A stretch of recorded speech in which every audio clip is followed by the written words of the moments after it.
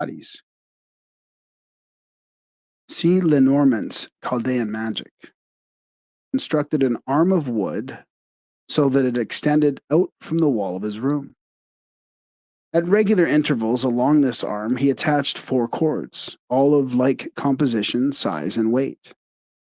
To the first of these, he attached a 12-pound weight, to the second, a 9-pound weight, to the third, an 8-pound weight, and to the fourth, a 6-pound weight.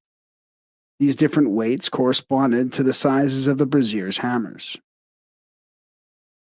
Pythagoras thereupon discovered that the first and fourth strings, when sounded together, produced the harmonic interval of the octave, for doubling the weight had the same effect as halving the string. The tension of the first string being twice that of the fourth string, the ratio was said to be 2-to-1, or duple. By similar experimentation, he ascertained that the first and third string produced the harmony of the diapente, or the interval of the fifth.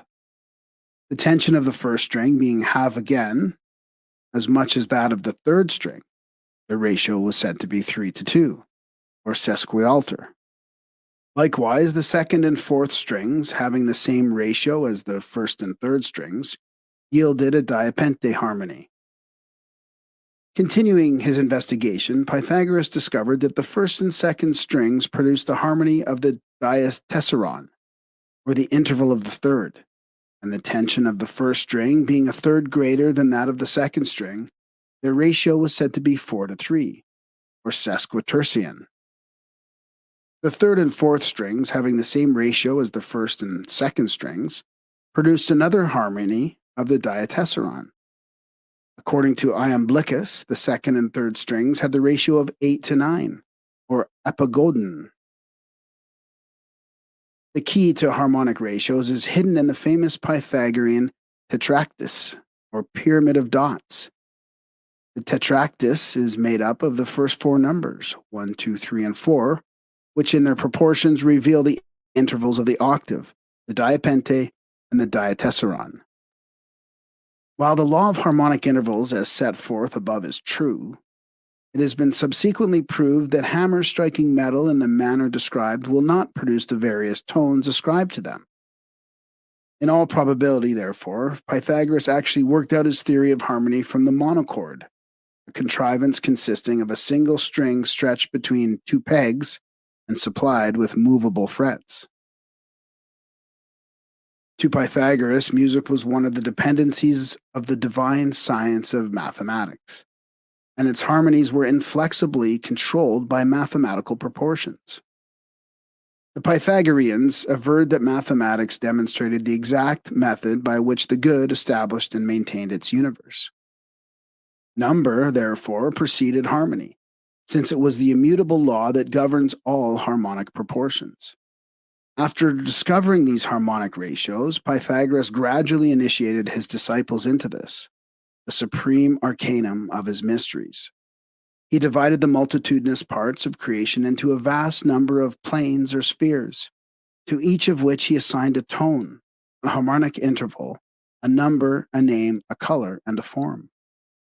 He then proceeded to prove the accuracy of his deductions by demonstrating them upon the different planes of intelligence and substance, ranging from the most abstract logical premise to the most concrete geometrical solid. From the common agreement of these diversified methods of proof, he established the indisputable existence of certain natural laws. Having once established music as an exact science, Pythagoras applied his newly found law of harmonic intervals to all the phenomena of nature, even going so far as to demonstrate the harmonic relationship of the planets, constellations, and elements to each other. A notable example of modern corroboration of ancient philosophical reaching is that of the progression of the elements according to harmonic ratios. While making a list of the elements in the ascending order of their atomic weights, John A. Newlands discovered at every 8th element a distinct repetition of properties. This discovery is known as the law of octaves in modern chemistry.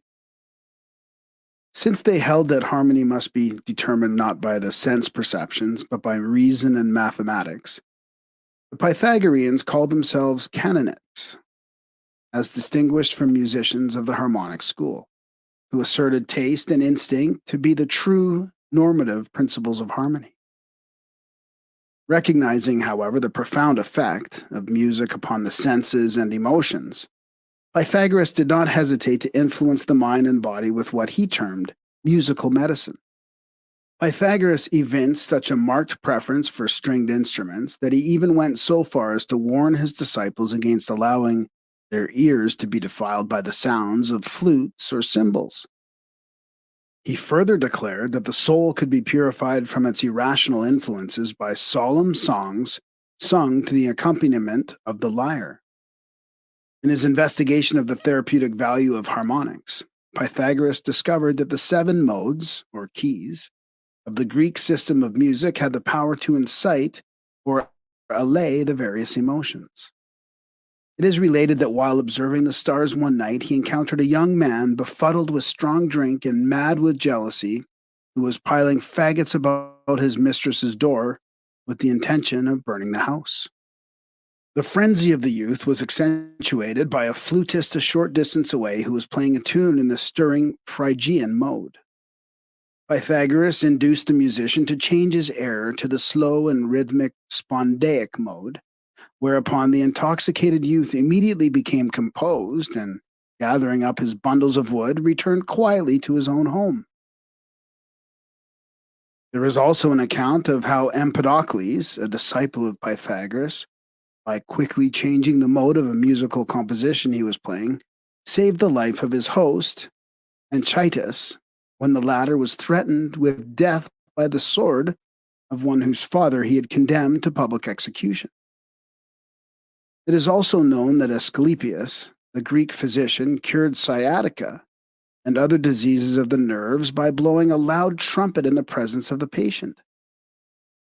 Pythagoras cured many ailments of the spirit, soul, and body by having certain specially prepared musical compositions played in the presence of the sufferer, or by personally reciting short selections from such early poets as Hesiod and Homer. In his university at Crotona, it was customary for the Pythagoreans to open and close each day with songs. Those in the morning calculated to clear the mind from sleep and inspire it to activities of the coming day, and those of the evening of a mode soothing, relaxing, and conducive to rest. At the vernal equinox, Pythagoras caused his disciples to gather in a circle around one of their number, who led them in song and played their accompaniment upon a lyre. The therapeutic music of Pythagoras is described by Iamblichus thus: and there are certain melodies devised as remedies against the passions of the soul, and also against despondency and lamentation, which Pythagoras invented as things that afford the greatest assistance in these maladies. Again, he employed other melodies against rage and anger, and against every aberration of the soul. There is also another kind of modulation invented as a remedy against desires. See the life of Pythagoras. It is probable that Pythagoreans recognized a connection between the seven Greek modes and the planets. As an example, Pliny declares that Saturn moves in the Dorian mode and Jupiter in the Phrygian mode. It is also apparent that the temperaments are keyed to the various modes, and the passions likewise. Thus, anger, which is a fiery passion, may be accentuated by a fiery mode, or its power neutralized by a watery mode. The far-reaching effect exercised by music upon the culture of the Greeks is thus summed up by Emil Naumann. Plato depreciated the notion that music was intended solely to create cheerful and agreeable emotions, maintaining rather that it should inculcate a love of all that is noble and hatred of all that is mean, and that nothing could be more strongly influenced man's innermost feelings than melody and rhythm. Firmly convinced of this, he agreed with Damon of Athens, the musical instructor of Socrates, that the introduction of a new and presumably enervating scale would endanger the future of a whole nation, and that it was not possible to alter a key without shaking the very foundations of the state. Plato affirmed that music which ennobled the mind was of far higher kind than that which merely appealed to the senses, and he strongly insisted that it was a paramount duty of the legislature to suppress all music of an effeminate and lascivious character, and to encourage only that which was pure and dignified, that bold and stirring melodies were for men, gentle and soothing ones for women. From this, it is evident that music played a considerable part in the education of the Greek youth. The greatest care was also to be taken in the selection of instrumental music, because the absence of words rendered its signification doubtful, and it was difficult to foresee whether it would exercise upon the people a benign or baneful influence. Popular taste, being always tickled by sensuous and meretricious effects, was to be treated with deserved contempt. See the history of music. Even today, martial music is used with telling effect in times of war, and religious music, while no longer developed in accordance with the ancient theory, still profoundly influences the emotions of the laity. The music of the spheres. The most sublime but least known of all the Pythagorean speculations was that of sidereal harmonics. It was said that of all men, only Pythagoras heard the music of the spheres. Apparently, the Chaldeans were the first people to conceive of the heavenly bodies joining in a cosmic chant as they moved in stately manner across the sky. Job describes a time when the stars of the morning sang together. And in The Merchant of Venice, the author of the Shakespearean play writes, "There's not the smallest orb which thou behold'st, but in his motion like an angel sings." So little remains, however, of the Pythagorean system of celestial music that it is only possible to approximate his actual theory. Pythagoras conceived the universe to be an immense monochord, with its single string connected at its upper end to absolute spirit and at its lower end to absolute matter. In other words, a chord stretched between heaven and earth. Counting inward from the circumference of the heavens, Pythagoras, according to some authorities, divided the universe into 9 parts, according to others, into 12 parts. The 12-fold system was as follows.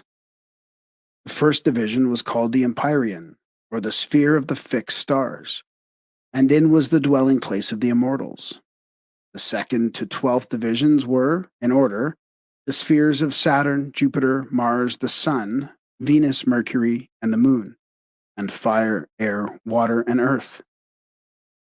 This arrangement of the 7 planets, the Sun and Moon being regarded as planets in the old astronomy, is identical with the candlestick symbolism of the Jews. The Sun in the center as the main stem with the 3 planets on either side of it.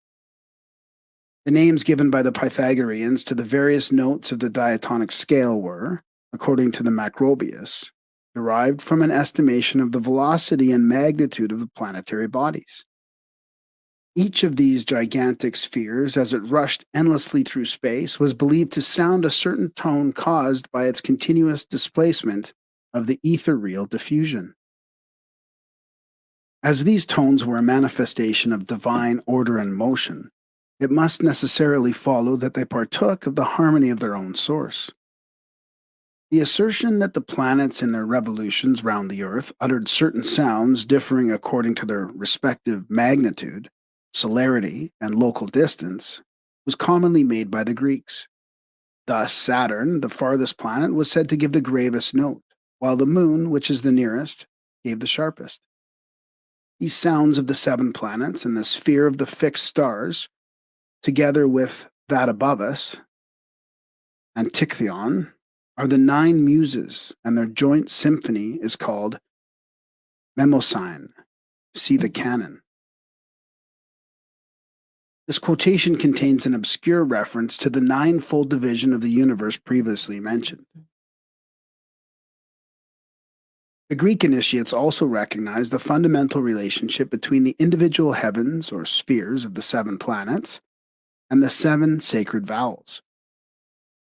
The first heaven uttered the sound of the sacred vowel A, alpha, the second heaven, the sacred vowel E, epsilon, the third, H, eta, the fourth, I, iota, the fifth, O, Omicron, the sixth Y, Upsilon, and the seventh heaven, the sacred vowel, Omega. When these seven heavens sing together, they produce a perfect harmony which ascends as an everlasting praise to the throne of the Creator. See Irenaeus against heresies. Although not so stated, it is probable that the planetary heavens are to be considered as ascending in the Pythagorean order, beginning with the sphere of the moon, which would be the first heaven. Many early instruments had 7 strings, and it is generally conceded that Pythagoras was the one who added the 8th string to the lyre of the terpander. The 7 strings were always related both to their correspondences in the human body and to the planets. The names of God were also conceived to be formed from combinations of the 7 planetary harmonies.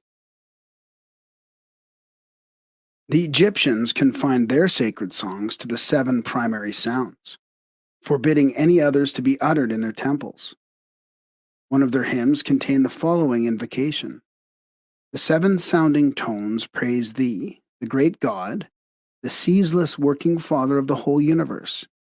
In another, the deity describes himself thus: "I am the great indestructible lyre of the whole world, attuning the songs of the heavens."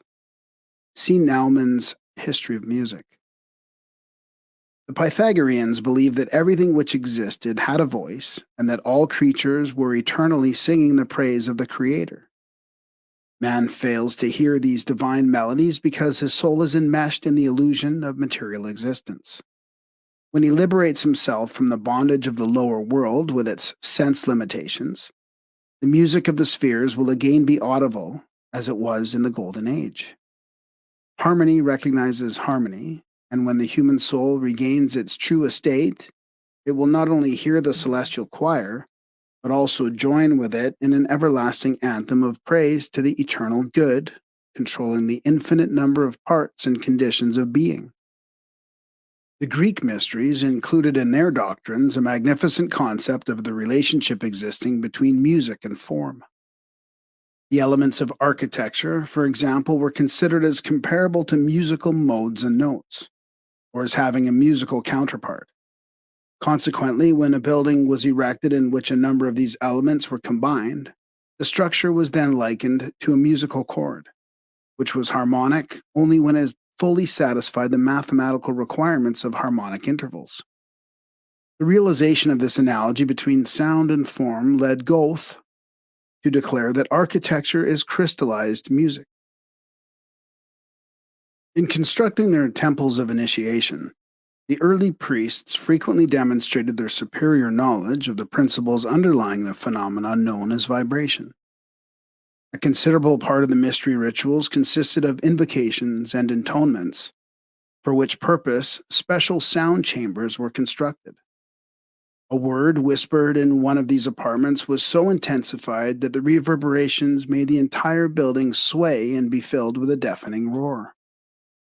The very wood and stone used in the erection of these sacred buildings eventually became so thoroughly permeated with the sound vibrations of the religious ceremonies that when struck they would reproduce the same tones, thus repeatedly impressed into their substances by the rituals.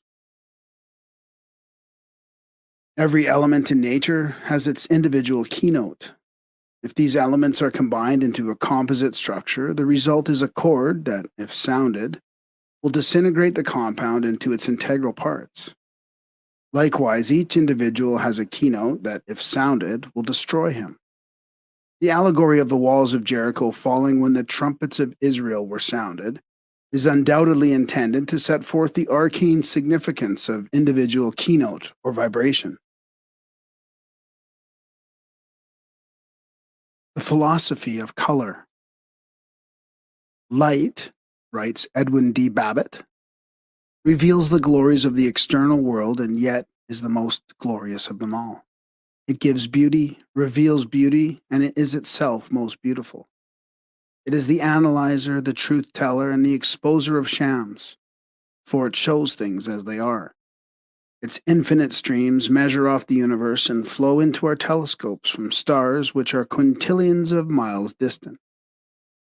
On the other hand, it descends to objects inconceivably small and reveals through the microscope objects 50 millions of times less than they can be seen with the naked eye.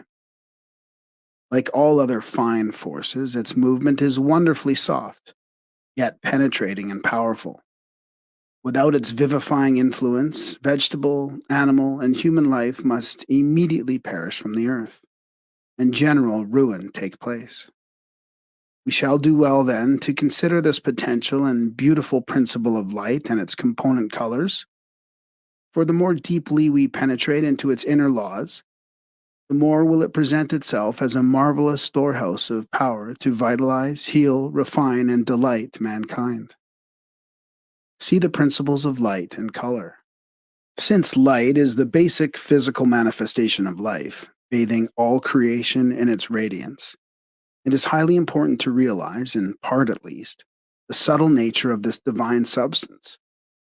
That which is called light is actually a rate of vibration causing certain reactions upon the optic nerve. Few realize how they are walled in by the limitations of the sense perceptions. Not only is there a great deal more to light than anyone has ever seen, but there are also unknown forms of light which no optical equipment will ever register. There are unnumbered colors which cannot be seen, as well as sounds which cannot be heard, odors which cannot be smelt, flavors which cannot be tasted, and substances which cannot be felt. Man is thus surrounded by a supersensible universe of which he knows nothing because the centers of sense perception within himself have not been developed sufficiently to respond to the subtler rates of vibration of which that universe is composed. Among both civilized and savage peoples, color has been accepted as a natural language in which to couch their religious and philosophical doctrines. The ancient city of Ecbatana, as described by Herodotus, its 7 walls colored according to the 7 planets, revealed the knowledge of this subject possessed by the Persian Magi. The famous zikkurat, or astronomical tower of the god Nebo at Borsippa, ascended in 7 great steps or stages, each step being painted in the key color of one of the planetary bodies. See Lenormand's Chaldean magic. It is thus evident that the Babylonians were familiar with the concept of the spectrum and its relation to the 7 creative gods or powers. In India, one of the Mughal emperors caused a fountain to be made with 7 levels. The water pouring down the sides through specially arranged channels changed color as it descended, passing sequentially through all shades of the spectrum. In Tibet, color is employed by the native artists to express various moods. L. Austin Waddell, writing of North Buddhist art, notes that in Tibetan mythology, white and yellow complexions usually typify mild moods, while the red, blue, and black belong to fierce forms. Sometimes, though, light blue, as indicated the sky, means merely celestial. Generally, the gods are pictured white, goblins red, and devils black, like their European relative. See the Buddhism of Tibet. In Meno, Plato, speaking through Socrates, described color as an effluence of form, commensurate with sight and sensible. In Theodotus, he discourses more at length on the subject thus: let us carry out the principle which has just been affirmed, that nothing is self-existent, and then we shall see that every color, white, black, and every other color, arises out of the eye meeting the appropriate motion, and that what we term the substance of each color is neither the active nor the passive element. It's something which passes between them, and is peculiar to each percipient. Are you certain that the several colors appear to every animal, say a dog, as they appear to you? In the Pythagorean Tetratus, the supreme symbol of universal forces and processes, are set forth the theories of the Greeks concerning color and music. The first 3 dots represent the threefold white light, which is the Godhead containing potentially all sound and color. The remaining 7 dots are the colors of the spectrum and the notes of the musical scale. The colors and tones are the active creative powers which, emanating from the first cause, establish the universe. The seven are divided into two groups, one containing three powers and the other four, a relationship also shown in the tetractys. The higher group, that of three, becomes the spiritual nature of the created universe. The lower group, that of four, manifests as the irrational sphere or inferior world.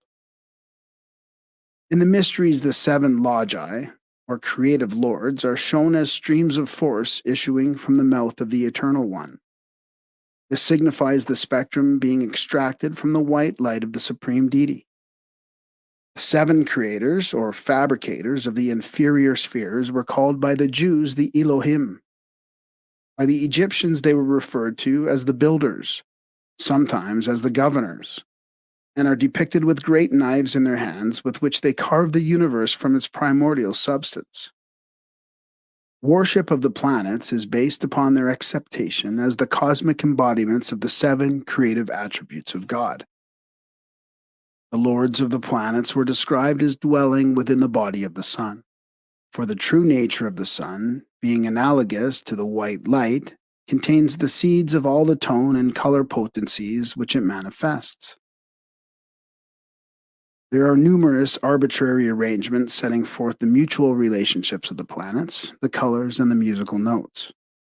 The most satisfactory system is that based upon the law of the octave. The sense of hearing has a much wider scope than that of sight. For whereas the ear can register from 9 to 11 octaves of sound, the eye is restricted to the cognition of but 7 fundamental color tones, or one tone short of the octave. Red, which posited as the lowest color tone in the scale of chromatics, thus corresponds to do, the first note of the musical scale. Continuing the analogy, orange corresponds to re, yellow to mi, green to fa, blue to sol, indigo to la, and violet to si, ti. The eighth color tone necessary to complete the scale would be the higher octave of red, the first color tone. The accuracy of the above arrangement is attested by two striking facts. One, the three fundamental notes of the musical scale, the first, the third, and the fifth, correspond with the three primary colors, red, yellow, and blue. Two, the seventh, and least perfect, note of the musical scale corresponds with purple, the least perfect tone of the color scale. In the Principles of Light and Color, Edwin D. Babbitt confirms the correspondence of the color and musical scales.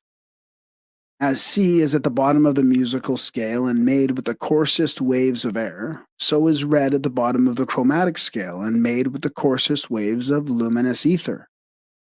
As the musical note B, the seventh note on the scale, requires 40 vibrations of air every time the note C at the lower end of the scale requires 24, or but little over half as many, so does extreme violet require about 300 trillions of vibrations of ether in a second, while extreme red requires only 450 trillions, which are also but little more than half as many. When one musical octave is finished, another one commences and progresses with just twice as many vibrations as were used in the first octave, and so the same notes are repeated on a finer scale. In the same way, when the scale of colors visible to the ordinary eye is completed in the violet, another octave of finer invisible colors with twice as many vibrations will commence and progress on precisely the same law. When the colors are related to the 12 signs of the zodiac, they are arranged as the spokes of a wheel. To Aries is assigned pure red, to Taurus red-orange, to Gemini pure orange, to Cancer orange-yellow, to Leo pure yellow, to Virgo yellow-green, to Libra pure green, to Scorpio green-blue, to Sagittarius pure blue, to Capricorn blue-violet, to Aquarius pure violet, and to Pisces violet-red. In expounding the Eastern system of esoteric philosophy, H.P. Blavatsky relates the colors to the septenary constitution of man and the 7 states of matter as follows: color, principles of man, and states of matter. Violet, chaya, or etheric double, ether. Indigo, higher manas or spiritual intelligence. Critical state called air. Blue, auric envelope, steam or vapor. Green, lower manas or animal soul, critical state. Yellow, Buddhi or spiritual soul, water. Orange, prana or life principle, critical state. Red, kamarupa or seat of animal life, ice. This arrangement of the colors of the spectrum and the musical notes of the octave necessitates a different grouping of the planets in order to preserve their proper tone and color analogies. Thus, dew becomes Mars, Re the Sun, Mi Mercury, Fa Saturn, Sol Jupiter, La Venus, C T the Moon. See the ES instructions. Fishes, insects, animals, reptiles, and birds. Part 1. The creatures inhabiting the water, air, and earth were held in veneration by all races of antiquity. Realizing that visible bodies are only symbols of invisible forces, the ancients worshipped the divine power through the lower kingdoms of nature. Because those less evolved and more simply constituted creatures responded most readily to the creative impulses of the gods. The sages of old studied living things to a point of realization that God is most perfectly understood through a knowledge of his supreme handiwork, animate and inanimate nature. Every existing creature manifests some sort of the intelligence or power of the Eternal One, who can never be known save through a study and appreciation of his numbered but inconceivable parts. When a creature is chosen, therefore, to symbolize to the concrete human mind some concealed abstract principle, it is because its characteristics demonstrate this invisible principle in visible action. Fishes, insects, animals, reptiles, and birds appear in the religious symbolism of nearly all nations, because the forms and habits of these creatures and the media in which they exist closely relate to them to the various generative and germinative powers of nature, which were considered as prima facie evidence of divine omnipresence. The early philosophers and scientists, realizing that all life has its origin in water, chose the fish as the symbol of the life germ. The fact that fishes are the most prolific makes the simile still more apt. While the early priests may not have possessed the instruments necessary to analyze the spermatozoon, they concluded by deduction that it resembled a fish. Fishes were sacred to the Greeks and Romans, being connected with the worship of Aphrodite, Venus. An interesting survival of pagan ritualism is found in the custom of eating fish on Friday. Freya, in whose honor the day was named, was the Scandinavian Venus, and this day was sacred among the many nations to the goddess of beauty and fecundity. This analogy further links the fish with the procreative mystery. Friday is also sacred to the followers of the Prophet Muhammad. The word nun means both fish and growth, as Inman says. The Jews were led to victory by the son of the fish, whose other names were Joshua and Jesus, the Savior. Nun is still the name of a female devotee of the Christian faith. Among early Christians, 3 fishes were used to symbolize the Trinity, and the fish is also one of the 8 sacred symbols of the great Buddha.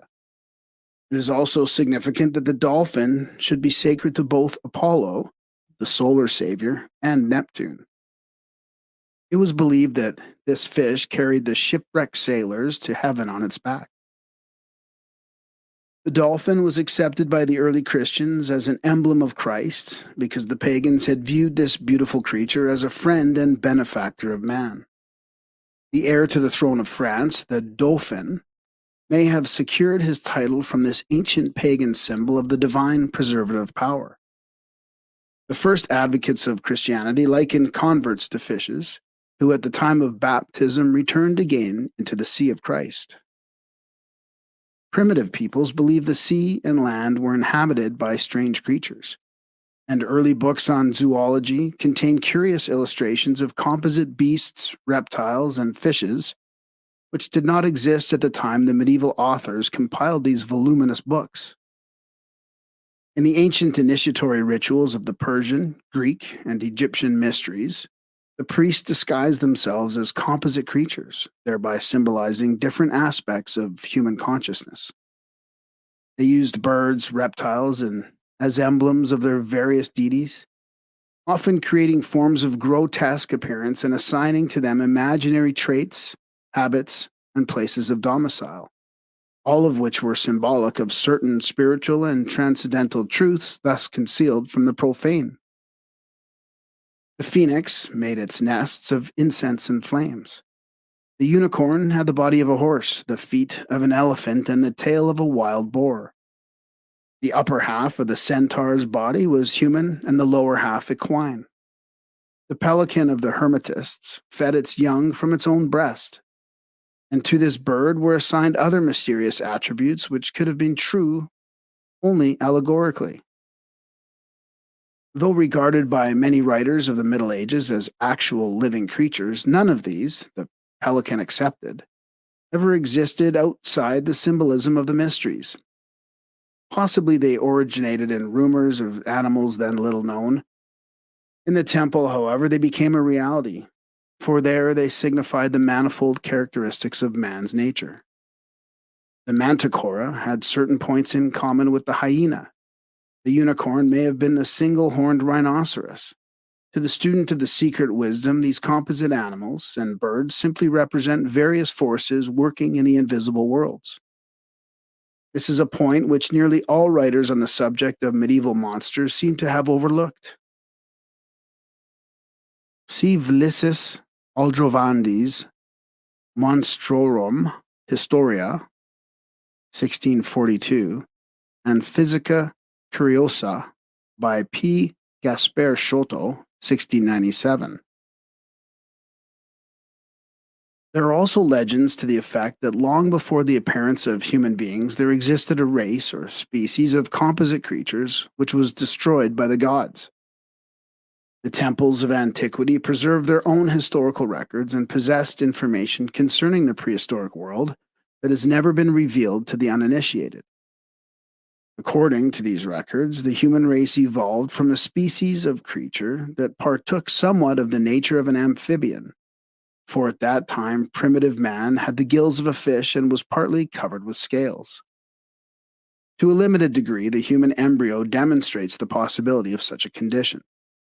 As a result of the theory of man's origin in water, the fish was looked upon as the progenitor of the human family.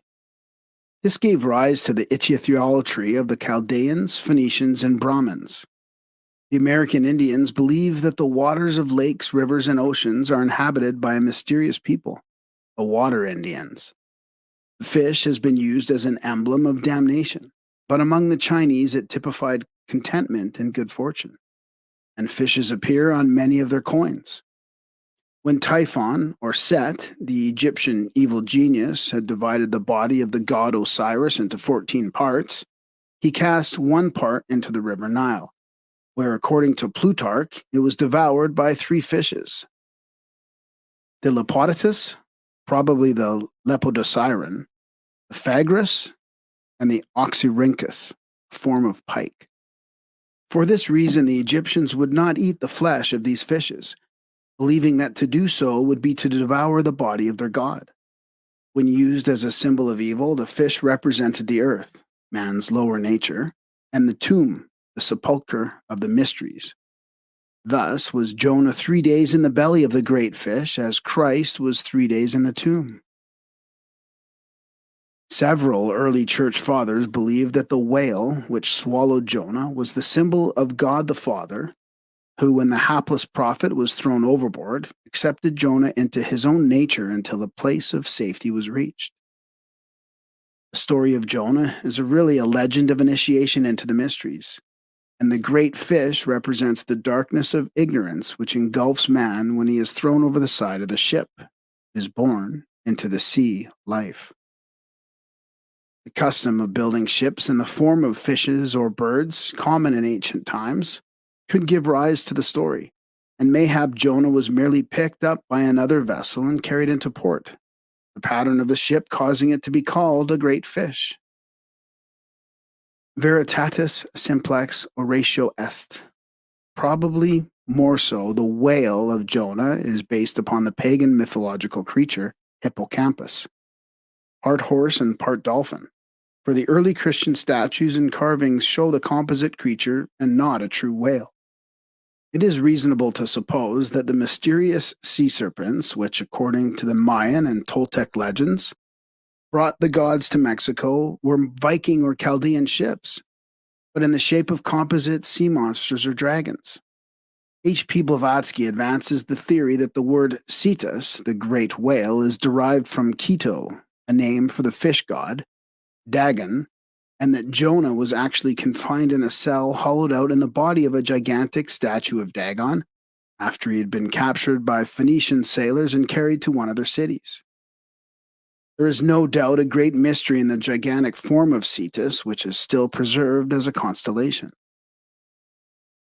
According to many scattered fragments extant, man's lower nature was symbolized by a tremendous, awkward creature resembling a great sea serpent or dragon called Leviathan, all symbols having serpentine form or motion signifying the solar energy in one of its many forms. This great creature of the sea therefore represents the solar life force imprisoned in water and also the divine energy coursing through the body of man, where until transmuted, it manifests itself as a writhing, twisting monster. Man's greeds, passions, and lusts. Among the symbols of Christ as the Savior of man are a number relating to the mystery of his divine nature, concealed within the personality of the lowly Jesus. The Gnostics divided the nature of the Christian Redeemer into two parts. The one Jesus, a mortal man, the other Christos, a personification of Nous, the principle of cosmic mind. Nous, the greater, was for the period of 3 years, from baptism to crucifixion, using the fleshly garment of the mortal man, Jesus. In order to illustrate this point and still conceal it from the ignorant, many strange and often repulsive creatures were used whose rough exteriors concealed magnificent organisms. Keneally, in his notes on the Book of Enoch, observes, why the caterpillar was a symbol of the Messiah is evident, because under a lowly, creeping, and wholly terrestrial aspect, he conceals the beautiful butterfly form, with its radiant wings emulating, in its various colors, the rainbow, the serpent, the salmon, the scarab, the peacock, and the dying dolphin. Insects. In 1609, Henry Coenrath's Amphitheatrum Sapientiae Aeternae was published. Eliphas Levi declared that within its pages are concealed all the great secrets of magical philosophy. A remarkable plate in this work shows the Hermetic sciences being attacked by the bigoted and ignorant pedagogues of the 17th century. In order to express his complete contempt for his slanderers, Coenrath made out of each a composite beast, adding donkey ears to one and a false tail to the other. He reserved the upper part of the picture for certain petty backbiters, whom he gave appropriate forms.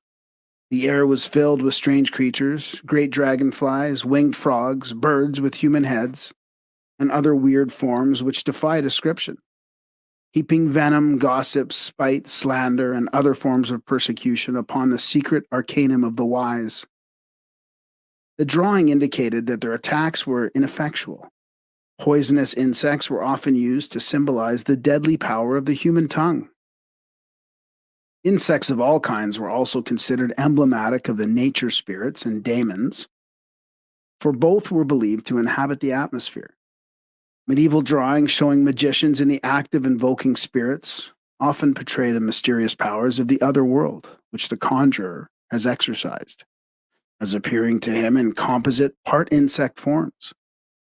The early philosophers apparently held the opinion that the disease which swept through communities in the form of plagues were actually living creatures. But instead of considering a number of tiny germs, they viewed the entire plague as one individuality and gave it a hideous shape to symbolize its destructiveness. The fact that plagues came in the air caused an insect or a bird to be used as their symbol. Beautiful, symmetrical forms were assigned to all natural, benevolent conditions or powers, but to unnatural or malevolent powers were assigned contorted and abnormal figures. The evil one was either hideously deformed or else of the nature of certain despised animals. A popular superstition during the Middle Ages held that the devil had the feet of a rooster, while the Egyptians assigned to Typhon, devil, the body of a hog. The habits of these insects were carefully studied. Therefore, the ant was looked upon as emblematic of industry and foresight, as it stored up supplies for the winter and also had strength to move objects many times its own weight.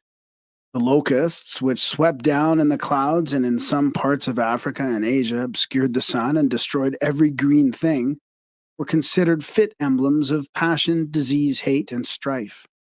For these emotions destroy all that is good in the soul of man and leave a barren desert behind them. In the folklore of various nations, certain insects are given special significance, but the ones which have received worldwide veneration and consideration are the scarab, the king of the insect kingdom, the scorpion, the great betrayer, the butterfly, the emblem of metamorphosis, and the bee, the symbol of industry. The Egyptian scarab is one of the most remarkable symbolic figures ever concealed by the mind of man. It was evolved by the erudition of the priestcraft from a simple insect which, because of its peculiar habits and appearance, properly symbolized the strength of the body, the resurrection of the soul, and the eternal and incomprehensible creator in his aspect as Lord of the Sun. E. A. Wallace Budge says, in effect, of the worship of the scarab by the Egyptians. Yet another view held in primitive times was that the sky was a vast meadow over which a huge beetle crawled, pushing the disk of the sun before him. This beetle was the sky god, and arguing from the example of the beetle, Scarabaeus sacer, which was observed to roll along its hind legs a ball that was believed to contain its eggs.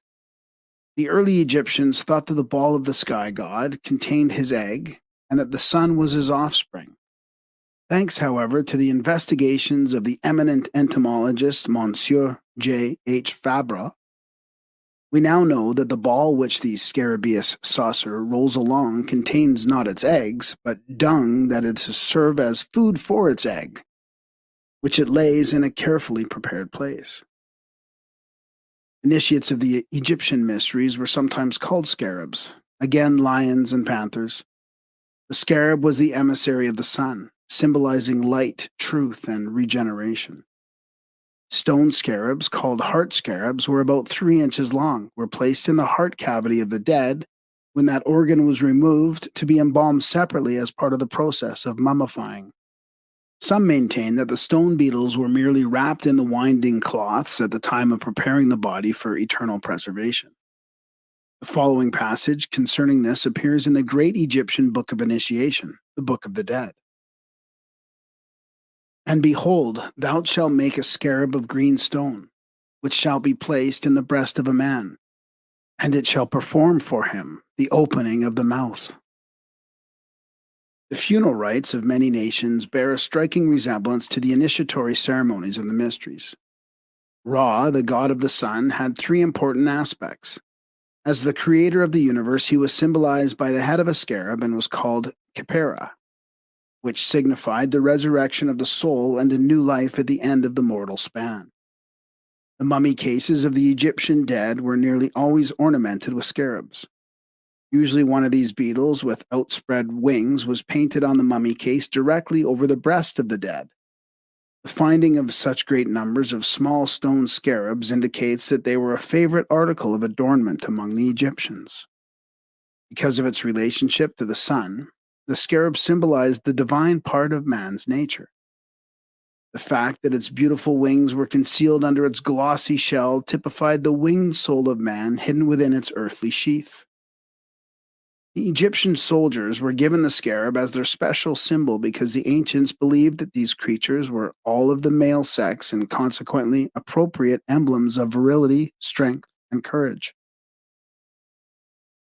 Plutarch noted the fact that the scarab rolled its peculiar ball of dung backwards, while the insect itself faced the opposite direction. This made it an especially fitting symbol for the sun because this orb, according to Egyptian astronomy, was rolling from west to east, although apparently moving in the opposite direction. An Egyptian allegory states that the sunrise is caused by the scarab unfolding its wings, which stretch out as glorious colors on each side of its body, a solar globe, and that when it folds its wings under its dark shell at sunset, night follows. Khepera, the scarab headed aspect of Ra, is often symbolized riding through the sea of the sky in a wonderful ship called the Boat of the Sun. The scorpion is the symbol of both wisdom and self destruction. It was called by the Egyptians the creature accursed. The time of year when the sun entered the sign of Scorpio marked the beginning of the rulership of Typhon, when the 12 signs of the zodiac were used to represent the 12 apostles. Although the reverse is true, the scorpion was assigned to Judas Iscariot, the betrayer. The scorpion stings with its tail, and for this reason it has been called the backbiter, a false and deceitful thing. Calmet, in his Dictionary of the Bible, declares the scorpion to be a fit emblem of the wicked and the symbol of persecution. The dry winds of Egypt are said to be produced by Typhon, who imparts to the sand the blistering heat of the infernal world and the sting of the scorpion. This insect was also the symbol of the spinal fire, which, according to the Egyptian mysteries, destroyed man when it was permitted to gather at the base of his spine, the tail of the scorpion. The red star Antares in the back of the celestial scorpion was considered the worst light in the heavens. Kab al-Akrab, or the heart of the scorpion, was called by the ancients the lieutenant or deputy of Mars. See footnote to Ptolemy's Tetrabiblos. Antares was believed to impair the eyesight, often causing blindness if it rose over the horizon when a child was born. This may refer again to the sandstorm, which was capable of blinding unwary travelers. The scorpion was also the symbol of wisdom, for the fire which it controlled was capable of illuminating as well as consuming. Initiation into the greater mysteries among the pagans was said to take place only in the sign of the scorpion. In the papyrus of Ani, the Book of the Dead, the deceased likens his soul to a scorpion, saying, "I am a swallow, I am that scorpion, the daughter of Ra." Elizabeth Goldsmith, in her treatise on sex symbolism, states that the scorpions were a symbol of Selk, the Egyptian goddess of writing, and also were revered by the Babylonians and Assyrians as guardians of the gateway of the sun. 7 scorpions were said to have accompanied Isis when she searched for the remains of Osiris scattered by Set, Typhon. In his Chaldean account of the Genesis, George Smith, copying from the cuneiform cylinders, in describing the wanderings of the hero Isdubar, Nimrod, throws some light on the scorpion god who guards the sun. The tablet which he translated is not perfect, but the meaning is fairly clear. Who each day guard the rising sun. Their crown was at the lattice of heaven, under hell their feet were placed, the spinal column. The scorpion man guarded the gate, burning with terribleness. Their appearance was like death. The might of his fear shook the forest. At the rising of the sun and the setting of the sun, they guarded the sun. Isdubar saw them, and fear and terror came into his face. Among the early Latins, there was a machine of war called the scorpion. It was used for firing arrows and was probably attained its name from a long beam resembling a scorpion's tail, which flew up to hurl the arrows. The missiles discharged by this machine were also called scorpions. The butterfly, under the name of Psyche, a beautiful maiden with wings of opalescent light, symbolizes the human soul because of the stages it passes through in order to unfold its power of flight. The three divisions through which the butterfly passes in its unfoldment resemble closely the 3 degrees of the mystery school, which degrees are regarded as consummating the unfoldment of man by giving him emblematic wings by which he may soar to the skies. Unregenerate man, ignorant and helpless, is symbolized by the stage between ovum and larva. The disciple seeking truth and dwelling in medication by the second stage, from larva to pupa, at which time the insect enters its chrysalis, the tomb of the mysteries. The third stage, from pupa to imago, wherein the perfect butterfly comes forth, typifies the unfolded, enlightened soul of the initiate rising from the tomb of his baser nature. Night moths typify the secret wisdom because they are hard to discover and are concealed by the darkness, ignorance. Some are emblems of death, as Acherontia atropos, the death's head moth, which has a marking on its body somewhat like a human skull. The death watch beetle, which was believed to give warning of approaching death by a peculiar ticking sound, is another instance of insects involved in human affairs. Opinions differ concerning the spider. Its shape makes it appropriate emblem of the nerve plexus and ganglia of the human body. Some Europeans consider it extremely bad luck to kill a spider, possibly because it is looked upon as an emissary of the evil one, whom no person desires to offend. There is a mystery concerning all poisonous creatures, especially insects. Paracelsus taught that the spider was the medium for a powerful but evil force which the black magicians used in their nefarious undertakings. Certain plants, minerals, and animals have been sacred among all the nations of the earth because of their peculiar sensitiveness to the astral fire. A mysterious agency in nature which the scientific world had contacted through its manifestations as electricity and magnetism. Lodestone and radium in the mineral world and various parasitic growths in the plant kingdom are strangely susceptible to this cosmic electric fire, or universal life force. The magicians of the Middle Ages surrounded themselves with such creatures as bats, spiders, cats, snakes, and monkeys, because they were able to appropriate the life forces of these species and use them to the attainment of their own ends. Some ancient schools of wisdom taught that all poisonous insects and reptiles are germinated out of the evil nature of man, and that when intelligent human beings no longer breed hate in their own souls, there will be no more ferocious animals, loathsome disease, or poisonous plants and insects. Among the American Indians is the legend of a Spider-Man, whose web connected the heaven worlds with the earth. The secret schools of India symbolize certain of the gods who labored with the universe during its making, as connecting the realms of light with those of darkness by means of webs. Therefore, the builders of the cosmic system, who held the embryonic universe together with threads of invisible force, were sometimes referred to as the spider gods, and their ruler was designated the Great Spider.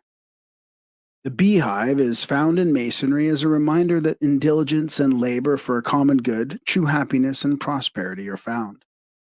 The bee is a symbol of wisdom, for as this tiny insect collects pollen from the flowers, so men may extract wisdom from the experiences of daily life. The bee is sacred to the goddess Venus, and according to the mystics, it is one of several forms of life which came to the earth from the planet Venus millions of years ago. Wheat and bananas are said to be of similar origin. This is the reason why the origin of these 3 forms of life cannot be traced. The fact that bees are ruled by queens is one reason why this insect is considered a sacred feminine symbol. In India, the god Prana, the personification of the universal life force, is sometimes shown surrounded by a circle of bees.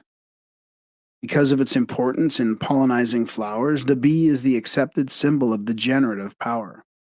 At one time, the bee was the emblem of the French kings.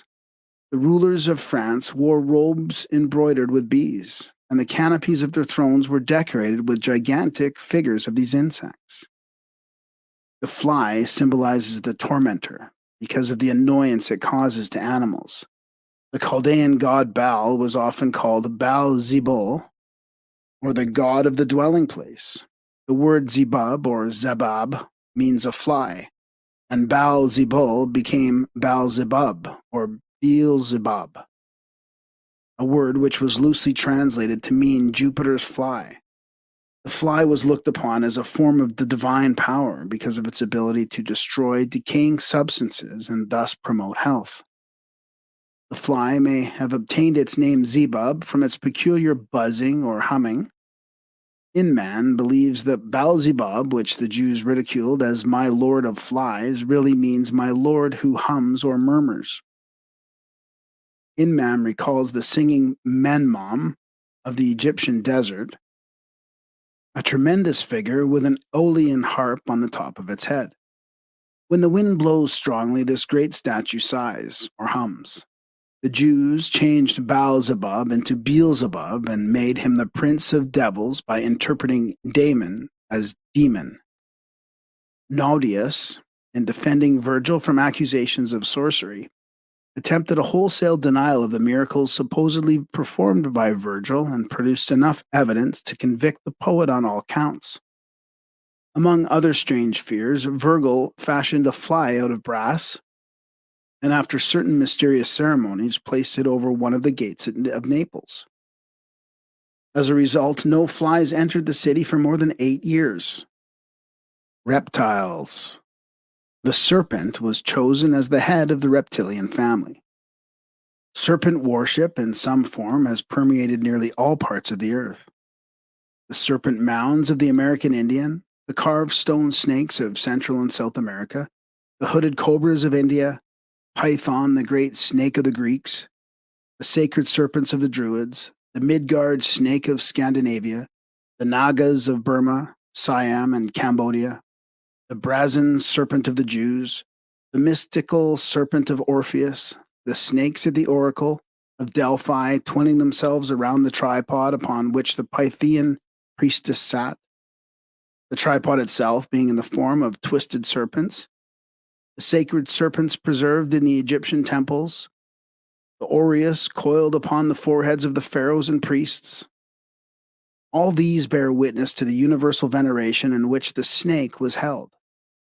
In the ancient mysteries, the serpent entwining a staff was the symbol of the physician. The serpent-wound staff of Hermes remains the emblem of the medical profession.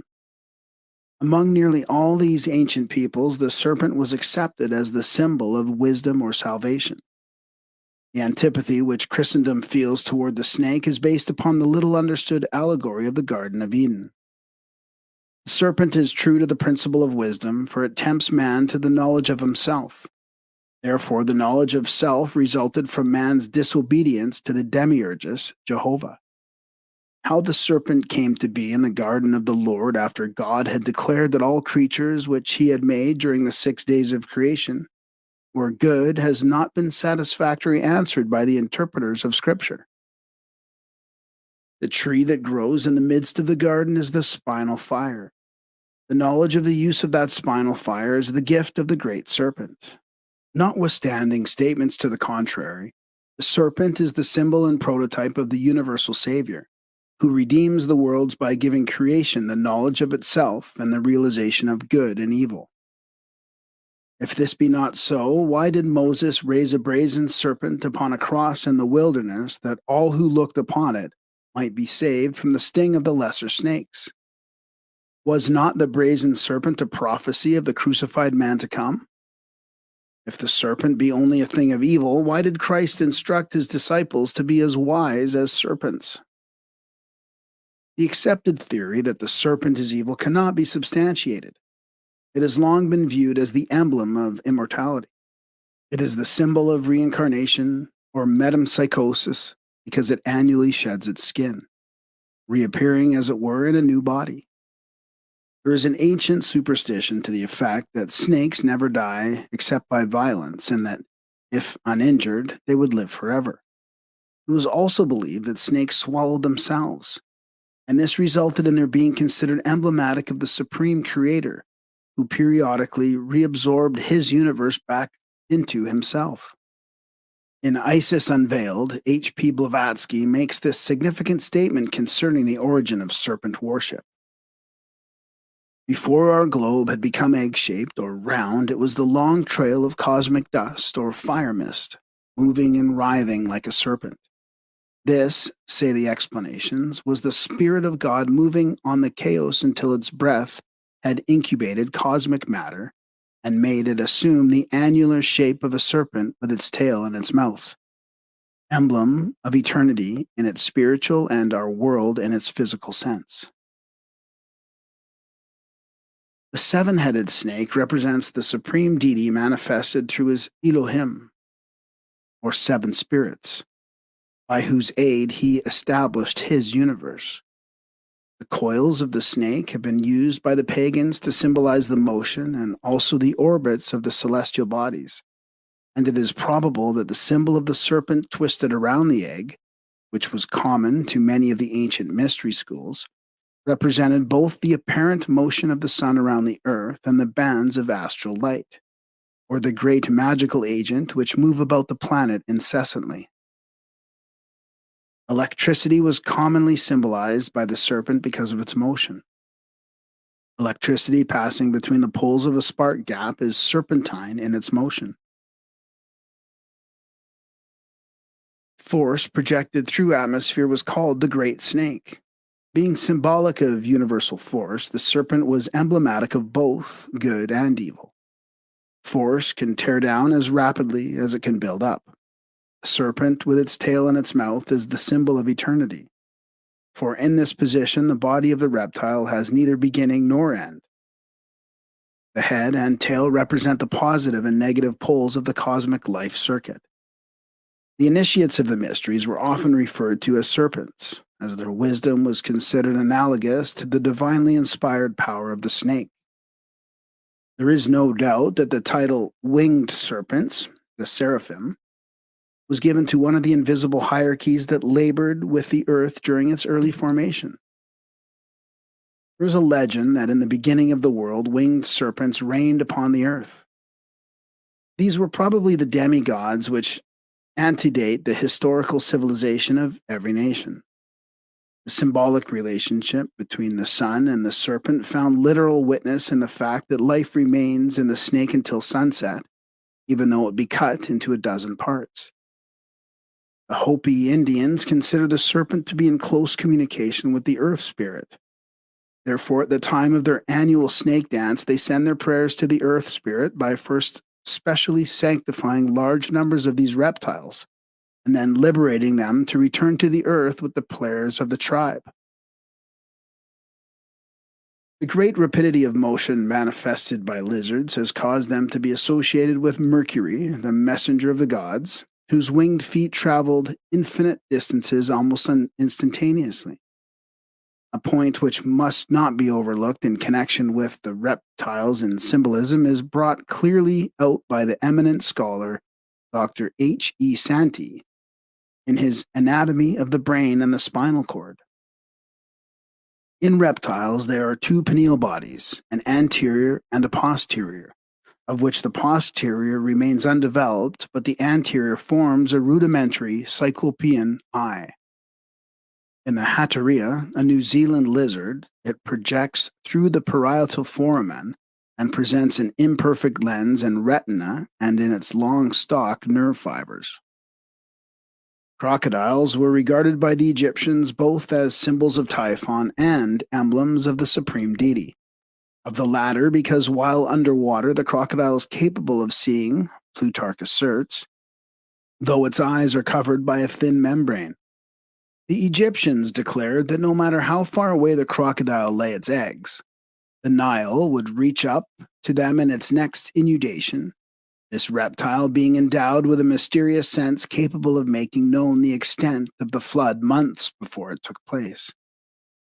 There were two kinds of crocodiles. The larger and more ferocious was hated by the Egyptians, for they likened it to the nature of Typhon, their destroying demon. Typhon waited to devour all who failed to pass the judgment of the dead, which rite took place in the hall of justice between the earth and the Elysian fields. Anthony Todd Thompson thus describes the good treatment accorded the smaller and tamer crocodiles, which the Egyptians accepted as personifications of good. They were fed daily and occasionally had mulled wine poured down their throats. Their ears were ornamented with rings of gold and precious stones, and their forefeet adorned with bracelets. To the Chinese, the turtle was a symbol of longevity.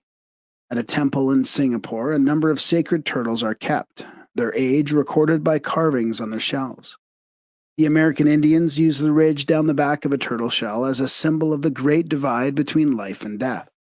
The turtle is a symbol of wisdom because it retires into itself and is its own protection. It is also a phallic symbol, as its relation to long life would signify. The Hindus symbolize the universe as being supported on the backs of four great elephants, who in turn are standing upon an immense turtle, which is crawling continually through chaos. The Egyptian Sphinx, the Greek centaur, and the Assyrian man-bull have much in common. All are composite creatures combining human and animal members. And the mysteries all signify the composite nature of man and subtly refer to the hierarchies of celestial beings that have charge of the destiny of mankind. These hierarchies are the 12 holy animals now known as the constellations, star groups which are merely symbols of impersonal spiritual impulses. Chiron, the centaur, teaching the sons of men, symbolizes the intelligences of the constellation of Sagittarius, who were the custodians of the secret doctrine, while geocentrically, the sun was passing through the sign of Gemini.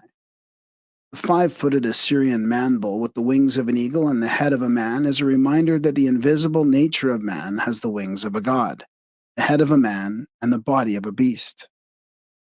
The same concept was expressed through the Sphinx, that armed guardian of the mysteries who, crouching at the gate of the temple, denied entrance to the profane.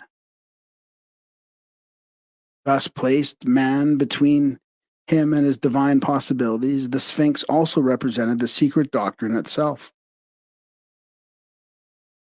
Children's fairy stories abound with descriptions of symbolic monsters, for nearly all such tales are based upon the ancient mystic folklore.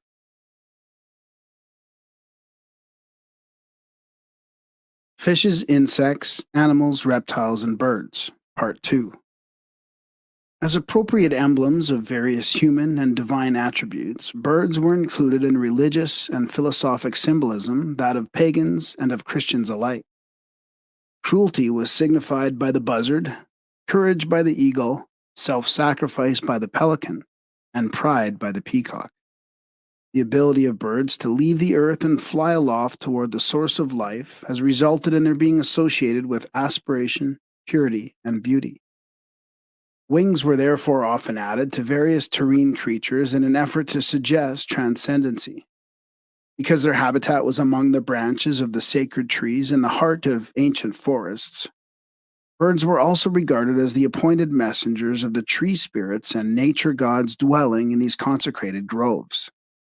And through their clear notes, the gods themselves were said to speak. Many myths have been fabricated to explain the brilliant plumage of birds. A familiar example is the story of Juno's peacock, in whose tail feathers were placed the eyes of Argus.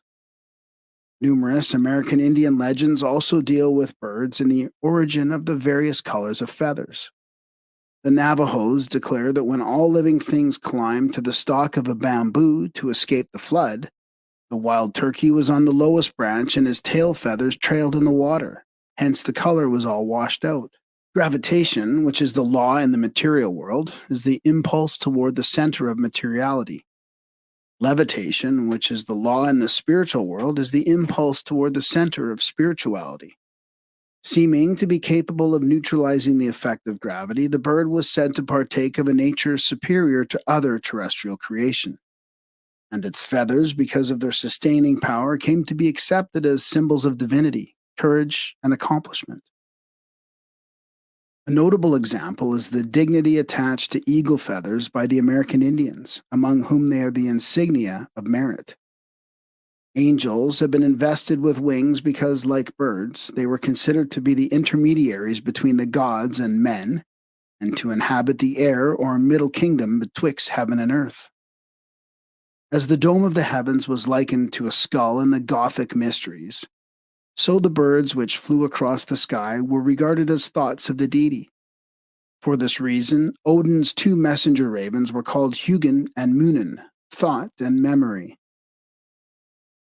Among the Greeks and Romans, the eagle was the appointed bird of Jupiter, and consequently signified the swiftly moving forces of the demiurges. Hence it was looked upon as the mundane lord of the birds, in contradistinction to the phoenix, which was symbolic of the celestial ruler. The eagle typified the sun in its material phase and also the immutable demiurgic law beneath which all mortal creatures must bend. The eagle was also the hermetic symbol of sulfur and signified the mysterious fire of Scorpio, the most profoundly significant sign of the zodiac and the gate of the great mystery. Being one of the three symbols of Scorpio, the eagle, like the goat of Mendes, was an emblem of the theurgic art and the secret processes by which the infernal fire of the scorpion was transmuted into the spiritual light fire of the gods. Among certain American Indian tribes, the thunderbird is held in peculiar esteem. This divine creature is said to live above the clouds, the flapping of its wings causing the rumbling which accompanies storms, while the flashing from its eyes are the lightning. Birds were used to signify the vital breath, and among the Egyptians, mysterious hawk-like birds with human heads and carrying in their claws the symbols of immortality are often shown hovering as emblems of the liberated soul over the mummified bodies of the dead. In Egypt, the hawk was the sacred symbol of the sun, and Ra, Osiris, and horns are often depicted with the heads of hawks. The cock, or rooster, was a symbol of Kashmala, Cadmilus, in the Samothracian mysteries, and is also a phallic symbol sacred to the sun. It was accepted by the Greeks as the emblem of Ares, Mars, and typified watchfulness and defense. When placed in the center of a weather vane, it signifies the sun in the midst of the four corners of creation. The Greeks sacrificed a rooster to the gods at the time of entering the Eleusinian mysteries. Sir Francis Bacon is supposed to have died as the result of stuffing a fowl with snow. May this not signify Bacon's initiation into the pagan mysteries which still existed in his day? Both the peacock and the ibis were objects of veneration because they destroyed the poisonous reptiles which were popularly regarded as the emissaries of the infernal gods. Because of the myriad of eyes in its tail feathers, the peacock was accepted as the symbol of wisdom, and on account of its general appearance, it was often confused with the fabled phoenix of the mysteries. There is a curious belief that the flesh of the peacock will not putrefy even though kept for a considerable time. As an outgrowth of this belief, the peacock became the emblem of immortality, because the spiritual nature of man, like the flesh of this bird, is incorruptible. The Egyptians paid divine honors to the ibis, and it was a cardinal crime to kill one, even by accident. It was asserted that the ibis could only live in Egypt and that if transported to a foreign country, it would die of grief. The Egyptians declared this bird to be the preserver of crops and especially worthy of veneration because it drove out the winged serpents of Libya, which the wind blew into Egypt. The ibis was sacred to Thoth, and when its head and neck were tucked under its wing, its body closely resembled a human heart. See Montfaucon's Antiquities. The black and white ibis was sacred to the moon, but all forms were revered because they destroyed crocodile eggs, a crocodile being a symbol of the detested Typhon. Nocturnal birds were appropriate symbols of both sorcery and the secret divine sciences. Sorcery because black magic cannot function in the light of truth, day, and is powerful only when surrounded by ignorance, night. And the divine sciences because those processing the arcana are able to see through the darkness of ignorance and materiality. Owls and bats were consequently often associated with either witchcraft or wisdom. The goose was an emblem of the first primitive substance or condition from which and within which the worlds were fashioned. In the mysteries, the universe was likened to an egg which the cosmic goose had laid in space. Because of its blackness, the crow was the symbol of chaos or the chaotic darkness preceding the light of creation. The grace and purity of the swan were emblematic of the spiritual grace and purity of the initiate. This bird also represented the mysteries which unfolded these qualities in humanity. This explains the allegories of the gods, the secret wisdom, incarnating in the body of a swan, the initiate. Being scavengers, the vulture, the buzzard, and the condor signified that form of divine power which, by disposing of refuse and other matter dangerous to the life and health of humanity, cleanses and purifies the lower spheres. These birds were therefore adopted as symbols of the disintegrative process, which accomplishes good while apparently destroying, or by some religions have been mistakenly regarded as evil. Birds such as the parrot and raven were accorded veneration because, being able to mimic the human voice, they were looked upon as links between the human and animal kingdoms. The dove, accepted by Christianity as the emblem of the Holy Ghost, is an extremely ancient and highly revered pagan yonic emblem. In many of the ancient mysteries, it represented the third person of the creative triad, or the fabricator of the world. As the lower worlds were brought into existence through a generative process, so the dove has been associated with those deities identified with the procreative functions. It is sacred to Astarte, Cybele, Isis, Venus, Juno, Mylitta, and Aphrodite. On account of its gentleness and devotion to its young, the dove was looked upon as the embodiment of the maternal instinct. The dove is also an emblem of wisdom, for it represents the power and order by which the lower worlds are maintained. It has long been accepted as a messenger of the divine will and signifies the activity of God.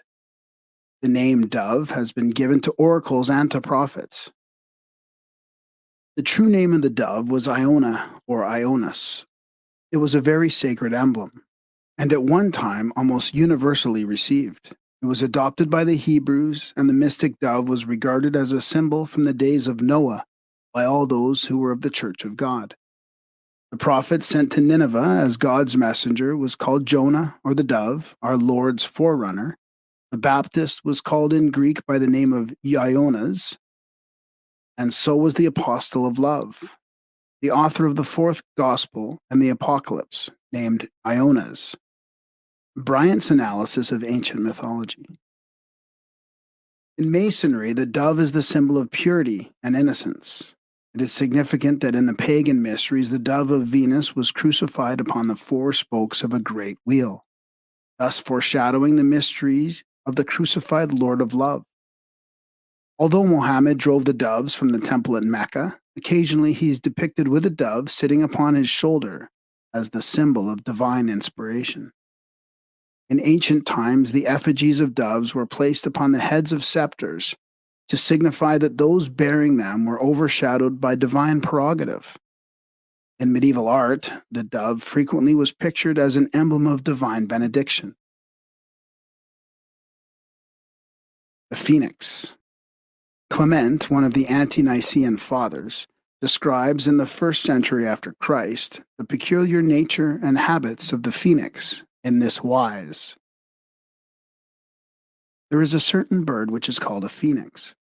This is the only one of its kind and lives 500 years. And when the time of its dissolution draws near that it must die, it builds itself a nest of frankincense and myrrh and other spices, into which, when the time is fulfilled, it enters and dies. But as the flesh decays, a certain kind of worm is produced, which, being nourished by the juices of the dead bird, brings forth feathers. Then, when it acquires strength, it takes up that nest in which are the bones of its parent, and bearing these, it passes from the land of Arabia into Egypt to the city called Heliopolis. And in one day, flying in the sight of all men, it places them on the altar of the sun, and having done this, hastens back to its former abode. The priest then inspects the registers of the dates and finds that it is returned exactly as the 500th year was completed. Although admitting that he had not seen the phoenix bird, there being only one alive at a time, Herodotus amplifies a bit of the description given by Clement. They tell a story of what this bird does, which does not seem to me to be credible. That he comes all the way from Arabia and brings the parent bird, all plastered with myrrh, to the temple of the sun, and there buries the body. In order to bring him, they say, he must forms a ball of myrrh as big as he finds that he can carry. Then he hollows out the ball and puts his parent inside, after which he covers over the opening with fresh myrrh, and the ball is then of exactly the same weight as the first.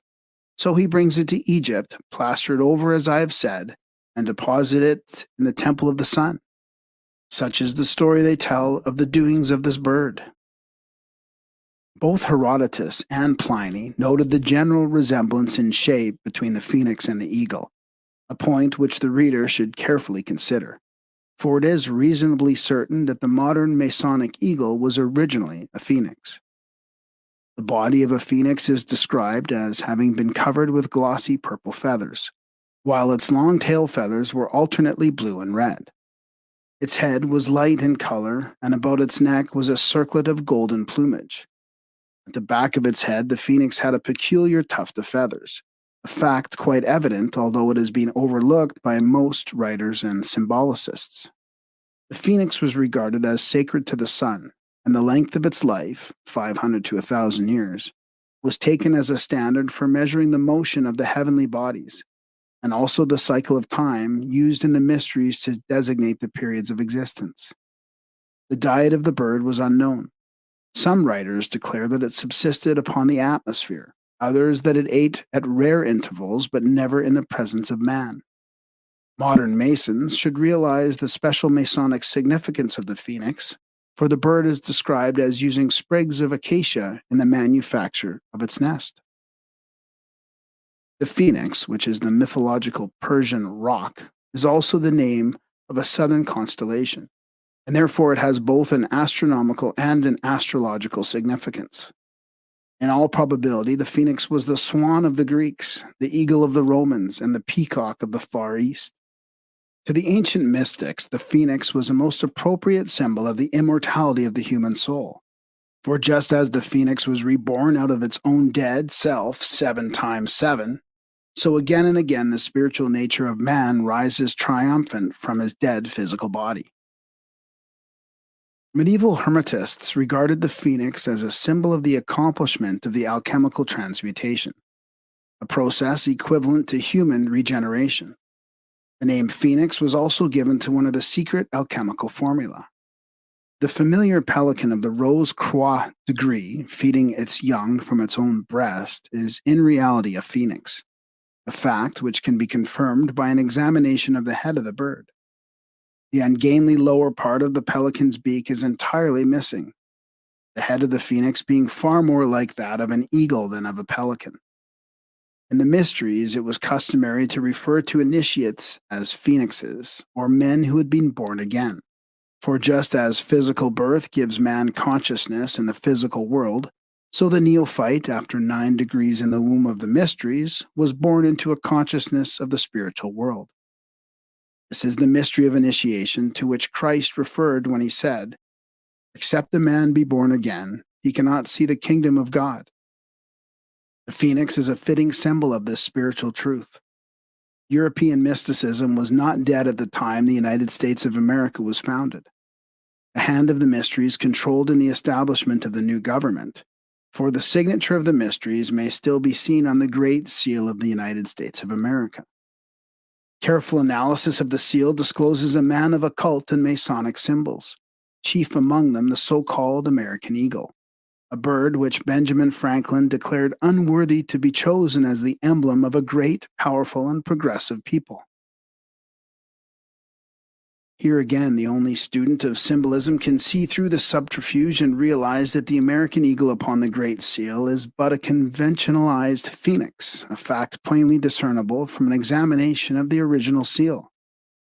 In his sketch of the history of the seal of the United States, Gillard Hunt unwittingly brings forth such material to substantiate the belief that the original seal carried the phoenix bird on its obverse surface and the Great Pyramid of Giza on its reverse surface. In a colored sketch submitted as a design for the Great Seal by William Barton in 1782, an actual phoenix appears sitting upon a nest of flames. This itself demonstrates a tendency toward the use of this emblematic bird.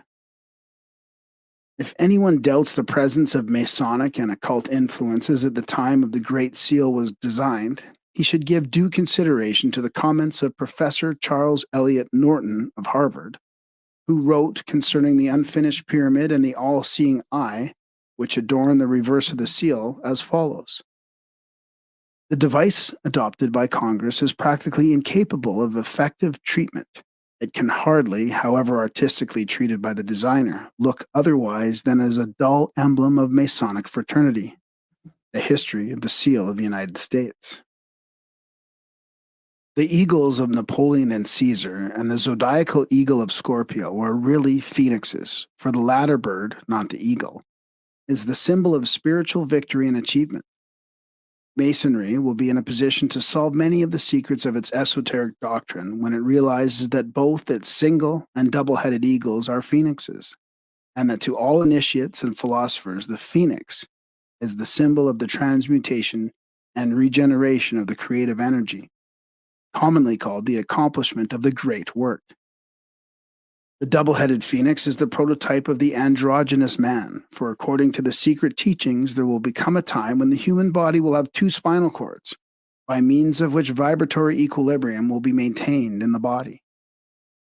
Not only were many of the founders of the United States government Masons, but they received aid from a secret and august body existing in Europe, which helped them to establish this country for a peculiar and particularly purpose known only to the initiated few. The Great Seal is the signature of this exalted body, unseen and for the most part unknown, and the unfinished pyramid upon its reverse side is a trestle board setting forth symbolically the task to the accomplishment of which the United States government was dedicated from the day of its inception. Animals. The lion is the king of the animal family and, like the head of each kingdom, is sacred to the sun, whose rays are symbolized by the lion's shaggy mane. The allegories perpetuated by the mysteries, such as the one to the effect that the lion opens the secret book, signify that the solar power opens the seed pods, releasing the spiritual life within. There is also a curious belief among the ancients that the lion sleeps with his eyes open, and for this reason the animal was chosen as a symbol of vigilance. The figure of a lion placed on either side of doors and gateways is an emblem of divine guardianship. King Solomon was often symbolized as a lion. For ages, the feline family has been regarded with peculiar veneration. In several of the mysteries, most notably the Egyptian, the priests wore the skins of lions, tigers, panthers, pumas, or leopards. Hercules and Samson, both solar symbols, slew the lion of the constellation of Leo and robed themselves in his skin, thus signifying that they represented the sun itself when at the summit of the celestial arch. At Bubastis in Egypt was the temple of the famous goddess Bast, the cat deity of the Ptolemies. The Egyptians paid homage to the cat, especially when its fur was of three shades or if its eyes of different colors. To the priests, the cat was symbolic of the magnetic forces of nature, and they surrounded themselves with these animals for the sake of the astral fire which emanated from their bodies. The cat was also the symbol for eternity, for when it sleeps, it curls up into a ball with its head and tail touching. Among the Greeks and Latins, the cat was sacred to the goddess Diana. The Buddhists of India invested the cat with special significance, but for a different reason. The cat was the only animal absent at the death of the great Buddha, because it had stopped on the way to chase a mouse. That the symbol of the lower astral forces should not be present at the liberation of the Buddha is significant. Regarding the cat, Herodotus says, "Whenever a fire breaks out, cats are agitated with a kind of divine motion, which they that keep them observe, neglecting the fire. The cats, however, in spite of their care, break from them, leaping even over the heads of their keepers to throw themselves into the fire. The Egyptians then make great mourning for their death.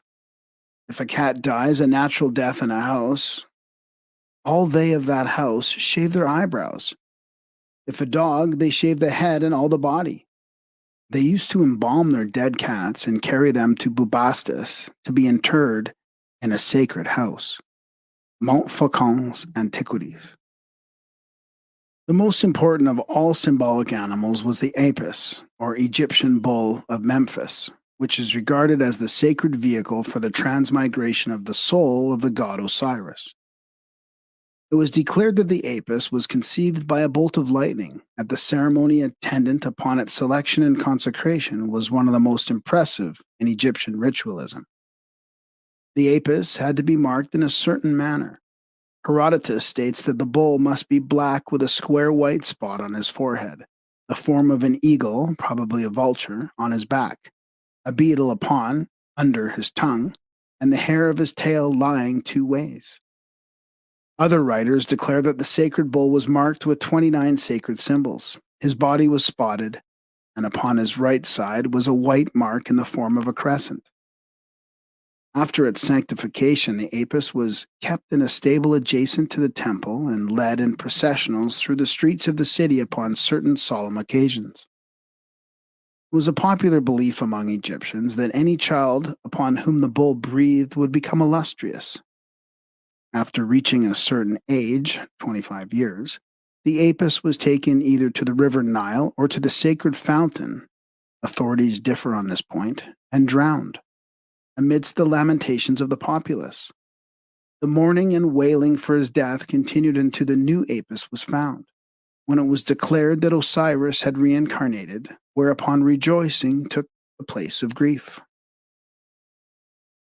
The worship of the bull was not confined to Egypt, but was prevalent in many nations of the ancient world.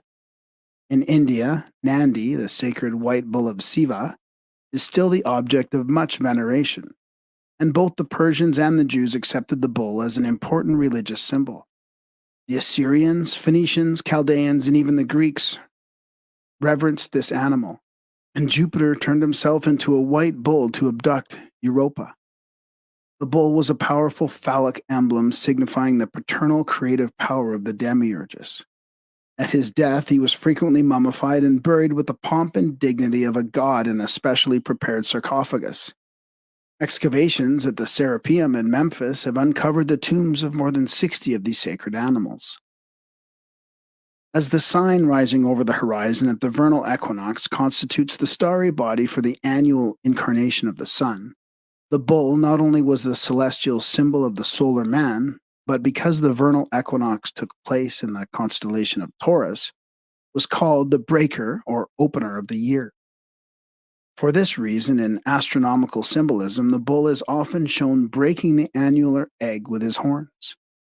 The apis further signifies that the god mind is incarnated in the body of a beast, and therefore that the physical beast form is the sacred vehicle of divinity.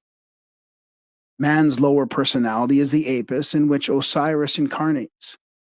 The result of the combination is the creation of Serapis, the material soul as ruler of the irrational material body and involved therein. After a certain period, which is determined by the square of 5 or 25 years, the body of the apis is destroyed and the soul liberated by the water which drowns the material life.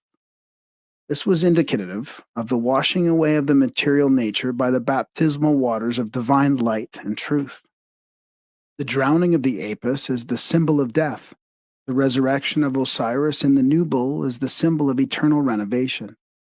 The white bull was also symbolically sacred as the appointed emblem of the initiates, signifying the spiritualized material bodies of both man and nature. When the vernal equinox no longer occurred in the sign of Taurus, the sun god incarnated in the constellation of Aries, and the ram then became the vehicle of the solar power. Thus, the sun rising in the sign of the celestial lamb triumphs over the symbolic serpent of darkness.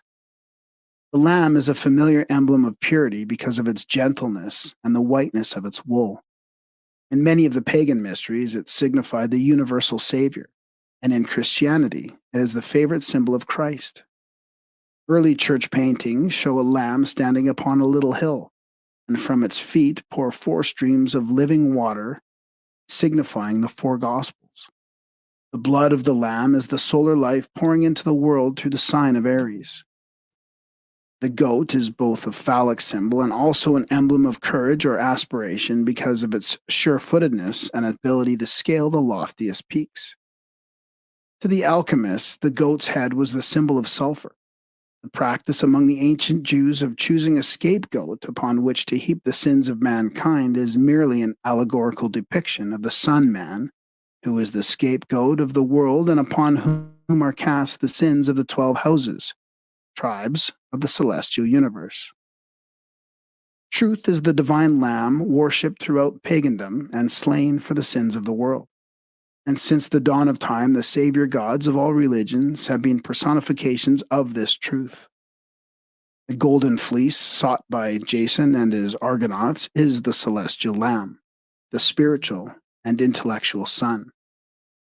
The secret doctrine is also typified by the golden fleece, the wool of the divine life, the rays of the sun of truth.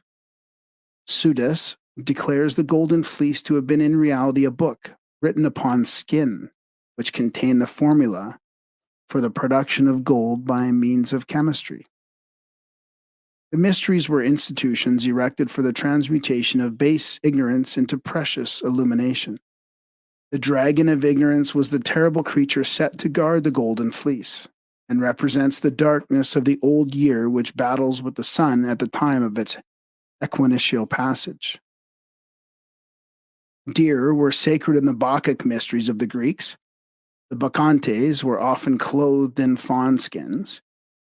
Deer were associated with the worship of the moon goddess, and the Bacchic orgies were usually conducted at night.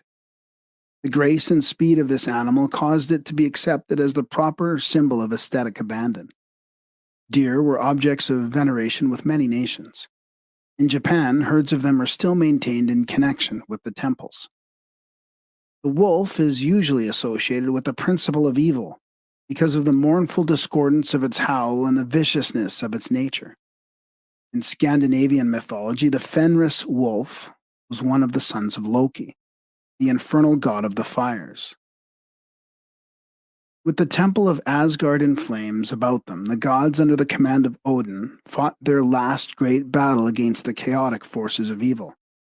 With frothing jowls, the Fenris wolf devoured Odin, the father of the gods, and thus destroyed the Odinic universe. Here, the Fenris wolf represents those mindless powers of nature that overthrew the primitive creation. The unicorn, or monoceros, was a most curious creation of the ancient initiates. It is described by Thomas Bormann as a beast which, though doubted by many of its writers, yet is by others thus described. He has but one horn, and that an exceedingly rich one growing out of the middle of his forehead. His head resembles an hart's, his feet an elephant's, his tail a boar's, and the rest of his body an horse's. The horn is about 1.5 feet in length. His voice is like the lowing of an ox. His mane and hair are of a yellowish color. His horn is as hard as iron, and as rough as any file, twisted or curled like a flaming sword, very straight, sharp, and everywhere black, excepting the point. Great virtues are attributed to it, in expelling of poison and curing of several diseases. He is not a beast of prey. See Redgrove's Bygone Beliefs. While the unicorn is mentioned several times in Scripture, no proof has yet been discovered of its existence. There are a number of drinking horns in various museums, presumably fashioned from its spike. It is reasonably certain, however, that these drinking vessels were really made from either the tusks of some large mammal or the horn of a rhinoceros. J.P. Lundy believes that the horn of the unicorn symbolizes the hem of salvation, mentioned by St. Luke, which, pricking the hearts of men, turns them into a consideration of salvation through Christ. Medieval Christian mystics employed the unicorn as an emblem of Christ, and this creature must therefore signify the spiritual life in man. The single horn of the unicorn may represent the pineal gland, or the third eye, which is the spiritual cognition center in the brain. The unicorn was adopted by the mysteries as a symbol of the illumined spiritual nature of the initiate, the horn with which it defends itself being the flaming sword of the spiritual doctrine against which nothing can prevail. In the Book of the Lamb Spring, a rare hermetic tract, appears an engraving showing a deer and a unicorn standing together in a wood. The picture is accompanied by the following text: "The sages say truly that two animals are in this forest, one glorious, beautiful, and swift, a great and strong deer, the other a unicorn. If we apply the parable of our art, we shall call the forest the body. The unicorn will be the spirit at all times. The deer desires no other name but that of the soul. He knows that how to tame and master them by art, to couple them together, and to lead them in and out of the form, may justly be called a master." The Egyptian devil, Typhon, was often symbolized by the Set monster, whose identity is obscure. It has a queer snout-like nose and pointed ears, and may have been a conventional hyena. The Set monster lived in the sandstorms and wandered about the world promulgating evil. The Egyptians related the howling of the desert winds with the moaning cry of the hyena. Thus, when in the depths of the night the hyena sent forth its doleful wail, it sounded like the last despairing cry of a lost soul in the clutches of Typhon. Among the duties of this evil creature was that of protecting the Egyptian dead against grave robbers.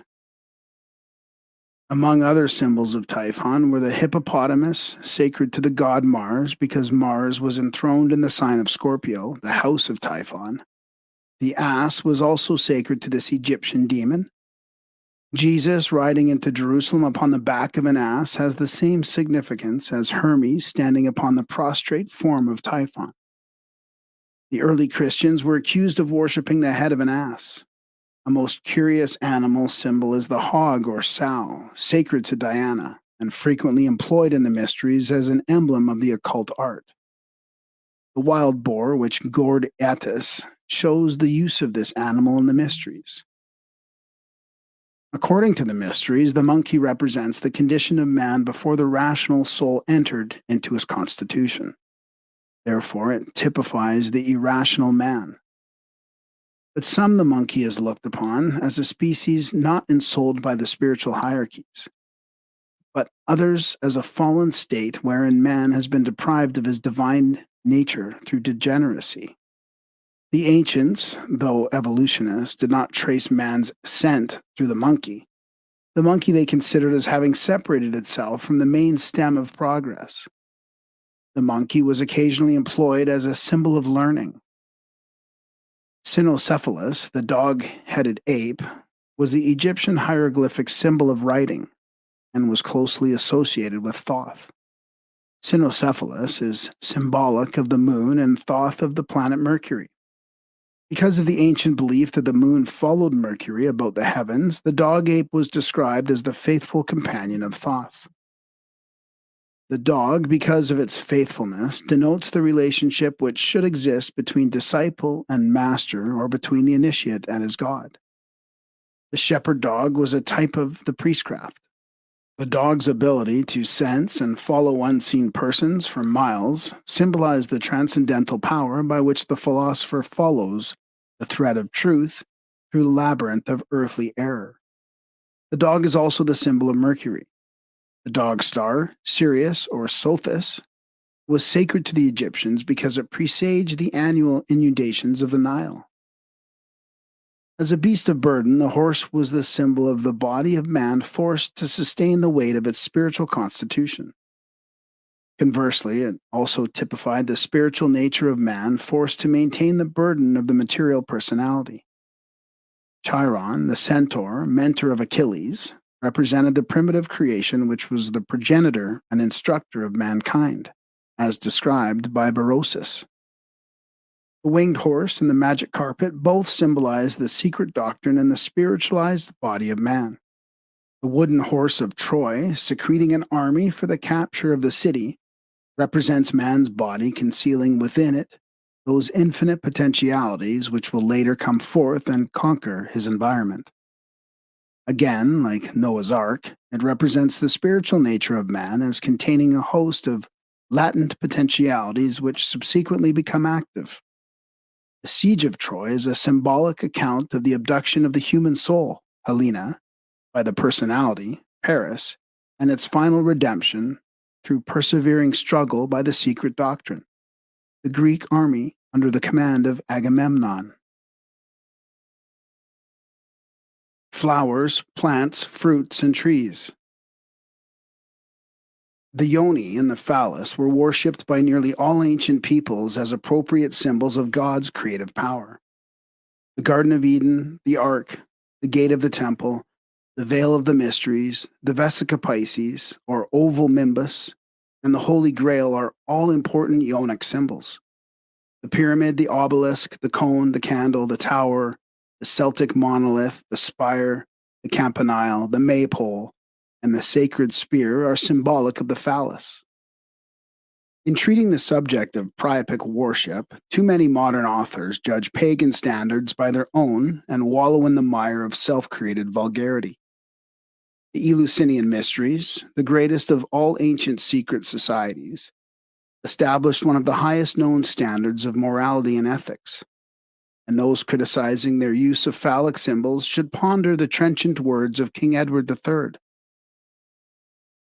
Honi soit qui mal y pense.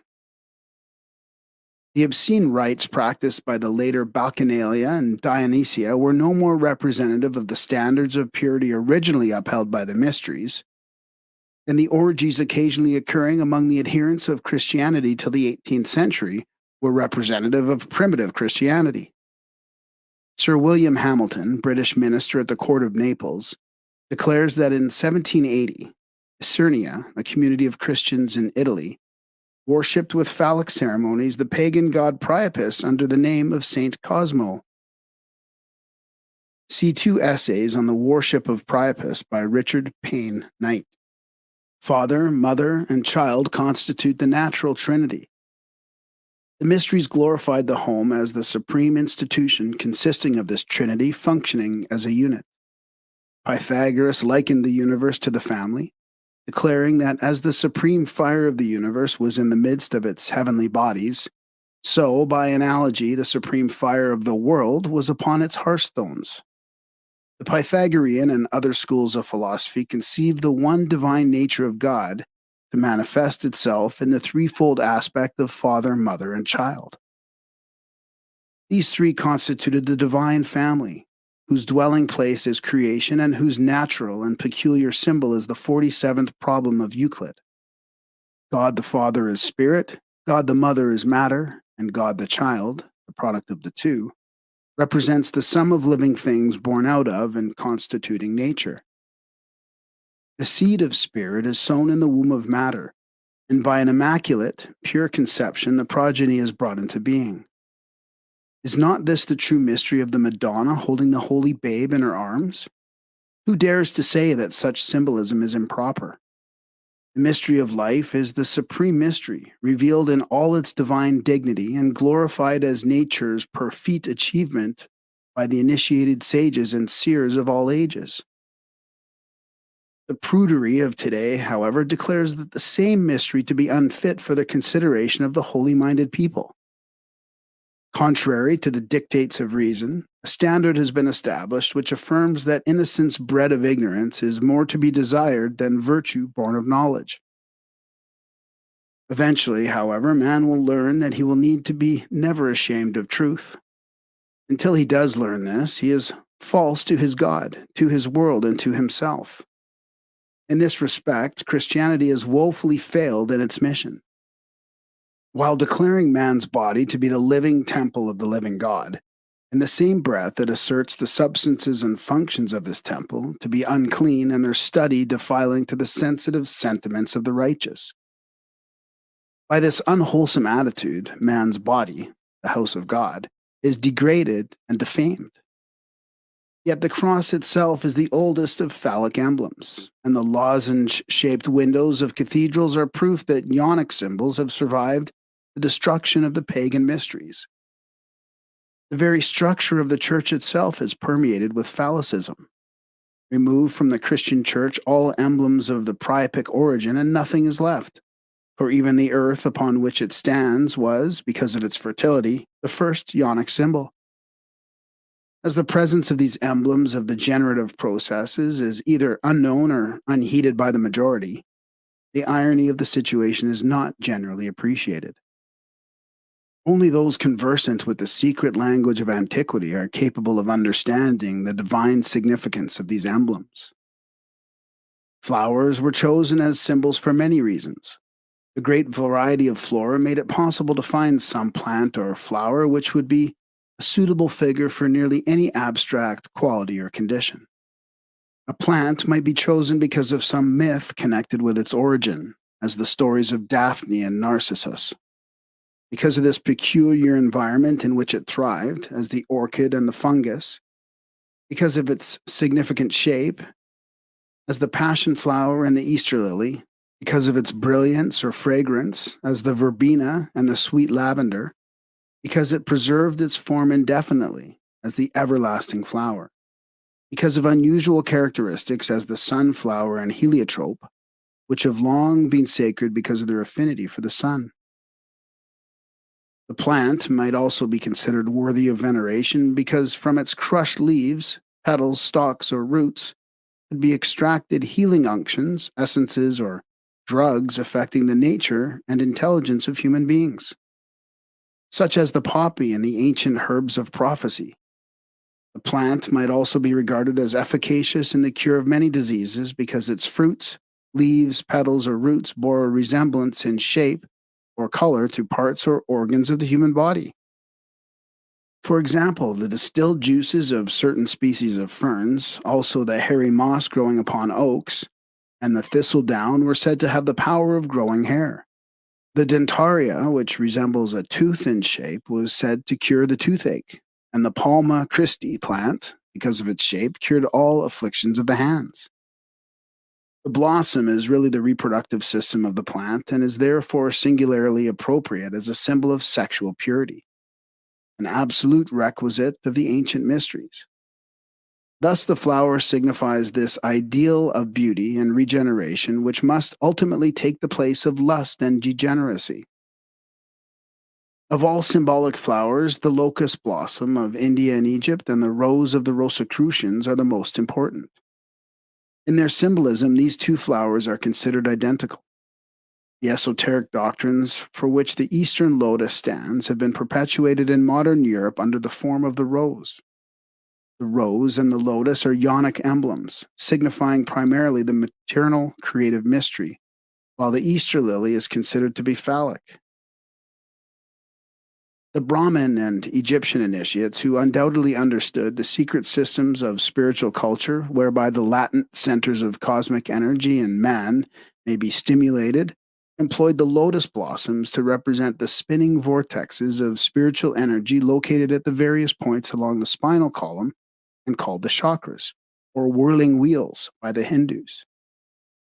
7 of these chakras are of prime importance and have their individual correspondences in the nerve ganglia and plexuses.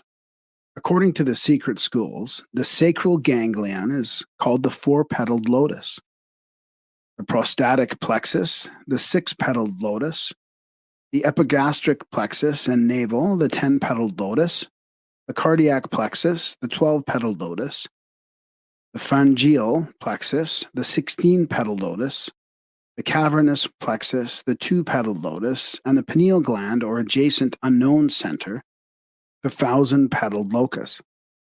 The color, size, and number of petals upon the lotus are the keys to its symbolic import. A hint concerning the unfoldment of spiritual understanding and according to the secret science of the mysteries is found in the story of Aaron's rod that bubbed and also in Wagner's great opera, Tannhauser, where the budding staff of the Pope signifies the unfolding blossoms upon the sacred rod of the mysteries, the spinal column. The Rosicrucians used a garland of roses to signify the same spiritual vortices, which are referred to in the Bible as the 7 lamps of the candlestick and the 7 churches of Asia. In the 1642 edition of Sir Francis Bacon's History of Henry VII, is a frontispiece showing Lord Bacon with Rosicrucian roses for shoe buckles. In the Hindu system of philosophy, each petal of the lotus bears a certain symbol which gives an added clue to the meaning of the flower. The Orientals also use the lotus plant to signify the growth of man through the three periods of human consciousness: ignorance, endeavor, and understanding. As the lotus exists in the three elements, earth, air, and water, so man lives in three worlds: material, intellectual, and spiritual.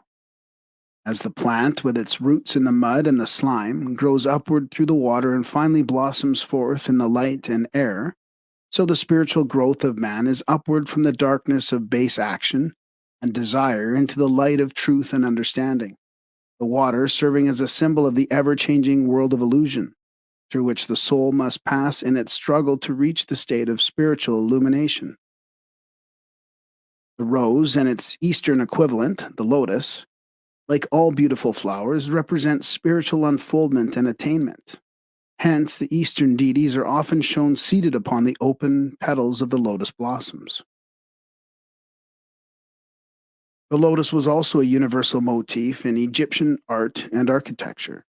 The roofs of many temples were upheld by lotus columns, signifying the eternal wisdom, and the lotus headed scepter, symbolic of self unfoldment and divine prerogative, was often carried in religious processions. When the flower had 9 petals, it was symbolic of man.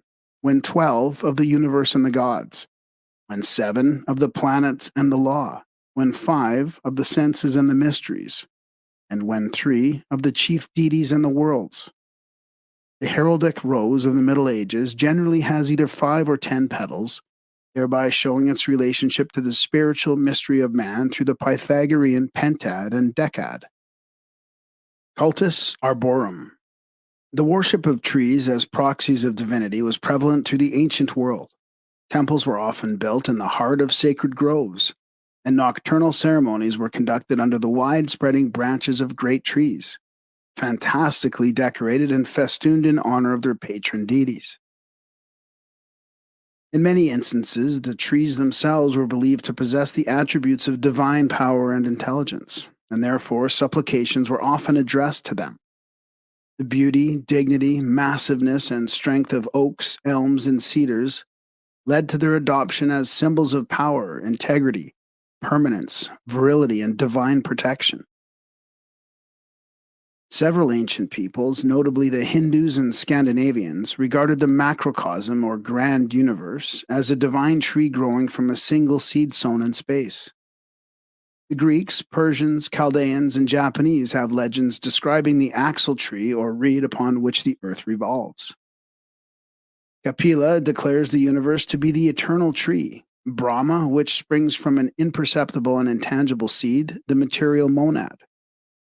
The medieval Kabbalists represent creation as a tree with its roots in the reality of spirit and its branches in the illusion of tangible existence. The Sephirothic tree of the Kabbalah was therefore inverted, with its roots in heaven and its branches upon the earth.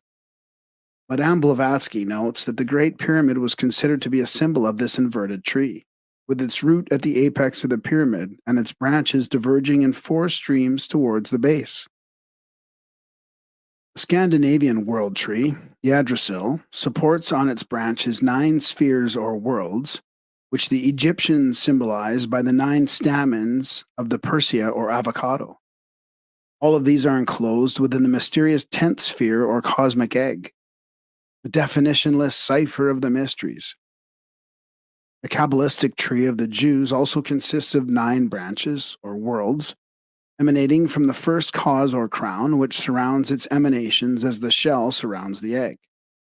The single source of life and the endless diversity of its expression has a perfect analogy in the structure of the tree. The trunk represents the single origin of all diversity. The roots, deeply embedded in the dark earth, are symbolic of divine nutriment, and its multiplicity of branches spreading from the central trunk represent the affinity of universal effects upon a single cause. The tree has also been accepted as symbolic of the microcosm, that is, man, according to the esoteric doctrine. Man first exists potentially within the body of the world tree and later blossoms forth into objective manifestation upon its branches. According to an early Greek mystery myth, the god Zeus fabricated the third race of men from ash trees. The serpent, so often shown wound around the trunk of the tree, usually signifies the mind, the power of thought, and is the eternal temper or urge which leads all rational creatures to the ultimate discovery of reality and thus overthrows the rule of the gods. The serpent hidden in the foliage of the universal tree represents the cosmic mind, and in the human tree, the individualized intellect. The concept that all life originates from seeds caused grain and various plants to be accepted as emblematic of the human spermatozoon. And the tree was therefore symbolic of organized life unfolding from its primitive germ. The growth of the universe from its primitive seed may be likened to the growth of the mighty oak from the tiny acorn. While the tree is apparently much greater than its own source, nevertheless, that source contains potentially every branch, twig, and leaf which later be objectively unfolded by the processes of growth. Man's veneration for trees as symbols of the abstract qualities of wisdom and integrity also led him to designate as trees those individuals who possess these divine qualities to an apparent superhuman degree. Highly illumined philosophers and priests were therefore often referred to as trees or tree men. For example, the Druids, whose name, according to one interpretation, signifies the men of the oak trees, or the initiates of certain Syrian mysteries who were called cedars. In fact, it is far more credible and probable that the famous cedars of Lebanon, cut down for the building of King Solomon's temple, were really illumined initiated sages. The mystic knows that the true supports of God's glorious house were not the logs subject to decay, but the immortal and imperishable intellects of the tree hierophants. Trees are repeatedly mentioned in the Old and New Testaments and in the scriptures of various pagan nations. The tree of life and the tree of knowledge of good and evil mentioned in Genesis, the burning bush in which the angel appeared to Moses, the famous vine and fig tree of the New Testament, the grove of olives in the Garden of Gethsemane where Jesus went to pray, and the miraculous tree of Revelation, which bore 12 manners of fruit and whose leaves were for the healing of the nations, all bear witness to the esteem in which trees were held by the scribes of Holy Writ. Buddha received his illumination while under the Bodhi tree, near Madras in India, and several of the Eastern gods are pictured sitting in meditation beneath the spreading branches of mighty trees. Many of the great sages and saviors carried wands, rods, or staves cut from the wood of sacred trees, as the rods of Moses and Aaron, Gungnir, the spear of Odin, cut from the tree of life, and the consecrated rod of Hermes, around which the fighting serpents entwine themselves. The numerous uses which the ancients made of the tree and its products are factors in its symbolism. Its worship was, to a certain degree, based upon its usefulness. Of this, J.P. Lundy writes, trees occupy such an important place in the economy of nature by way of attracting and retaining moisture and shading the water sources and the soil so as to prevent barrenness and desolation. They are so useful to man for shade, for fruit, for medicine, for fuel, for building houses and ships, for furniture, for almost every department of life, that it is no wonder that some of the more conspicuous ones, such as the oak, the pine, the palm, and the sycamore, have been made sacred and used for worship. See Monumental Christianity. Under the appellations of the tree of life and the tree of knowledge of good and evil is concealed the great arcanum of antiquity, the mystery of equilibrium. The tree of life represents the spiritual point of balance, the secret of immortality. The tree of the knowledge of good and evil, as its name applies, represents polarity or unbalance, the secret of mortality.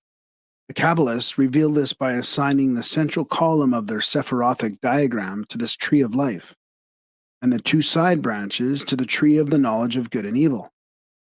Unbalanced forces perish in the void, declares the secret work, and all is made known.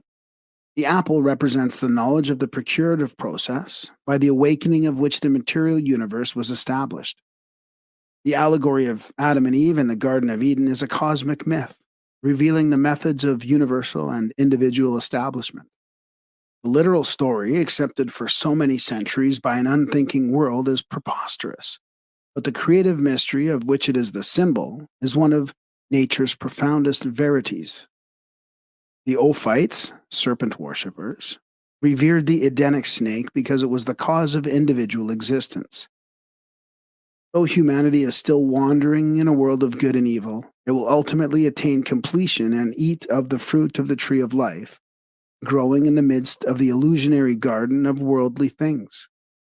Thus, the tree of life is also the appointed symbol of the mysteries, and by partaking of its fruit, man attains immortality.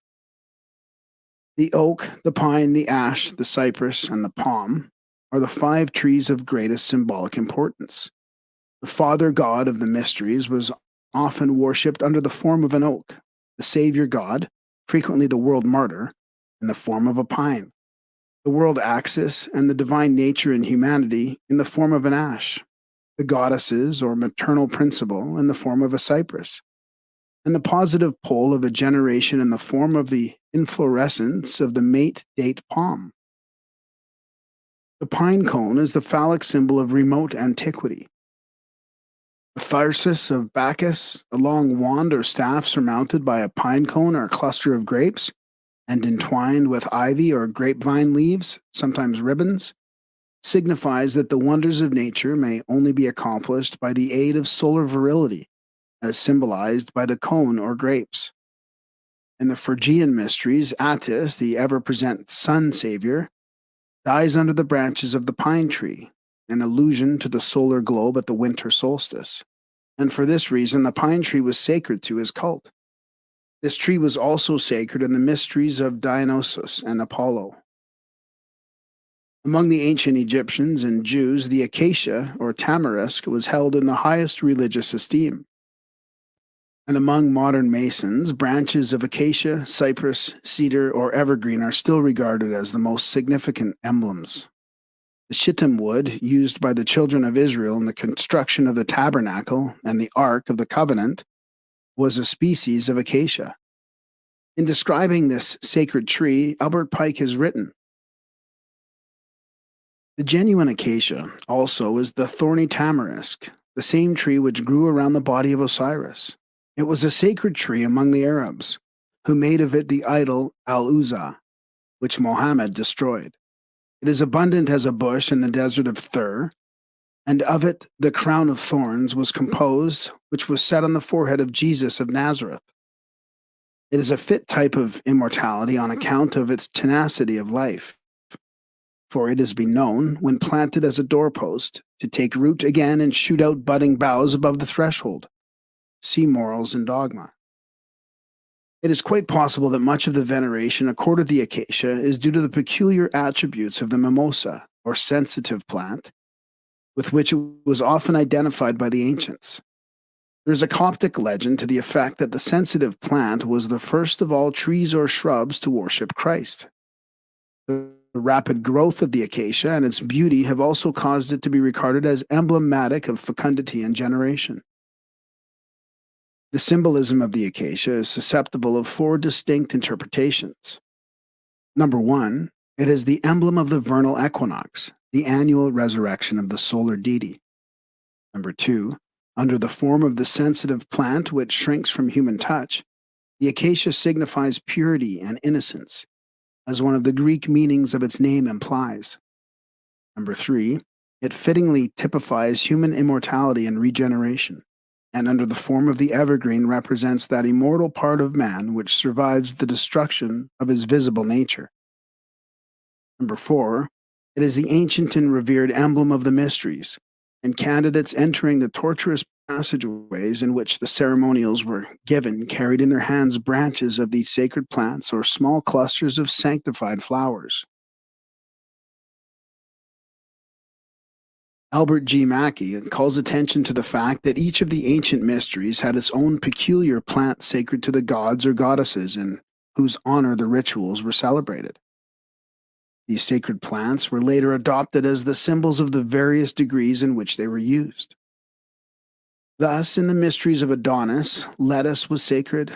In the Brahmin and Egyptian rites, the lotus. Among the Druids, the mistletoe. And among certain of the Greek mysteries, the myrtle. See Encyclopedia of Freemasonry. As the legend of Hiram Abiff is based upon the ancient Egyptian mystery ritual of the murder and resurrection of Osiris, it is natural that the sprig of acacia should be preserved as symbolic of the resurrection of Hiram. The chest containing the body of Osiris was washed ashore near Byblos and lodged in the roots of a tamarisk, or acacia, which growing into a mighty tree enclosed within its trunk the body of the murdered god. This is undoubtedly the origin of the story that a sprig of acacia marks the grave of Hiram. The mystery of the evergreen marking the grave of the dead sun god is also perpetuated in the Christmas tree. The apricot and quince are familiar Ionic symbols, while the bunch of grapes and the fig are phallic.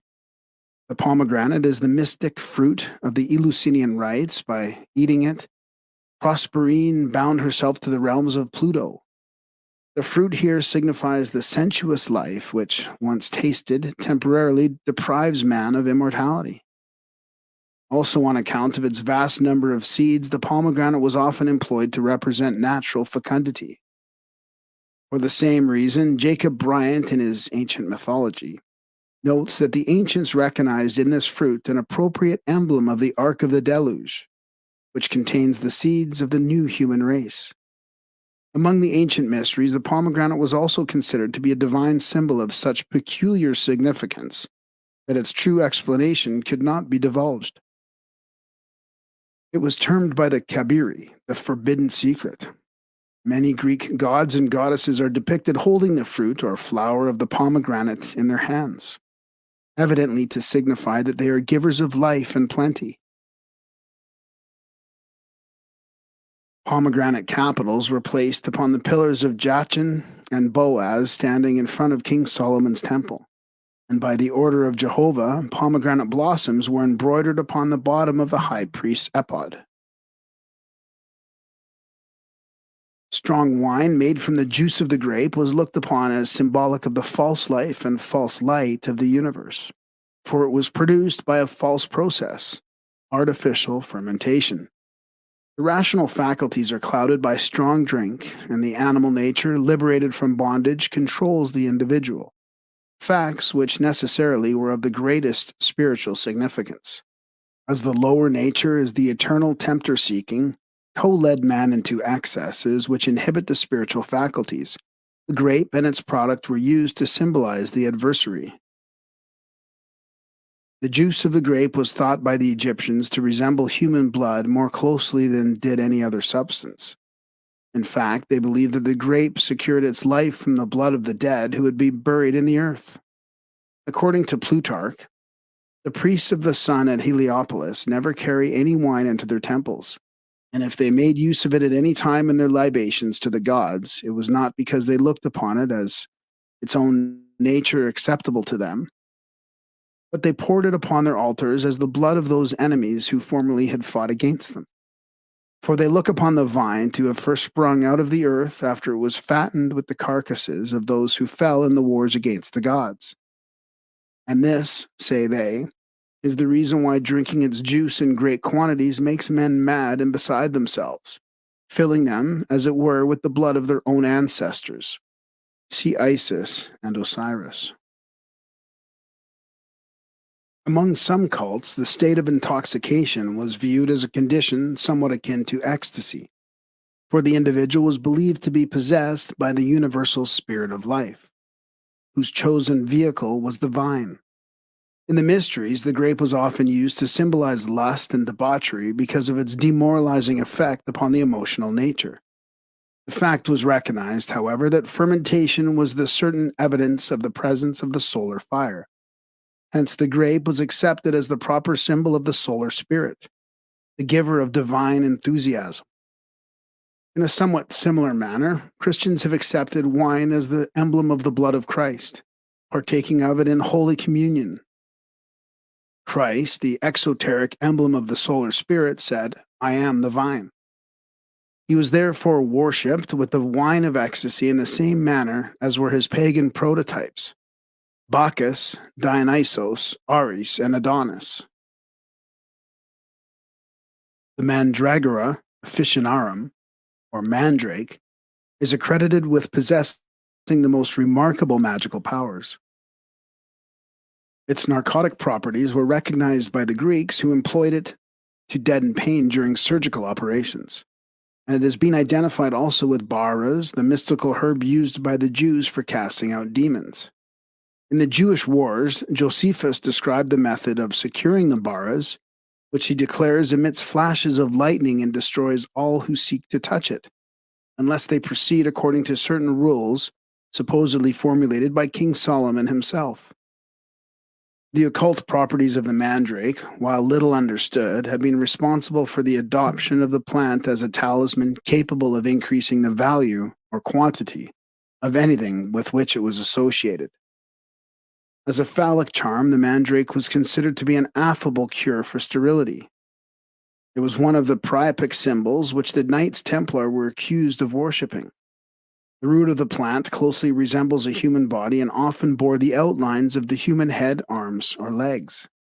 The striking similarity between the body of a man and the mandragora is one of the puzzles of natural science and is the real basis for the veneration in which this plant was held. In Isis Unveiled, Madame Blavatsky notes that the mandragora seems to occupy upon Earth the point where the vegetable and animal kingdoms meet, as the zoophytes and polphi do and die see. This thought opens up a vast field of speculation concerning the nature of this animal plant.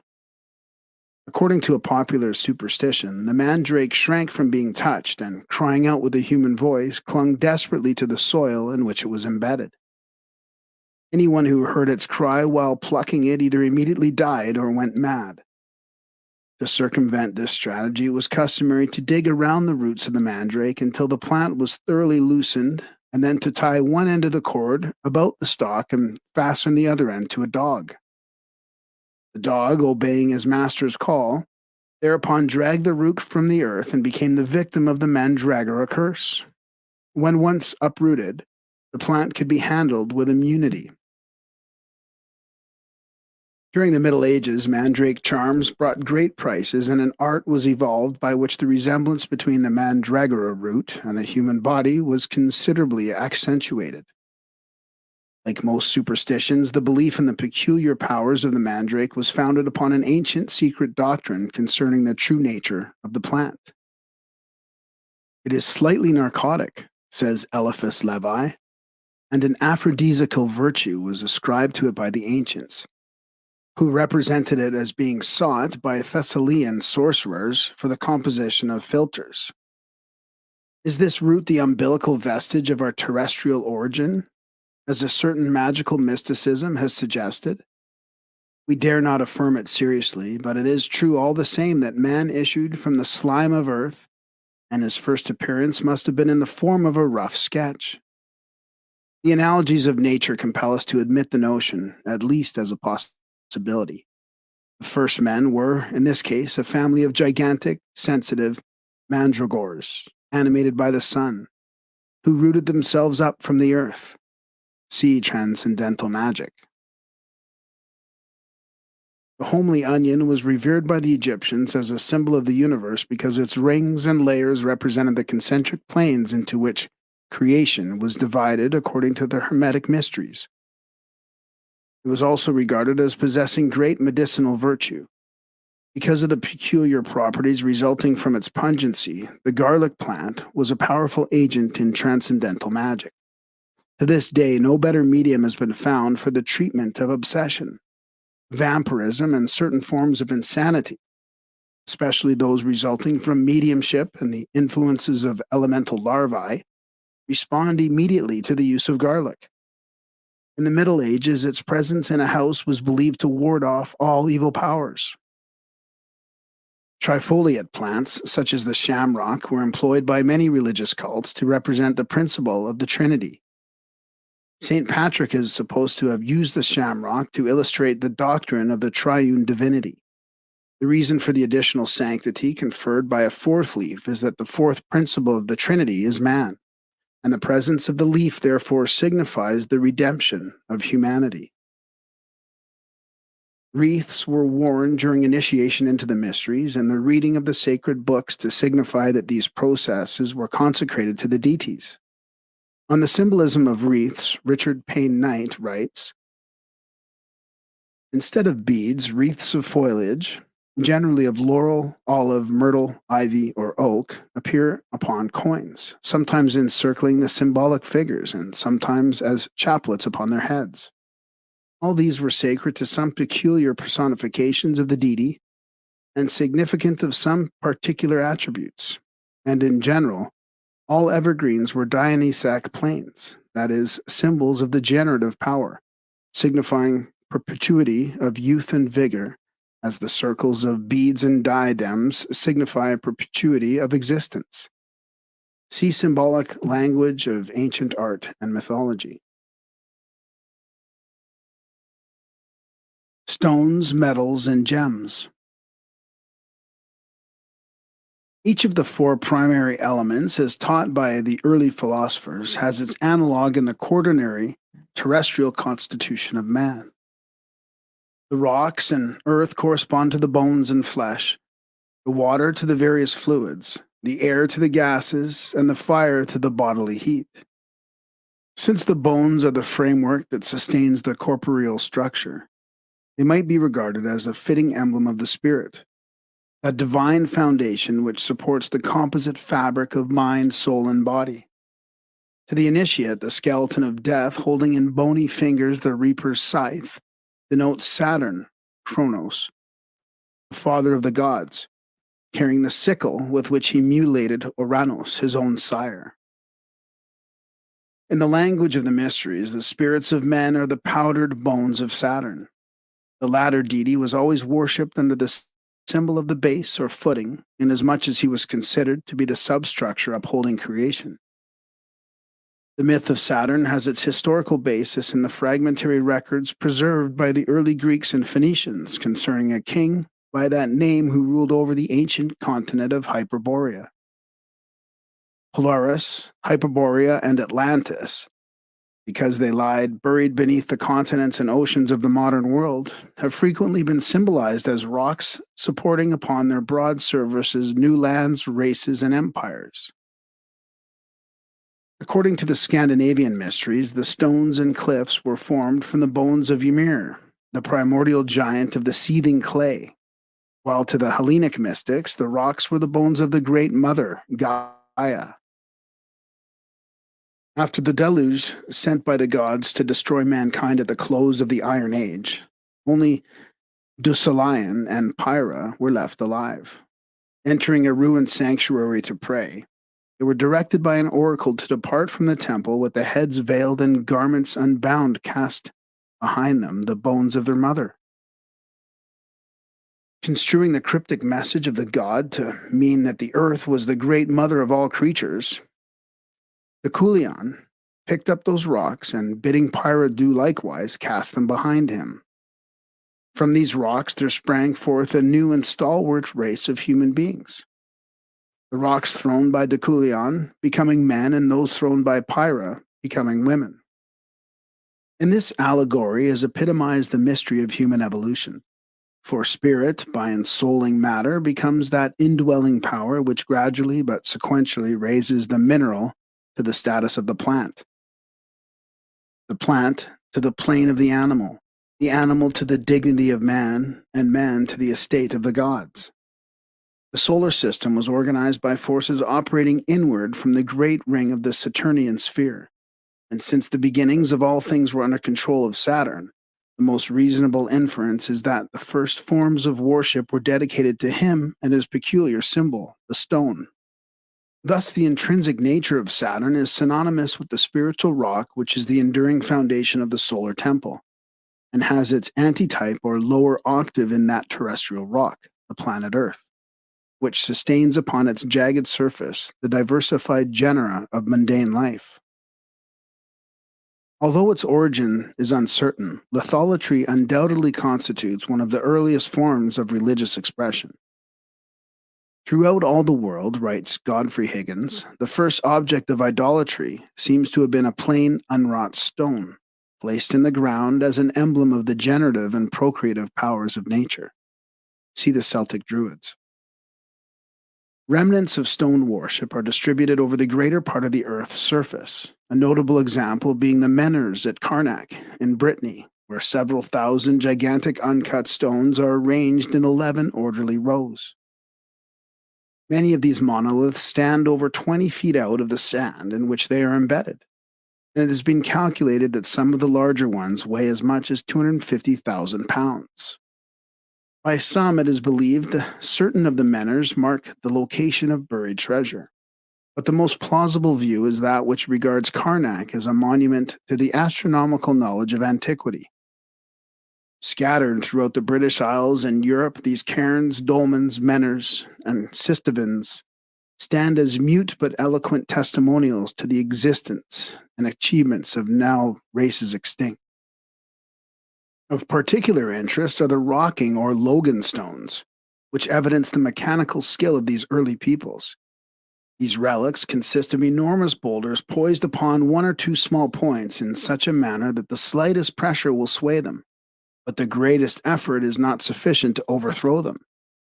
These were called living stones by the Greeks and Latins, the most famous one being Gargorian stone in the Strait of Gibraltar. Though so perfectly balanced that it could be moved with the stalk of a daffodil, this rock could not be upset by the combined weight of many men. There is a legend that Hercules, raising a rocking stone over the graves of the two sons of Boreas, whom he had killed in combat.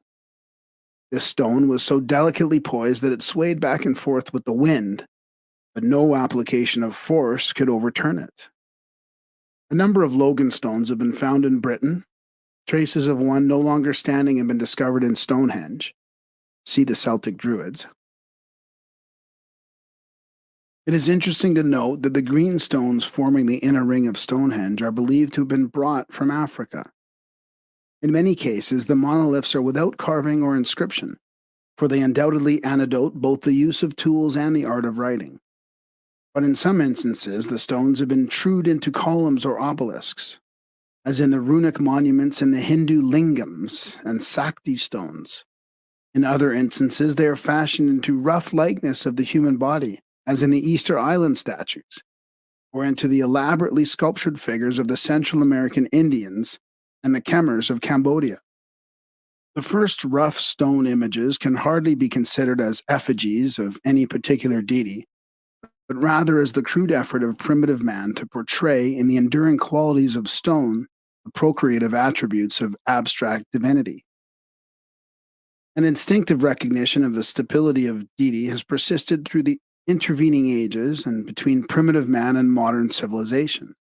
Ample proof of the survival of litholatry in the Christian faith is furnished by allusions to the rock of refuge, the rock upon which the Church of Christ was to be founded, the cornerstone which the builders rejected, Jacob's stony pillow which he set up, anointed with oil, the sling stone of David, the rock Moriah upon which the altar of King Solomon's temple was erected, the white stone of Revelation, and the rock of ages. Stones were highly venerated by prehistoric peoples primarily because of their usefulness. Jagged bits of stone were probably man's first weapons. Rocky cliffs and crags constituted his first fortifications. And from these vantage points, he hurled these boulders down upon marauders.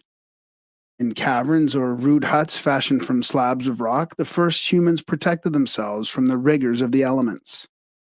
Stones were set up as markers and monuments to primitive achievement. They were also placed upon the graves of the dead, probably as a precautionary measure to prevent the depredations of wild beasts. During migrations, it was apparently customary for primitive peoples to carry about with them stones taken from their original habitat. As the homeland or birthplace of a race was considered sacred, These stones were emblematic of that universal regard shared by all nations for the place of their geniture.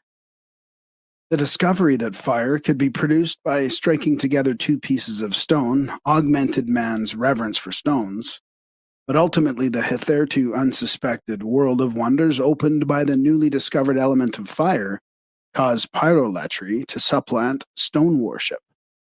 The dark, cold father, stone, gave birth out to itself to the bright, glowing sun fire and the newly born flame. By displacing its parent, became the most impressive and mysterious of all religio-philosophic symbols, widespread and enduring through the ages.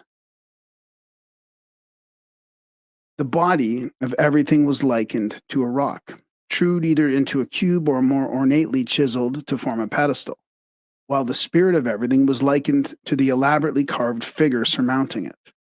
Accordingly, altars were erected as a symbol of the lower world, and fires were kept burning upon them to represent that spiritual essence illuminating the body it surmounted. A square is actually one surface of a cube, its corresponding figure in plane geometry, and its proper philosophic symbol.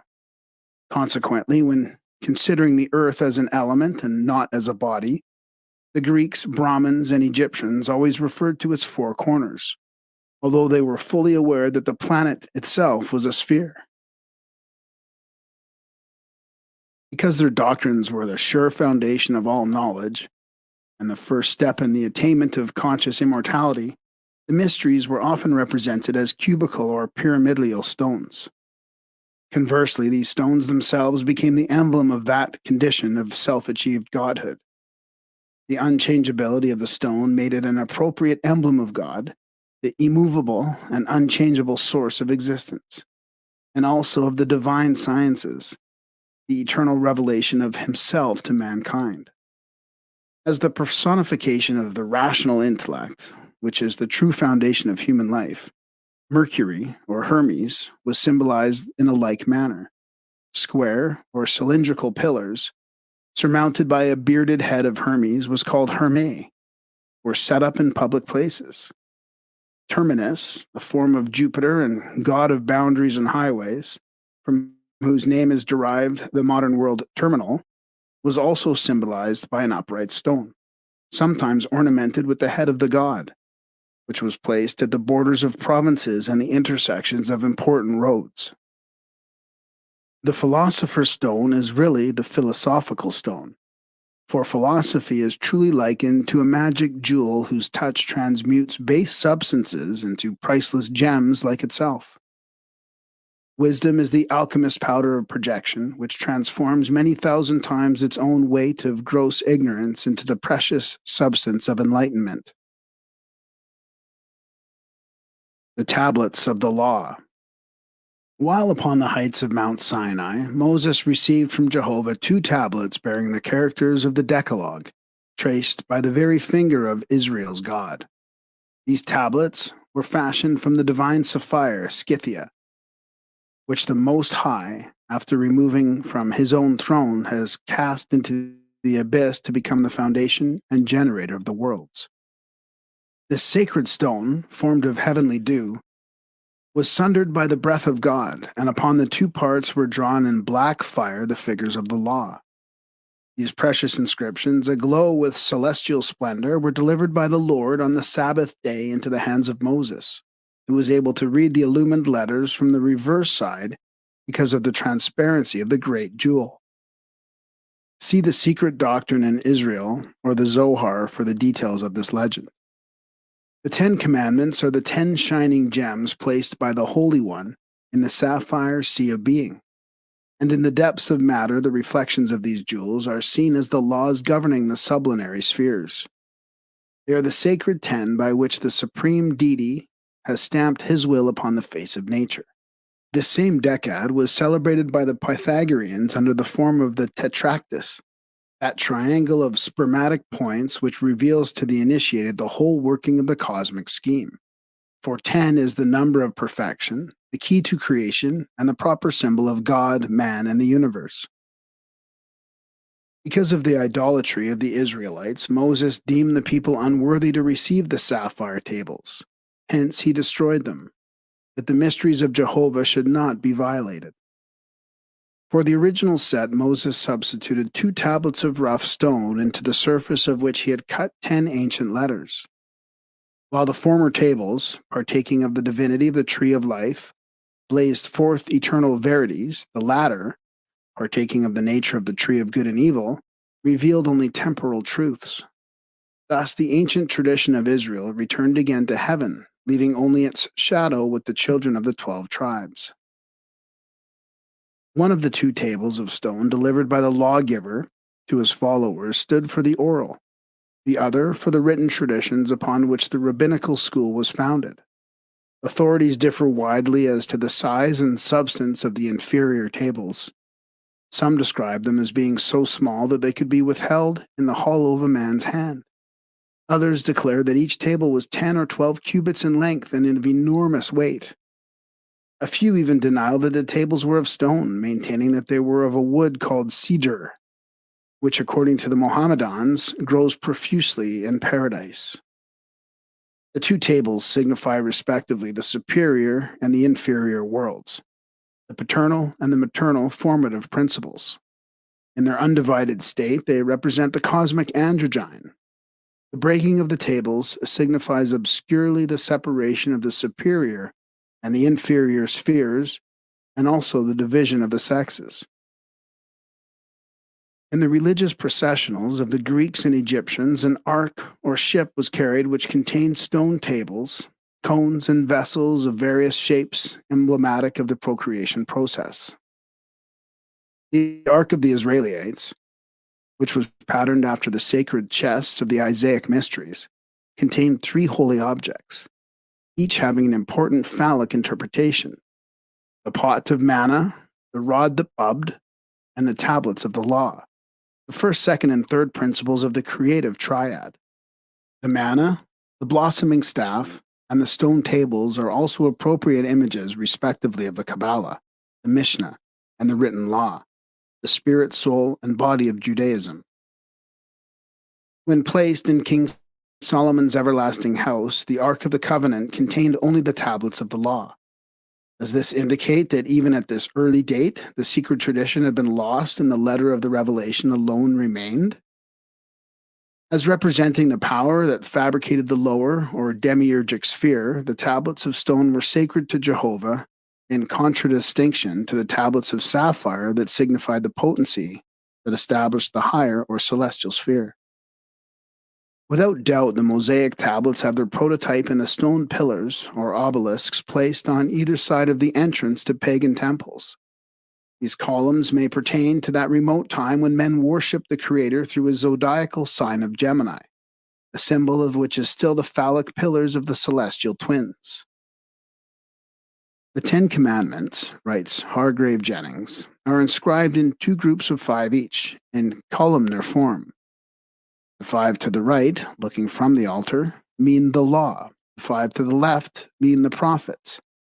The right stone is masculine, the left stone is feminine. They correspond to the 2 disjoined pillars of stone, or towers, in the front of every cathedral, and of every temple in the heathen times. See the Rosicrucians, their rites and mysteries. The same author states that the law is masculine because it was delivered direct from the deity, while the prophets, or gospels, were feminine because born through the nature of man. The right tablet of the law further signifies Jachin, the white pillar of light, the left tablet Boaz, the shadowy pillar of darkness. These were the names of the 2 pillars cast from brass set upon the porch of King Solomon's temple. They were 18 cubits in height and beautifully ornamented with wreaths of chainwork, nets, and pomegranates. On the top of each pillar was a large bowl, now erroneously called a ball or globe, one of the bowls probably containing fire and the other water. The celestial globe, originally the bowl of fire, surmounted the right-hand column, Jachin, symbolized the divine man. The terrestrial globe, the bowl of water, surmounted the left-hand column, Boaz, signified the earthly man.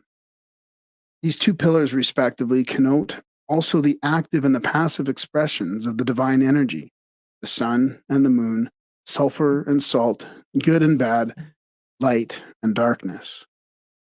Between them is the door leading into the house of God, and standing thus at the gates of sanctuary, they are a reminder that Jehovah is both an androgynous and an anthropomorphic deity.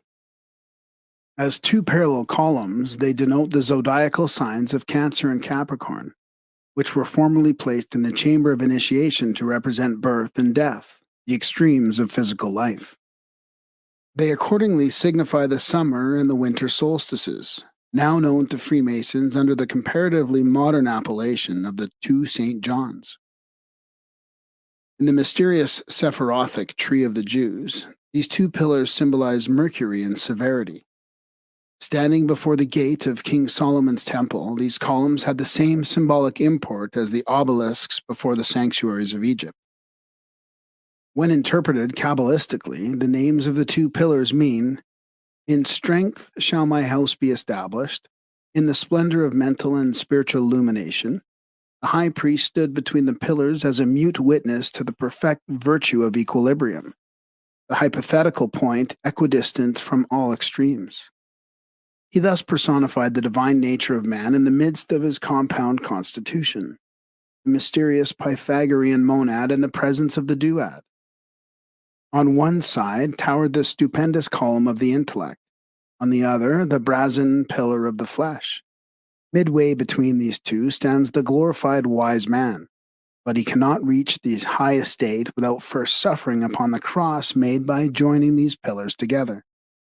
The early Jews occasionally represented the two pillars, Jachin and Boaz, as the legs of Jehovah, thereby signifying to the modern philosopher that wisdom and love in their most exalted sense support the whole order of creation, both mundane and supermundane.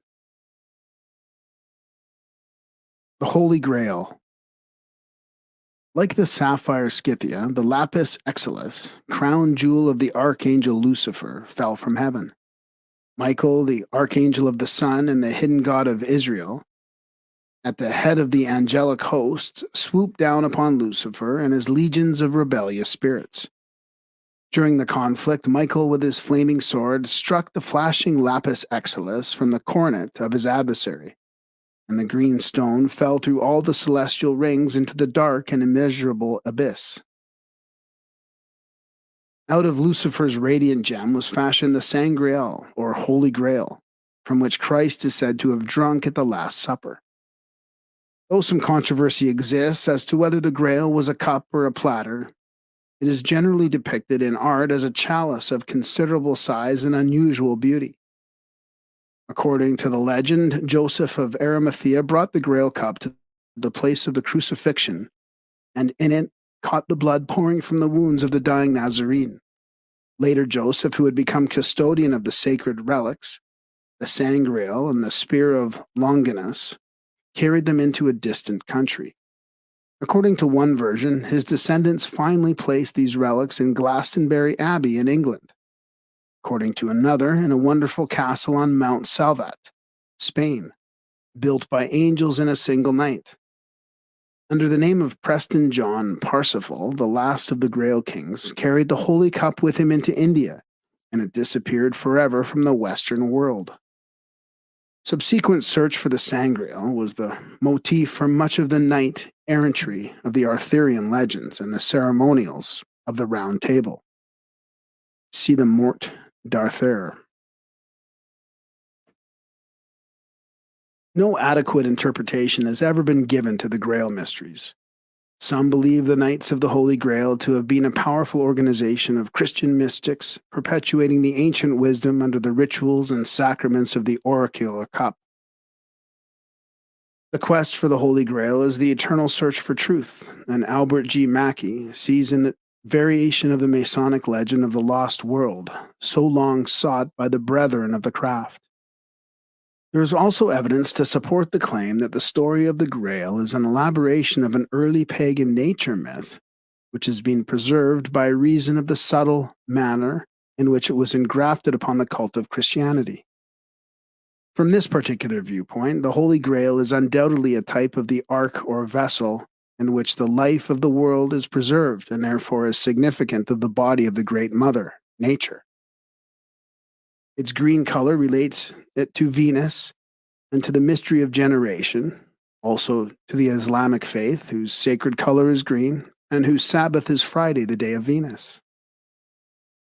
The Holy Grail is a symbol both of the lower or irrational world and of the bodily nature of man, because both are receptacles for the living essences of the superior worlds. Such is the mystery of the redeeming blood, which, descending into the condition of death, overcomes the last enemy by ensouling all substance with its own immortality. To the Christian, whose mystic faith especially emphasizes the love element, the Holy Grail typifies the heart in which continually swirls the living water of eternal life. Moreover, the Christian, the search for the Holy Grail is the search for the real self, which, when found, is the consummation of the magnus opus. The Holy Cup can be discovered only by those who have raised themselves above the limitations of sensuous existence. In his mystic poem, The Vision of Sir Launfal, James Russell Lowell discloses the true nature of the Holy Grail by showing that it is visible only to a certain state of spiritual consciousness. Only upon returning from the vain pursuit of haughty ambition did the aged and broken knight see in the transformed leper's cup the glowing chalice of his lifelong dream. Some writers trace a similarity between the Grail legend and the stories of the martyred sun gods whose blood, descending from heaven into the earth, was caught in the cup of matter and liberated therefrom by the initiatory rites. The Holy Grail may also be the seed pod so frequently employed in the ancient mysteries as an emblem of germination and resurrection. And if the cup-like shape of the Grail be derived from the flower, it signifies the regeneration and spiritualization of the generative forces in man. There are many accounts of the stone images which, because of the substances entering into their composition and the ceremonials attendant upon their construction, were ensouled by the divinities whom they were created to resemble. To such images were ascribed various human faculties and powers, such as speech, thought, and even motion. While renegade priests doubtless resorted to trickery, an instance of which is related in a curious apocryphal fragment entitled Bel and the Dragon, and supposedly deleted from the end of the book of Daniel, many of the phenomena recorded in connection with sanctified statues and relics can hardly be explained unless the work of supernatural agencies be admitted. History records the existence of stones which, when struck, threw all who heard the sound into a state of ecstasy. There were also echoing images which whispered for hours after the room itself had become silent, and musical stones productive of the sweetest harmonies. In recognition of the sanctity which the Greeks and Latins ascribed to stones, they placed their hands upon certain consecrated pillars when taking an oath. In ancient times, stones played a part in determining the fate of accused persons, for it was customary for injuries to reach their verdicts by dropping pebbles into a bag. Divination by stones was often resorted to by the Greeks, and Helena is said to have foretold by lithomancy the destruction of Troy. Many popular superstitions about stones survive the so-called Dark Ages. Chief among these is the one concerning the famous black stone in the seat of the coronation chair in Westminster Abbey, which is declared to be the actual rock used by Jacob as a pillow. The black stone also appears several times in religious symbolism. It was called Heliogabalus, a word presumably derived from Elagabal, the Syro-Phoenician sun god. This stone was sacred to the sun and declared to possess a great and diversified properties. The black stone in the Kaaba at Mecca is still revered throughout the Mohammedan world. It is said to have been white originally and of such brilliancy that it could be seen many days' journey from Mecca. But as ages passed, it became blackened by the tears of pilgrims and the sins of the world. The magic of metals and gems.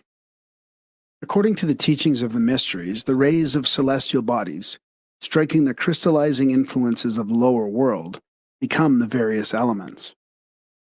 Partaking of the astral values of their source, these elements neutralize certain unbalanced forms of celestial activity and when properly combined, contribute much to the well-being of man.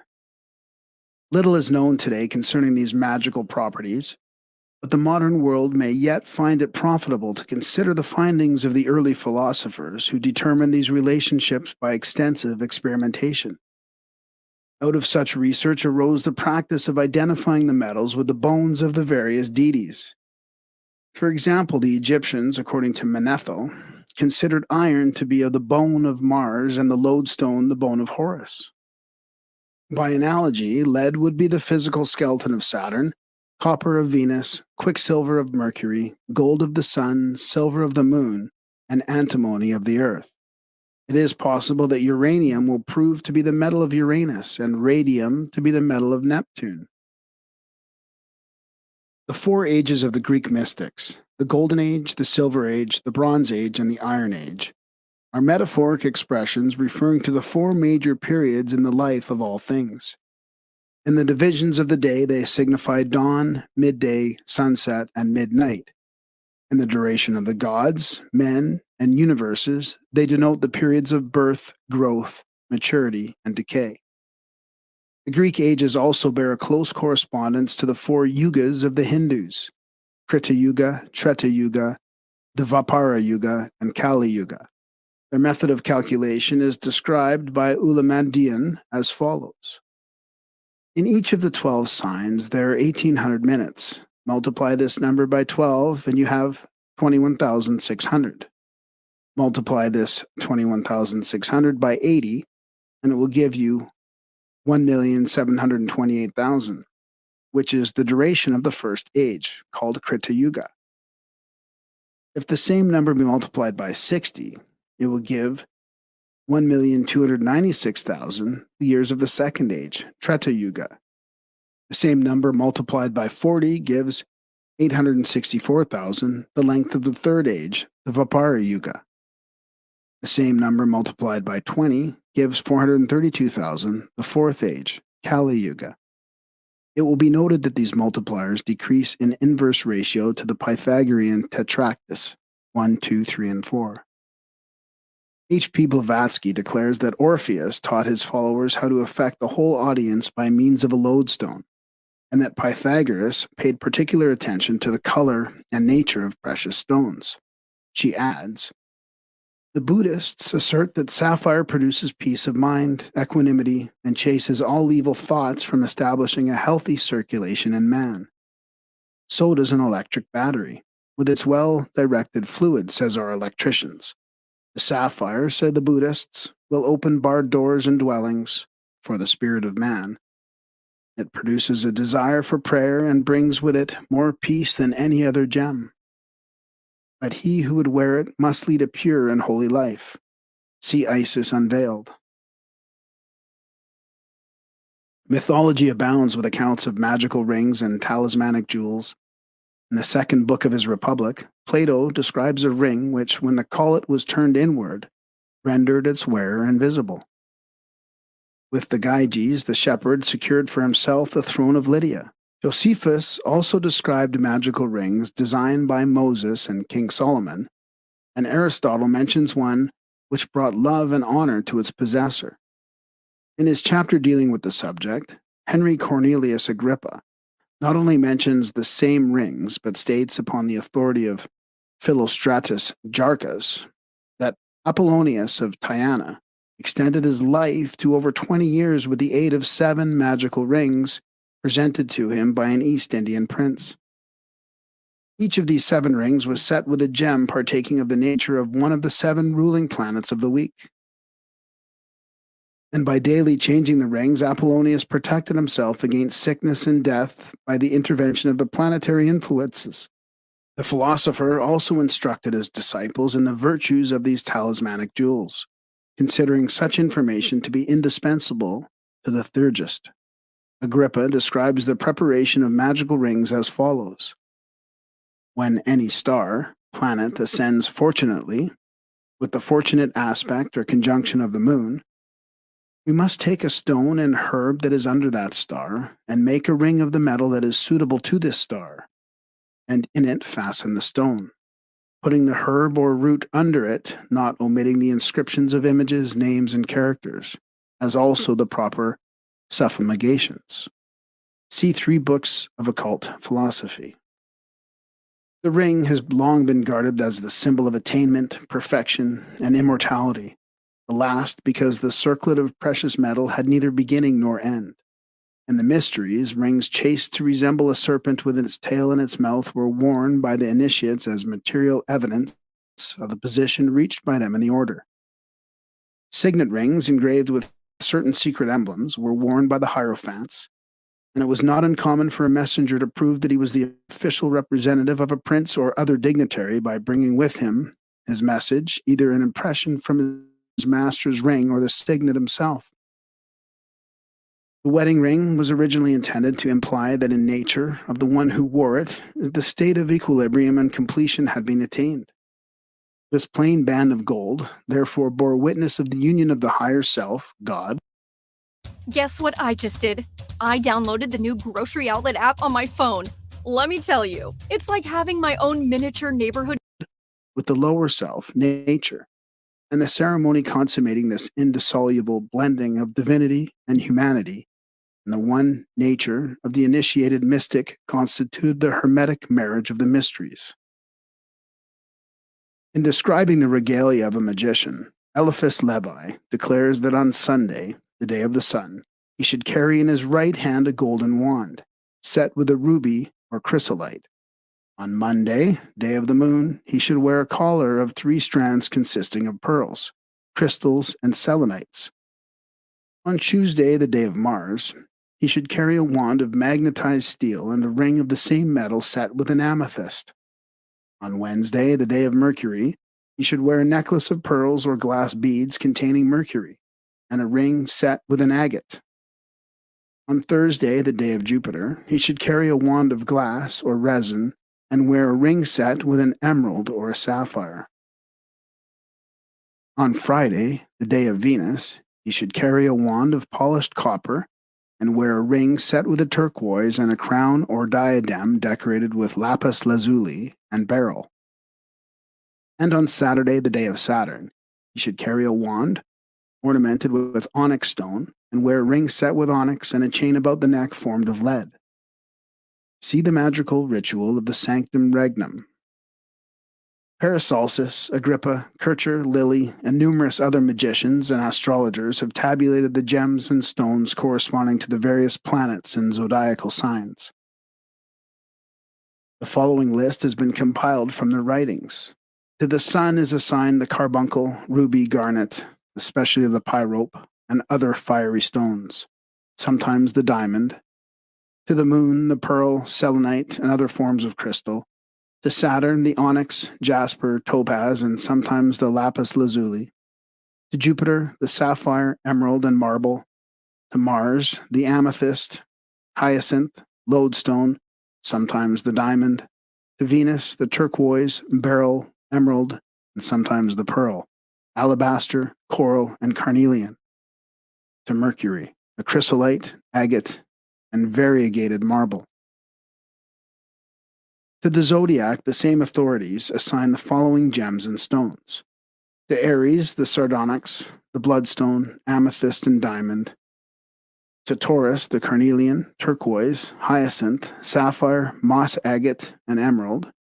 To Gemini, the topaz, agate, chrysoprase, crystal, and aquamarine. To Cancer, the topaz, chalcedony, black onyx, moonstone, pearl, cat's eye, crystal, and sometimes the emerald. To Leo, the jasper, sardonyx, beryl, ruby, chrysolite, amber, tourmaline, sometimes the diamond. To Virgo, the emerald, chameleon, jade, chrysolite, and sometimes the pink jasper and hyacinth. To Libra, the beryl, sardius, coral, lapis lazuli, opal, and sometimes the diamond. To Scorpio, the amethyst, beryl, sardonyx, aquamarine, carbuncle, lodestone, topaz, and malachite. To Sagittarius, the hyacinth, topaz, chrysolite, emerald, carbuncle, and turquoise. To Capricorn, the chrysoprase, ruby, malachite, black onyx, white onyx, jet, and moonstone, to Aquarius, the crystal, sapphire, garnet, zircon, and opal, to Pisces, the sapphire, jasper, chrysolite, moonstone, and amethyst. Both the magic mirror and the crystal ball are symbols little understood. Woe to that benighted mortal who accepts literally the stories circulated concerning them. He will discover, often at the cost of sanity and health, that sorcery and philosophy, while often confused, have nothing in common. The Persian magi carried mirrors as an emblem of the material sphere which reflects divinity from its every part. The crystal ball, long misused as a medium for the cultivation of psychical powers, is a threefold symbol. One, it signifies the crystalline universal egg in whose transparent depths creation exists. Two, it is a proper figure of deity previous to its immersion in matter. And three, it signifies the etheric sphere of the world in whose translucent essences is impressed and preserved the perfect image of all terrestrial activity. Meteors, or rocks from heaven, were considered tokens of divine favor and enshrined as evidence of a pact between the gods and the community in which they fell. Curiously marked or chipped natural stones are occasionally found. In China, there is a slab of marble, the grain of which forms a perfect likeness of the Chinese dragon. The Oberammergau stone, chipped by nature into a close resemblance to the popular conception of the face of Christ, is so remarkable that even the crowned heads of Europe requested the privilege of beholding it. Stones of such nature were held in the highest esteem among primitive peoples, and even today exert a wide influence upon the religiously minded. Ceremonial magic and sorcery. Ceremonial magic is the ancient art of invoking and controlling spirits by a scientific application of certain formula. A magician, enveloped in the sanctified vestments and carrying a wand inscribed with hieroglyphic figures, could, by the power vested in certain words and symbols, control the invisible inhabitants of the elements and of the astral world. While the elaborate ceremonial magic of antiquity was not necessarily evil, there arose from its perversion several false schools of sorcery, or black magic. Egypt, a great center of learning and the birthplace of many arts and sciences, furnished an ideal environment for transcendental experimentation. Here, the black magicians of Atlantis continued to exercise their superhuman powers until they had completely undermined and corrupted the morals of the primitive mysteries. By establishing a sacerdotal caste, they usurped the position formerly occupied by the initiates and seized the reins of spiritual government. Thus, black magic dictated the state religion and paralyzed the intellectual and spiritual activities of the individual by demanding his complete and unhesitating acquiescence in the dogma formulated by the priestcraft. The pharaoh became a puppet in the hands of the Scarlet Council, a committee of arch sorcerers elevated to the power by the priesthood. These sorcerers then began the systematic destruction of all keys to the ancient wisdom, so that none might have access to the knowledge necessary to reach adeptship without first becoming one of their order. They mutilated the rituals of the mysteries while professing to preserve them, so that even though the neophyte passed through the degrees, he could not secure the knowledge to which he was entitled. Idolatry was introduced by encouraging the worship of the images which, in the beginning, the wise had erected solely as symbols for study and meditation. False interpretations were given to the emblems and figures of the mysteries, and elaborate theologies were created to confuse the minds of their devotees. The masses, deprived of their birthright of understanding and groveling in ignorance, eventually became the abject slaves of the spiritual impostors. Superstition universally prevailed, and the black magicians completely dominated national affairs, with the result that humanity still suffers from the sophistries of the priestcrafts of Atlantis and Egypt. Fully convinced that their scriptures sanctioned it, numerous medieval Kabbalists devoted their lives to the practice of ceremonial magic.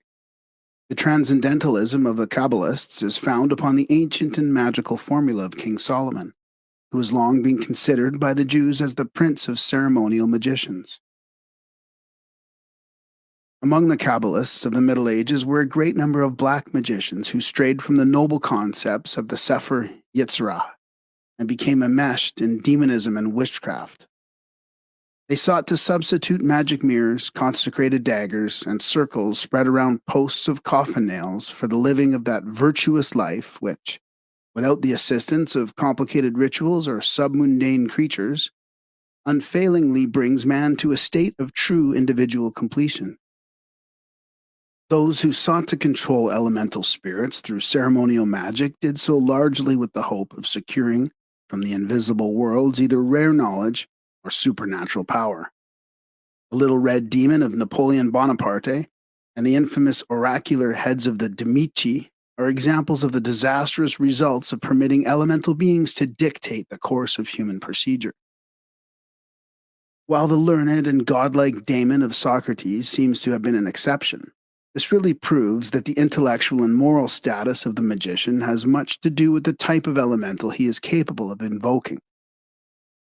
But even the daemon of Socrates deserted the philosopher when the sentence of death was passed. Transcendentalism and all forms of phenomenalistic magic are but blind alleys, outgrowths of Atlantean sorcery, and those who forsake the straight path of philosophy to wander therein almost invariably fall victims to their imprudence. Man, incapable of controlling his own appetites, is not equal to the task of governing the fiery and tempestuous elemental spirits. Many a magician has lost his life as the result of opening a way whereby submundane creatures could become active participants in his affairs. When Eliphas Levi invoked the spirit of Apollonius of Tyana, what did he hope to accomplish? Is the gratification of curiosity a motive sufficient to warrant the devotion of an entire lifetime to a dangerous and unprofitable pursuit? If the living Apollonius refused to divulge his secrets to the profane, is there any probability that after death he would disclose them to the curious-minded? Levi himself did not dare to assert that the spectre which appeared to him was actually the great philosopher, for Levi realized only too well the proclivity of elements to impersonate those who have passed on. The majority of modern mediumistic apparitions are but elemental creatures masquerading through bodies composed of thought substance supplied by the very persons desiring to behold these wraths of discarnate beings.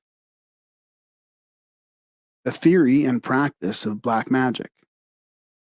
Some understanding of the intricate theory and practice of ceremonial magic may be derived from a brief consideration of its underlying premises. First, the visible universe has an invisible counterpart, the higher planes of which are peopled by good and beautiful spirits. The lower planes, dark and foreboding, are the habitation of evil spirits and demons under the leadership of the fallen angel and his 10 princes. Second, by means of the secret processes of ceremonial magic, it is possible to contact these invisible creatures and gain their help in some human undertaking. Good spirits willingly lend their assistance to any worthy enterprise, but the evil spirits serve only those who live to pervert and destroy. Third, it is possible to make contacts with spirits whereby the magician becomes for a stipulated time the master of an elemental being. Fourth, true black magic is performed with the aid of a demoniacal spirit, who serves the sorcerer for the length of his earthly life, with the understanding that after death the magician shall become the servant of his own demon. For this reason, a black magician will go to inconceivable ends to prolong his physical life, since there is nothing for him beyond the grave. The most dangerous form of black magic is the scientific perversion of occult power for the gratification of personal desire. Its less complex and more universal form is human selfishness, for selfishness is the fundamental cause of all worldly evil. A man will barter his eternal soul for temporal power, and down through the ages a mysterious process has been evolved which actually enables him to make this exchange. In its various branches, the black art includes nearly all forms of ceremonial magic, necromancy, witchcraft, sorcery, and vampirism. Under the same general heading are also included mesmerism and hypnotism, except when used solely for medical purposes, and even then there is an element of risk for all concerned. Though the demonism of the Middle Ages seems to have disappeared, there is an abundant evidence that in many forms of modern thought, especially the so called prosperity psychology, willpower building, metaphysics, and systems of high pressure salesmanship, black magic has merely passed through a metamorphosis, and although its name be changed, its nature remains the same. A well known magician of the Middle Ages was Dr. Johannes Faustus, more commonly known as Dr. Faust. By a study of magical writings, he was enabled to bind to his service an elemental who served him for many years in various capacities. Strange legends are told concerning the magical powers possessed by Dr. Faust. Upon one occasion, the philosopher, being apparently in a playful mood, threw his mantle over a number of eggs in a market woman's basket, causing them to hatch instantly. At another time, having fallen overboard from a small boat, he was picked up and returned to the craft with his clothes still dry. But, like nearly all other magicians, Dr. Faust came at length to disaster. He was found one morning with a knife in his back, and it was commonly believed that his familiar spirit had murdered him. Although Goethe's Dr. Faust is generally regarded as merely a fictional character, this old magician actually lived during the 16th century. Dr. Faust wrote a book describing his experiences with spirits, a section of which is reprinted below. Dr. Faust must not be confused with Johann Fust, the printer. Extract from the book of Dr. Faust, Rittenberg, 1524. An abridged translation from the original German of a book ordered destroyed. From my youth, I followed art and science and was tireless in my reading of books. Among those which came to my hand was a volume containing all kinds of invocations and magical formula. In this book, I discovered information to the effect that a spirit, whether he be of the fire, the water, the air, or the earth, can be compelled to do the will of the magician capable of controlling him. I also discovered that according as one spirit has more power than another, each is adapted for a different operation, and each is capable of producing certain supernatural effects. After reading this wonderful book, I made several experiments, desiring to test the accuracy of the statements made therein. At first, I had little faith that what was promised would take place. But at the very first invocation which I attempted, a mighty spirit manifested to me, desiring to know why I had invoked him. His coming so amazed me that I scarcely knew what to say, but finally asked him if he would serve me in my magical investigations. He replied that if certain conditions were agreed upon, he would. The conditions were that I should make a pact with him. This I did not desire to do. But as in my ignorance I had not protected myself with a circle and was actually at the mercy of the spirit, I did not dare to refuse his request and resigned myself to the inevitable, considering it wisest to turn my mantle according to the wind. I then told him that if he would be serviceable to me according to my desires and needs for a certain length of time, I would sign myself over to him. After the pact had been arranged, this mighty spirit, whose name was Astaroth, introduced me to another spirit by the name of Marbuel, who was appointed to be my servant. I questioned Marbuel as to his suitability for my needs. I asked him how quick he was, and he answered, as swift as the winds. This did not satisfy me, so I replied, "You cannot become my servant. Go again whence you have come." Soon another spirit manifested itself, whose name was Anuguel. Upon asking him the same question, he answered that he was swift as a bird in the air. I said, "You are still too slow for me. Go whence you came." In the same moment, another spirit by the name of Asiel manifested himself. For the third time, I asked my question, and he answered, "I am as swift as human thought." "You shall serve me," I replied. This spirit was faithful for a long time, but to tell you how he served me is not possible in a document of this length, and I will here only indicate how spirits are to be invoked and how the circles for protection are to be prepared. There are many kinds of spirits which will permit themselves to be invoked by man and become his servant. Of these I will list a few. Asiel, the mightiest among those who serve men. He manifests in pleasing human form, about 3 feet high. He must be invoked 3 times before we will come forth into the circle prepared for him. He will furnish riches and will instantly fetch things from a great distance, according to the will of the magician. He is as swift as human thought. An Iguel, serviceable and most useful, and comes in the form of a 10-year-old boy. He must be invoked 3 times. His special power is to discover treasures and minerals hidden in the ground, which he will furnish to the magician. Marbuel, a true lord of the mountains and swift as a bird on the wing. He is an opposing and troublesome spirit, hard to control. You must invoke him 4 times. He appears in the person of Mars, a warrior in heavy armor. He will furnish the magician these things which grow above and under the earth. He is particularly the lord of the spring root. Spring root is a mysterious herb, possibly of a red dish color, which medieval magicians asserted had the property of drawing forth or opening anything it touched. If placed against a locked door, it would open the door. The Hermetists believed that the red-capped woodpecker was specially endowed with the faculty of discovering spring root. So they followed this bird to its nest and then stopped up the hole in the tree where its young were. The red-crested woodpecker went at once in quest of the spring root, and, discovering it, brought it to the tree. It immediately drew forth the stopper from the entrance to the nest.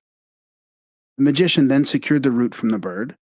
It was also asserted that because of its structure, the etheric body of the spring root was utilized as a vehicle of expression by certain elemental spirits, which manifested through the proclivity of drawing out or opening things. Asaibel, a mighty ruler of the sea, controlling things both upon and under the water. He furnishes things lost or sunk in rivers, lakes, and oceans, such as sunken ships and treasures. The more sharply you invoke him, the swifter he is upon his errands. Machiel comes in the form of a beautiful maiden, and by her aid, the magician is raised to honor and dignity. She makes those she serves worthy and noble, gracious and kindly, and assists in all matters of litigation and justice. She will not come unless invoked twice. Baruel, the master of all arts. He manifests as a master workman and comes wearing an apron. He can teach a magician more in a moment than all the master workmen of the world combined could accomplish in 20 years. He must be evoked 3 times. These are the spirits most serviceable to man, but there are numerous others which, for lack of space, I am unable to describe. Now, if you desire the aid of a spirit to get this or that, then you must first draw the sign of the spirit whom you desire to invoke. The drawing must be made just in front of a circle made before sunrise, in which you and your assistants will stand. If you desire financial assistance, then you must invoke the spirit Asiel. Draw his sign in front of the circle. If you need other things, then draw the sign of the spirit capable of furnishing them. On the place where you intend to make the circle, you must first draw a great cross with a large sword with which no one has ever been hurt. Then you must make 3 concentric circles.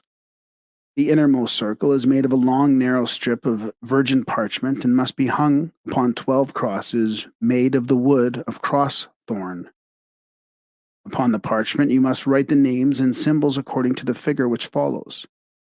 Outside this first circle, make the second as follows. First, secure a thread of red silk that has been spun or twisted to the left instead of the right. Then place in the ground 12 crosses made of laurel leaves, and also prepare a long strip of the new white paper. Write with an unused pen the characters and symbols as seen on the second circle.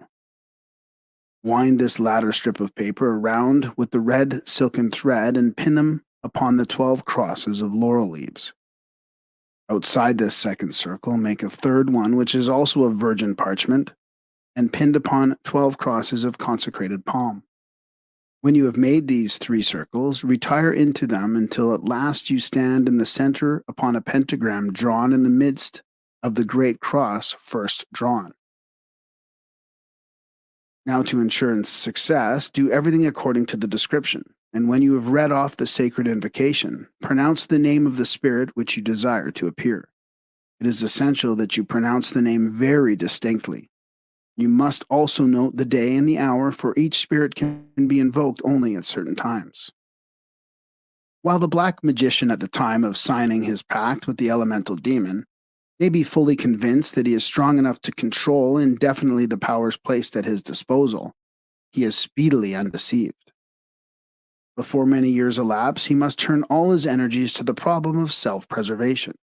A world of horrors to which he had attuned himself by his own covetousness looms nearer every day, until he exists upon the edge of a seething maelstrom, expecting momentarily to be sucked down into its turbid depths.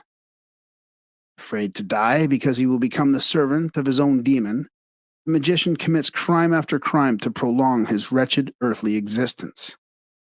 And realizing that life is maintained by the aid of a mysterious universal force, which is the common property of all creatures, the black magician often becomes an occult vampire, stealing his energy from others. According to medieval superstition, black magicians turn themselves into werewolves and roam the earth at night, attacking defenseless victims for the life force contained in their blood. Modus operandi for the invocations of spirits. The following condensed extract from an ancient manuscript is reproduced herewith as representative of the ritualism of ceremonial magic. The extract is from the Complete Book of Magic Science, an unpublished manuscript, original in the British Museum, with pentacles and colors mentioned by Francis Barrett in his Magus. Opening prayer.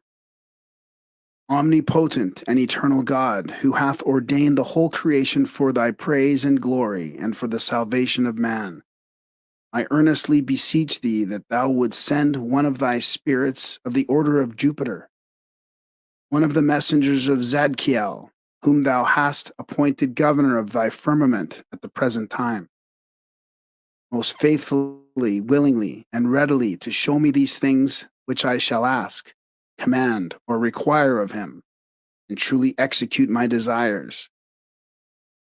Nevertheless, O most holy God, thy will and not mine be done through J.C., thine only begotten Son, our Lord. Amen. The invocation. The magician, having properly consecrated his vestments and utensils and being protected by his circle, now calls upon the spirits to appear and accede to his demands. Spirits whose assistance I require, behold the sign and the very hallowed names of the God full of power. Obey the power of this our pentacle. Go out your hidden caves and dark places. Seize your hurtful occupations to those unhappy mortals, whom without ceasing your torment. Come into this place where divine goodness has assembled us. Be attentive to our orders and known to our just demands. Believe not that your resistance will cause us to abandon our operations. Nothing can dispense with you obeying us. We command you by the mysterious names Elo, Agla, Elohim, Adonai, Gebort. Amen. I call upon thee, Zadkiel, in the name of the Father, and of the Son, and of the Holy Ghost, blessed Trinity, unspeakable unity. I invoke and entreat thee, Zadkiel, in this hour to attend to the words and conjurations which I shall use this day by the holy names of God Elo, El, Elohim, Elion, Zeboth, Eshri, Ea, Adonai, Tetragrammaton. I conjure thee, I exorcise thee, thou spirit Zadkiel, by these holy names, Hagios, O Theos, Iskrios, Athanos, Parasilitas, Alga, on Alpha, et Omega, Ioth, Aglambroth, Abiel, Anathiel, Tetragrammaton, and by all other great and glorious, holy and unspeakable, mysterious, mighty, powerful, incomprehensible names of God, that you attend unto the words of my mouth, and send unto me Pabiel or other of your ministering, serving spirits, who may show me such things as I shall demand of him in the name of the Father, and of the Son, and of the Holy Ghost. Amen. I entreat thee, Pabiel, by the whole spirit of heaven, seraphim, cherubim, thrones, dominations, witnesses, powers, principalities, archangels, and angels, by the holy, great, and glorious angels, Orphaniel, Tetradagiel, Salamela, Asamoy, Pastrapoti, that thou come forthwith, readily show thyself, that we may see you and audibly hear you. Speak unto us and fulfill our desires. And by your star, which is Jupiter, and by all the constellations of heaven, and by whatsoever you obey, and by your character which you have given, proposed, and confirmed, that you attend unto me according to the prayer and petitions which I have made unto Almighty God, and that you forthwith send me one of your ministering spirits, who may willingly, truly, and faithfully fulfill all my desires, and that you command him to appear unto me in the form of a beautiful angel, gently, courteously, affably, and meekly, entering into communication with me, and that he shall neither permitting any evil spirit to approach me in any sort of hurt, terrify, or affright me in any way, nor deceiving me in any wise.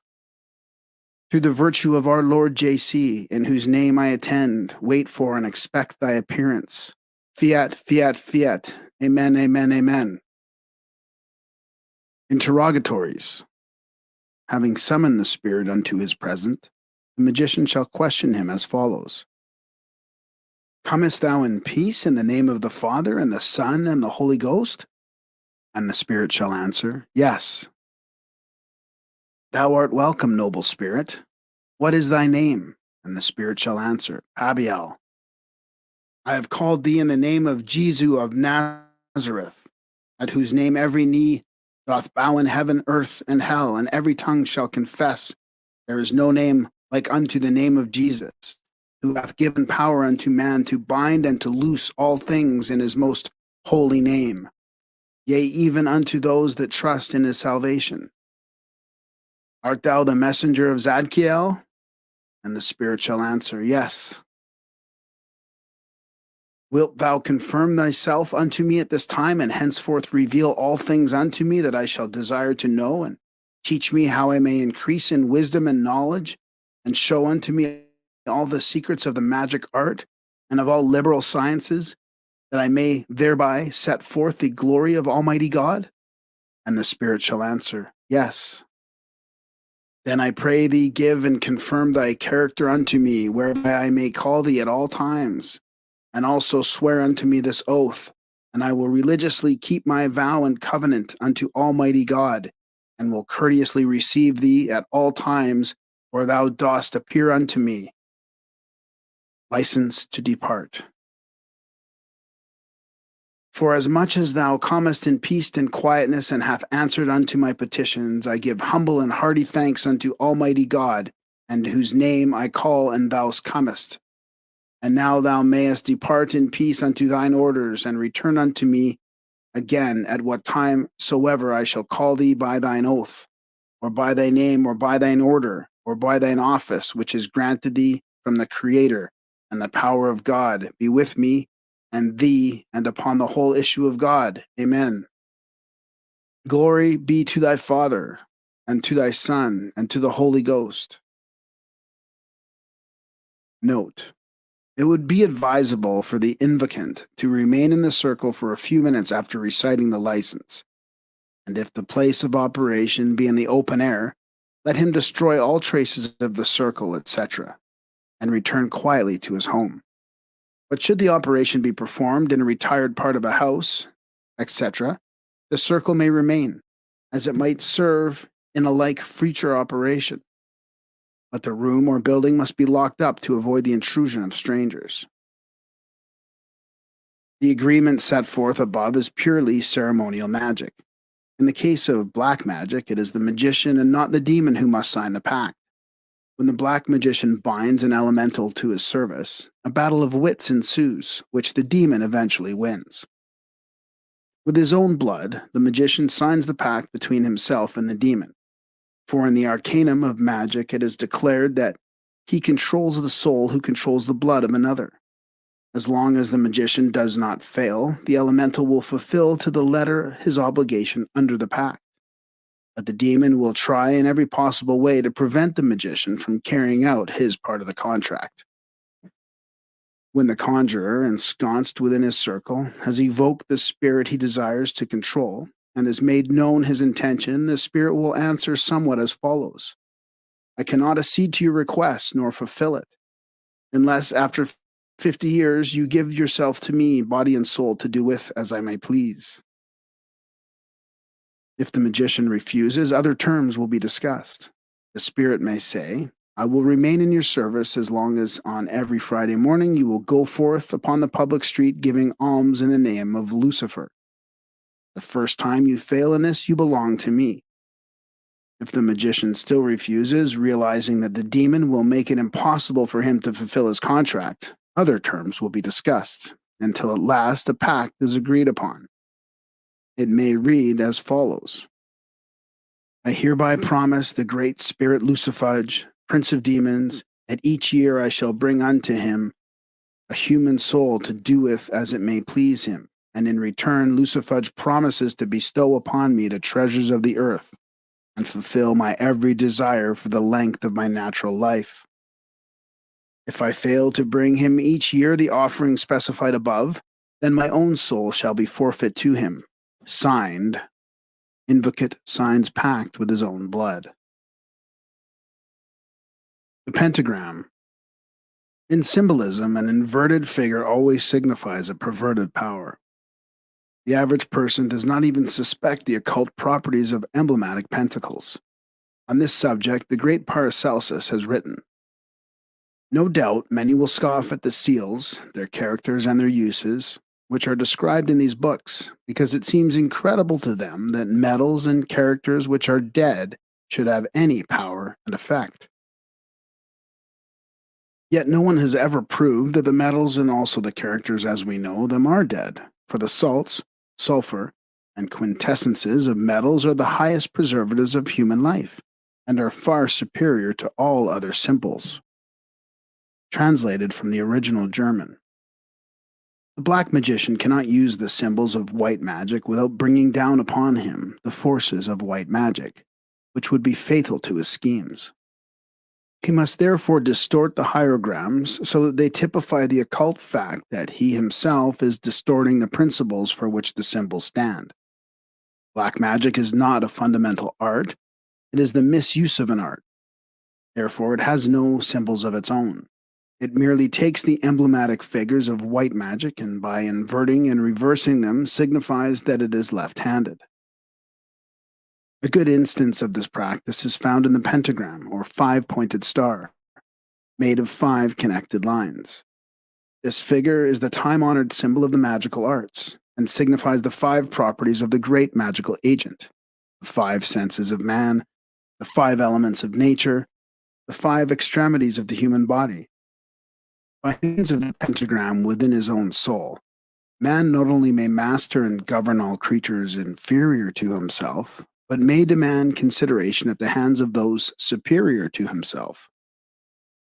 The pentagram is used extensively in black magic, but when so used, its form always differs in one of 3 ways. The star may be broken at one point by not permitting the converging lines to touch. It may be inverted by having 1 point down and 2 up, or it may be distorted by having the points of varying lengths. When used in black magic, the pentagram is called the sign of the cloven hoof, or the footprint of the devil. The star with 2 points upward is also called the goat of Mendes, because the inverted star is the same shape as the goat's head. When the upright star turns and the upper point falls to the bottom, It signifies the fall of the morning star. The elements and their inhabitants.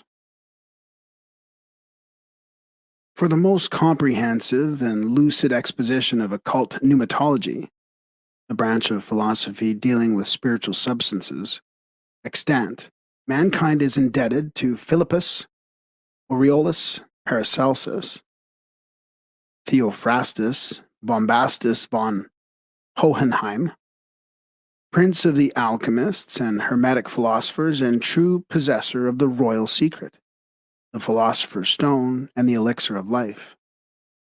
Paracelsus believed that each of the four primary elements known to the ancients, earth, fire, air, and water, consisted of a subtle, vaporous principle and a gross corporeal substance.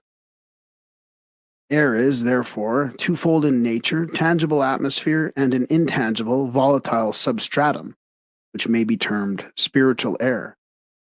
Fire is visible and invisible, discernible and indiscernible, a spiritual, ethereal flame manifesting through a material, substantial flame. Carrying the analogy further, water consists of a dense fluid and a potential essence of a fluidic nature.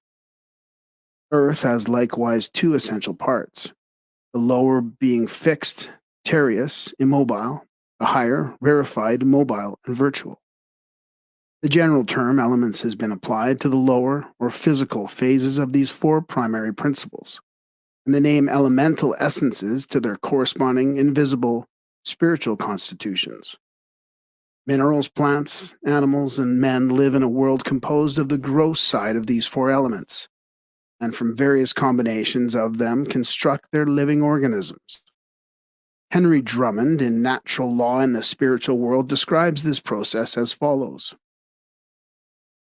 If we analyze this material point at which all life starts, we shall find it to consist of a clear, structureless, jelly-like substance resembling albumin or white of an egg. It is made of carbon, hydrogen, oxygen, and nitrogen. Its name is protoplasm. And it is not only the structural unit with which all living bodies start in life, but with which they are subsequently built up. Protoplasm, says Huxley, simple or nucleated, is the formal basis of all life. It is the clay of the potter. The water element of the ancient philosophers has been metamorphosed into the hydrogen of modern science. The air has become oxygen, the fire nitrogen, the earth carbon. Just as the visible nature is populated by an infinite number of living creatures, so, according to Paracelsus, the invisible, spiritual counterpart of visible nature, composed of the tenuous principles of the visible elements, is inhabited by a host of peculiar beings, to whom he has given the name elementals, and which have later been termed the nature spirits. Paracelsus divided these people of the elements into four distinct groups, which he called gnomes, undines, sylphs, and salamanders. He taught that they were really living entities. Many resembled human beings in shape, and inhabiting worlds of their own, unknown to man because his undeveloped senses were incapable of functioning beyond the limitations of the grosser elements. The civilizations of Greece, Rome, Egypt, China, and India believed implicitly in satyrs, sprites, and goblins. They peopled the sea with mermaids, the rivers and fountains with nymphs, the air with fairies, the fire with lares and penates, and the earth with fauns, dryads, and hamadryads. These nature spirits were held in the highest esteem, and proprietary offerings were made to them. Occasionally, as the result of atmospheric conditions or the peculiar sensitiveness of the devotee, they became visible. Many authors wrote concerning them in terms which signified that they had actually beheld these inhabitants of nature's finer realms. A number of authorities are of the opinion that many of the gods worshipped by the pagans were elementals, for some of these invisibles were believed to be of commanding stature and magnificent deportment. The Greeks gave the name demon to some of these elementals, especially those of the higher orders, and worshipped them. Probably the most famous of these demons is the mysterious spirit which instructed Socrates, and of whom that great philosopher spoke in the highest terms. Those who have devoted much study to the invisible constitution of man realize that it is quite probable the daemon of Socrates and the angel of Jacob Boehme were in reality not elementals, but the overshadowing divine natures of these philosophers themselves. In his notes to Apuleius on the god of Socrates, Thomas Taylor says, as the daemon of Socrates, therefore, was doubtless one of the highest order, as may be inferred from the intellectual superior of Socrates to most other men, Apuleius is justified in calling this daemon a god. And that the daemon of Socrates indeed was divine is evident from the testimony of Socrates himself in the first Alcibiades. For in the course of that dialogue, he clearly says, I have long been of the opinion that God did not as yet direct me to hold any conversation with you. And in the apology, he most unequivocally evinces that his demon is allotted a divine transcendency, considered as ranking in the order of demons. The idea once held that the invisible elements surrounding and interpenetrating the earth were peopled with living, intelligent beings may seem ridiculous to the prosaic mind of today. This doctrine, however, was found favor with some of the greatest intellects of the world. The sylphs of Facius Cardan, the philosopher of Milan, the salamander seen by Benvenuto Cellini, the Pan of St. Anthony, and Le Petit Homme Rogue, the little red man or gnome, of Napoleon Bonaparte have found their places in the pages of history. Literature has also perpetuated the concept of nature spirits. The mischievous Puck of Shakespeare's Midsummer Night's Dream, the elementals of Alexander Pope's Rosicrucian poem, The Rape of the Lock, the mysterious creatures of Lord Lytton's Zanoni, James Barrie's Immortal Tinkerbell, and the famous bowlers that Rip Van Winkle encountered in the Catskill Mountains are well-known characters to students of literature. The folklore and mythology of all peoples abound in legends concerning these mysterious little figures who haunt old castles and guard treasures in the depth of the earth and build their homes under the spreading protection of toadstools. Fairies are the delight of childhood, and most children give them up with reluctance. Not so very long ago, the greatest minds of the world believed in the existence of fairies, and it is still an open question as to whether Plato, Socrates, and Iamblichus were wrong when they avowed their reality. Paracelsus, when describing the substances which constitutes the bodies of the elementals, divided flesh into two kinds. The first being that which we have all inherited through Adam. This is the visible, corporeal flesh. The second was that flesh which had not been descended from Adam and, being more attenuated, was not subject to the limitations of the former. The bodies of the elementals were composed of this transubstantial flesh. Paracelsus stated that there is much difference between the bodies of men and the bodies of the nature spirits, as there is between matter and spirit. Yet, he adds, the elementals are not spirits because they have flesh, blood, and bones. They live and propagate offspring. They cat and talk, act and sleep. And consequently, they cannot be properly called spirits. They are beings occupying a space between men and spirits, resembling men and spirits, resembling men and women in their organization and form, and resembling spirits in the rapidity of their locomotion. Philosophia Occulta, translated by Franz Hartmann. Later, the same author calls these creatures composita, inasmuch as the substance out of which they are composed seems to be a composite of spirit and matter. He uses color to explain the idea. Thus, the mixture of blue and red gives purple, a new color, resembling neither of the others, yet composed of both. Such is the case with the nature spirits. They resemble neither spiritual creatures nor material beings, yet are composed of the substance which we may call spiritual matter, or ether.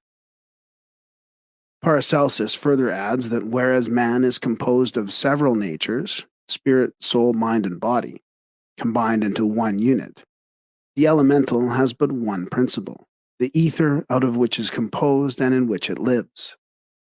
The reader must remember that by ether is meant the spiritual essence of one of the four elements. There are as many ethers as there are elements, and as many distinct families of nature spirits as there are ethers. These families are completely isolated in their own ether and have no intercourse with the denizens of the other ethers. But as man has within his own nature centers of consciousness, sensitive to the impulses of all the four ethers, it is possible for any of the elemental kingdoms to communicate with him under proper conditions. The nature spirits cannot be destroyed by the grosser elements, such as material fire, earth, air, or water, for they function in a rate of vibration higher than that of earthly substances.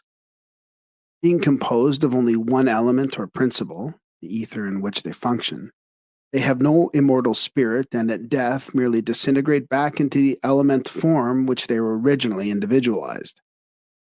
No individual consciousness is preserved after death, for there is no superior vehicle present to contain it. Being made of but one of substance, there is no friction between vehicles. Thus, there is little wear or tear incurred by their bodily functions, and therefore live to great age. Those composed of earth ether are the shortest lived, those composed of air ether the longest. The average life is between 300 and 1,000 years. Paracelsus maintained that they live in conditions similar to our earth environments and are somewhat subject to disease. These creatures are thought to be incapable of spiritual development, but most of them are of high moral character. Concerning the elemental ethers in which the nature spirits exist, Paracelsus wrote, "They live in the four elements, the nymphae in the element of water, the sylphs in that of the air, the pygmies in the earth, and the salamanders in fire.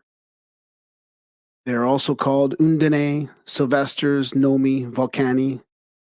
Each species moves only in the element to which it belongs, and neither of them can go out of its appropriate element, which is to them as the air is to us, or the water to the fishes, and none of them can live in the element belonging to another class. To each elemental being, the element in which it lives is transparent, invisible, and respirable, as the atmosphere is to ourselves." Philosophia Occulta, translated by Franz Hartmann. The reader should be careful not to confuse the nature spirits with the true life waves evolving through the invisible worlds. While the elementals are composed of only one etheric or atomic essence, the angels, archangels, and other superior transcendental entities have composite organisms, consisting of a spiritual nature and a chain of vehicles to express that nature not unlike those of men, but not including the physical body with its attendant limitations.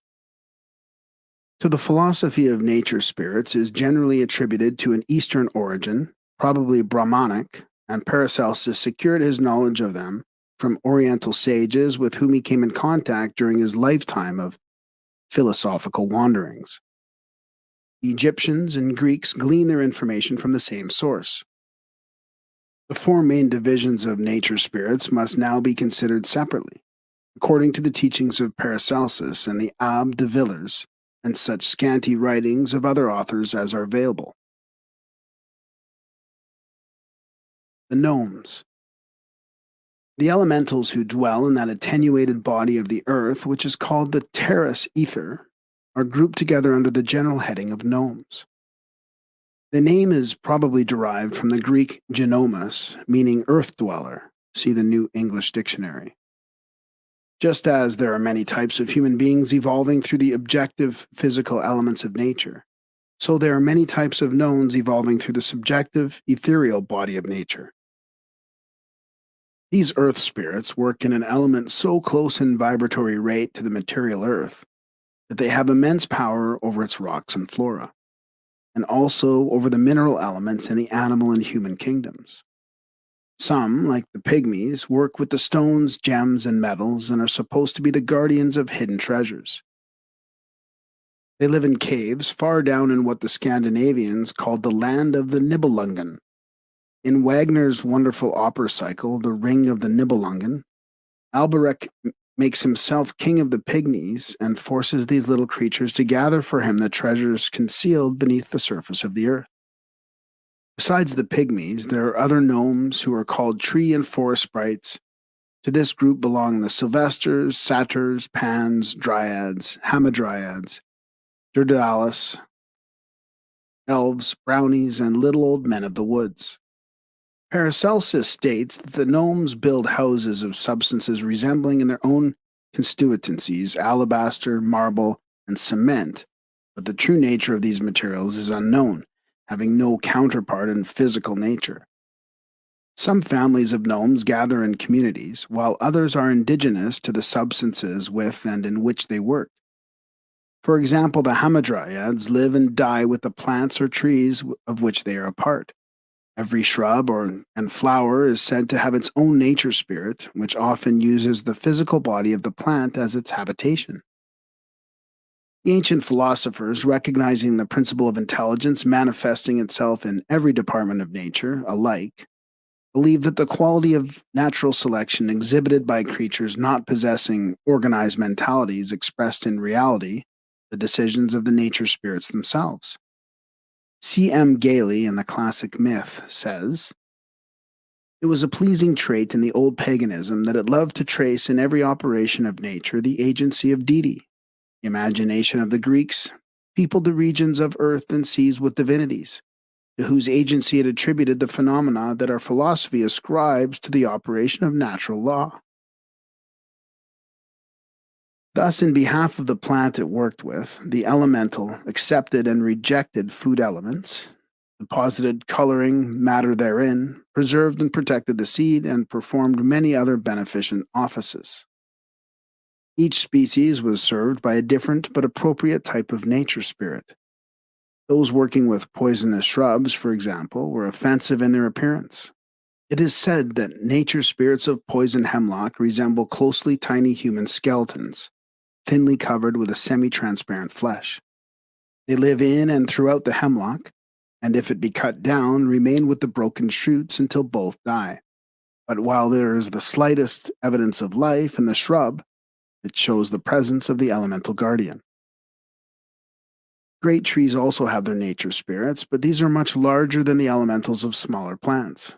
The labors of the pygmies include the cutting of the crystals in the rocks and the development of veins of ore. When the gnomes are laboring with animals or human beings, their work is confined to the tissues corresponding with their own natures. Hence, they work with the bones, which belong to the mineral kingdom, and the ancients believed the reconstruction of broken bones to be the impossible without the cooperation of the elementals. The gnomes are of various sizes, most of them much smaller than human beings, though some of them have power of changing their stature at will. This is the result of the extreme mobility of the element in which they function. Concerning them, the Abbé de Villers wrote, "The earth is filled well nigh to its center with gnomes, people of slight stature, who are the guardians of treasures, minerals, and precious stones. They are ingenious, friends of man, and easy to govern." Not all authorities agree concerning the amiable disposition of the gnomes. Many state that they are a tricky and malicious nature, difficult to manage and treacherous. Writers agree, however, that when their confidence is won, they are faithful and true. The philosophers and initiates of the ancient world were instructed concerning these mysterious little people, and were taught how to communicate with them and gain their cooperation in undertakings of importance. The Magi were always warned, however, never to betray the trust of the elementals. For if they did, the invisible creatures, working through the subjective nature of man, could cause them endless sorrow and probably ultimate destruction. So long as the mystic served others, the gnomes would serve him. But if he sought to use their aid selfishly to gain temporal power, they would turn upon him with unrelenting fury. The same was true if he sought to deceive them. The earth spirits meet at certain times of the year in great conclaves, as Shakespeare suggests in his Midsummer Night's Dream, where all the elementals gather to rejoice in the beauty and harmony of nature and the prospects of an excellent harvest. The gnomes are ruled over by a king whom they greatly love and revere. His name is Gob. Hence, his subjects are often called goblins.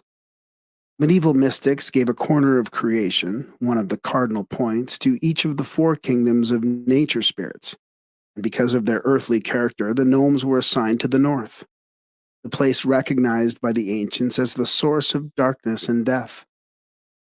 One of the four main divisions of human disposition was also assigned to the gnomes, and because so many of them dwelt in the darkness of caves and the gloom of forests, their temperament was said to be melancholy, gloomy. Shopify's point of sale system helps you sell at every stage of your business. Need a fast and secure way to take payments? We've got you covered. How about card readers that you can rely on? Yep, that too. Want one place to manage every sale from every channel? That's kind of our thing.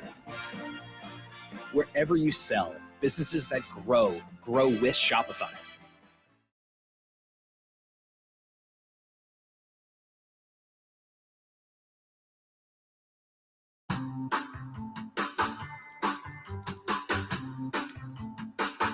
I have an idea for a meal prep food truck. Chef wheels, easy meals. I like Busy Bites. Oh, Nourish to Go. That's cute. Let me just play with one other color. It felt easy. It felt kind of like I was playing and like just I was able to be creative. It wasn't hard to find out where things were, and it wasn't too busy. And it makes me feel like I also can push forward much faster. Like I don't need to hold off anymore. I can do this.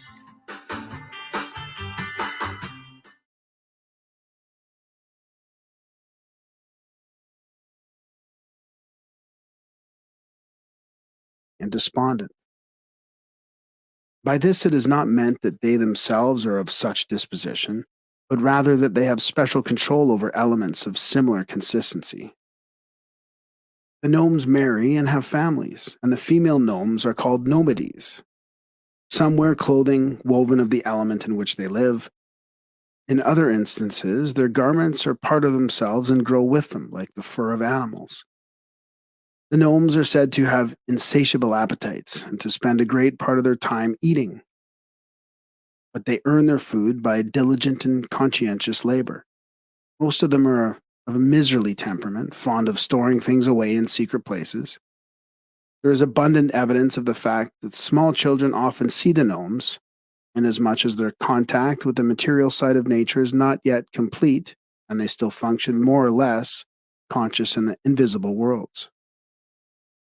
According to Paracelsus, man lives in the exterior elements and the elementals live in the interior elements. The latter have dwellings and clothing, manners and customs, languages and governments of their own, in the same sense as the bees have their queens and herd of animals their leaders. Philosophia Occulta, translated by Franz Hartmann. Paracelsus differs somewhat from the Greek mystics concerning the environmental limitations imposed on the nature spirits. The Swiss philosopher constitutes them of subtle, invisible ethers. According to this hypothesis, they would be visible only at certain times and only to those en rapport with their ethereal vibrations. The Greeks, on the other hand, apparently believed that many spirits, these nature spirits, had material constitutions capable of functioning in the physical world. Often the recollection of a dream is so vivid that, upon awakening, a person actually believes that he has passed through a physical experience. The difficulty in accurately judging as to the end of physical sight and the beginning of ethereal vision may account for these differences of opinion. Even this explanation, however, does not satisfactorily account for the satyr, which, according to St. Jerome, was captured alive during the reign of Constantine and exhibited to the people. It was of human form with the horns and feet of a goat. After its death, it was preserved in salt and taken to the emperor that he might testify to its reality. It is within the bounds of probability that this curiosity was what modern science knows as a monstrosity. As the gnomes were limited in their function to the elements of the earth, so the undines, a name given to the family of water elementals, function in the invisible spiritual essence called humid, or liquid ether. In its vibratory rate, this is close to the element water, and so the undines are able to control, to a great degree, the course and function of this fluid in nature. Beauty seems to be the keynote of the water spirits. Wherever we find them pictured in art or sculpture, they abound in symmetry and grace.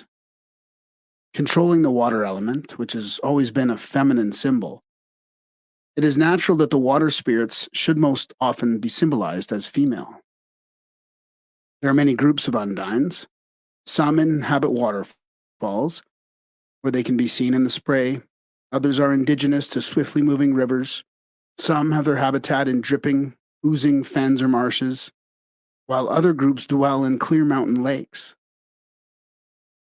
According to the philosophers of antiquity, every fountain had its nymph, every ocean wave its oceanid. The water spirits were known under such names as Oreades, Nereides, Lemoniades, Naiades, water sprites, sea maids, mermaids, and Potamides. Often the water nymphs derived their names from the streams, lakes, or seas in which they dwelt. In describing them, the ancients agreed on their certain salient features.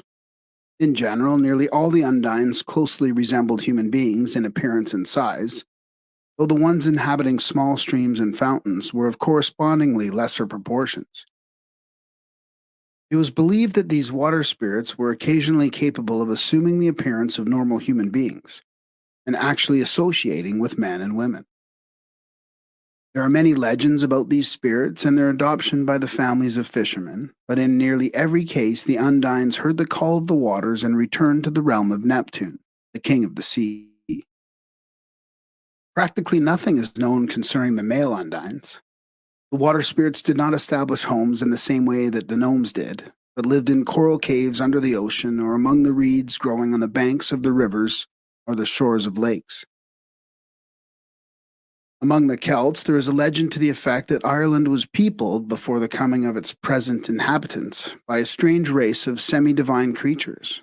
With the coming of the modern Celts, they retired into the marshes and fens, where they remain even to this day. Diminutive undines live under the lily pads and in little houses of moss sprayed by waterfalls. The undines worked with the vital essences and liquids in plants, animals, and human beings, and were present in everything containing water. When seen, the undines generally resembled the goddess of Greek statuary. They rose from the water draped in mist and could not exist very long apart from it. There are many families of undines, each with its peculiar limitations. It is impossible to consider them in detail here. Their ruler, Nexa, they love and honor and serve untiringly. Their temperament is said to be vital, and to them has been given as their throne the western corner of creation. They are rather emotional beings, friendly to human life and fond of serving mankind. They are sometimes pictured riding on dolphins or other great fish, and seem to have a special love of flowers and plants, which they serve almost as devotedly and intelligently as the gnomes. Ancient poets have said that the songs of the undines were heard in the west wind, and that their lives were consecrated to the beautifying of the material earth. The salamanders. The third group of elementals is the salamanders, or spirits of fire, who live in that attenuated spiritual ether which is the invisible fire element of nature. Without them, material fire cannot exist. A match cannot be struck, nor will flint and steel give off their spark without the assistance of a salamander, who immediately appears, so the medieval mystics believed, evoked by friction. Man is unable to communicate successfully with the salamanders, owing to the fiery element in which they dwell, for everything is resolved to ashes that comes into their presence. By specially prepared compounds of herbs and perfumes, the philosophers of the ancient world manufactured many kinds of incense. When incense was burned, the vapors which arose were especially suitable as a medium for the expression of these elementals, who, by borrowing the ethereal effluvium from the incense smoke, were able to make their presence felt. The salamanders are as varied in their grouping and arrangement as either the undines or the gnomes. There are many families of them, differing in appearance, size, and dignity. Sometimes the salamanders were visible as small balls of light. Paracelsus says, Salamanders have been seen in the shapes of fiery balls, or tongues of fire, running over the fields or peering in houses. Philosophia Occulta, translated by Franz Hermann. Medieval investigators of the nature spirits were of the opinion that most common form of salamander was lizard-like in shape, a foot or more in length, and visible as a glowing urodela, twisting and crawling in the midst of the fire. Another group was described as huge flaming giants in flowing robes, protected with sheets of fiery armor. Certain medieval authorities, among them the Abbé de Villars, held that Zarathustra, Zoroaster, was the son of Vesta, believed to have been the wife of Noah, and the great salamander Oromasis. Hence, from that time onward, undying fires have been maintained upon the Persian altars in honor of Zarathustra's flaming father. One of the most important subdivisions of the salamanders was the Akthinichi. These creatures appeared only as indistinct globes. They were supposed to float over water at night and occasionally to appear as forks of flame on the masts and rigging of ships, St. Elmo's fire. The salamanders were the strongest and most powerful of the elementals, and had as their ruler a magnificent flaming spirit called Jinn, terrible and awe-inspiring in appearance. The salamanders were dangerous, and the sages were warned to keep away from them, as the benefits derived from studying them were often not commensurate with the price paid. As the ancients associated heat with the south, this corner of creation was assigned to the salamanders as their drone, and they exerted special influence over all beings of fiery or tempestuous temperament. In both animals and men, the salamanders work through the emotional nature by means of the body heat, the liver, and the bloodstream. Without their assistance, there would be no warmth. The sylphs. While the sages said that the fourth class of elementals, or sylphs, lived in the element of air, they meant by this not the natural atmosphere of the earth, but the invisible, intangible spiritual medium, an ethereal substance similar in composition to our atmosphere, but far more subtle. In the last, Discourse of Socrates, as preserved by Plato in his Photo, the condemned philosopher says, "And upon the earth are animals and men, some in a middle region, others, elementals, dwelling about the air as we dwell about the sea, others in islands which the air flows around, near the continent, and in a word, the air is used by them as the water and the sea are used by us. And the ether to them is what the air is to us. Moreover, the temperament of their seasons is such that they have no disease." Paracelsus disputes this, and lived much longer than we do, and have sight and bearing and smell, and all the other senses, in far greater perfection. In the same degree that air is purer than water, or the ether than air. Also, they have temples and sacred places in which the gods really dwell, and they hear their voices and receive their answers, and are conscious of them and hold converse with them. And they see the sun, moon, and stars as they really are. And their other blessedness is of a piece with this. While the sylphs were believed to live among the clouds and in the surrounding air, their true home was upon the tops of mountains. In his editorial notes on the occult sciences of Salverte, Anthony Todd Thompson says, "The fays and fairies are evidently of Scandinavian origin. Although the name of fairy is supposed to be derived from, or rather is, a modification of the Persian peri, an imaginary benevolent being, whose province it was to guard men from the maledictions of evil spirits.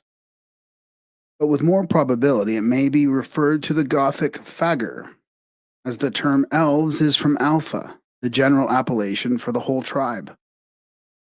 If this derivation of the name of fairy be admitted, we may date the commencement of the popular belief in British fairies to the period of the Danish conquest.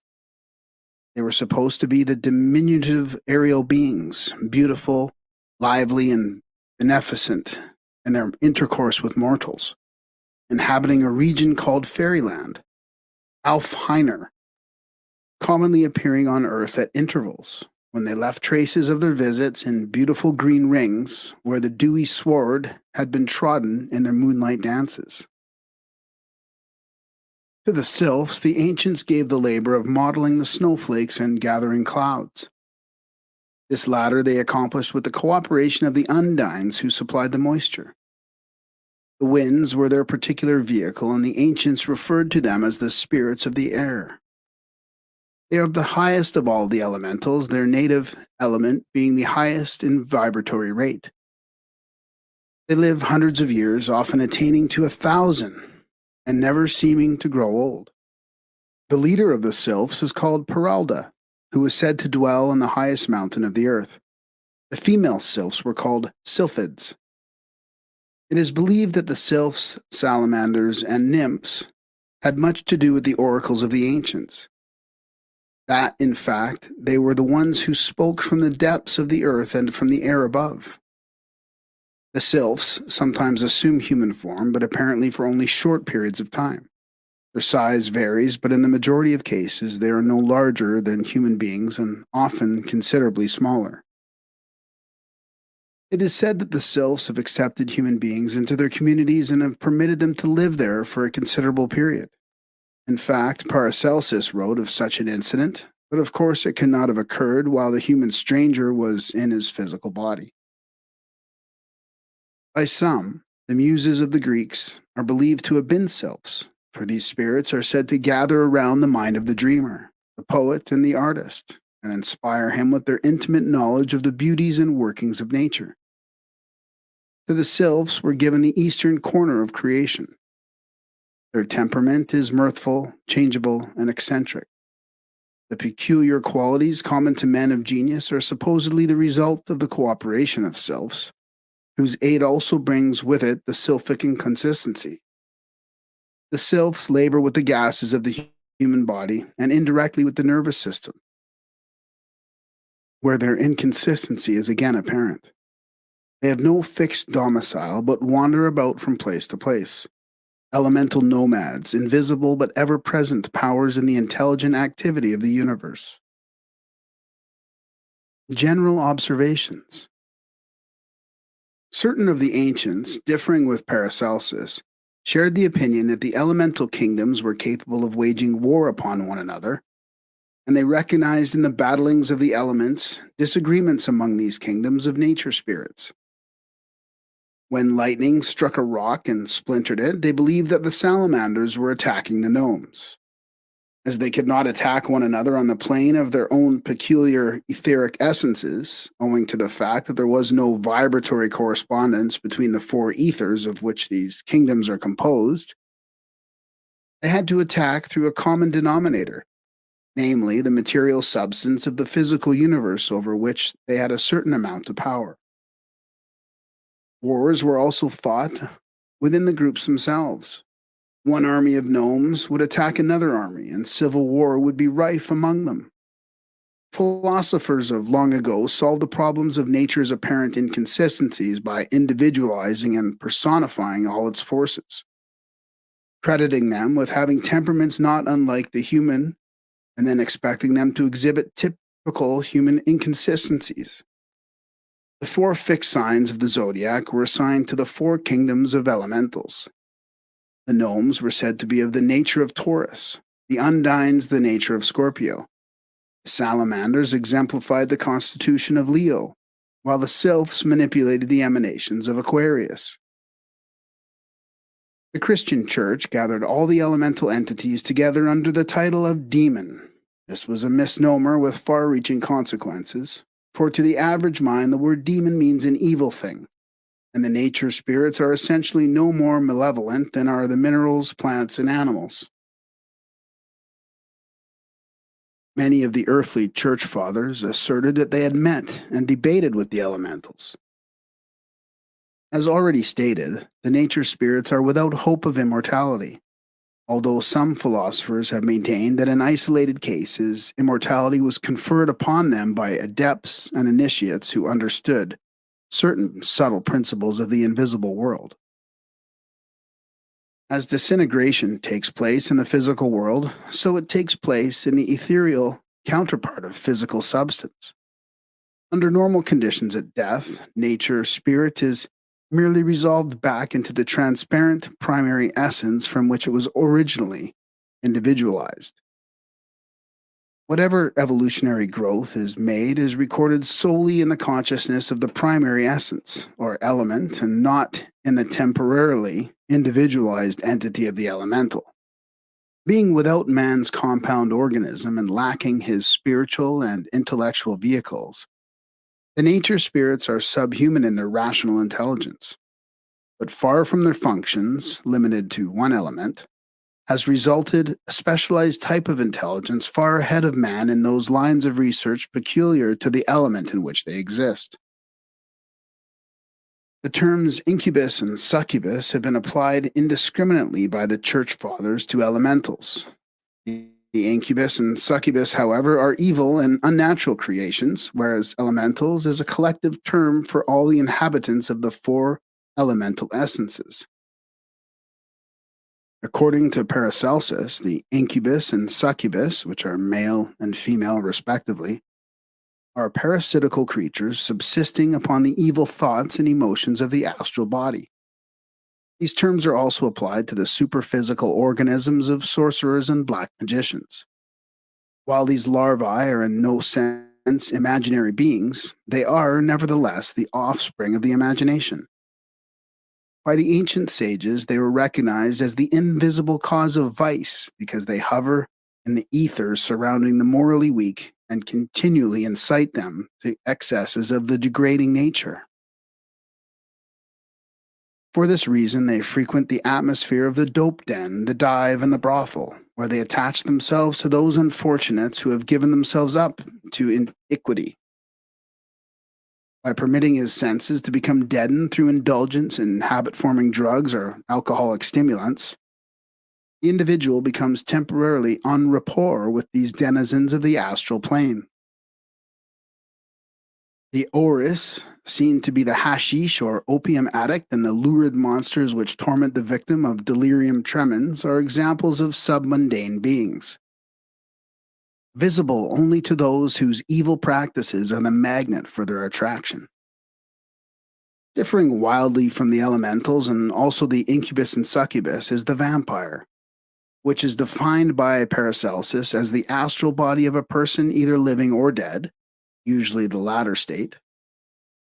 The vampire seeks to prolong existence upon the physical plane by robbing the living of their vital energies and misappropriating such energies to its own ends. In his De Ante Spirituali, Paracelsus writes thus of these malignant beings: a healthy and pure person cannot become obsessed by them, because such larvae can only act upon men if the latter make room for them in their minds. A healthy mind is a castle that cannot be invaded without the will of its master, but if they are allowed to enter, they excite the passions of men and women. They create cravings in them. They produce bad thoughts which act injuriously upon the brain. They sharpen the animal intellect and suffocate the moral sense. Evil spirits obsess only those human beings in whom the animal nature is predominating. Minds that are illuminated by the spirit of truth cannot be possessed. Only those who are habitually guided by their own lower impulses may become subjected to their influences. See Paracelsus by Franz Hartmann.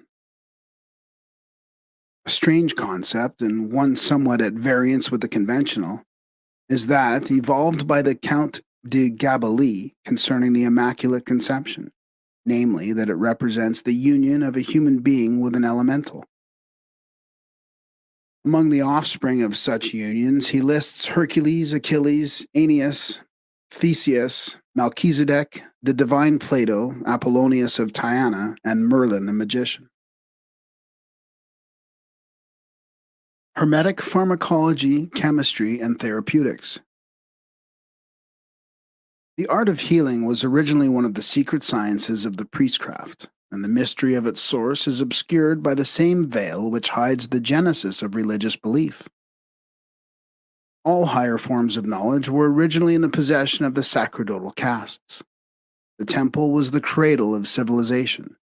The priests, exercising their divine prerogative, made the laws and enforced them, appointed the rulers and controlled men, ministered to the needs of the living, and guided the destinies of the dead. The priests, exercising their divine prerogative, made the laws and enforced them, appointed the rulers and controlled them, ministered to the needs of the living, and guided the destinies of the dead. All branches of learning were monopolized by the priesthood, who admitted into their ranks only those intellectually and morally qualified to perpetuate their arcanum. The following quotation from Plato's Statesman is apropos of the subject. In Egypt, the king himself is not allowed to reign, unless he have priestly powers. And if he should be one of another class, and have obtained the throne by violence, he must get enrolled in the priestcraft. Candidates aspiring to membership in the religious orders underwent severe tests to prove their worthiness. These ordeals were called initiations. Those who passed them successfully were welcomed as brothers by the priests and were instructed in the secret teachings. Among the ancients, philosophy, science, and religion were never considered as separate units. Each was regarded as an integral part of the whole. Philosophy was scientific and religious. Science was philosophic and religious. Religion was philosophic and scientific. Perfect wisdom was considered unattainable save as the result of harmonizing all three of these expressions of mental and moral activity. While modern physicians accredited Hippocrates with being the father of medicine, the ancient Therapeuto ascribed to the immortal Hermes the distinction of being the founder of the art of healing. Clemens Alexandrinus, in describing the books purported to be from the stylus of Hermes, divided the sacred writings into 6 general classifications, one of which, the Pastophorus, was devoted to the science of medicine. The Smaragdine, or emerald tablet found in the valley of Ebron, was generally accredited to Hermes, is in reality a chemical formula of a high and secret order. Hippocrates, the famous Greek physician during the 5th century before Christ, disassociated the healing art from the other sciences of the temple, and thereby established a precedent for separateness. One of the consequences is the present widespread crass scientific materialism. The ancients realized the interdependence of the sciences. The moderns do not, and as a result, incomplete systems of learning are attempting to maintain isolated individualism. The obstacles which confront present-day scientific research are largely the result of prejudicial limitations imposed by those who are unwilling to accept that which transcends the concrete perceptions of the 5 primary human senses. The Paracelsian system of medical philosophy. During the Middle Ages, the long-ignored axioms and formulae of Hermetic wisdom were assembled once more and chronicled, and systematic attempts were made to test their accuracy.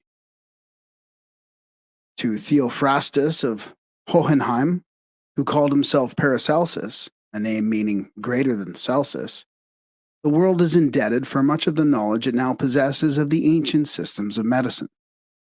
Paracelsus devoted his entire life to the study and exposition of Hermetic philosophy. Every notion and theory was grist to his mill, and while members of the medical fraternity belittle his memory now, as they opposed his system then, the occult world knows that he will yet be recognized as the greatest physician of all times. While the heterodox and exotic temperament of Paracelsus has been held against him by his enemies, and his wanderlust has been called vagabondage, he was one of the few minds who intellectually sought to reconcile the art of healing with the philosophic and religious systems of paganism and Christianity. In defending his right to seek knowledge in all parts of the earth and among all classes of society, Paracelsus wrote, Therefore, I consider that it is for me a matter of praise, not of blame, that I have hitherto and worthily pursued my wanderings. For this will I bear witness respecting nature. He who will investigate her ways must travel her books with his feet. That which is written is investigated through its letters, but nature from land to land, as often as a land, so often a leaf. Thus is the codex of nature. Thus must its leaves be turned. Paracelsus by John Maxon Stillman. Paracelsus was a great observationalist, and those who knew him best have called him the second Hermes and the Trismegistus of Switzerland. He traveled Europe from end to end and may have penetrated Easter lands while running down superstitions and ferreting out supposedly lost doctrines. From the gypsies, he learned much concerning the use of simples, and apparently from the Arabians concerning the makings of talismans and the influences of the heavenly bodies.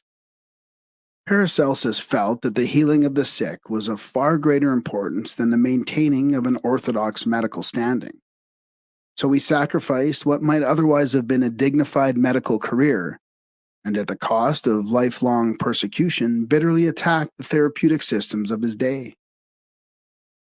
Uppermost in his mind was the hypothesis that everything in the universe is good for something, which accounts for his cutting fungus from tombstones and collecting dew on glass plates at midnight.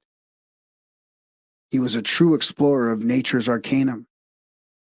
Many authorities have held the opinion that he was the discoverer of mesmerism, and that Mesmer evolved the art as a result of studying the writings of this great Swiss physician.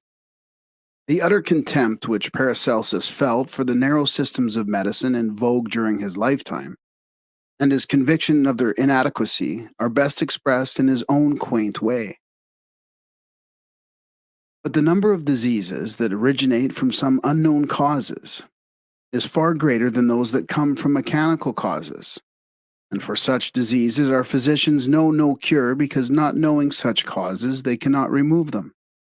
All they can prudently do is to observe the patient and make their guesses about his condition, and the patient may rest satisfied if the medicines administered to him do no serious harm, or do not prevent his recovery. The best of our popular physicians are the ones that do least harm. But unfortunately, some poison their patients with mercury, others purge them or bleed them to death. There are some who have learned so much that their learning has driven out all their common sense. And there are others who care a great deal more for their own profit than for the health of their patients. A disease does not change its state to accommodate itself to the knowledge of the physician, but the physician should understand the cause of the disease. A physician should be a servant of nature, and not her enemy. He should be able to guide and direct her in her struggle for life, and not throw, by his unreasonable interference, fresh obstacles in the way of recovery. From the Paragranum, translated by Franz Hartmann.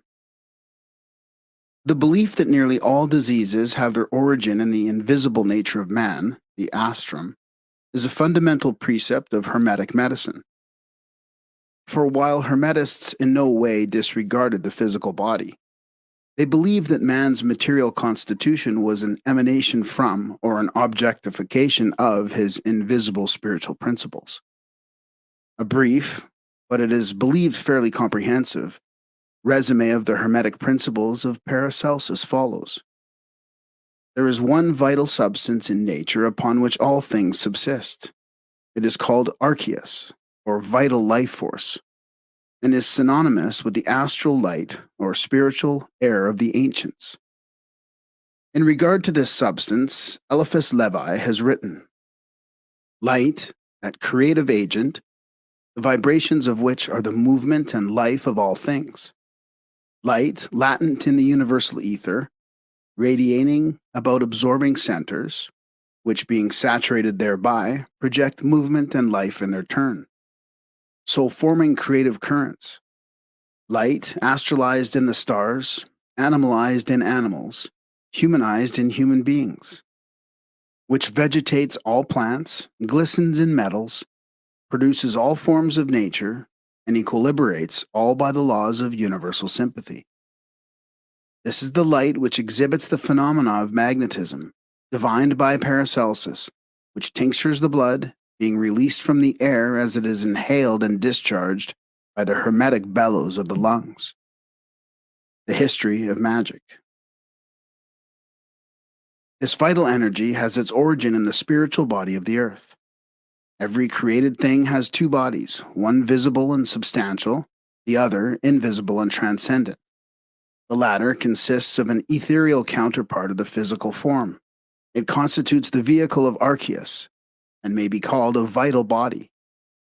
This etheric shadow sheath is not dissipated by death, but remains until the physical form is entirely disintegrated.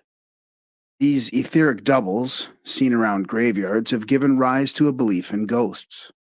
Being much finer in its substances than the earthly body, the etheric double is far more susceptible to impulses and inharmonies. It is derangements of this astral light body that cause much disease. Paracelsus taught that a person with a morbid mental attitude could poison his own etheric nature, and this infection, diverting the natural flow of vital life force, would later appear as a physical ailment. All plants and minerals have an invisible nature composed of this arceus, but each manifests it in a different way. Concerning the astral light bodies of flowers, James Garofel in 1650 wrote the following: I answer that though they be chopped in pieces, brayed in a mortar, and even burned to ashes, yet do they nevertheless retain, by a certain secret and wonderful power of nature, both in the juice and in the ashes, the selfie-same form and figure as they had before. And though it be not there visible, yet it may be the art be drawn forth, and made visible to the eye by an artist. This perhaps will seem a ridiculous story to those who read only the titles of books, but those that please may see this truth confirmed, if they but have recourse to the works of M.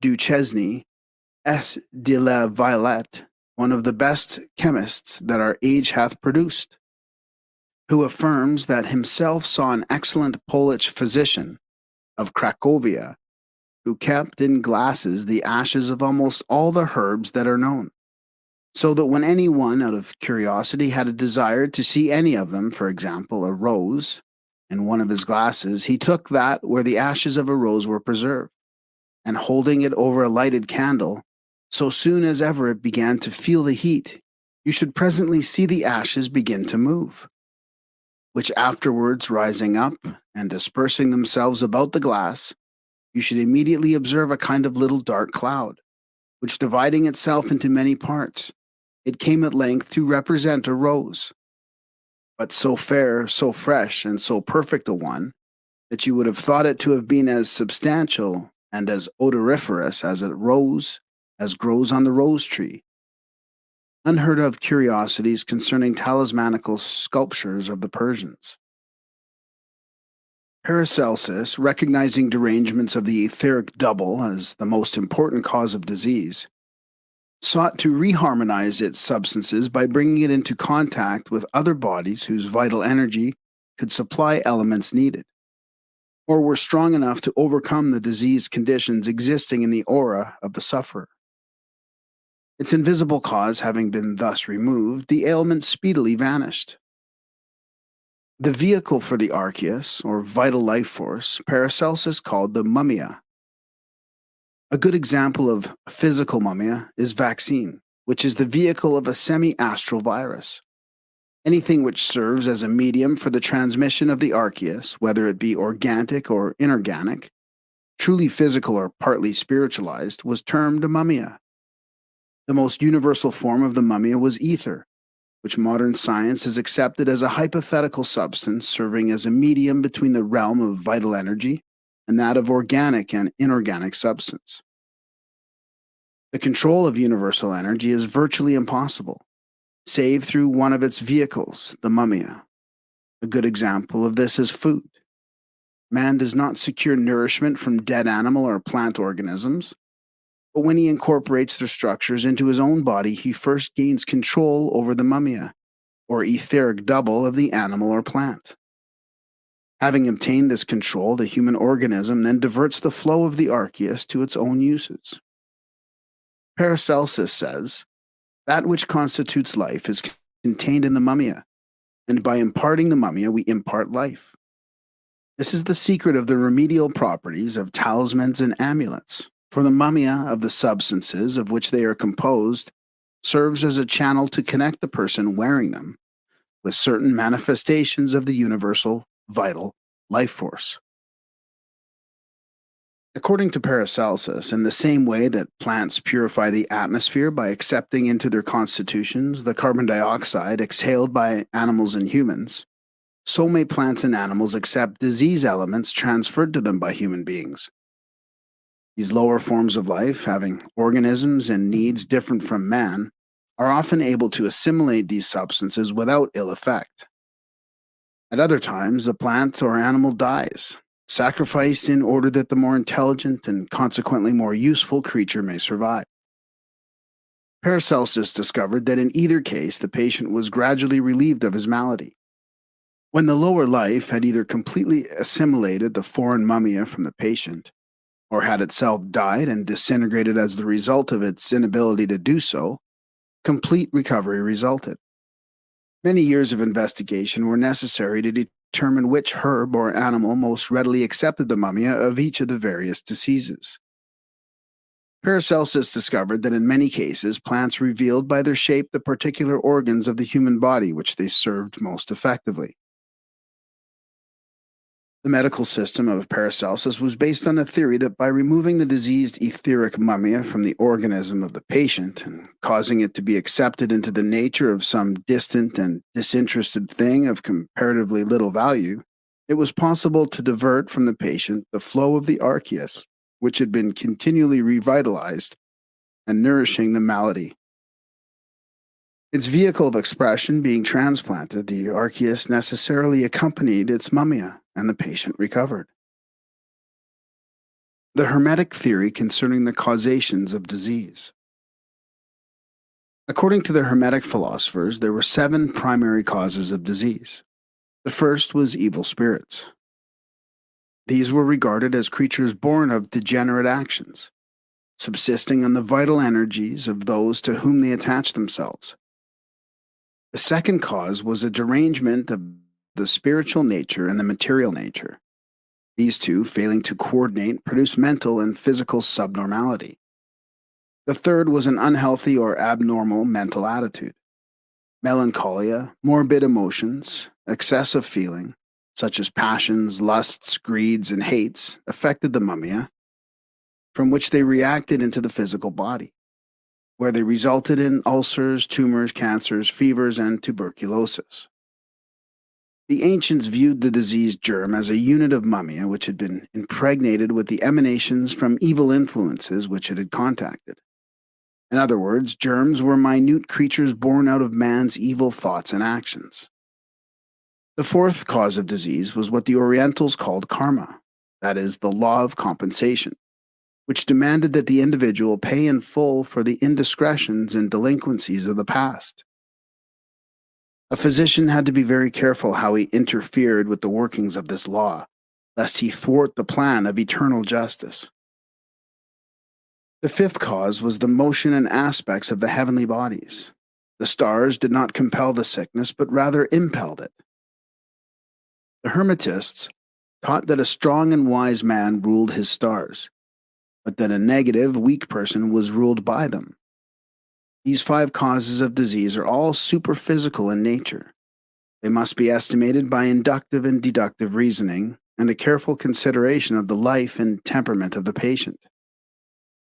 The 6th cause of disease was a misuse of faculty, organ, or function, such as overstraining a member or overtaxing the nerves. The 7th cause was the presence in the system of foreign substances, impurities, or obstructions. Under this heading must be considered diet, air, sunlight, and the presence of foreign bodies. This list does not include accidental injuries. Such do not belong under the heading of disease. Frequently, they are methods by which the law of karma expresses itself. According to the Hermetists, disease could be prevented or successfully combated in 7 ways. First, by spells and invocations, in which the physician ordered the evil spirit causing the disease to depart from the patient. This procedure was probably based on the biblical account of the man possessed of devils, whom Jesus healed by commanding the devils to leave the man and enter into a herd of swine. Sometimes the evil spirits entered a patient at the bidding of someone desiring to injure him. In these cases, the physician commanded the spirits to return to the one who sent them. It is recorded that in some instances the evil spirits departed through the mouth in the form of clouds of smoke, sometimes from the nostrils as flames. It is even averred that the spirits might depart in the form of birds and insects. The second method of healing was by vibration. The inharmonies of the bodies were neutralized by chanting spells and intoning the sacred names or by playing upon musical instruments and singing. Sometimes articles of various colors were exposed to the sight of the sick, for the ancients recognized, at least in part, the principle of color therapeutics, now in the process of rediscovery. The third method was the aid of talismans, charms, and amulets. The ancients believed that the planets controlled the functions of the human body, and that by making charms out of different metals they could combat the malignant influences of the various stars. Thus, a person who is anemic lacks iron. Iron was believed to be under the control of Mars. Therefore, in order to bring the influence of Mars to the sufferer, around his neck was hung a talisman made of iron, and bearing upon it certain secret instructions reputed to have the power of invoking the spirit of Mars.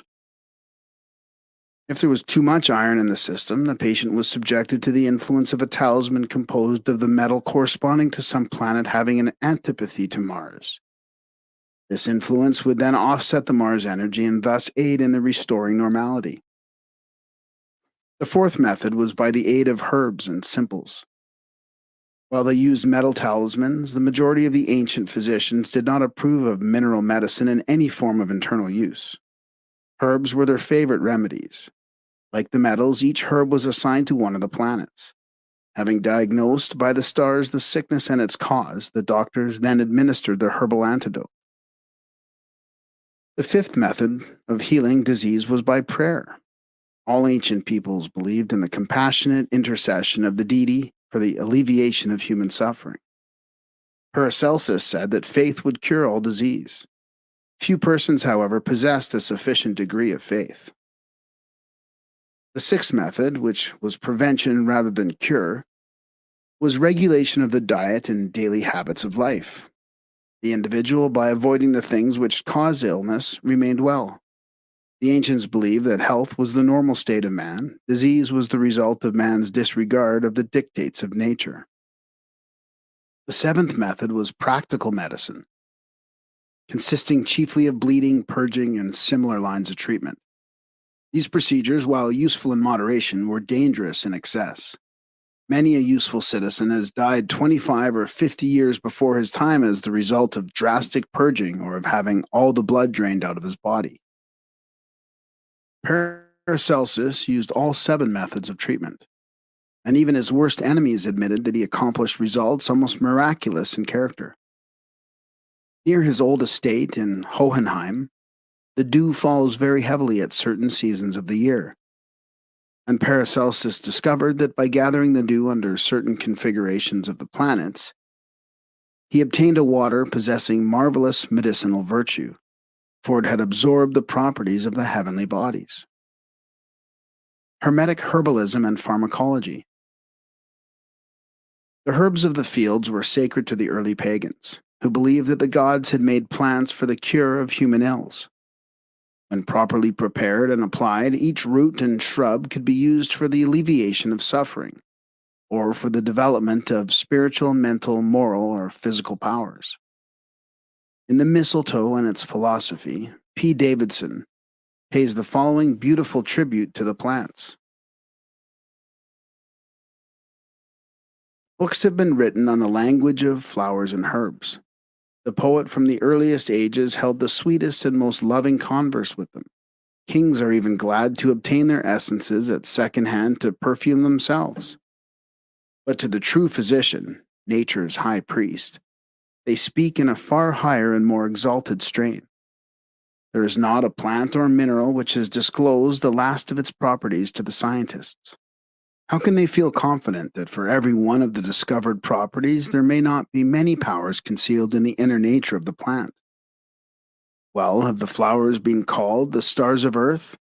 And why should they not be beautiful? Have they not from the time of their birth smiled in the splendor of the sun by day and slumbered under the brightness of the stars by night? Have they not come from another and more spiritual world to our earth, seeing that God made every plant of the field before it was in the earth, and every herb of the field before it grew? Many primitive peoples have used herbal remedies with many remarkable cures. The Chinese, Egyptians, and American Indians cured with herbs diseases for which modern science knows no remedy. Dr. Nicholas Culpeper, whose useful life ended in 1654, was probably the most famous of herbalists. Finding that the medical systems of his day were unsatisfactory in the extreme, Culpeper turned his attention to the plants of the fields and discovered a medium of healing which gained for him national renown. In Dr. Culpeper's correlation of astrology and herbalism, each plant was under the jurisdiction of one of the planets or luminaries. He believed that disease was also controlled by celestial configurations. He summed up his system of treatment as follows. You may oppose diseases by herbs of the planet opposite to the planet that causes them, as diseases of Jupiter by herbs of Mercury, and the contrary, diseases of the luminaries by the herbs of Saturn, and the contrary, diseases of Mars by the herbs of Venus, and the contrary. There is a way to cure diseases sometimes by sympathy, and so every planet cures his own disease, as the sun and moon by their herbs cure the eyes, Saturn the spleen, Jupiter the liver, Mars the gall, and the diseases of color, and Venus the diseases in the instruments of generation, the complete herbal. Medieval European herbalists rediscovered only in part the ancient hermetic secrets of ancient Egypt and Greece. These earlier nations evolved the fundamentals of nearly all modern arts and sciences. At the time, the methods used in healing were among the secrets imparted to the initiates of the mysteries. Unctions, cholera, philters, and potions were concocted to the accompaniment of strange rites. The effectiveness of these medicines is a matter of historical record. Incenses and perfumes were also much used. Barrett, in his Magus, describes the theory on which they worked as follows. For because our spirit is the pure, subtle, lucrid, airy, and unctuous vapor of the blood, nothing, therefore, is better adapted for collyriums than the like vapors which are more suitable to our spirit and substance. For then, by reason of their likeness, they do more stir up, attract, and transform the spirit. Poisons were thoroughly studied, and in some communities, extracts of deadly herbs were administered to persons sentenced to death, as in the case of Socrates. The infamous Borgia of Italy developed the art of poisoning to its highest degree. Unnumbered brilliant men and women were quietly and efficiently disposed of by the almost superhuman knowledge of chemistry for which many centuries was preserved in the Borgia family. Egyptian priests discovered herb extracts by means of which temporary clairvoyance could be induced, and they made use of these during the initiatory rituals of their mysteries. The drugs were sometimes mixed with the food given to candidates, and at other times were presented in the form of sacred potions, the nature of which was explained. Shortly after the drugs were administered to him, the neophyte was attacked by a spell of dizziness. He found himself floating through space, and while his physical body was absolutely insensible, being guarded by the priests that no ill should befall it, the candidate passed through a number of weird experiences, which he was able to relate after regaining consciousness. In the light of present day knowledge, it is difficult to appreciate an art so highly developed by means of drafts, perfumes, and incenses. Any mental attitude desired could be induced almost instantaneously. Yet such an art actually existed among the priestcraft of the early pagan world.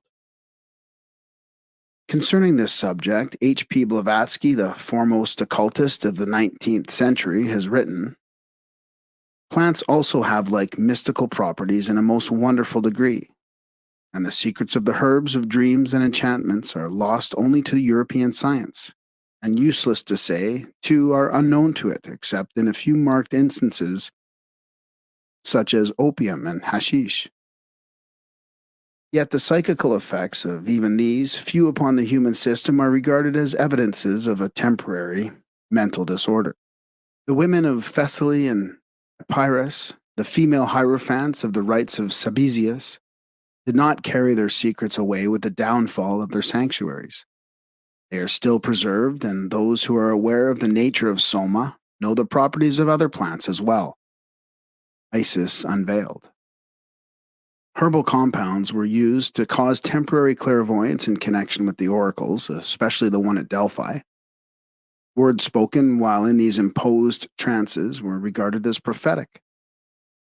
Modern mediums, while under control as the result of partly self-imposed catalepsy, give messages somewhat similar to those of the ancient prophets.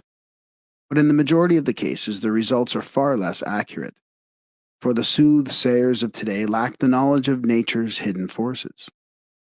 The mysteries taught that during the higher degrees of initiation, the gods themselves took part in the instruction of candidates, or at least were present, which was in itself a benediction. As the deities dwelt in the invisible worlds and came only in their spiritual bodies, it was impossible for the neophyte to cognize them without the assistance of drugs which stimulated the clairvoyant center of his consciousness, probably the pineal gland. Many initiates in the ancient mysteries stated emphatically that they had conversed with the immortals and had beheld the gods. When the standards of the pagans became corrupted, a division took place in the mysteries.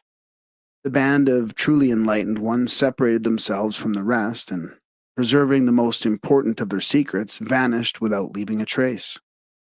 The rest slowly drifted like rudderless ships on the rocks of degeneracy and disintegration. Some of the less important of the secret formula fell into the hands of the profane, who perverted them, as in the case of Bacchanalia, during which drugs were mixed with wine and became the real cause of the orgies. In certain parts of the earth, it was maintained that there were natural wells, springs, or fountains in which the water, because of the minerals through which it coursed, was tinctured with sacred properties. Temples were often built near these spots, and in some cases natural caves which enhanced to be in the vicinity were sanctified to some deity. The aspirants to initiation and those who came to request prophetic dreams of the gods were prepared by a fast, more or less prolonged, after which they partook of meals expressly prepared and also of mysterious drinks, such as the water of Lethe and the water of Messemene in the grotto of Trophonius, or of the Sicyon and the mysteries of the Eleusinian. Different drugs were easily mixed up with the meats or introduced into the drinks, according to the state of mind or body into which it was necessary to throw the recipient, and the nature of the visions he was desirous of procuring. Salvertes, The Occult Sciences. The same author states that certain sects of early Christianity were accused of using drugs for the same general purposes as the pagans. The sect of the Assassins, or the Yazidis, as they are more generally known, demonstrated a rather interesting aspect of the drug problem. In the 11th century, this order, by capturing the fortress of Mount Alamont, established itself at Iraq. Hassan Sabah, the founder of the order, known as the Old Man of the Mountain, is suspected of having controlled his followers by the use of narcotics. Hassan made his followers believe that they were in paradise, where they would be forever if they implicitly obeyed him while they were alive. De Quincey, in his Confessions of an Opium Eater, describes the peculiar psychological effects produced by this product of the poppy, and the use of the similar drug that may have given rise to the idea of paradise which fills the mind of the Yazidis. The philosophers of all ages have taught that visible universe was but a fractional part of the whole, and that by analogy the physical body of man is in reality the least important part of his composite constitution. Most of the medical systems today almost entirely ignore the superphysical man. They pay but scant attention to causes and concentrate their efforts on ameliorating effects. Paracelsus noted the same proclivity on the part of physicians during his day, aptly remarked, "There is a great difference between the power that removes the invisible causes of disease, and which is magic, and that which causes merely external effects to disappear, and which is psychic, sorcery, and quackery." I just got paid $60,000 for my car crash from using this app on my phone. And I don't know if you could see this, but it's called the Case Connect Compensation Calculator right here. And it's for $60,000 and I'm about to go cash it. For those of you that don't know what Case Connect is, it's one of the largest settlement payout companies in the world. They developed this app that has helped over 140,000 people get paid huge checks after their car accidents. The app asks you 4 simple questions, then compares your car accident to millions of other accidents. Then it can tell you instantly if you qualify for a huge check like I got here. The first time I learned about this was 3 years ago from Angelo. So Angelo was in a bad car accident, lost his car, lost everything, and the insurance companies weren't trying to give him a cent. Angelo shared this video that went viral of him using the Case Connect app and getting a $120,000 check for his car accident in only 3 months. Unfortunately, I was actually in a car accident. I was stopped at a red light and some distracted driver crashed into the back of my car. I hurt my back, totaled my car, and to top it all off, I had lost my job since I had no way to get to work. Luckily, I saw Angelo's video and I said, I should try that. So I clicked the link to the app he used, and within a few seconds, it told me my accident qualified for a huge check. Fast forward to 60 days, and here I am. I was able to replace the income from my job, pay off all my bills, and I got a new car. So I shared the app on my page with a video like this, and Tina used it. She ended up getting a check for $140,000. Then I shared it with Tyler. He's my friend who got in an accident, and he got $183K with the same app. So the best part about all of this is that it is so beginner friendly, and I want to show you how easy it is. So you click the link I put in this video, go ahead and click it now. You answer 4 simple questions, and within seconds, it tells you if you qualify for a huge check. Then it can connect you with a Case Connect specialist who can get the money for you for free. That's what I did. And honestly, just a few years ago, I knew nothing about car accidents and what to do. I didn't know how easy it is to use the Case Connect app to get a major payday and get my life back on track. I probably would have called a random attorney, and we all know that they're just out there to screw you over and take your money. So I'm so glad that I saw Angelo's video. And Tina, she knows nothing either and is terrible with technology and got paid $240K. Then Tyler, who was so skeptical because the insurance company told him they'd only give him $5K. He ended up getting $183K. That's $175K more without ever having to deal with the insurance company. So this really is for anybody who has been injured in a car accident. All you need to do is just click the link below and answer just 4 simple questions. And within seconds, you'll know if your car accident qualifies for a huge check like this one here. And there are Case Connect specialists that can get that money for you for free. And the truth is, I've had thousands of people that have watched this video that you're watching, and they have been able to get huge checks like me, Angelo, Tyler, and Tina. Imagine that feeling of a huge amount of money hitting your bank account and knowing that you made all that happen on your own. Okay, so I want you to be one of the car accident victims that are taking advantage of this because not many people are doing it yet. All right, so just click the link, answer 4 simple questions, and see what your car accident qualifies for. Good luck. Make sure you share this video with your friends and family who've been injured in car accidents so they can get paid major cash too. Click the link below. I hope this helps. Case Connect, Case Connect. Get the link down below and get paid. Okay. Case Connect, Case Connect. See how much you can get in 30 seconds or less.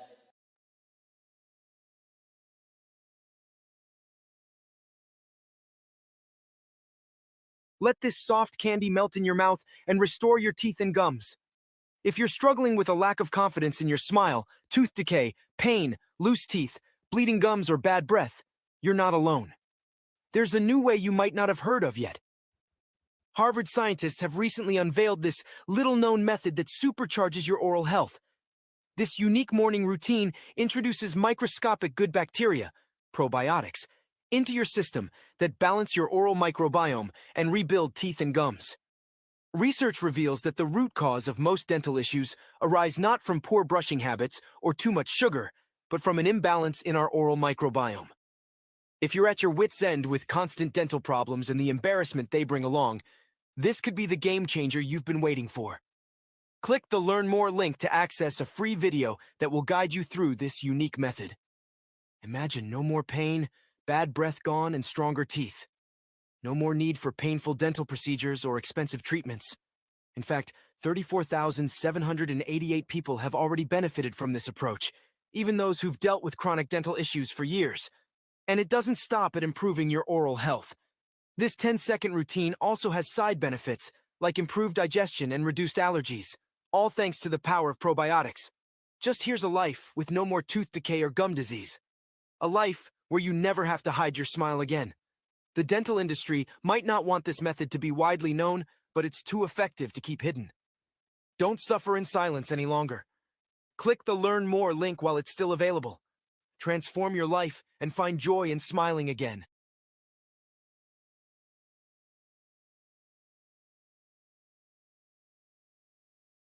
Translated by Franz Hartmann. Disease is unnatural and is evidence that there is a maladjustment within or between organs or tissues. Permanent health cannot be regained until harmony is restored. The outstanding virtue of the Hermetic medicine was its recognition of spiritual and psychophysical derangements as being largely responsible for the condition which is called physical disease. Suggestive therapy was used with marked success by the priest-physicians of the ancient world. Among the American Indians, the shamans or medicine men dispelled sickness with the aid of mysterious dances, invocations, and charms. The fact that in spite of their ignorance of modern methods of medical treatment, these sorcerers effected innumerable cures is well worthy of consideration. The magic rituals used by the Egyptian priests for the curing of diseases were based upon a highly developed comprehension of the complex workings of the human mind and its reactions upon the physical constitution. The Egyptian and Brahmin worlds undoubtedly understood the fundamental principle of vibrotherapeutics. By means of chants and mantras, which emphasize certain vowel and consonant sounds, they set up vibratory reactions which dispelled congestions and assisted nature in reconstructing broken members and depleted organisms. They also applied their knowledge of the laws governing vibration to the spiritual constitution of man. By their intonings, they simulated latent centers of consciousness and thereby vastly increased the sensitiveness of the subjective nature. In the book of Coming Forth by Day, many of the Egyptian secrets have been preserved to this generation. While this ancient scroll has been well translated, only a few understand the secret significance of its magical passages. Oriental races have a keen realization of the dynamics of sound. They know that every spoken word has tremendous power, and that by certain arrangements of words they can create vortices of force in the invisible universe about them, and thereby profoundly influence physical substance. The sacred word by which the world was established, the lost word which Masonry is still seeking, and the threefold divine name symbolized by AUM, the creative tone of the Hindus, are all indicative of the veneration according to the principle of sound. The so-called new discoveries of modern science are often only rediscoveries of secrets well known to the priests and philosophers of ancient pagandom. Man's inhumanity to man has resulted in the loss of records and formula, which, had they been preserved, would have solved many of the greatest problems of this civilization. With sword and firebrand, races obliterate the records of their predecessors, and then inevitably meet with an untimely fate for need of the very wisdom they have destroyed. The Kabbalah, the secret doctrine of Israel.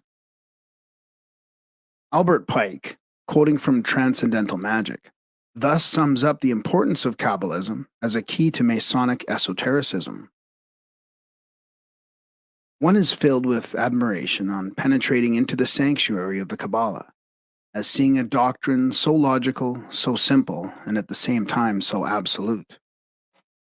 The necessary union of ideas and signs, the consecration of the most fundamental realities by the primitive characters, the trinity of words, letters, and numbers, a philosophy simple as the alphabet, profound and infinite as the word, theorems more complete and luminous than those of Pythagoras, a theology summed up by counting on one's fingers, an infinite which can be held in the hollow of an infant's hand, 10 ciphers and 22 letters, a triangle, a square, and a circle. These are all the elements of the Kabbalah. These are the elementary principles of the written word, reflection of that spoken word that created the world, morals and dogma. Hebrew theology was divided into 3 distinct parts. The first was the law, the second was the soul of the law, and the third was the soul of the law. The law was taught to all the children of Israel.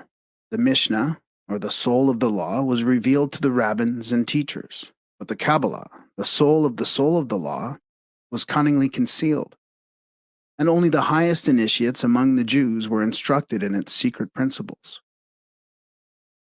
According to certain Jewish mystics, Moses ascended Mount Sinai 3 times, remaining in the presence of God 40 days each time. During the first 40 days, the tables of the written law were delivered to the prophet. During the second 40 days, he received the soul of the law, and during the last 40 days, God instructed him in the mysteries of the Kabbalah, the soul of the law. Moses concealed in the first 4 books of the Pentateuch the secret instructions that God had given him, and for centuries, students of Kabbalism have sought therein the secret doctrine of Israel. As the spiritual nature of man is concealed in his physical body, so the unwritten law, the Mishnah and the Kabbalah, is concealed within the written teachings of the Mosaic Code. Kabbalah means the secret or hidden tradition, the unwritten law, and according to an early rabbi, it was delivered to man in order that through the aid of its abstruse principles he might learn to understand the mystery of both the universe about him and the universe within him. The origin of Kabbalism is a legitimate subject for controversy. Early initiates of the Kabbalistic mysteries believe that its principles were first taught by God to a school of his angels before the fall of man. The angels later communicated the secrets to Adam, so that through the knowledge gained from an understanding of its principles, fallen humanity might regain its lost estate.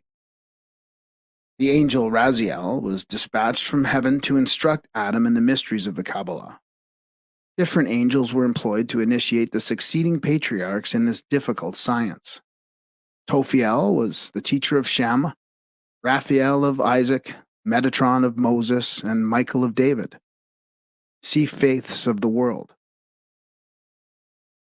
Christian D. Ginsburg has written, "From Adam it passed over to Noah, and then to Abraham, the friend of God, who emigrated with it to Egypt, where the patriarch allowed a portion of this mysterious doctrine to ooze out. It was in this way that the Egyptians obtained some knowledge of it, and the other Eastern nations could introduce it into their philosophical systems. Moses, who was learned in all the wisdom of Egypt, was first initiated into it in the land of his birth, but became most proficient in it during his wanderings in the wilderness, when he not only devoted to it the leisure hours of the whole 40 years, but received lessons in it from one of the angels. Moses also initiated the 70 elders into the secrets of this doctrine, and they again transmitted them from hand to hand. Of all who formed the unbroken line of tradition, David and Solomon were most initiated into the Kabbalah. See the Kabbalah. According to Eliphas Levi, the three greatest books of Kabbalism are the Sefer Yetzirah, the Book of Formation, the Sefer HaZohar, the Book of Splendor, and the Apocalypse, the Book of Revelation. The dates of the writing of these books are by no means thoroughly established. Kabbalists declare that the Sefer Yetzirah was written by Abraham. Although it is by far the oldest of the Kabbalistic books, it was probably from the pen of the Rabbi Akiba, AD 120. The Sefer HaZohar presumably was written by Simeon ben Jochi, a disciple of Akiba. Rabbi Simeon was sentenced to death AD 161 by Lucius Verus, co-regent of the Emperor Mark Aurelius Antoninus. He escaped with his son and, hiding in a cave, transcribed the manuscript of the Zohar with the assistance of Elias, who appeared to them at intervals. Simeon was 12 years in the cave, during which time he evolved the complicated symbolism of the greater face and the lesser face. While discoursing with disciples, Rabbi Simeon expired, and the lamp of Israel was extinguished. His death and burial were accompanied by many supernatural phenomena. The legend goes on to relate that the secret doctrines of Kabbalism had been in existence since the beginning of the world, but the Rabbi Simeon was the first man permitted to reduce them to writing. 1,200 years later, the books which he had compiled were discovered and published for the benefit of humanity by Moses de Leon. The probability is that Moses de Leon himself compiled the Zohar about AD 1305, drawing his material from the unwritten secrets of earlier Jewish mystics. The Apocalypse, accredited to Saint John the Divine, is also of uncertain date, and the identity of its author has never been satisfactorily proved. Because of its brevity and because it is the key to Kabbalistic thought, the Sefer Yetzirah is reproduced in full in this chapter. So far as is known, the Sefer HaZohar has never been completely translated into English, but it can be obtained in French. S. L. McGregor Mathers translated 3 books of the Zohar into English. The Zohar contains a vast number of philosophical tenets, and a paraphrase of its salient points is embodied in this work. Few realize the influence exerted by Kabbalism over medieval thought, both Christian and Jewish. It taught that there existed within the sacred writings a hidden doctrine which was the key to those writings. This is symbolized by the crossed keys upon the papal crest. Scores of learned minds began to search for those arcane truths by which the race should be redeemed, and that their labor was not without its reward. Their subsequent writings have been demonstrated. The theories of Kabbalism are inextricably interwoven with the tenets of alchemy, Hermeticism, Rosicrucianism, and Freemasonry. The words Kabbalism and Hermeticism are now considered as synonymous terms covering all the arcana and esotericism of antiquity. The simple Kabbalism of the first centuries of the Christian era gradually evolved into an elaborate theological system, which became so involved that it was next to impossible to comprehend its dogma. The Kabbalists divided the uses of their sacred sciences into 5 sections. The natural Kabbalah was used to assist the investigator in his study of nature's mysteries. The analogical Kabbalah was formulated to exhibit the relationship which exists between all things in nature, and it revealed to the wise that all creatures and substances were one in essence, and that man, little universe, was a replica in miniature of God, the great universe. The contemplative Kabbalah was evolved for the purpose of revealing through the higher intellectual faculties the mysteries of the celestial spheres. By its aid, the abstract reasoning faculties cognized the measureless planes of infinity and learned to know that the creatures existing within them.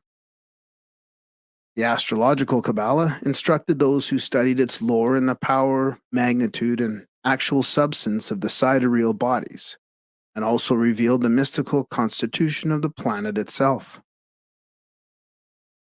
The fifth, or magical Kabbalah, was studied by such as desired to gain control over the demons and subhuman intelligences of the invisible worlds. It was also highly valued as a method of healing the sick by talismans, amulets, charms, and invocations. The Sefer Yetzirah, according to Adolf Frank, differs from other sacred books in that it does not explain the world and the phenomena of which it is the stage by learning on the idea of God or by setting itself up as the interpreter of the supreme will. This ancient work rather reveals God by estimating his manifold handiwork. In preparing the Sefer Yetzirah for the consideration of the reader, 5 separate English translations have been compared. The resulting form, while it embodies the salient features of each, is not a direct translation from any one Hebrew or Latin text. Although the purpose was to convey the spirit rather than the letter of the ancient document, there are no wide deviations from the original rendition. So far as known, the first translation of the Sefer Yetzirah into English was made by the Reverend Dr. Isidore Kalish in 1877. See Arthur Edward Waite. In this translation, the Hebrew text accompanies the English words. The work of Dr. Kalish has been used as the foundation of the following interpretation, but material from other authorities have been incorporated and many passages have been written to simplify the general theme. At hand also was a manuscript copy in English of the Book of the Kabbalistic Art by Dr. John Pistor. The document is undated, but judging from the general type of the writing, the copy was made during the 18th century. The third volume used as a reference was the Sefer Yetzirah by the late Wynne Westcott, Magnus of the Rosicrucian Society of England. The fourth was the Sefer Yetzirah, or the Book of Creation, according to the translation in the Sacred Books and Early Literature of the East, edited by Professor Charles F. Horn. The fifth was a recent publication, the Book of Formation, by Knut Stenring, containing an introduction by Arthur Edward Waite. At hand also were 4 other copies, 2 German, 1 Hebrew, and 1 Latin. Certain portions of the Sefer Yetzirah are considered older and more authentic than the rest, but the controversy regarding them is involved and non-productive, that it is useless to add further comment. The doubtful passages are therefore included in the document at the points where they would naturally fall. The Sefer Yetzirah, the Book of Formation, Chapter 1. 1. Yah, the Lord of hosts, the living Elohim, King of the universe, omnipotent, the merciful and gracious God, supreme and extolled, dweller in the height whose habitation is eternity, who is sublime and most holy, engraved his name and ordained, formed and created the universe in 32 mysterious paths, stages of wisdom, science by 3 Sephirim, namely numbers, letters, and sounds, which are in him one and the same. 2. 10 Sephiroth, 10 properties from the Ineffable One, and 22 letters are the foundation of all things. Of these 22 letters, 3 are called mothers, sewn double, and 12 simple. 3. The 10 numbers, Sephiroth, out of nothing, are analogous to the 10 fingers and the 10 toes. 5 over against 5. In the center between them is the covenant with the only one God. In the spiritual world, it is the covenant of the voice, the word, and in the corporeal world, the circumcision of the flesh, the rite of Abraham. Number 4. 10 are the numbers of the Sephiroth, out of nothing, 10, not 9, 10, not 11. Comprehend this great wisdom, understand this knowledge, and be wise. Inquire into the mystery and ponder it. Examine all things by means of the 10 Sephiroth. Restore the Word to its Creator and lead the Creator back to his throne again. He is the only formator, and beside him there is no other. His attributes are 10, and are without limit. Number 5. The 10 ineffable Sephiroth have 10 infinitudes, which are as follows: the infinite beginning and the infinite end, the infinite good and the infinite evil, the infinite height and the infinite depth, the infinite east and the infinite west, the infinite north and the infinite south. And over them is the Lord superlatively one, the faithful King. He rules over all, in all, from his holy habitation for ages of ages. Number 6, the appearance of the 10 spheres, Sephiroth, out of nothing is a flash of lightning or a sparkling flame, and they are without beginning or end. The word of God is in them when they go forth and when they return. They run by his order like a whirlwind and prostrate themselves before his throne. Number 7, the 10 Sephiroth have their end linked to their beginning and their beginning linked to their end, conjoined as the flame is wedded to the live coal. For the Lord is superlatively one. To him there is no second. Before one, what can you count? Number 8, concerning the number 10 of the spheres of existence, Sephiroth, out of nothing, seal your lips and guard your heart as you consider them. And if your mouth opens for utterance and your heart turns toward thought, control them, returning to silent. So it is written, and the living creatures ran and returned. Ezekiel I-14. And on this wise was the covenant made with us. 9. These are the 10 emanations of number out of nothing. First, the spirit of the living Elohim. Blessed and more than blessed be the living Elohim of ages. His voice, his spirit, and his word are the Holy Spirit. Second, he produced air from the spirit and in the air. He formed and established 22 sounds, the letters. 3 of them were fundamental, or mothers, 7 were double, and 12 were simple, single. But the spirit is the first one and above all. Third, primordial water he extracted from the air. He formed therein 22 letters and established them out of mud and loam, making them like a border, putting them up like a wall, and surrounding them as with a rampart. He poured snow upon them, and it became earth, as it reads. He said to the snow, Be thou earth. Fourth, fire, ether. He drew forth from the water. He engraved and established by it the throne of glory. He fashioned the Sephirim, the Ophanim, and the holy living creatures, cherubim, as his ministering angels. And of these 3 he formed his habitation, as it reads, who made his angels spirits, his ministers a flaming fire. Fifth, he selected 3 consonants, IHV from the simple ones, a secret belonging to the 3 mothers, or first elements, AM, sh, air, water, fire, ether. He sealed them with his spirit and fashioned them into a great name. And with this sealed the universe in 6 directions. He turned towards the above and sealed the height with IHV.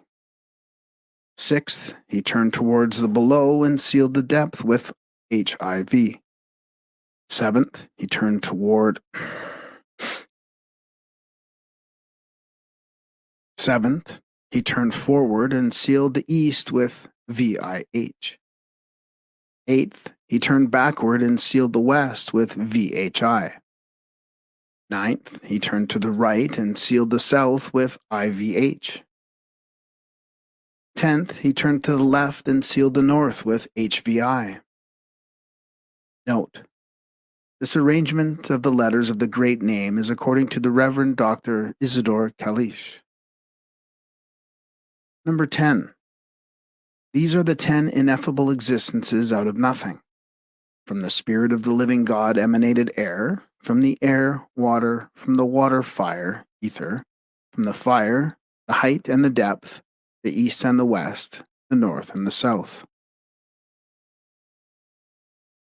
Chapter 2. Number 1. There are 22 basic sounds and letters. 3 are the first elements, water, air, fire, fundamentals or mothers. 7 are double letters, and 12 are simple letters.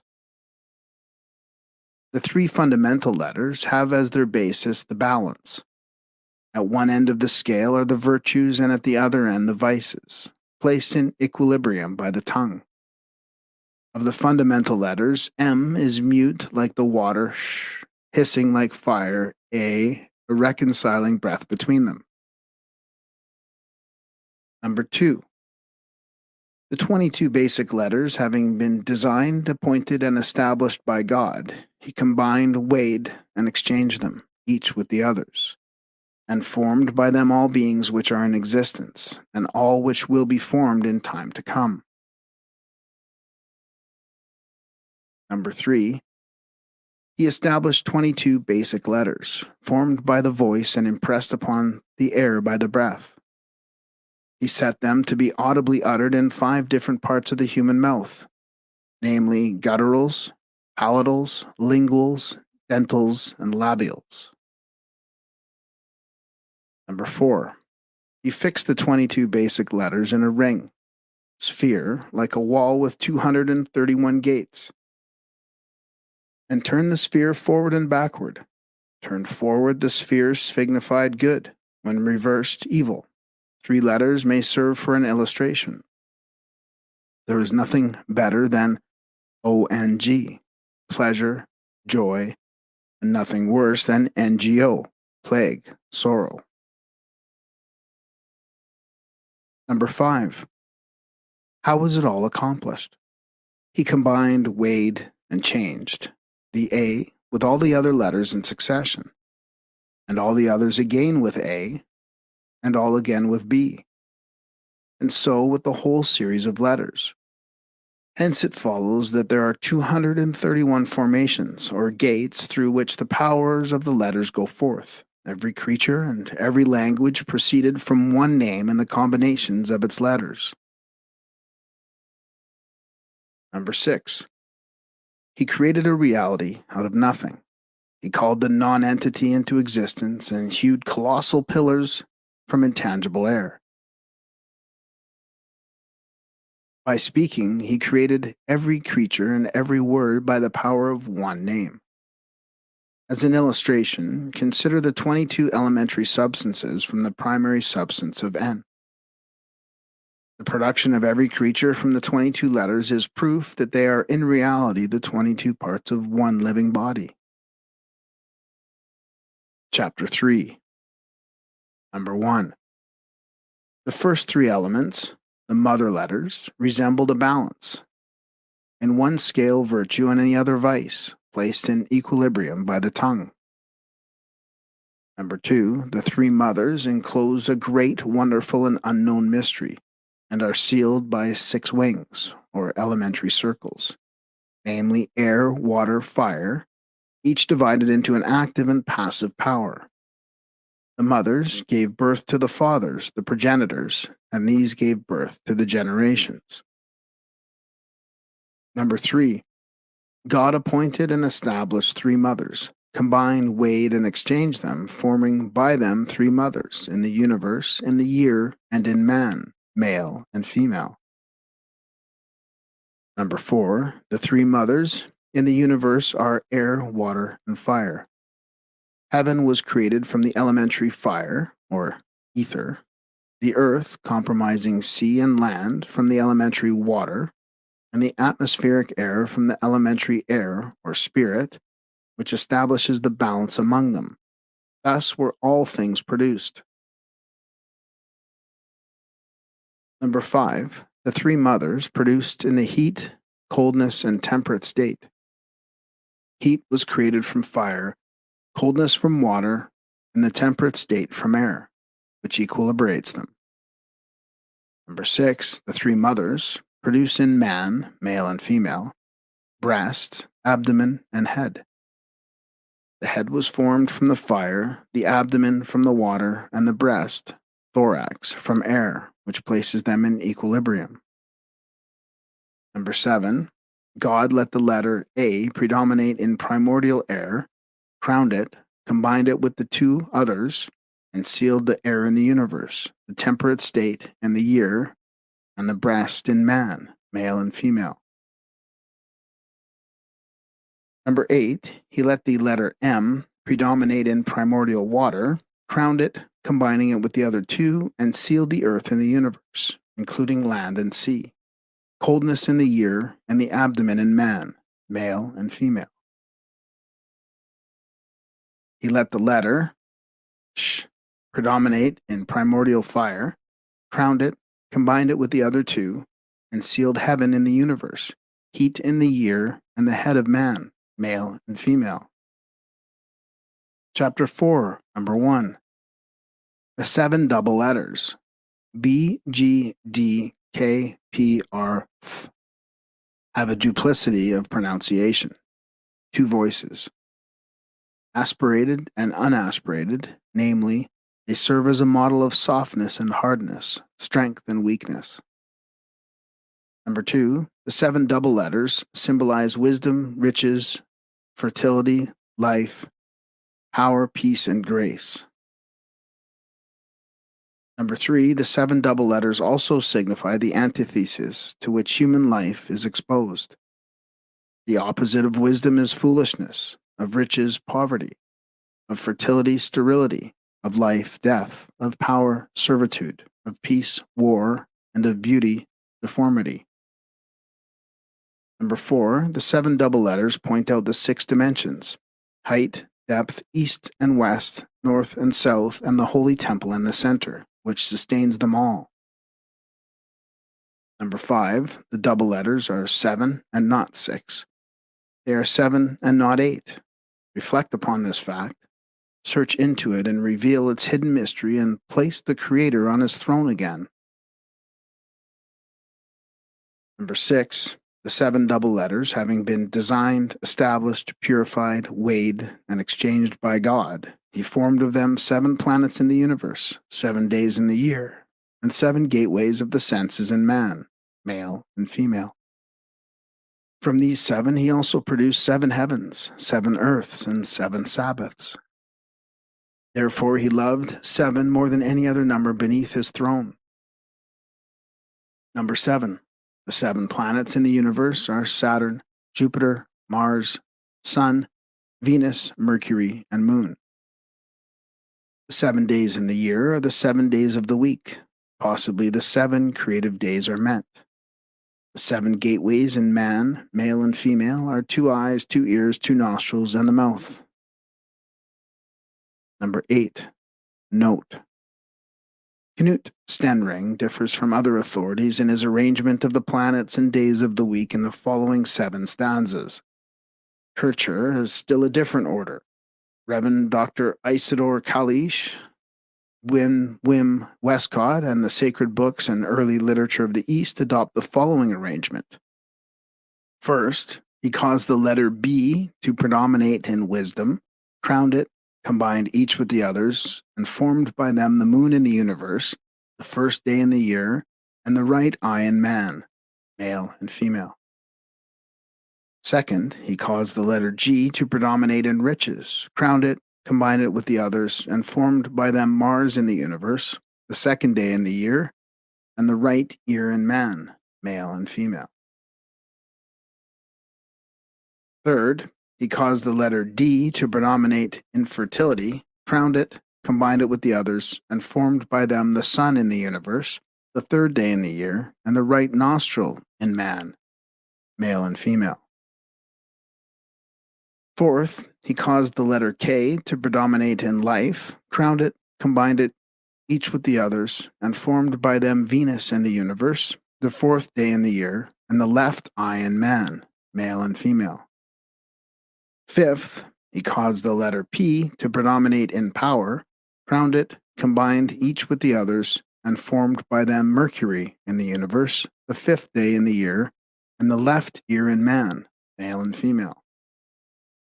Sixth, he caused the letter R to predominate in peace, crowned it, combined each with the others, and formed by them Saturn in the universe, the sixth day in the year, and the left nostril in man, male and female.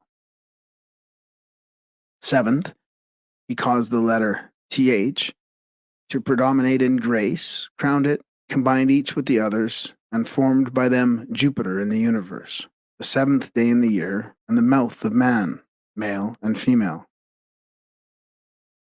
Number 9. With the 7 double letters, he also assigned 7 earths, 7 heavens, 7 continents, 7 seas, 7 rivers, 7 deserts, 7 days, 7 weeks from Passover to Pentecost, and in the midst of them his holy palace. There is a cycle of 7 years, and the 7th is the release year, and after 7 release years is the Jubilee. For this reason, God loves the number 7 more than any other thing under the heavens. Number 10. In this manner, God joined the 7 double letters together. 2 stones build 2 houses, 3 stones build 6 houses, 4 stones build 24 houses, 5 stones build 120 houses, 6 stones build 720 houses, and 7 stones build 5,040 houses. Making a beginning according to this arrangement and reckon further than the mouth can express or the ear can hear. Chapter 5. Number 1. The 12 simple letters. H, V, Z, C, H, T, I, L, N, S, O, T, Z. Q. Symbolize the 12 fundamental properties. Speech, thought, movement, sight, hearing, work, coition, smell, sleep, anger, taste, swallowing, and mirth. Number 2, the simple letters correspond to 12 directions. East height, northeast, east depth, south height, southeast, south depth, west height, southwest, west depth, north height, northwest, north depth. They diverge to all eternity and are the arms of the universe. Number 3, the simple letters having been designed, established, weighed, and exchanged by God, he produced by them 12 zodiacal signs in the universe, 12 months in the year, and 12 chief organs in the human body, male and female. The signs of the zodiac are Aries, Taurus, Gemini, Cancer, Leo, Virgo, Libra, Scorpio, Sagittarius, Capricorn, Aquarius, and Pisces.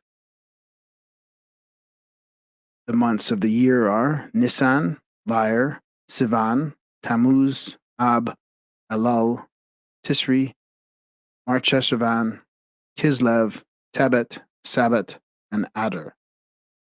The organs of the human body are 2 hands, 2 feet, 2 kidneys, gall, small intestine, liver, esophagus, stomach, and spleen. Number 5, note in the following 12 stanzas, Knut Stenring again differs, this time as to the arrangement of properties.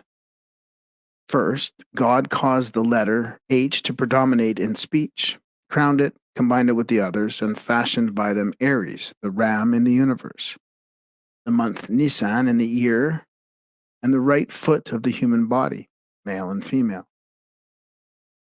Second, he caused the letter V to predominate in thought, crowned it, combined it with the others, and fashioned by them Taurus, the bull, in the universe, the month Lyre in the year, and the right kidney of the human body, male and female. Third, he caused the letter Z to predominate in movement, crowned it, combined it with the others, and fashioned by them the Gemini, the twins, in the universe, the month Sivan in the year, and the left foot of the human body, male and female.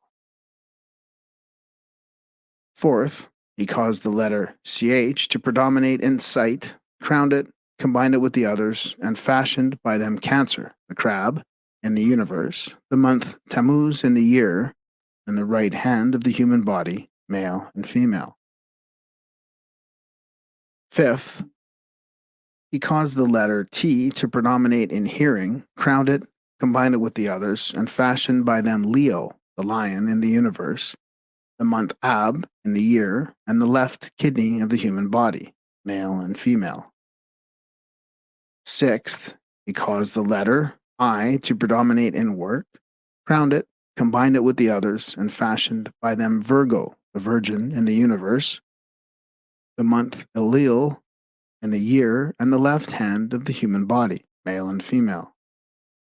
7th, he caused the letter L to predominate in coition, crowned it, combined it with the others, and fashioned by them Libra, the balance in the universe, the month Tisri in the year, and the gall of the human body, male and female. 8th, he caused the letter N to predominate in smell, crowned it, combined it with the others, and fashioned by them Scorpio, the scorpion, in the universe, the month Marcheshavan in the year, and the small intestine in the human body, male and female. 9th, he caused the letter S to predominate in sleep, crowned it, combined it with the others, and fashioned by them Sagittarius, the archer, in the universe, and the month Kislev in the year, and the stomach in the human body, male and female. 10th, he caused the letter O to predominate in anger, crowned it, combined it with the others, and fashioned by them Capricorn, the goat in the universe, the month Tibet in the year, and the liver in the human body, male and female. 11th, he caused the letter TZ to predominate in taste or swallowing, crowned it, combined it with the others, and fashioned by them Aquarius, the water bearer in the universe, the month Sabat in the year, and the esophagus in the human body, male and female. 12th, he caused the letter Q to predominate in mirth, crowned it, combined it with the others, and fashioned by them Pisces, the fishes, in the universe, the month Adar in the year, and the spleen in the human body, male and female. Number 6, he made them as a conflict. He arranged them as provinces and drew them up like a wall. He armed them and set one against another as in warfare. The Elohim did likewise in the other spheres. Chapter 6. Number 1. There are 3 mothers or first elements, AMSH, from which emanated 3 fathers, progenitors, primordial, spiritual, air, water, and fire, from which issued the 7 planets, heavens, with their angels, and the 12 oblique points, zodiac. Number 2, to prove this, there are 3 faithful witnesses, the universe, the year, and man. There are 12, the balance, and the 7. Above is the dragon, below is the world, and lastly the heart of man, and in the midst of God who regulates them all. Above is the dragon, below is the world, and lastly the heart of man, and in the midst is God who regulates them all. Number 3, the first elements are air, water, and fire. The fire is above, the water is below, and a breath of air establishes balance between them. The token is the fire carries the water. The letter M is mute. SH is hissing like fire. There is A among them, a breath of air which reconciles the two. Number 4, the dragon, Tali, is in the universe like a king upon his throne. The celestial sphere is in the year like a king in his empire, and the heart is in the body of men like a king in warfare. Number 5, God also sets the opposites against each other, the good against the evil, and the evil against the good. Good proceeds from good, evil from evil. The good purifies the bad the good. The good is reserved for the good, and the evil for the wicked.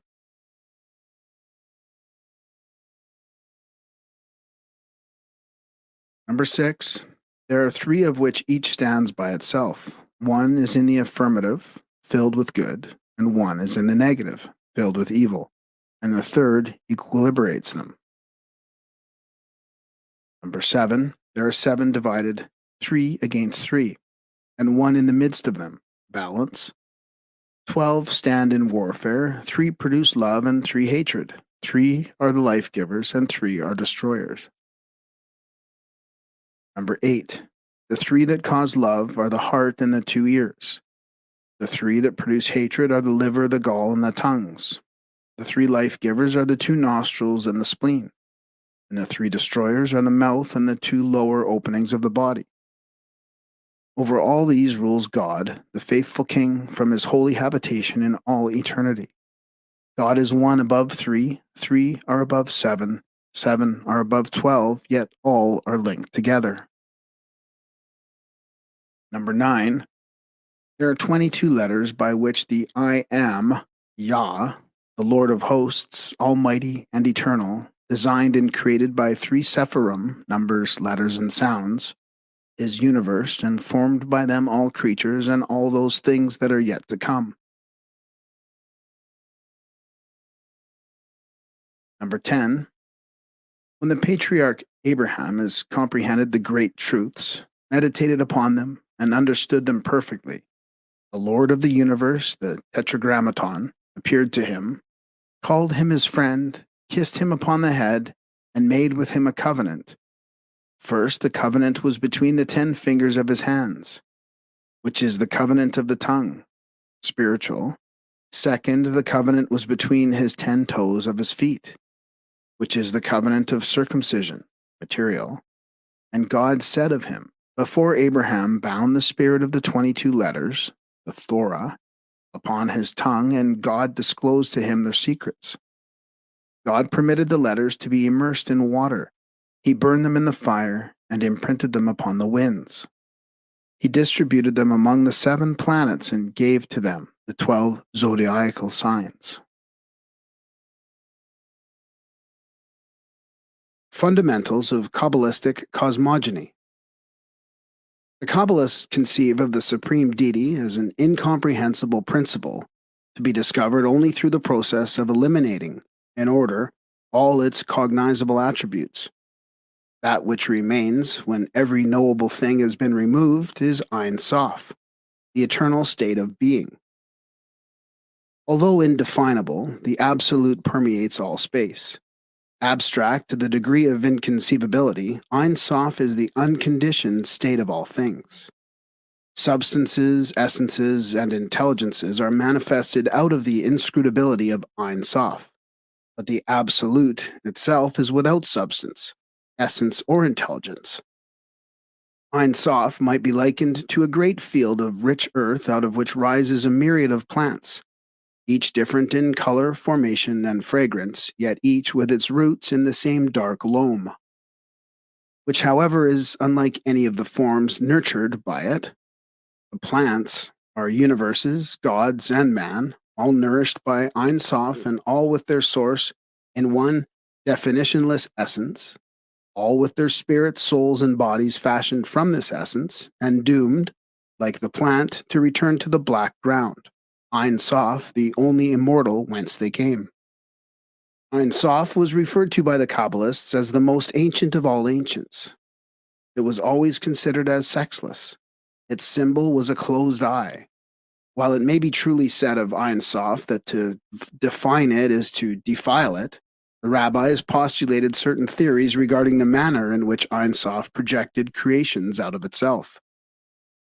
And they also assigned to this absolute not being certain symbols as being descriptive, in part at least, of its powers. The nature of Ein Sof they symbolized by a circle, itself emblematic of eternity. This hypothetical circle encloses a dimensionless area of incomprehensible life, and the circular boundary of this life is abstract and measureless infinity. According to this concept, God is not only a center, but also area. Centralization is the first step towards limitation. Therefore, centers which form in the substances of Ein Sof are finite because they are predestined to dissolution back into the cause of themselves. While Ein Sof itself is infinite because it is the ultimate condition of all things. The circular shape given to Ein Sof signifies that space is hypothetically enclosed within a great crystal-like globe, outside of which there is nothing, not even a vacuum. Within this globe, symbolic of Ein Sof, creation and dissolution take place.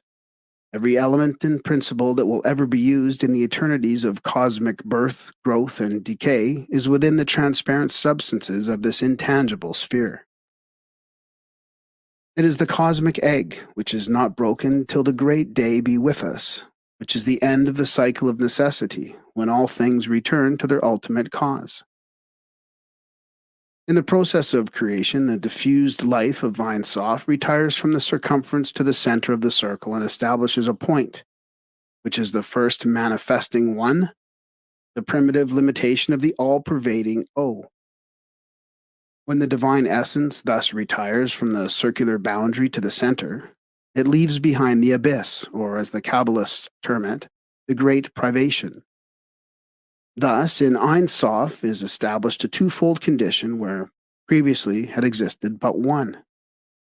The first condition is the central point, the primitive objectified radiance of the eternal subjectified life. About this radiance is darkness caused by the deprivation of the life which is drawn to the center to create the first point, or universal germ. The universal Ein Sof therefore no longer shines through space, but rather upon space from an established first point. Isaac Meyer describes this process as follows. The Ein Sof at first was filling all and then made an absolute concentration into itself, which produced the abyss, deep or space, the Avir Kadmon or primitive air, the Azoth.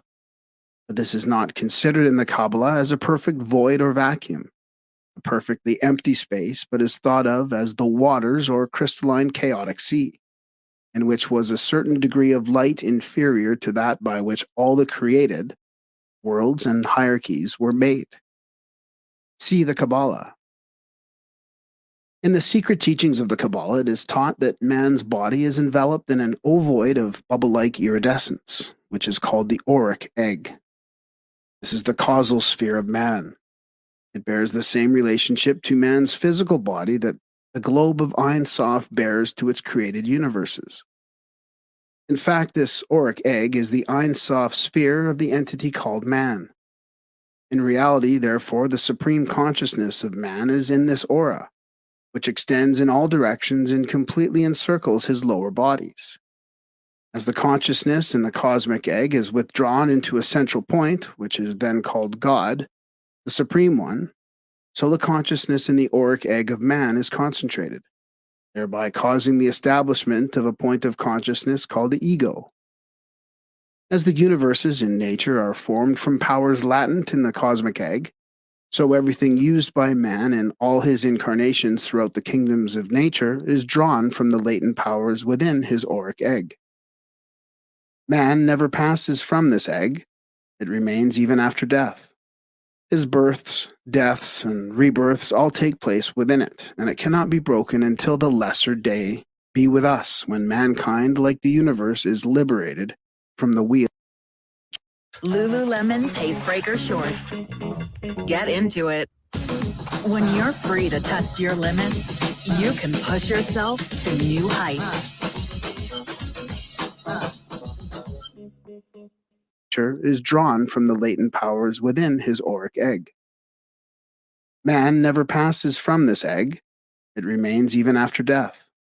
His births, deaths, and rebirths all take place within it, and it cannot be broken until the lesser day be with us, when mankind, like the universe, is liberated from the wheel of necessity. The Kabbalistic system of worlds. On the accompanying circular chart, the concentric rings represent diagrammatically the 40 rates of vibration, called by the Kabbalist spheres, which emanate from Ein Sof.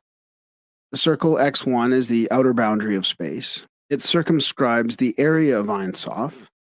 The nature of Ein Sof itself is divided into three parts, represented by the spaces respectively between X1 and X2, X2 and X3, X3 and A1.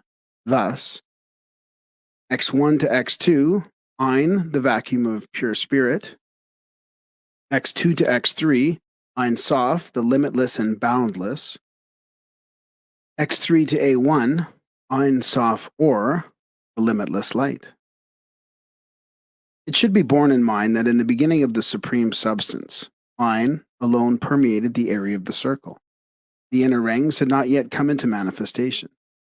As the divine essence concentrated itself, the rings X2 and X3 became apprehensible.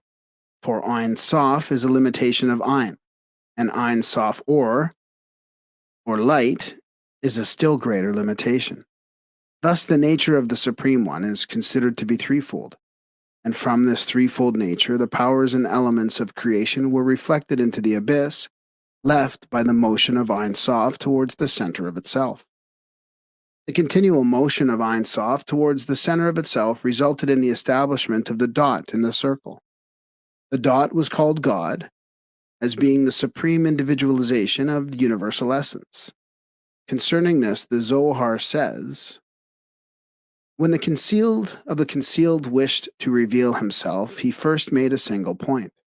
The infinite was entirely unknown and diffused no light before this luminous point violently broke into his vision. The name of this point is I am, called by the Hebrews Ekeh. The Kabbalists gave many names to this dot. On this subject, Christian D. Ginsburg writes, in substance, the dot is called the first crown because it occupies the highest position. It is called the aged because it is the first emanation.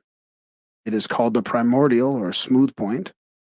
It is called the whitehead, the long face, macroprosophus, and the inscrutable height because it controls and governs all other emanations. When the white shining point had appeared, it was called Kether, which means the crown, and out of it radiated 9 great globes, which arranged themselves in the form of a tree. These 9 together with the first crown constituted the first system of Sephiroth. These 10 were the first limitation of 10 abstract points within the nature of Ein Sof itself. The power of Ein Sof did not descend into these globes, but rather was reflected upon them as the light of the sun is reflected upon the earth and planets.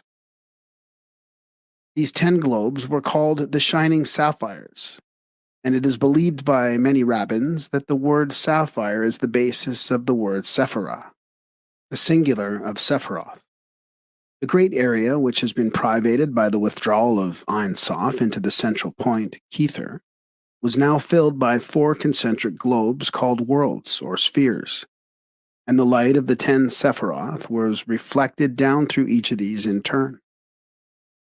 This resulted in the establishment of 4 symbolic trees, each hearing the reflections of the 10 Sephirothic globes. The 40 spheres of creation out of Ein Sof are divided into 4 great world chains as follows. A1 to A10, Atziluth, the boundless world of divine names. B1 to B10, Braya, the archangelic world of creations. C1 to C10, Yetzirah, the hierarchical world of formations. D1 to D10, Azaya, the elemental world of substances.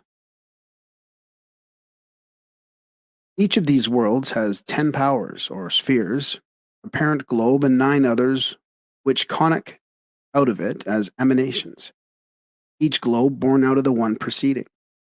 On the plane of Atziluth, A1 to A10, the highest and most divine of all the created worlds, the unmanifested Ein Sof established his first point or dot in the divine sea, the 3 spheres of X.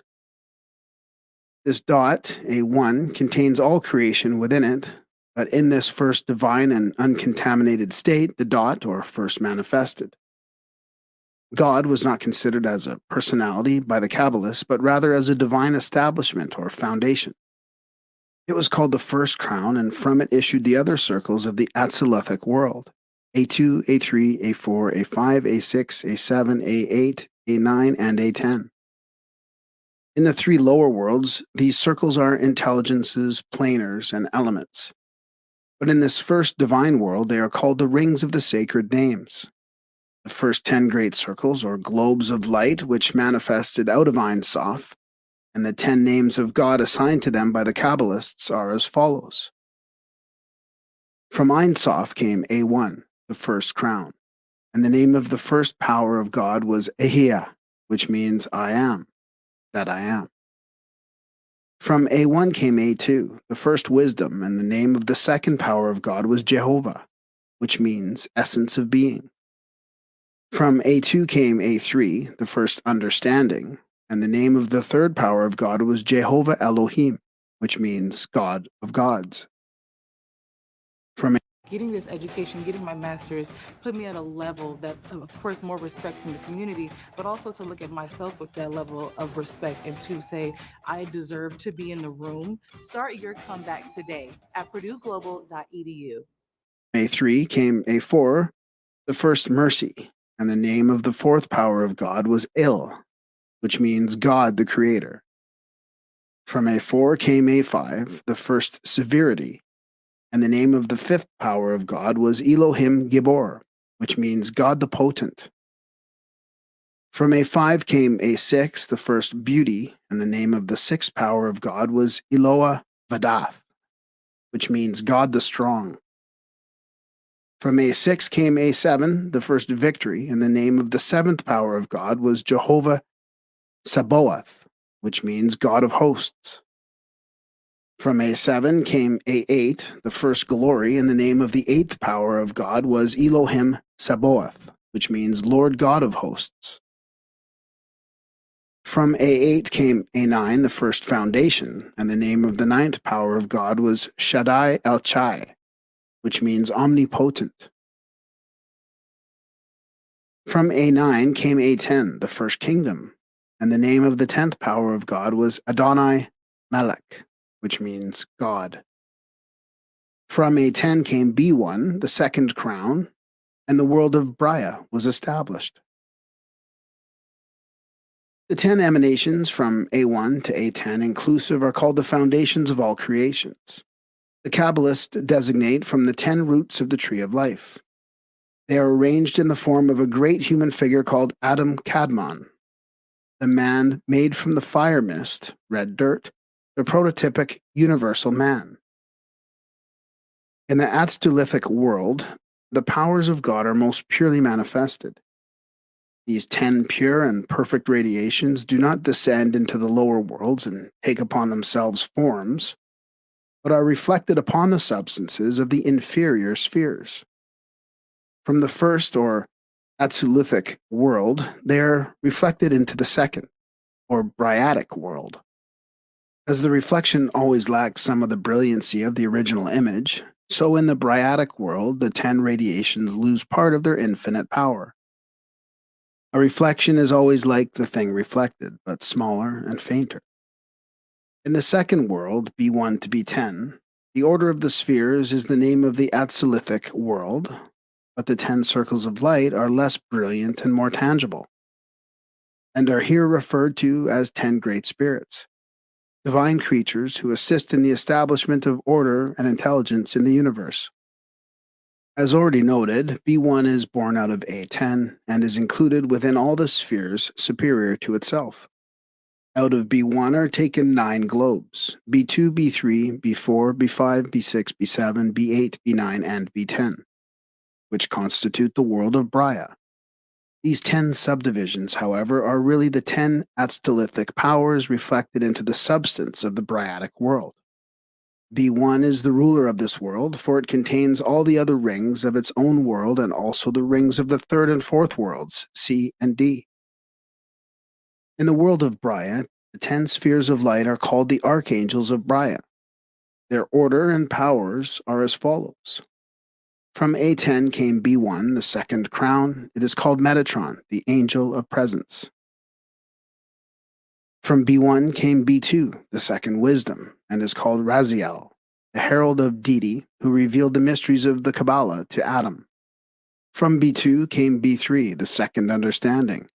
It is called Safkil, the contemplation of God. From B3 came B4, the second mercy. It is called Sadkil, the justice of God. From B4 came B5, the second severity. It is called Samael, the severity of God. From B5 came B6, the second beauty. It is called Michael, like unto God. From B6 came B7, the second victory. It is called Haniel, the grace of God. From B7 came B8, the second glory. It is called Raphael, the divine physician. From B8 came B9, the second foundation. It is called Gabriel, the man God. From B9 came B10, the second kingdom. It is called Sandalphon, the Messias. From B10 came C1, the third crown in the world of Yetzirah was established. The 10 archangels of Brya are conceived to be 10 great spiritual beings, whose duty is to manifest the 10 powers of the great name of God existent in the Astolithic world, which surrounds and interpenetrates the entire world of creation. All things manifesting in the lower worlds exist first in the intangible rings of the upper spheres, so that creation is, in truth, the process of making tangible the intangible by extending the intangible into various vibratory rates. The 10 globes of Bryatic power, while themselves reflections, are mirrored downward into the third or Yetziratic world, where still more limited in their expression they become the spiritual and invisible zodiac which is behind the visible band of constellations. In this third world, the 10 globes of the original Astolithic world are greatly limited and dimmed, but they are still infinitely powerful in comparison with the state of substance in which man dwells. In the third world, C1 to C10, the globes become hierarchies of celestial creatures, called the choirs of Yetzirah. Here again, all are included in the ring C1, the power which controls the Yetziratic world, and which includes within itself and controls the entire world D. The order of the globes and the names of the hierarchies composing them are as follows. From B10 came C1, the third crown. The hierarchy is the cherubim, Chayof HaKadosh, the holy animals. From C1 came C2, the third wisdom. The hierarchy is the cherubim, or Phanim, the wheels. From C2 came C3, the third understanding. The hierarchy is the thrones, Aralim, the mighty ones. From C3 came C4, the third mercy. The hierarchy is the dominations, Chashmalim, the brilliant ones. From C4 came C5, the third severity. The hierarchy is the powers, Seraphim, the flaming serpents. From C5 came C6, the third beauty. The hierarchy is the virtues, Melachim, the kings. From C6 came C7, the third victory. The hierarchy is the principalities, Elohim, the gods. From C7 came C8, the third glory. The hierarchy is the archangels, Ben Elohim, the sons of God. From C8 came C9, the third foundation. The hierarchy is the angels, cherubim, the scat of the sons. From C9 came C10, the third kingdom. The hierarchy is humanity, the Ishim, the souls of just men. From C10 came D1, the fourth crown, and the world of Isaiah was established. From the Yetziratic world, the light of the 10 spheres is reflected into the world of Isaiah, the lowest of the 4. The 10 globes of the original Astolithic world here take upon themselves forms of physical matter, and the sidereal system is the result. The world of Isaiah, or the elemental world of substance, is the one into which humanity descended at the time of Adam's fall. The Garden of Eden is the 3 upper worlds, and for his sins man was forced into the sphere of substance and assumed coats of skin, bodies. All of the spiritual forces of the upper worlds, A, B, C, when they strike against the elements of the lower world, D, are distorted and perverted, resulting in the creation of hierarchies of demons to correspond with the good spirits in each of the higher worlds. In all the ancient mysteries, matter was regarded as the source of all evil and spirit the source of all good. For matter inhibits and limits, often so clogging the inner perceptions that man is unable to recognize his own divine potentialities. Since matter thus prevents humanity from claiming its birthright, it is called the adversary, the power of evil. The fourth world, D, is the world of solar systems, compromising not only the one of which the Earth is a part, but all the solar systems in the universe. Opinions differ as to the arrangement of the globes in this last world, D1 to D10 inclusive. The ruler of the fourth world is D1, called by some the fiery heaven, by others the primum mobile, or the first motion. From this whirling fire emanates the material starry zodiac, D2, in contradistinction to the invisible spiritual zodiac of the Yetziratic world. From the zodiac, D2 are differentiated the spheres of the planets in concatenate order. The 10 spheres of the world of Asaya are as follows. From C10 came D1, the fourth crown, Rashith ha-Galagalam, the primum mobile, the fiery mist which is the beginning of the material universe. From D1 came D2, the fourth wisdom, Masloth, the zodiac, the firmament of the fixed stars. From D2 came D3, the fourth understanding, Shabbathai, the sphere of Saturn. From D3 came D4, the fourth mercy, Zadeg, the sphere of Jupiter. From D4 came D5, the fourth severity, Madim, the sphere of Mars. From D5 came D6, the fourth beauty, Shemesh, the sphere of the sun. From D6 came D7, the fourth victory, Noga, the sphere of Venus. From D7 came D8, the fourth glory, Kokab, the sphere of Mercury. From D8 came D9, the fourth foundation, Levana, the sphere of the moon. From D9 came D10, the fourth kingdom, Cholam Yozadov, the sphere of the four elements. By inserting a sphere, which he calls the Empyrean, before the primum mobile, Kircher moves each of the other spheres down one, resulting in the elimination of the sphere of the elements and making D10 the sphere of the moon. In the world of Asaya are to be found the demons and tempters. These are likewise reflections of the 10 great globes of Astaleth. But because of the distortion of the images resulting from the base substances of the world of Asaya upon which they are reflected, they become evil creatures, called shells by the Kabbalists. There are 10 hierarchies of these demons to correlate with the 10 hierarchies of good spirits composing the Yetziratic world. The black magicians use these inverted spirits in their efforts to attain their nefarious ends, but in time the demon destroys those who bind themselves to it. The 10 orders of demons and the 10 archdemons of the world of Asaya are as follows. D1, the evil crown, the hierarchy is called Thamiel. The doubles of God, the two-headed, the archdemons are Satan and Moloch. From D1 came D2, the evil wisdom, the hierarchy is called Chagadiel. Those who obstruct, the archdemon is Adam Belial. From D2 came D3, the evil understanding.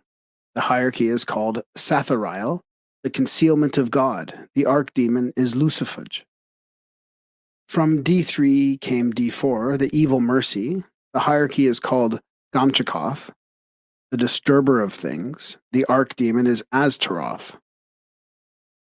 From D4 came D5, the evil severity. The hierarchy is called Golab, incendiarism and burning. The archdemon is Asmodeus. From D5 came D6, the evil beauty. The hierarchy is called Togarini, the wranglers. The archdemon is Belphegor. From D6 came D7, the evil victory. The hierarchy is called Harab Serap, the dispensing raven. The archdemon is Baal Chanan. From D7 came D8, the evil glory. The hierarchy is called Samael, the embroiler.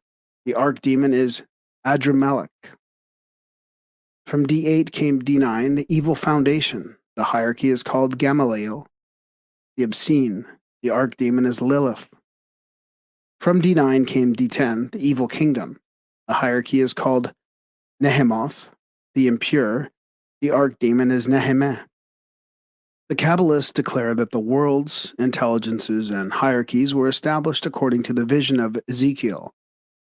By the man of Ezekiel's vision is symbolized the world of Atztaloth, by the throne the world of Brya, by the firmament the world of Yetzirah, and by the living creatures the world of Asaya.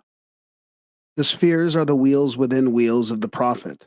The Kabbalists next established a human figure in each of the four worlds.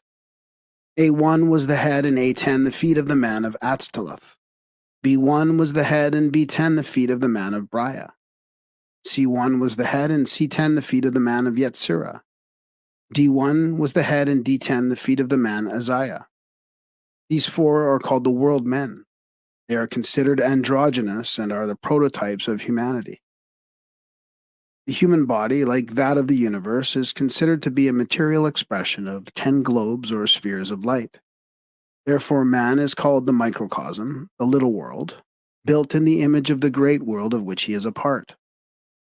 The Kabbalists also established a mysterious universal man with his head at A1 and his feet at D10. This is probably the secret significance of the great figure of Nebuchadnezzar's dream. With its head in the world of Atztaloth, its arms and hands in the world of Brya, its generative system in the world of Yetzirah, and its legs and feet in the world of Asaya. This is the grand man of the Zohar, of whom Eliphas Levi writes. It is not less astonishing to observe at the beginning of the Zohar the profundity of its notions and the sublime simplicity of its images. It is said as follows: the science of equilibrium is the key of occult science. Unbalanced forces perish in the void. So passed the kings of the elder world, the princes of the giants. They have fallen like trees without roots, and their place is found no more. Through the conflict of unbalanced forces, the devastated earth was void and formless until the Spirit of God made for itself a place in heaven and reduced the mass of waters. All the aspirations of nature were directed then towards unity of form, toward the living synthesis. If equilibrated forces, the face of God, crowned with light, rose over the vast sea and was reflected in the waters thereof. His two eyes were manifested, radiating with splendor, darting two beams of light which crossed with those of the reflection. The brow of God and his eyes formed a triangle in heaven, and its reflection formed a second triangle in the waters. So was revealed the number 6, being that of the universal creation. The text, which would be unintelligible in a literal version, is translated here by way of interpretation. The author makes it plain that the human form which he ascribes to deity is only an image of his meaning, and that God is beyond expression by human thought or representation by any figure. Pascal said that God is a circle, of which the center is everywhere and the circumference nowhere. But how is one to imagine a circle apart from its circumference? The Zohar adopts the antithesis of this paradoxical image, and in respect of the circle of Pascal would say rather that the circumference is everywhere, while that which is nowhere is the center. It is, however, to a balance and not to a circle that it compares the universal equilibrium of things. It affirms that equilibrium is everywhere, and so also is the central point where the balance hangs in suspension. We find that the Zohar is thus more forcible and more profound than Pascal. The Zohar is a genesis of light. The Sefer Yetzirah is the ladder of truth. Therein are expounded the 2 and 30 absolute symbols of speech, being numbers and letters. Each letter produces a number, an idea, and a form, so that mathematics are applicable to forms and ideas, even as to numbers, in virtue of an exact proportion and a perfect correspondence. By the science of the Sefer Yetzirah, the human mind is rooted in truth and in reason. It accounts for all progress possible to intelligence by human means of the evolution of numbers. Thus does the Zohar represent the absolute truth, while the Sefer Yetzirah furnishes the method of its acquisition, its discernment and application. History of magic. By placing man himself at the point D10, his true constitution is revealed. He exists upon 4 worlds, only one of which is visible. It is then made evident that his parts and members upon the material plane are, by analogy, hierarchies and intelligences in the higher worlds. Here again, the law of interpenetration is evidenced. Although within man is the entire universe, the 43 spheres interpenetrating D10, he is ignorant of its existence because he cannot exercise control over that which is superior or greater than himself. Nevertheless, all these higher spheres exercise control over him, and as his functions and activities demonstrate. If they did not, he would be an inert mass of substance. Death is merely the result of deflecting the life impulses of the higher rings away from the lower body. The control of the transubstantial rings over their own material reflection is called life, and the spirit of man is, in reality, a name given to this great host of intelligences, which are forced upon substance through a point called the ego, established in the midst of themselves. X1 is the outside boundary of the human auric egg, and the entire diagram becomes a cross-section of the constitution of man, or a cross-section of the cosmic constitution, if correlated with the universe. By the secret culture of the Kabbalistic school, man is taught how to climb the rings, unfold his consciousness, until at last he returns to Ein Sof. The process by which this is accomplished is called the 50 Gates of Light. Kircher, the Jesuit Kabbalist, declares that Moses passed through the 49 of the gates, but that Christ alone passed the 50th gate. To the third edition of the Sefer Yetzirah, translated from the Hebrew by W.M. Wynne Westcott, are appended the 50 gates of intelligence emanating from Bina, the second Sephirah. The source of this information is Kircher's Oedipus Egypticus. The gates are divided into 6 orders, of which the first 4 have each 10 subdivisions, the 5th 9, and the 6th only 1. The first order of gates is termed elementary, and its divisions area as follows. 1. Chaos, Heil, the first matter. 2. Formless, void, lifeless. 3. The abyss. 4. Origin of the elements. 5. Earth, no seed germs. 6. Water. 7. Air. 8. Fire. 9. Differentiation of qualities. 10. Mixture and combination. The second order of gates is termed decad of evolution, and its divisions area as follows. 11. Minerals differentiate. 12. Vegetable principles appear. 13. Seeds germinate in moisture. 14. Herbs and trees. 15. Fructification and vegetable life. 16. Origin of low forms of animal life. 17. Insects and reptiles appear. 18. Fishes, vertebrae, life in the waters. 19. Birds, vertebrae, life in the air. 20. Quadrupeds, vertebrae, earth animals. The third order of gates is termed decad of humanity, and its divisions are as follows. 21. Appearance of man. 22. Material human body. 23. Human soul conferred. 24. Mystery of Adam and Eve. 25. Complete man as the microcosm. 26. Gift of 5 human faces acting exteriorly. 27. Gift of 5 powers to the soul. 28. Adam Kadmon, the heavenly man. 29. Angelic beings. And 30. Man in the image of God.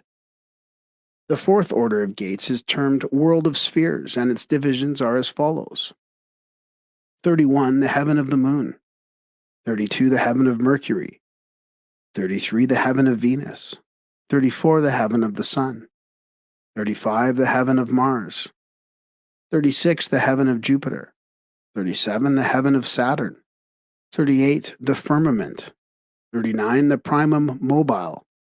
And 40. The empyrean heaven.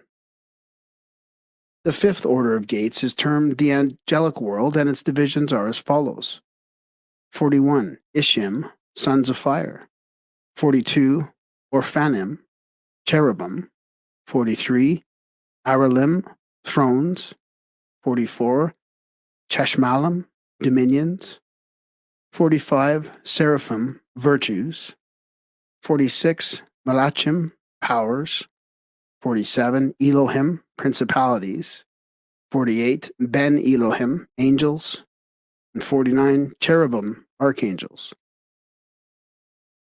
The order of angels is a matter of controversy, the arrangement above differing from that accepted in other sections of this volume. The rabbins disagree fundamentally as to the proper sequence of the angelic names. The sixth order is termed the archetype and consists of but one gate. 50, God, Ein Sof, he whom no mortal eye hath seen. The 50th gate leads from creation into the creative principle, and he who passes through it returns into the unlimited and undifferentiated condition of all. The 50 gates reveal a certain evolutionary process, and it was declared by the rabbins that he who would attain the highest degree of understanding must pass sequentially through all of these orders of life, each of which constituted a gate in that the spirit, passing from the lower to the higher, found in each more responsive organisms new avenues of self-expression. The Tree of the Sephiroth. The Tree of the Sephiroth may be considered an invaluable compendium of the secret philosophy which originally was the spirit and soul of Chassidism. The Kabbalah is the priceless heritage of Israel, but each year those who comprehend its true principles become fewer in number. The Jew of today, if he lacks a realization of the profundity of his people's doctrines, is usually permeated with that most dangerous form of ignorance, modernism, and is prone to regard the Kabbalah either as an evil, to be shunned like the plague, or as a ridiculous superstition, which has survived the black magic of the Dark Ages. Yet without the key which the Kabbalah supplies, the spiritual mysteries of both the Old and the New Testament must remain unsolved by Jew and Gentile alike. The Sephirothic tree consists of 10 globes of luminous splendor arranged in 3 vertical columns and connected by 22 channels or paths. The 10 globes are called the Sephiroth, and to them are assigned the numbers 1 to 10. The 3 columns are called mercy on the right, severity on the left, and between them mildness as the reconciling power. The columns may also be said to represent wisdom, strength, and beauty, which form the triune support of the universe. For it is written that the foundation of all things is the 3. The 22 channels are the letters of the Hebrew alphabet, and to them are assigned the major trumps of the tarot deck of symbolic cards. Eliphas Levi declared that by arranging the tarot cards according to a definite order, man could discover all that is knowable concerning his God, his universe, and himself. When the 10 numbers which pertain to the globes, Sephiroth, are combined with the 22 letters relating to the channels, the resultant sum is 32, the number peculiar to the Kabbalistic paths of wisdom. These paths, occasionally referred to as the 32 teeth in the mouth of the vast countenance, or as 32 nerves that branch out from the divine brain, are analogous to the first 32 degrees of Freemasonry, which elevate the candidate to the dignity of a prince of the royal secret.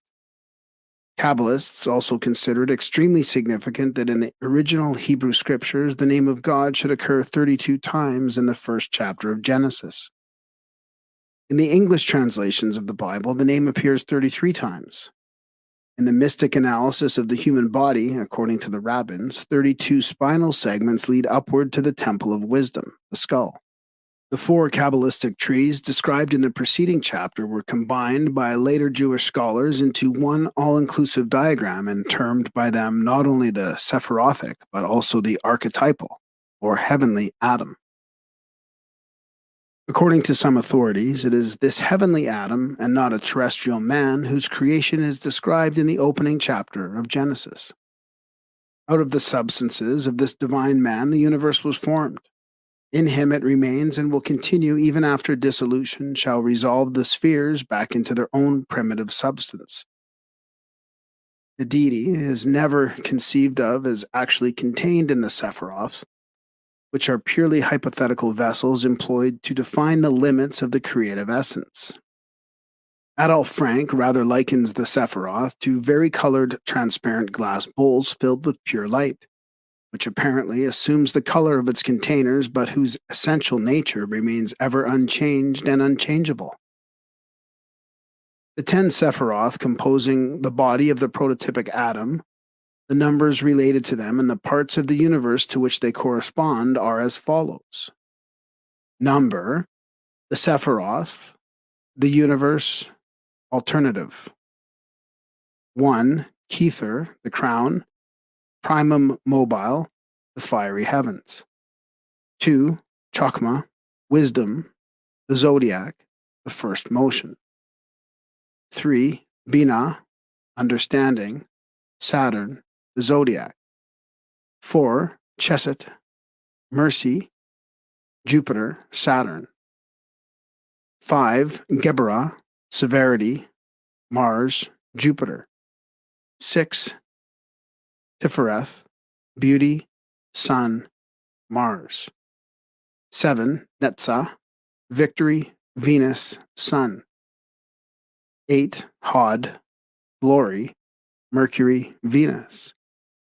9. Jesod, the foundation, Moon, Mercury. 10. Malchuth, the kingdom, elements, and Moon.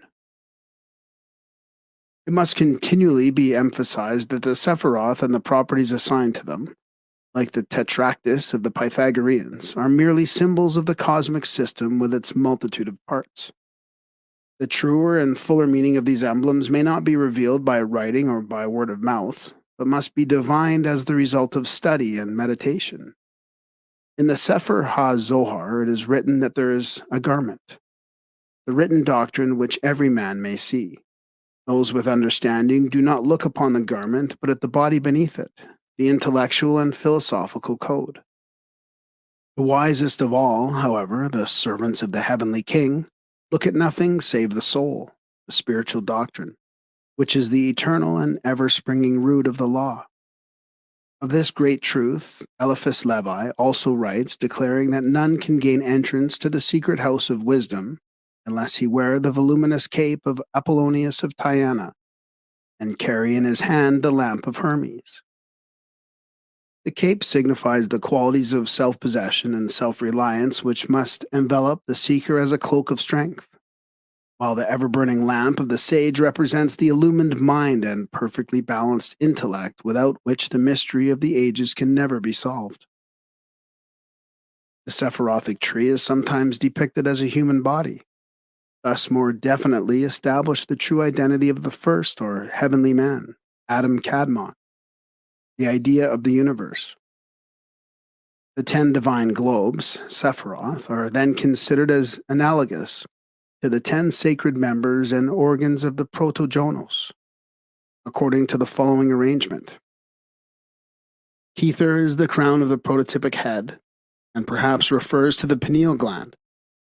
Chokmah and Binah are to the right and left hemispheres, respectively, of the great brain. Chesed and Geburah, Pechad, are the right and left arms, respectively, signifying the active, creative members of the grand man. Tifereth is the heart, or according to some, the entire viscera. Netzah and Hod are the right and left legs, respectively, or the supports of the world.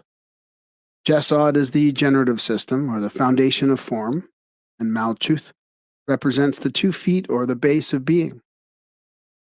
Occasionally, Jesod is considered as the male and Malchuth as the female generative power. The grand man, thus conceived, is the gigantic image of Nebuchadnezzar's dream, with a head of gold, arms and chests of silver, body of brass, legs of iron, and feet of clay. The medieval Kabbalists had also assigned one of the 10 commandments and a 10th part of the Lord's Prayer in sequential order to each of the 10 Sephiroth. Concerning the emanations from Kether, which established themselves as 3 triads of creative powers, termed in the Sefer HaZohar 3 heads each with 3 faces, H.P. Blavatsky writes, this Kether was the first Sephiroth, containing in herself the other 9 Sephiroth, or intelligences.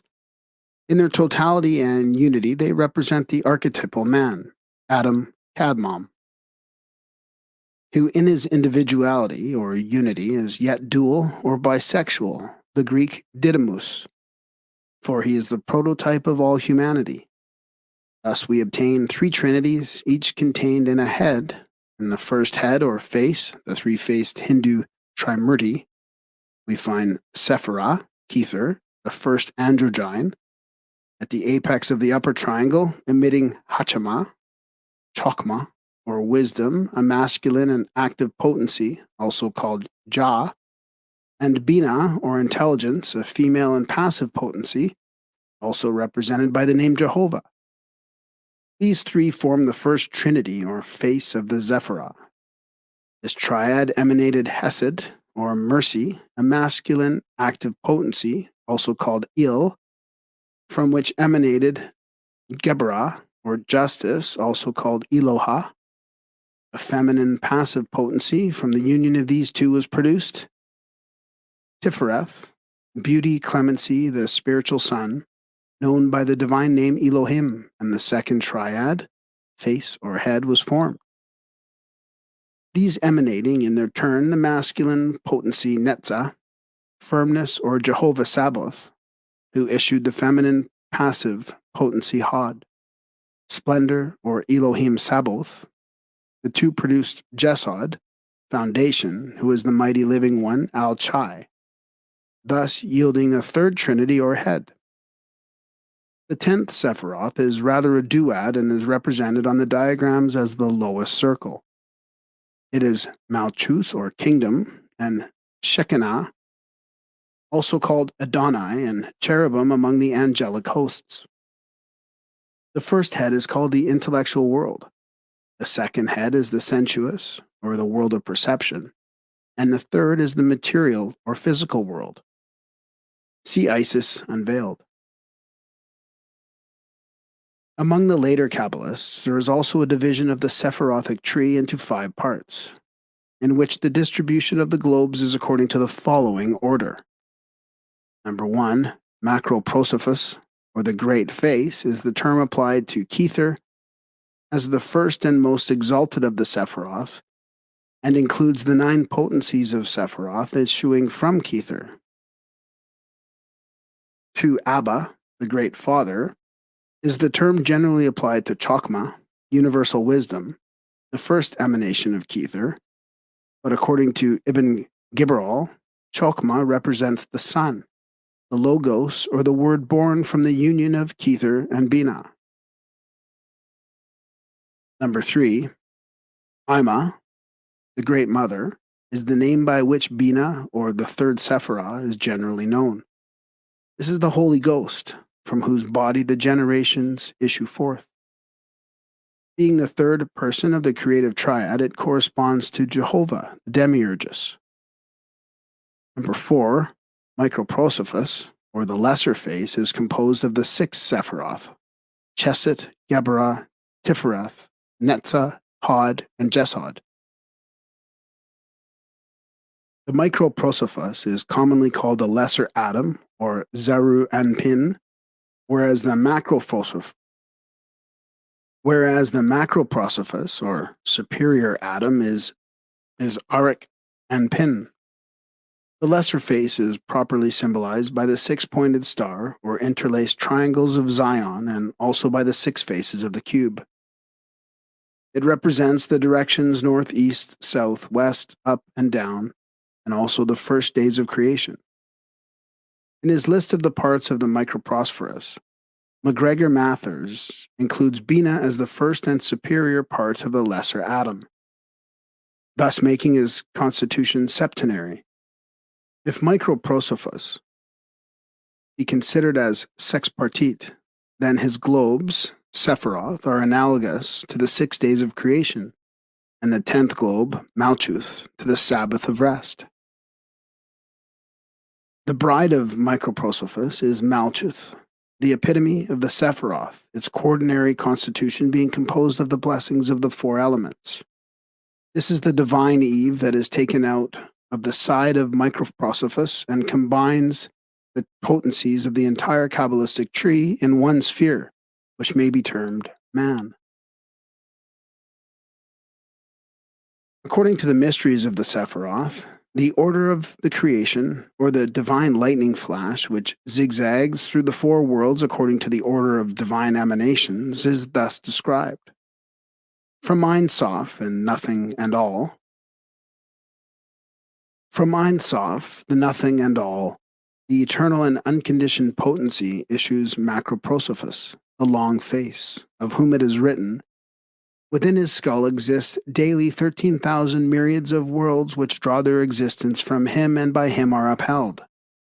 See the Greater Holy Assembly.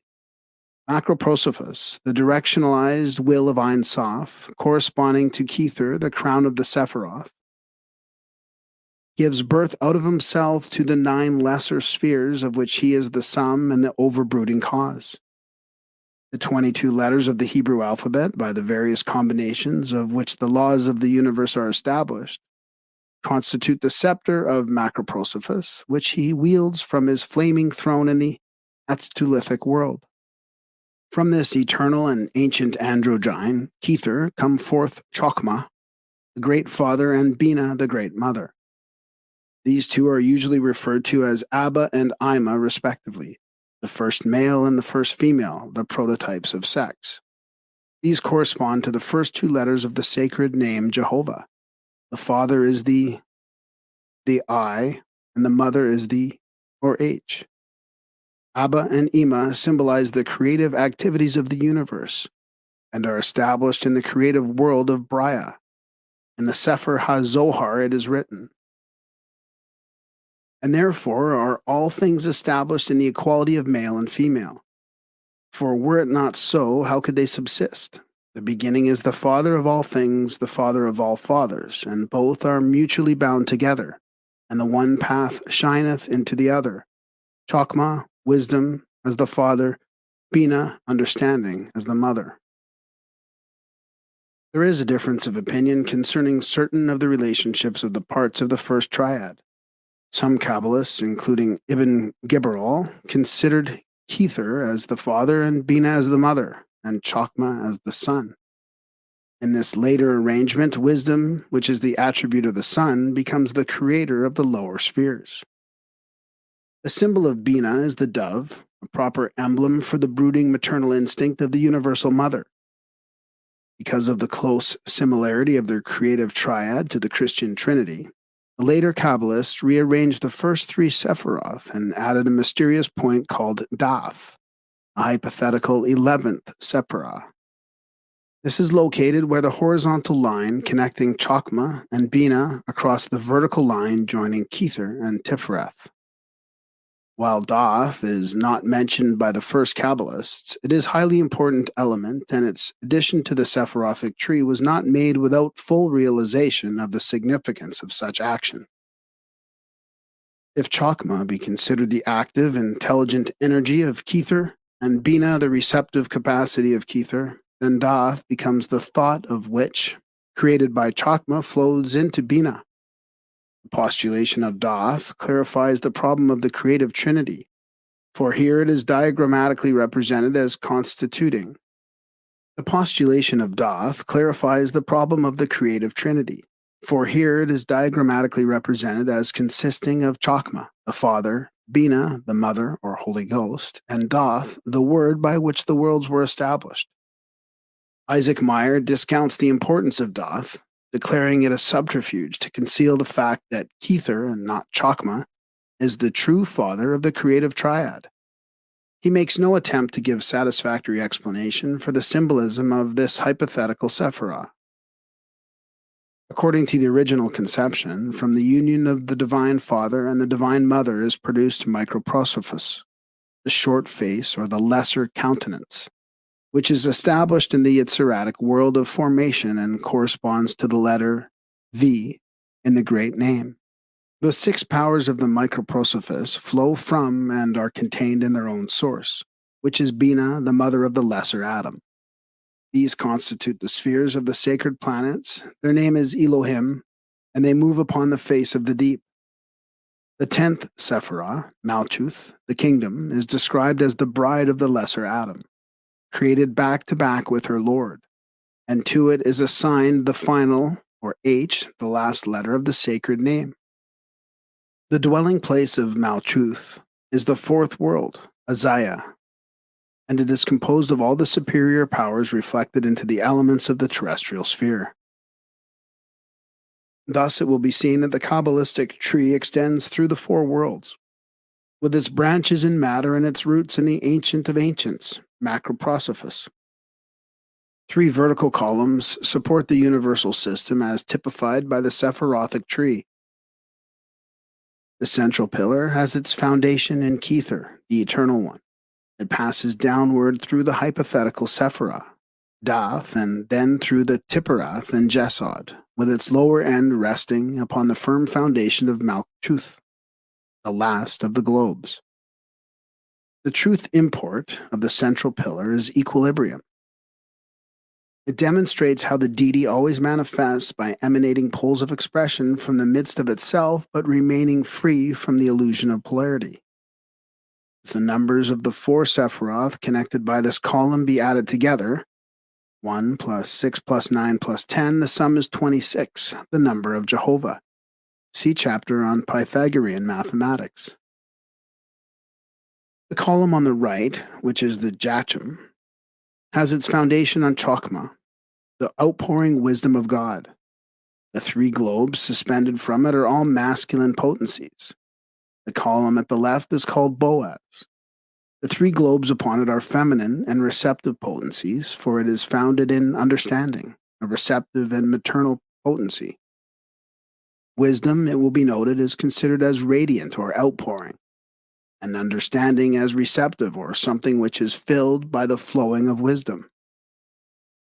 The 3 pillars are ultimately united in Malchuth, in which all the powers of the superior worlds are manifested. The 4 globes upon the central column reveal the function of the creative power in the various worlds. In the first world, the creative power is will, the one divine cause. In the second world, the hypothetical Dath, the world coming forth from the divine thought. In the third world, Tifereth, the sun or focal point between God and nature. In the fourth world, it is twofold, being the positive and negative poles of the reproductive system, of which Jesod is the male and Malchuth the female. In Kircher's Sephirothic tree, it should be especially noted that the ornaments of the tabernacle appear at the various parts of the diagram. These indicate a direct relationship between the sacred house of God and the universe, a relationship which must always be considered as existing between the deity, through whose activity the world is produced, and the world itself, which must be the house or vehicle of that deity. Could the modern scientific world but sense the true profundity of these philosophical deductions of the ancients, it would realize that those who fabricated the structure of the Kabbalah possessed a knowledge of the celestial plan comparable in every aspect with that of a modern savant. The Tetragrammaton, or the 4-lettered name of God, written thus, is pronounced Jehovah. The first letter is Yod, the germ, the life, the flame, the cause, the one, and the most fundamental of the Jewish phallic emblems. Its numerical value is 10, and it is to be considered as the one containing the 10. In the Kabbalah, it is declared that the Yod is a reality 3 Yods, of which the first is the beginning, the second is the center, and the third is the end. Its throne is the Sephirah Chokmah, according to Ibn Geberal, Kether, from which it goes forth to impregnate Bina, which is the first He. The result of this union is Teperath, which is the vow, whose power is 6 and which symbolizes the 6 members of the lesser atom. The final He is Malchuth, the inferior mother, partaking in the potencies of the divine mother, the first He. By placing the 4 letters of the Tetragrammaton in the vertical column, a figure closely resembling the human body is produced, with Yod for the head, the first He for the arms and shoulders, Vau for the trunk of the body, and the final He for the hips and legs. If the Hebrew letters be exchanged for the English equivalents, the form is not materially changed or the analogy altered. It is also extremely significant that by inserting the letter Shin in the middle of the name Jehovah, The word Jeshua or Jesus is formed thus. In the Kabbalistic mysteries, according to Eliphas Levi, the name Jehovah is occasionally written by connecting together 24 dots, the 24 powers before the throne, and it is believed that the name of the power of evil is the sign of Jehovah reversed or inverted. See Transcendental Magic. Of the great word, Albert Pike writes, "The true word of a Mason is to be found in the concealed and profound meaning of the ineffable name of deity, communicated by God to Moses, and which meaning was lost by the very precautions taken to conceal it. The true pronunciation of that name was in truth a secret, in which, however, was involved the far more profound secret of its meaning. In that meaning is included all the fourth truth that can be known by us in regard to the nature of God. See Morals and Dogma." Kabbalistic Keys to the Creation of Man. Henry Stephen, in A World of Wonders, published in 1607, mentions a monk of St. Anthony who declared that while in Jerusalem, the patriarch of that city had shown him not only one of the ribs of the Word made flesh, and some rays from the Star of Bethlehem, but also the snout of a seraph, a fingernail of a cherub, the horns of Moses, and a casket containing the breath of Christ. To a people believing implicitly in a seraph sufficiently tangible to have its proboscis preserved, the more profound issues of Judaistic philosophy must necessarily be incomprehensible. Nor is it difficult to imagine the reaction taking place in the mind of some ancient sage should he hear that a cherub, which according to St. Augustine signifies the evangelists, according to Philo Judaeus, the outermost circumference of the entire heavens, and according to several of the church fathers, the wisdom of God, had sprouted fingernails. The hopeless confusion of divine principles with the allegorical figures created to represent them to the limited faculties of the uninitiated had resulted in the most atrocious misconceptions of spiritual truths.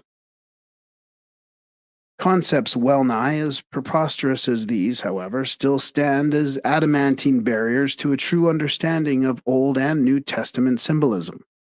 For until man disentangles his reasoning powers from the web of venerated absurdities in which his mind has lain ensnared for centuries, how can truth ever be discovered? The Old Testament, especially the Pentateuch, contains not only the traditional account of the creation of the world and of man, but also locked within it the secrets of the Egyptian initiators of the Moses concerning the genesis of the God-man, the initiate, and the mystery of his rebirth through philosophy.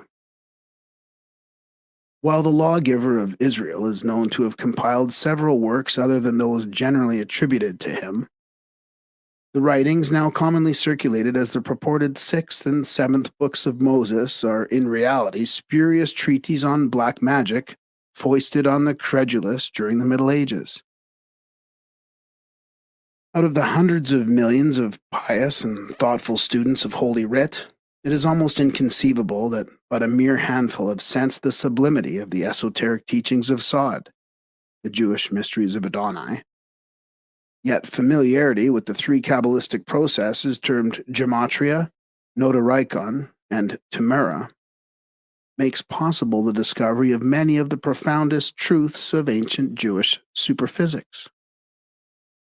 By gematria, it's meant not only the exchange of letters for their numerical equivalents, but also the method of determining by an analysis of its measurements the mystic purpose for which a building or other object was constructed.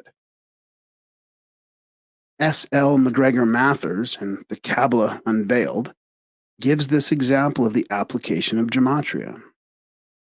Thus also the passage, Vahena Salesha, and lo 3 men equals in numerical value, Elo, Michael, Gabriel, V. Raphael.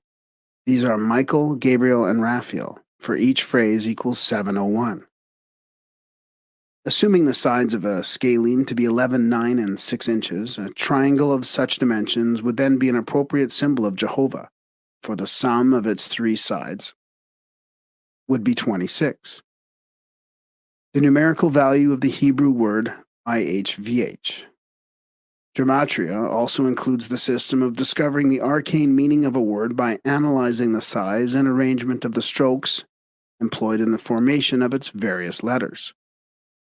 Gematria was employed by the Greeks as well as the Jews. The books of the New Testament, particularly those attributed to St. John, contain many examples of its use. Nicephorus Callistus declared the Gospel according to St. John to have been discovered in a cavern under the temple at Jerusalem, the volume having been secreted long anterior to the Christian era. The existence of interpolated material in the fourth Gospel substantiates the belief that the work was originally written without any specific reference to the man Jesus. The statements therein accredited to him being originally mystical discourses delivered by the personification of the universal mind.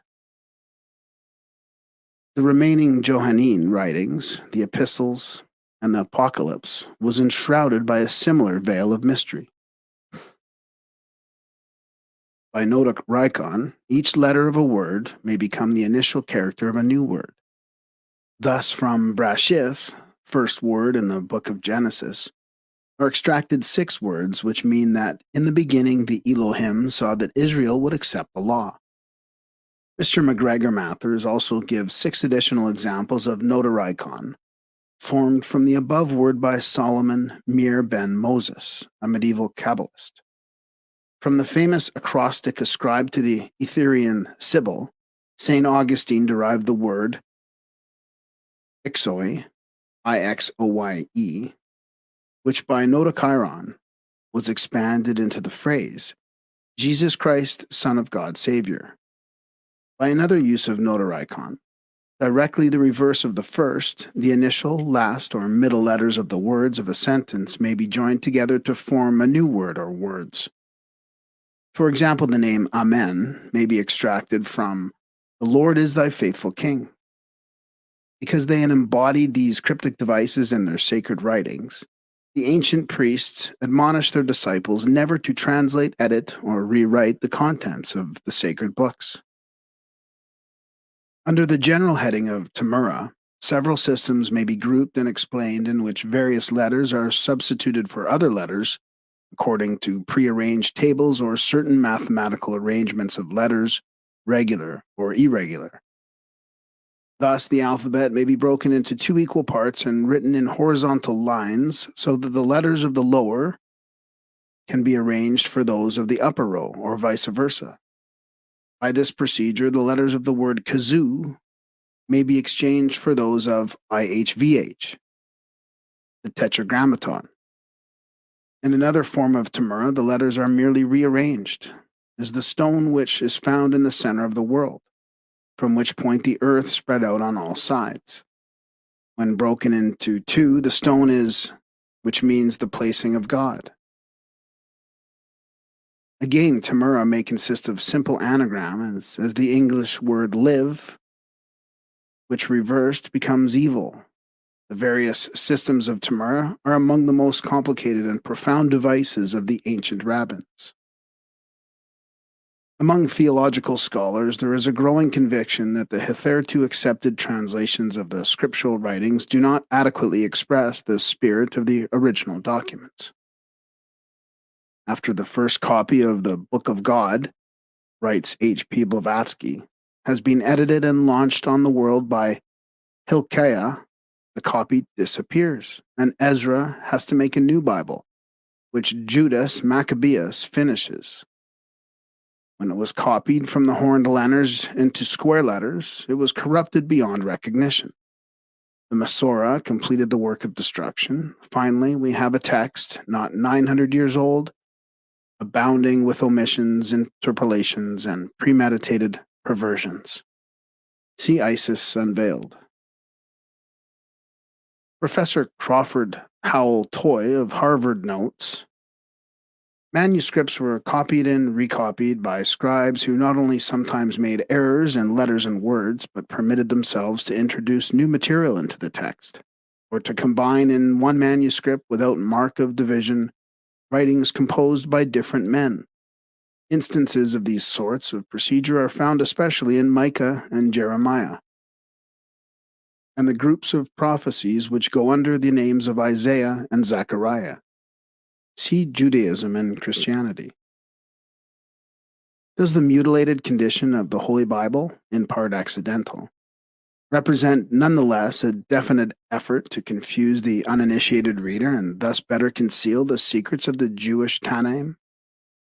Never has the Christian world been in possession of those hidden scrolls which contain the secret doctrine of Israel.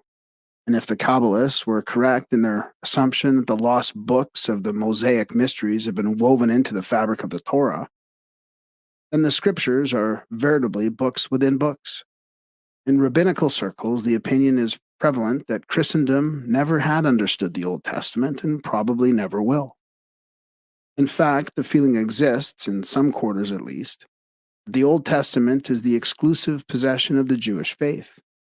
Also, that Christianity, after its unrelenting persecution of the Jew, takes unwarranted liberties when it includes strictly Jewish writings in its sacred canon. But as noted by one rabbi, if Christianity must use the Jewish scriptures, it should at least strive to do so with some degree of intelligence. In the opening chapter of Genesis, it is stated that after creating light and separating it from darkness, the 7 Elohim divided the waters which were under the firmament from the waters which were above the firmament. Having thus established the inferior universe in perfect accord with the esoteric teachings of the Hindu, Egyptian, and Greek mysteries, the Elohim next turned their attention to the production of flora and fauna, and lastly man. And God said, "Let us make man in our image, after our likeness." So God created man in his own image. In the image of God created he him. Male and female created he them. And God blessed them. And God said unto them, "Be fruitful and multiply, and replenish the earth." Consider in thoughtful silence the startling use of pronouns in the above extract from the most perfect example of English literature. When the plural and androgynous Hebrew word Elohim was translated into the singular and sexless word God, the opening chapters of Genesis were rendered comparatively meaningless. It may have been feared that the word had been correctly translated as the male and female creative agencies. The Christians would have been justly accused of worshiping a plurality of gods in the face of the repeated claims to monotheism. The plural form of the pronouns us and our reveals unmistakably, however, the pantheistic nature of divinity. Further, the androgynous constitution of the Elohim, God, is disclosed in the next verse, where he, referring to God, is said to have created man in his own image, male and female, or more properly, as the division of the sexes had not yet taken place, male-female. This is a death blow to the time-honored concept that God is a masculine potency, as portrayed by Michelangelo on the ceiling of the Sistine Chapel. The Elohim then order these androgynous beings to be fruitful. Note that neither the masculine nor the feminine principle has yet existed in a separate state. And lastly, note the word replenish.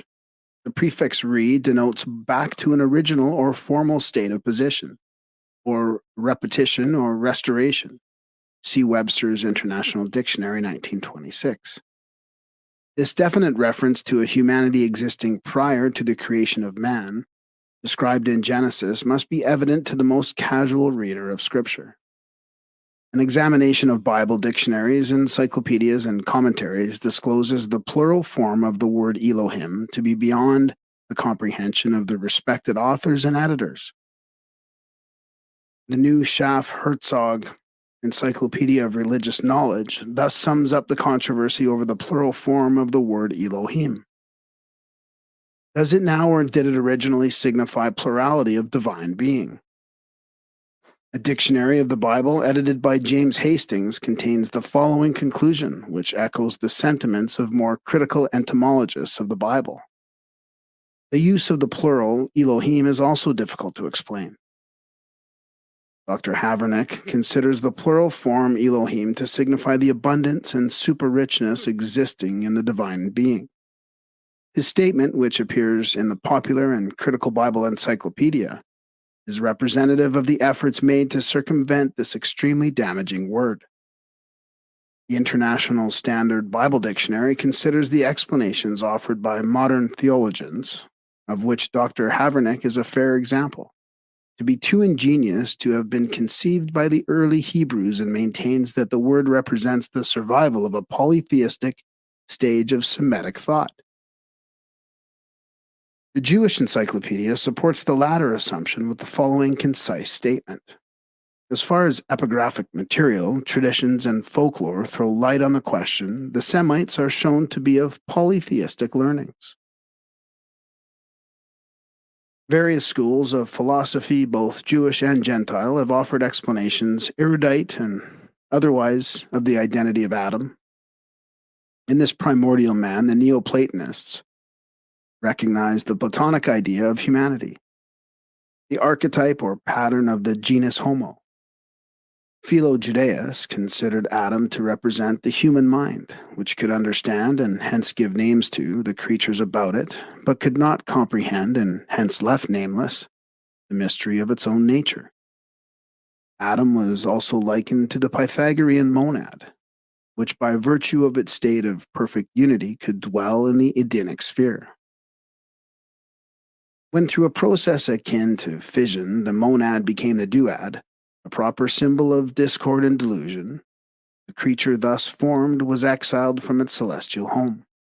Thus, the twofold man was driven from the paradise belonging to the undivided creation and cherubim, and a flaming sword were placed on guard at the gates of the causal world. Consequently, only after the reestablishment of unity within himself can man regain his primal spiritual state. According to the Isurim, the secret doctrine of Israel taught the existence of 4 Adams, each dwelling in one of the 4 Kabbalistic worlds. The first, or heavenly Adam, dwelt alone in the Atzulithic sphere, and within his nature existed all spiritual and material potentialities. The second Adam resided in the sphere of Braya. Like the first Adam, this being was androgynous, and the 10th division of its body, its heel, Malchuth, corresponded to the church of Israel that shall bruise the serpent's head.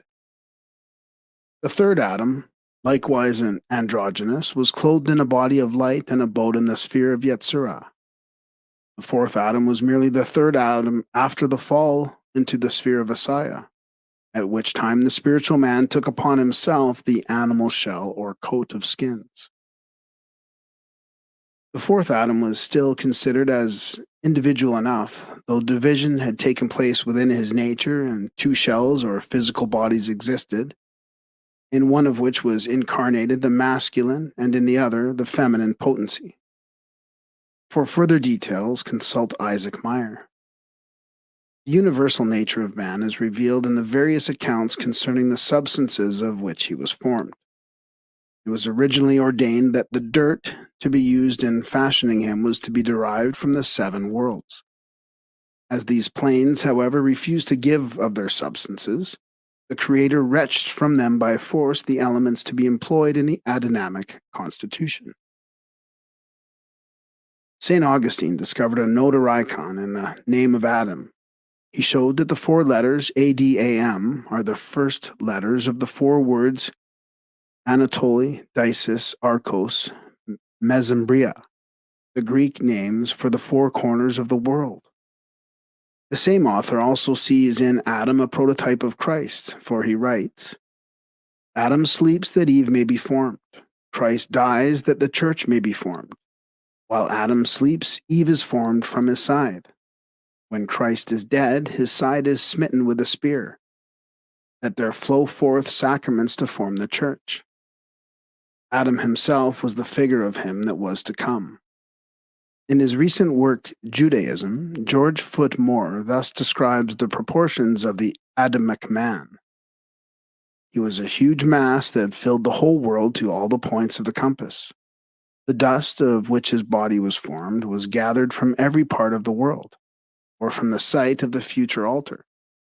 Of greatest interest is the notion that man was created androgynous, because it's probably a bit of foreign lore adapted to the first pair in Genesis.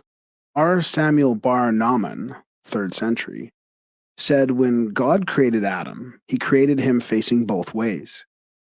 Then he sawed him in two and made two backs, one for each figure. The Zohar holds the concept of two Adams, the first a divine being who, stepping forth from the highest original darkness, created the second, or earthly, Adam in his own image. The higher, or celestial man, was the causal sphere with its divine potencies and potentialities considered as a gigantic personality. Its members, according to the Gnostics, being the basic elements of existence.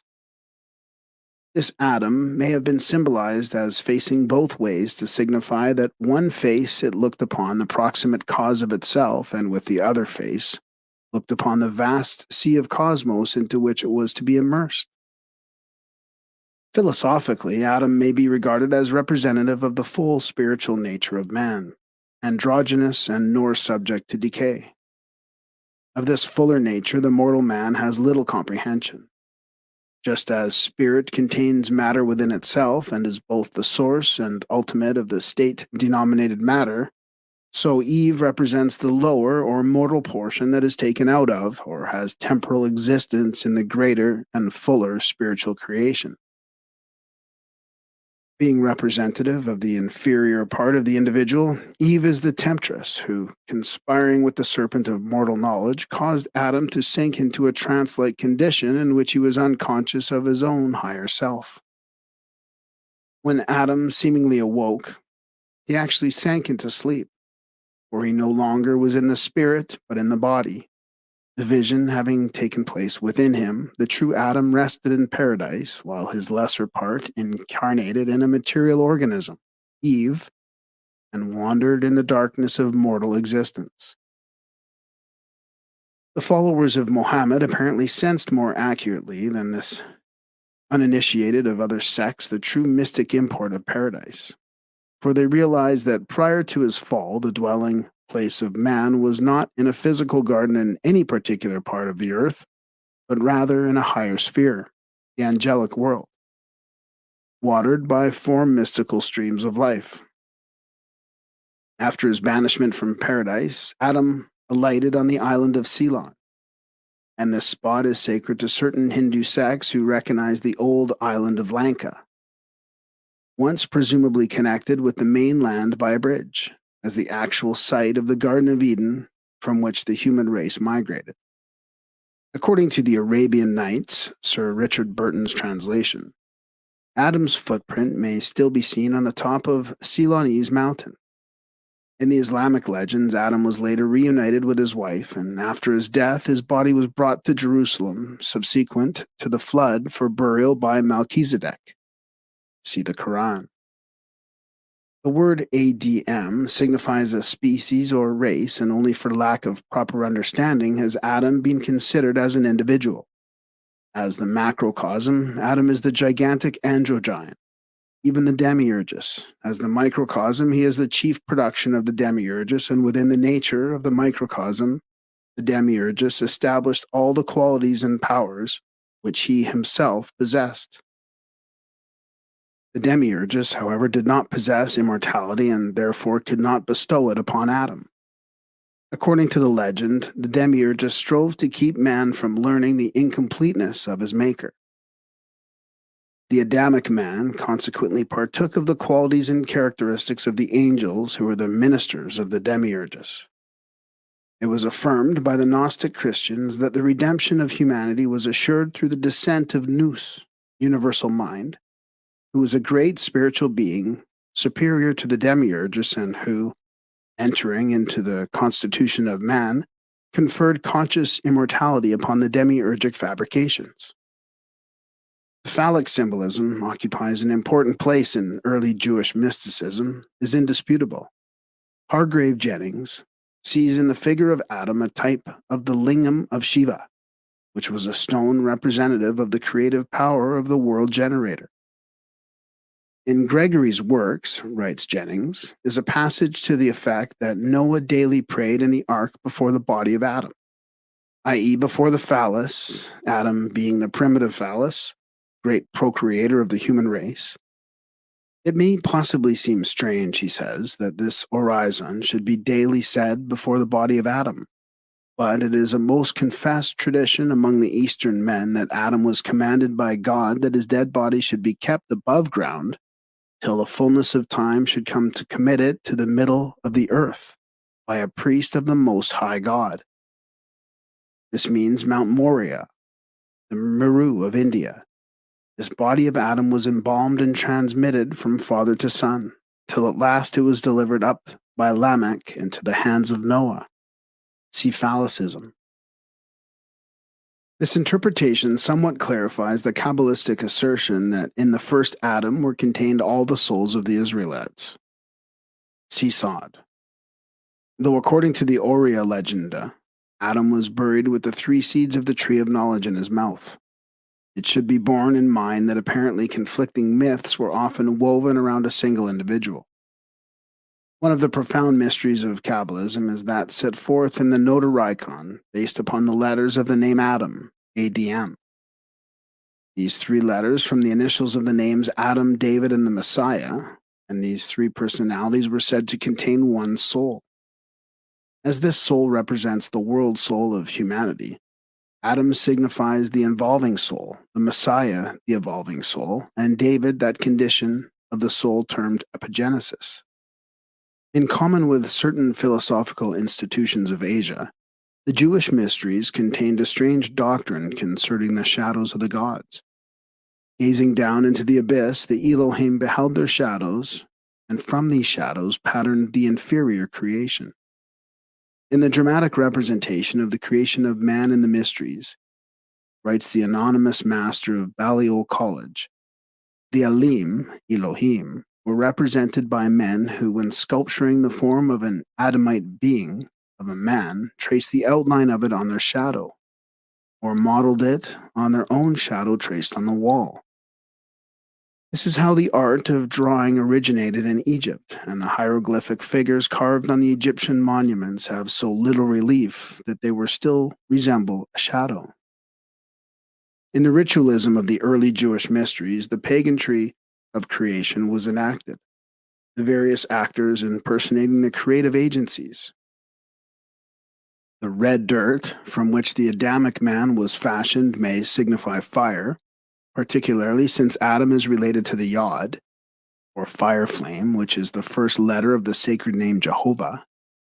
In John 20, it is written that the temple was 46 years in the building, a statement in which St. Augustine sees a secret and sacred gematria. For according to the Greek philosophy of numbers, the numerical value of the name Adam is 46. Adam thus becomes the type of the temple, for the house of godlike primitive man was a microcosm or epitome of the universe. In the mysteries, Adam is accredited with having the peculiar power of spiritual generation. Instead of reproducing his kind in the physical generative processes, he caused to issue from himself, or more correctly, to be reflected upon substance, a shadow of himself. This shadow he then ensouled, and it became a living creature. These shadows, however, remain only as long as the original figure of which they are the reflections endures, for with the removal of the original, the host of likeness vanishes with it. Herein is the key to the allegorical creation of Eve out of the side of Adam. For Adam, representative of the idea or pattern, is reflected into the material universe as a multitude of ensouled images, which collectively are designated Eve. According to another theory, the division of the sexes took place in the archetypal sphere. Hence, the shadows in the lower world were divided into 2 classes consistent with the orders established in the archetype. In the apparently incomprehensible attraction of one sex for the other, Plato recognized a cosmic urge toward reunion of the severed halves of this archetypal being. Exactly what is to be inferred by the division of the sexes as symbolically described in Genesis is a much debated question.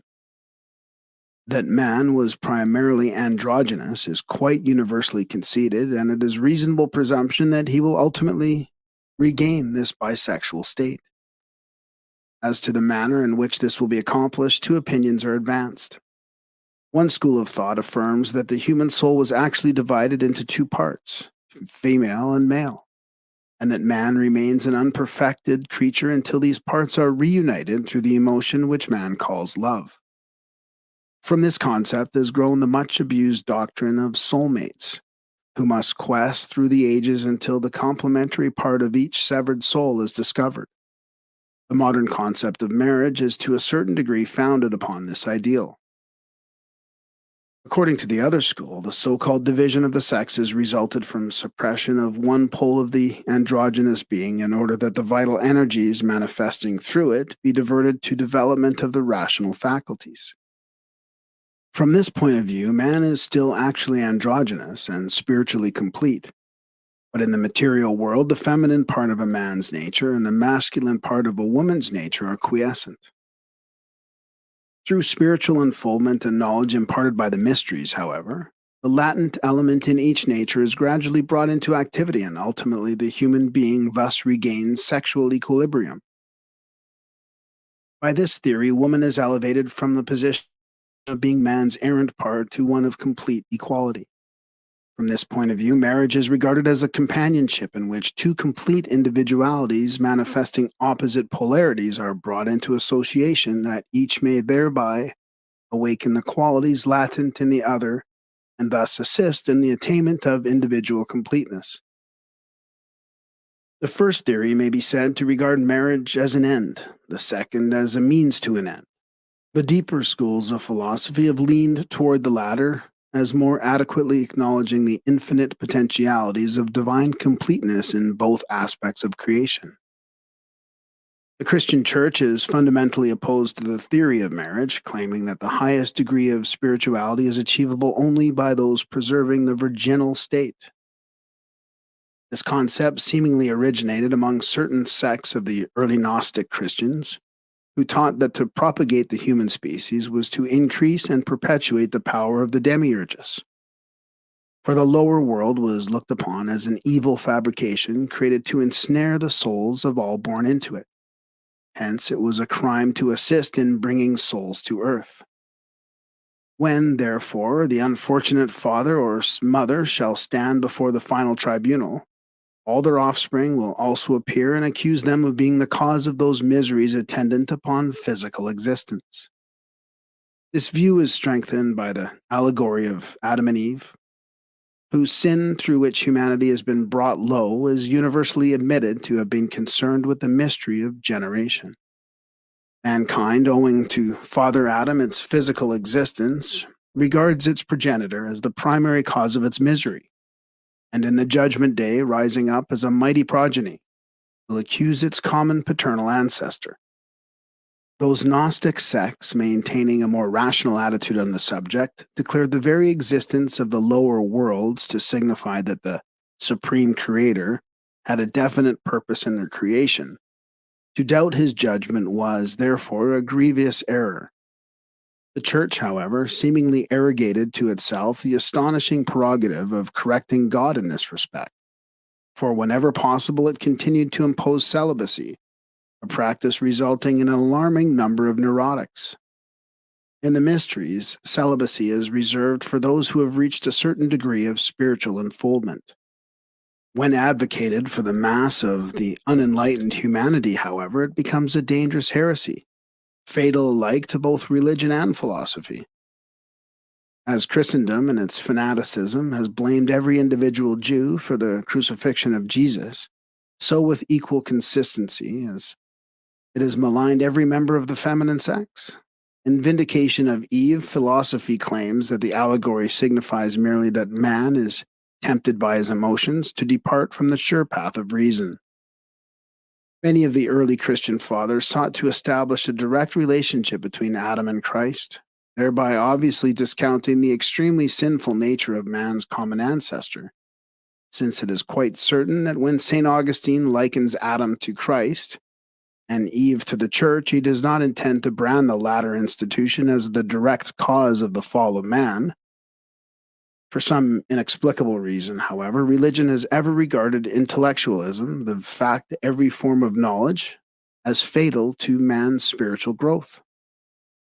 The Ignorantatine friars are an outstanding example of this attitude.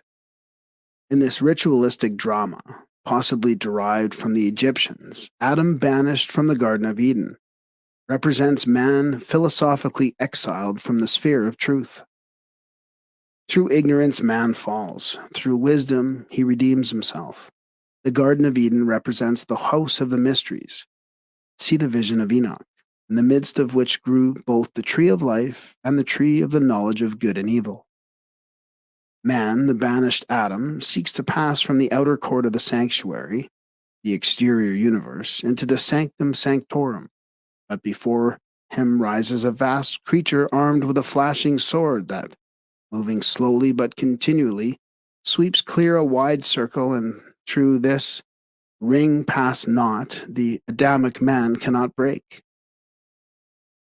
The cherubim address the seeker thus: Man, thou art dust, and to dust thou shalt return.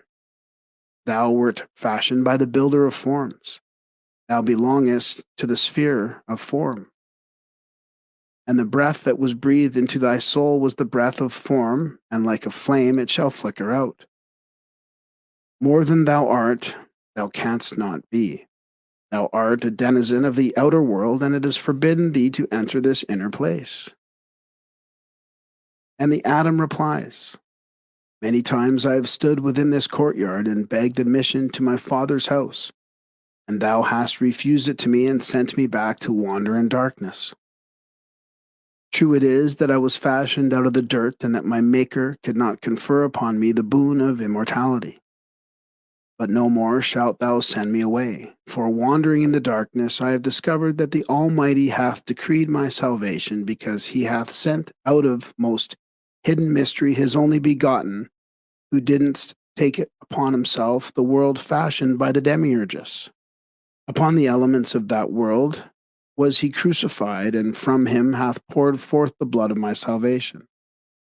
And God, entering into his creation, hath quickened it and established therein a road that leadeth to himself. While my Maker could not give me immortality, immortality was inherent in the very dust of which I was composed. For before the world was fabricated, and before the demiurgus became the regent of nature, the eternal life had impressed itself upon the face of cosmos. This is its sign, the cross. Do you now deny me entrance, I who have at least learned the mystery of myself? And the voice replies, He who is aware is, behold. Gazing about him, Adam finds himself in a radiant place, in the midst of which stands a tree with flashing jewels for fruit, and entwined about its trunk a flaming winged serpent crowned with a diadem of stars. It was the voice of the serpent that had spoken. Who art thou? Demands the Adam. I, the serpent answers, am Satan who was stoned. I am the adversary, the Lord who is against you, the one who pleads for your destruction before the eternal tribunal. I was your enemy upon the day that you were formed. I have led you into temptation. I have delivered you into the hands of evil. I have maligned you. I have striven ever to achieve your undoing. I am the guardian of the tree of knowledge, and I have sworn that none whom I can lead astray shall partake of its fruits. The Adam replies, For uncounted ages I have been thy servant. In my ignorance I listened to thy words, and they led me into paths of sorrow. Thou hast placed in my mind dreams of power, and when I struggled to realize those dreams, they brought me naught but pain. Thou hast sowed in me the seeds of desire, and when I lusted after the things of the flesh, agony was my only recompense. Thou hast sent me false prophets and false reasoning, and when I strove to grasp the magnitude of truth, I found thy laws were false, and only dismay reward my strivings. I am done with thee forever, O artful spirit. I have tired of thy world of illusions. No longer will I labor in thy vineyards of iniquity. Get thee behind me, rempter of the host of thy temptations. There is no happiness, no peace, no good, no future in the doctrines of selfishness, hate, and passion preached by thee. All these things I do cast aside, renounce is thy rule forever? And the serpent makes answer, Behold, O Adam, the nature of thy adversary. The serpent disappears in a blinding sunburst of radiance, and in its place stands an angel resplendent in shining golden garments with great scarlet wings that spread from one corner of the heavens to the other. Dismayed and awestruck, the Adam falls before the divine creature. I am the Lord who is against thee, and thus accomplishes thy salvation, continues the voice. Thou hast hated me, but through the ages, yet to be thou shalt bless me. For I have led thee out of the sphere of the demiurgus. I have turned thee against the illusions of worldliness. I have weaned thee of desire. I have awakened in thy soul the immortality of which I myself partake. Follow me, O Adam, for I am the way, the life, and the truth. An analysis of tarot cards. Opinions of authorities differ widely concerning the origin of playing cards, the purpose for which they were intended, and the time of their introduction into Europe. In his researches into the history of playing cards, Samuel Weller Singer advances the opinion that cards reached southern Europe from India by way of Arabia. It is probable that the tarot cards were part of the magical and philosophical lore secured by the Knights Templars from the Saracens, or one of the mystical sects then flourishing in Syria. Returning to Europe, the Templars, to avoid persecution, concealed the arcane meaning of the symbols by introducing the leaves of their magical book, ostensibly as a device for amusement and gambling. In support of this contention, Mrs. John King van Rensselaer states that cards were brought by the home-returning warriors who imported many of the newly acquired customs and habits of the Orient to their own countries seems to be a well-established fact, and it does not contradict the statement made by some writers who declared that the gypsies, who about that time began to wander over Europe, brought with them and introduced cards which they used, as they do at the present day, for divining the future. See the Devil's Picture Books. Through the gypsies, the tarot cards may be traced back to the religious symbolism of the ancient Egyptians. In his remarkable work, The Gypsies, Samuel Roberts presents ample proof of their Egyptian origin. In one place, he writes, When gypsies originally arrived in England is very uncertain. They are first noticed in our laws by several statutes against them in the reign of Henry VIII, in which they are described as an outlandish people, calling themselves Egyptians, who do not profess any craft or trade, but go about in great numbers. A curious legend relates that after the destruction of the Serapeum in Alexandria, a large body of attendant priests banded themselves together to preserve the secrets of the rites of Serapis.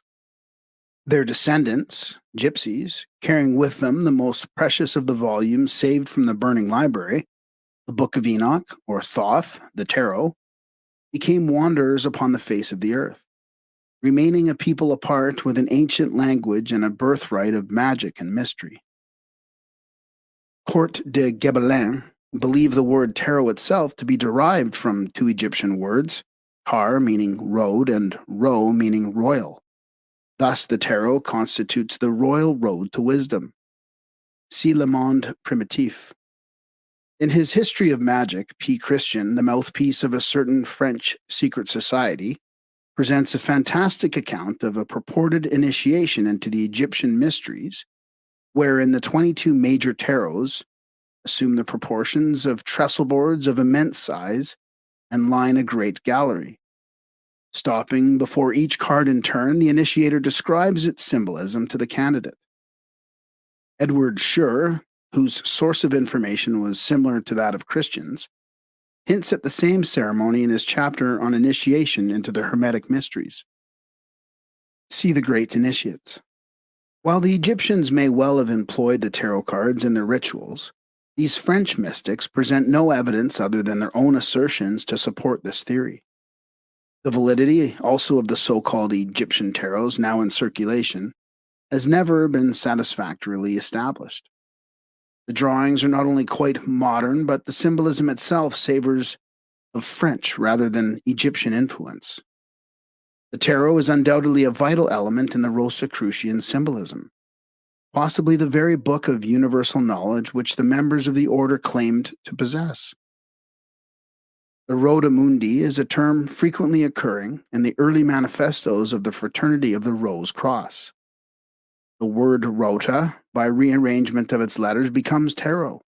The ancient name of these mysterious cards, W.F.C. Wigston has discovered evidence that Sir Francis Bacon employed the tarot symbolism in his ciphers.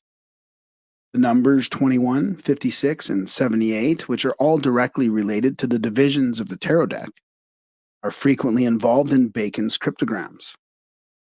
In the great Shakespearean folio of 1623, the Christian name of Lord Bacon appears 21 times on page 56 of the Histories. See the Columbus of literature. Many symbols appearing upon the tarot cards have definite Masonic interest. The Pythagorean numerologist will also find an important relationship to exist between the numbers on the cards and the designs accompanying the numbers. The Kabbalist will be immediately impressed by the significant sequence of the cards, and the alchemist will discover certain emblems meaningless save to one versed in the divine chemistry of transmutation and regeneration. As the Greeks placed the letters of their alphabet, with their corresponding numbers, upon various parts of the body of their humanly represented logos, so the tarot cards have an analogy not only in the parts and members of the universe, but also in the divisions of the human body. They are, in fact, the key to the magical constitution of man. The tarot cards must be considered, 1, as separate and complete hieroglyphs, each representing a distinct principle, law, power, or element in nature. 2, in relationship to each other as the effect of one agent operating upon another. And 3, as vowels and consonants of a philosophical alphabet. The laws governing all phenomena are represented by the symbols upon the tarot cards, whose numerical values are equal to the numerical equivalents of the phenomena. As every structure consists of certain elemental parts, so the tarot cards represent the components of the structure of philosophy. Irrespective of the science or philosophy with which the student is working, the tarot cards can be identified with the essential constituents of his subject, each card thus being related to a specific part according to mathematical and philosophical laws. An imprisoned person, writes Eliphas Levi, with no other book than the tarot, if he knew how to use it, could in a few years acquire universal knowledge, and would be able to speak on all subjects with unequaled learning and inexhaustible eloquence. See Transcendental Magic. The diverse opinions of eminent authorities on the tarot symbolism are quite irreconcilable. The conclusions of the scholarly Court de Gabelin and the bizarre Grand Italia, the first authorities on the subject, not only are at radical variance, but both are equally discredited by Levi, whose arrangement of the tarot trumps was rejected in turn by author Edward Waite and Paul Case as being an effort to mislead students. The followers of Levi, especially Pappas, Christian, Westcott, and Scherer, are regarded by the Reformed tarotists as honest but benighted individuals who wandered in darkness for lack of Pamela Coleman Smith's new deck of tarot cards with revisions by Mr. Waite. Most writers on the tarot, Mr. Waite a notable exception, have proceeded upon the hypothesis that the 22 major trumps represent the letters of the Hebrew alphabet. This supposition is based upon nothing more substantial than the coincidence that both consist of 22 parts. Apostle, Saint Martin, and Levi all wrote books divided into sections corresponding to the major tarots is an interesting sidelight on the subject. The major trump cards portray incidents from the Book of Revelation, and the Apocalypse of St. John is also divided into 22 chapters. Assuming the Kabbalah to hold the solution to the tarot riddle, seekers have often ignored other possible lines of research. The task, however, of discovering the proper relationship sustained by the tarot trumps to the letters of the Hebrew alphabet and the path of wisdom, thus far has not met with any great measure of success. The major trumps of the tarot and the 22 letters of the Hebrew alphabet cannot be synchronized without first fixing the correct place of the unnumbered or zero card, Lamat, the Fool. Levi places this card between the 20th and 21st tarots, assigning to it the Hebrew letter Shin. The same order is followed by Pappas, Christian, and Waite. The last, however, declaring this arrangement to be incorrect. Westcott makes the zero card the 22nd of the tarot major trumps. On the other hand, both Court de Gébelin and Paul Case place the unnumbered card before the first numbered card of the major trumps. For if the natural order of the numbers, according to either the Pythagorean or Kabbalistic system, be adhered to, the zero card must naturally precede the number 1. This does not dispose of the problem, however, for efforts to assign a Hebrew letter to each tarot trump in sequence produce an effect far from convincing. Mr. Waite, who re-edited the tarot, expresses himself thus: I am not to be included among those who are satisfied that there is a valid correspondence between Hebrew letters and tarot trump symbols. See Introduction to the Book of Formation by Knut Stenring. The real explanation may be that the major tarots no longer are in the same sequence as when they formed the leaves of Hermes' sacred book for the Egyptians, or even their Arabian successors. Could have purposely confused the cards so that their secrets might be better preserved. Mr. Case has developed a system which, while superior to most, depends largely upon two debatable points, namely the accuracy of Mr. Waite's revised tarot and the justification for assigning the first letter of the Hebrew alphabet to the unnumbered or zero card. Since Aleph, the first Hebrew letter, has a numerical value of 1, its assignment to the zero card is equivalent to the statement that 0 is equal to the letter Aleph and therefore synonymous with the number 1. With rare insight, Court de Gébelin assigned the zero card to Ein Sof, the unknowable first cause.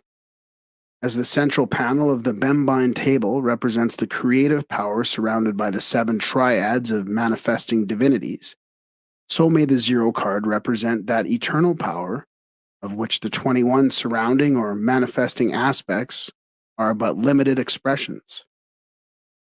If the 21 major trumps be considered as limited forms existing in the abstract substance of the zero card, it then becomes their common denominator. Which letter, then, of the Hebrew alphabet is the origin of all the remaining letters? The answer is apparent: Yod. In the presence of so many speculations, one more may not offend. The zero card, Lamat, the Fool, has been likened to the material universe because the mortal sphere is the world of unreality. The lower universe, like the mortal body of man, is but a garment, a motley costume, well likened to caps and bells. Beneath the garments of the Fool is the divine substance, however, of which a jester is but a shadow. This world is a Mardi Gras, a pageantry of divine sparks masked in the garb of fools. Was not this zero card, the Fool, placed in the tarot deck to deceive all who could not pierce the veil of illusion? The tarot cards were entrusted by the illumined hierophants of the mysteries into the keeping of the foolish and the ignorant, thus becoming playthings, in many instances even instruments of vice. Man's evil habits, therefore, actually became the unconscious perpetuators of his philosophical precepts. We must admire the wisdom of the initiates, writes Pappas, who utilized vice and made it produce more beneficial results than virtue. Does not this act of the ancient priests itself afford proof that the entire mystery of the tarot is wrapped up in the symbolism of its zero card? If knowledge was thus entrusted to the fools, should it not be sought for in this card? If Lamat be placed before the first card of the tarot deck and the others laid out in a horizontal line and sequence from right to left, it it will be found that the fool is walking toward the other trumps as though about to pass through the various cards. Like the spiritually hoodwinked and bound neophyte, Lamont is about to enter upon the supreme adventure. If the 0 card be considered as extraneous to the major trumps, this destroys the numerical analogy between these cards and the Hebrew letters by leaving one letter without a tarot correspondent. In this event, it will be necessary to assign the missing letter to a hypothetical tarot card called the elements, assumed to have been broken up to form the 56 cards of the minor trumps. It is possible that each of the major trumps may be subject to a similar division. The first numbered major trump is called le bateleur, the juggler, and according to Court de Gébelin, indicates the entire fabric of creation to be but a dream, existence a juggling of divine elements, a life a perpetual game of hazard. The seeming miracles of nature are but feats of cosmic legerdemain. Man is like the little ball in the hands of the juggler, who waves his wand and presto, the ball vanishes. The world looking on does not realize that the vanished article is still cleverly concealed by the juggler in the hollow of his hand.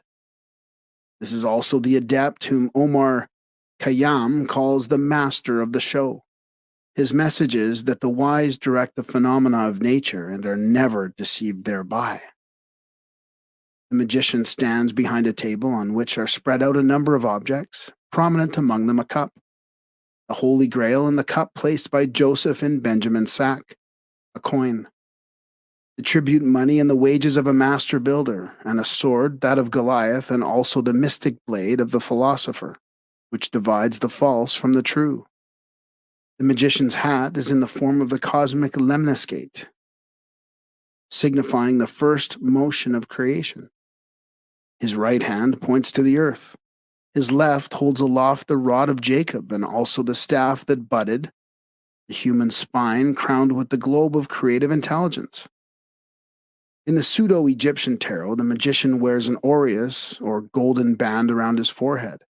The table before him is in the form of a perfect cube, and his girdle is the serpent of eternity devouring its own tail. The second numbered major trump is called Le Papace, the female pope, and has been associated with a curious legend of the only woman who ever sat in the pontifical chair. Pope Joan is supposed to have accomplished this by masquerading in malt attire and was stoned to death when her subterfuge was discovered.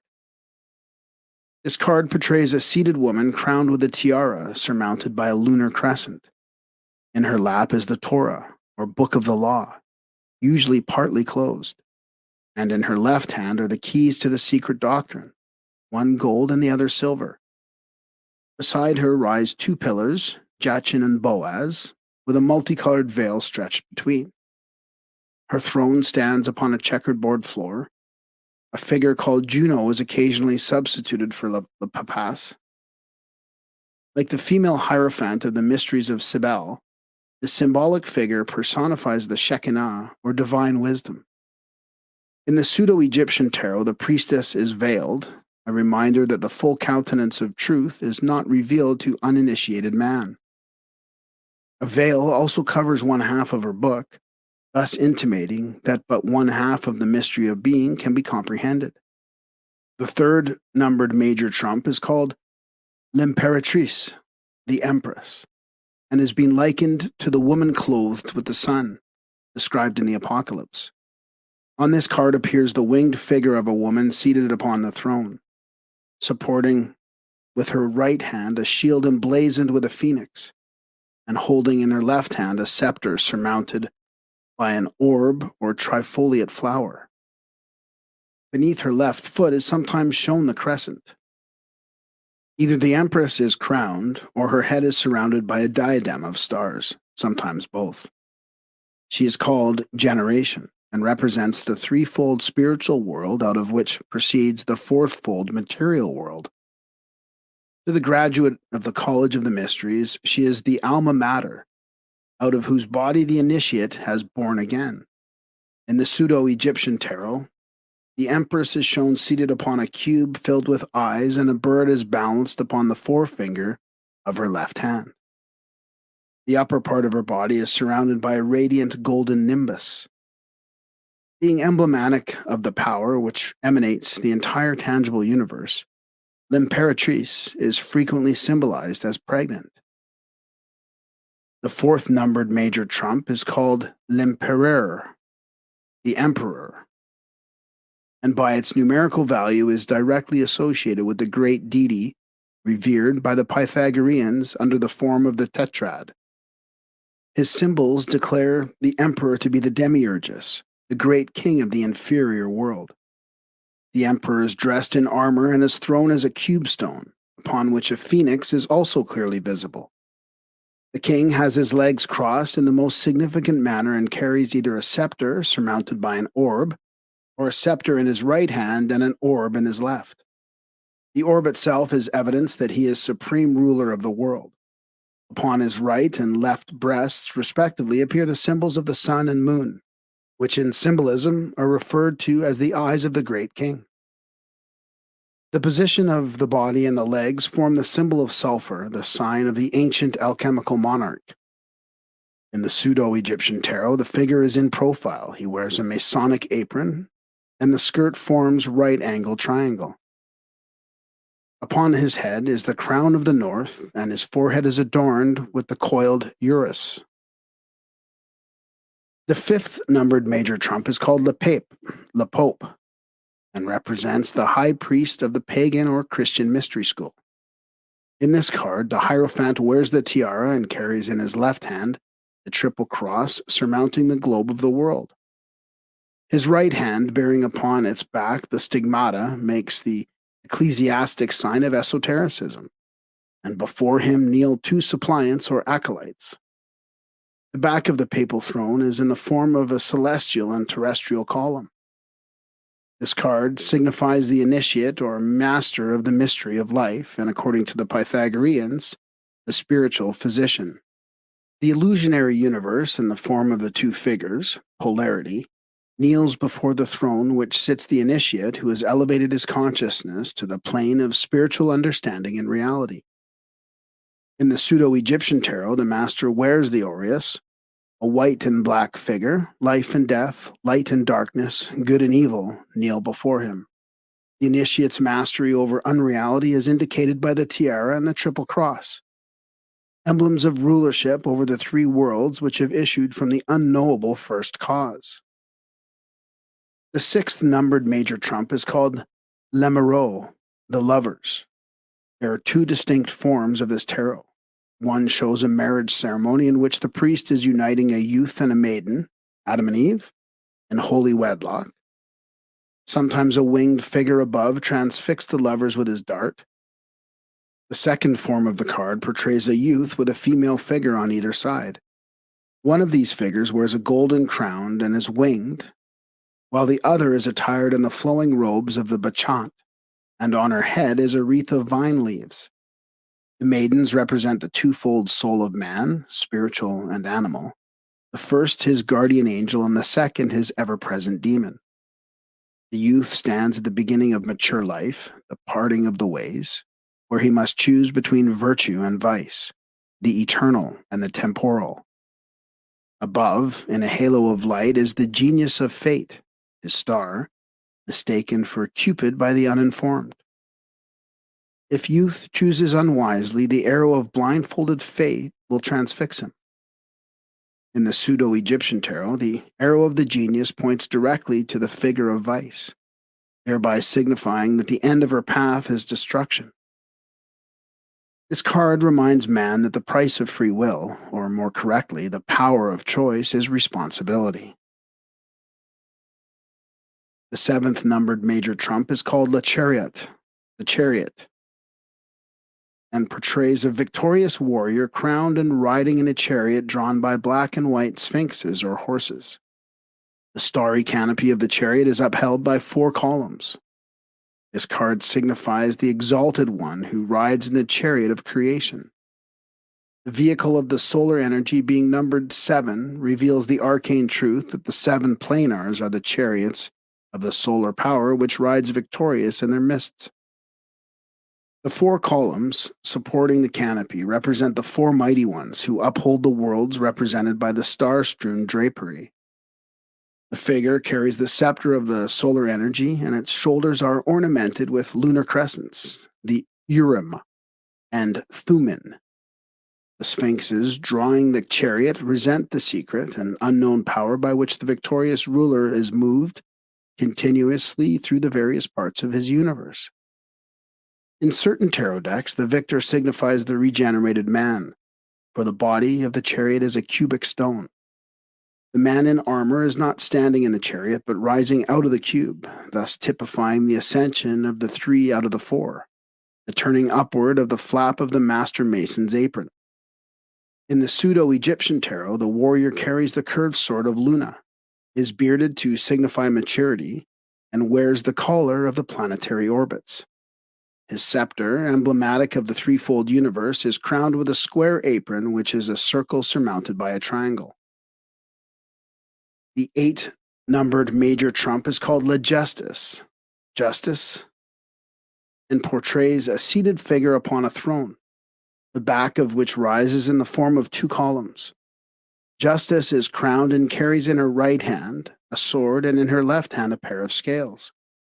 This card is a reminder of the judgment of the soul in the Hall of Osiris. It teaches that only balanced forces can endure, and that eternal justice destroys with the sword that which is unbalanced. Sometimes justice is depicted with a braid of her own hair twisted around her neck in a manner resembling a hangman's knot. This may subtly imply that man is the cause of his own undoing, his actions, symbolized by his hair, being the instrument of his annihilation. In the pseudo-Egyptian tarot, the figure of justice is raised upon a dais of 3 steps, for justice can be fully administered only by such as have been elevated to the 3rd degree. Justice is blindfolded, that the visible shall in no way influence its decision. For reasons he considers beyond his reader's intelligence, Mr. Waite reversed the 8th and 11th major trumps. The 9th numbered major trump is called Le Hermite, the hermit, and portrays an aged man robed in a monkish habit and cowl, leaning on a staff. This card was popularly supposed to represent Diogenes in his quest for an honest man. In his right hand, the recluse carries a lamp, which he partly conceals with the folds of his cape. The hermit thereby personifies the secret organizations which for uncounted centuries have carefully concealed the light of the ancient wisdom from the profane. The staff of the hermit is knowledge, which is man's main and only enduring support. Sometimes the mystic rod is divided by knobs into 7 sections, a subtle reference to the mystery of the 7 sacred centers along the human spine. In the pseudo-Egyptian tarot, the hermit shields the lamp behind a rectangular cape to emphasize the philosophic truth that wisdom, if exposed to the fury of ignorance, would be destroyed like the tiny flame of a lamp unprotected from the storm. Man's bodies form a cloak through which his divine nature is faintly visible, like the flame of the partly covered lantern. Through renunciation, the hermetic life, man attains depth of character and tranquility of spirit. The 10th numbered major trump is called Le Roue de Fortune, the Wheel of Fortune, and portrays a mysterious wheel with 8 spokes, the familiar Buddhist symbol of the cycle of necessity.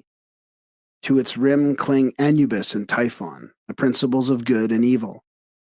Above sits the immobile Sphinx, carrying the sword of justice and signifying the perfect equilibrium of universal wisdom. Anubis is shown rising and Typhon descending. But when Typhon reaches the bottom, evil ascends again, and when Anubis reaches the top, good wanes once more. The Wheel of Fortune represents the lower universe as a whole with divine wisdom, the Sphinx, as the eternal arbiter between good and evil. In India, the chakra, or wheel, is associated with the life centers either of a world or of an individual. In the pseudo-Egyptian tarot, the Sphinx is armed with a javelin, and Typhon is being thrown from the wheel. The vertical columns supporting the wheel, and so placed that but one is visible, represent the access of the world with the inscrutable Sphinx upon its northern pole. Sometimes the wheel with its support is in a boat upon the water. The water is the ocean of illusion, which is the sole foundation of the cycle of necessity. The 11th numbered major trump is called La Force, strength, and portrays a girl wearing a hat in the form of a lemon scape, with her hands upon the mouth of an apparently ferocious lion. Considerable controversy exists as to whether the maid is closing or opening the lion's mouth. Most writers declare her to be closing the jaws of the beast, but a critical inspection conveys the opposite impression. The young woman symbolizes spiritual strength, and the lion, either the animal world which the girl is mastering or the secret wisdom over which she is mistress. The lion also signifies the summer solstice, and the girl, Virgo, for when the sun enters this constellation, the virgin robs the lion of his strength. King Solomon's throne was ornamented with lions, and he himself was likened to the king of beasts, with the key of wisdom between its teeth. In this sense, the girl may be opening the lion's mouth to find the key contained therein, for courage is a prerequisite to the attainment of knowledge. In the pseudo-Egyptian tarot, the symbolism is the same, except that the maiden is represented as a priestess wearing an elaborate crown in the form of a bird, surmounted by serpents and an ibis. The 12th numbered major trump is called Le Pendu, the hanged man, and portrays a young man hanging by his left leg from a horizontal beam, the latter supported by 2 tree trunks, from each of which 6 branches have been removed. The right leg of the youth is crossed in back of the left, and his arms are folded behind his back in such a way as to form a cross surmounting a downward pointed triangle. The figure thus forms an inverted symbol of sulfur, and according to Levi, signifies the accomplishment of the magnum opus. In some decks, the figure carries under each arm a money bag from which coins are escaping.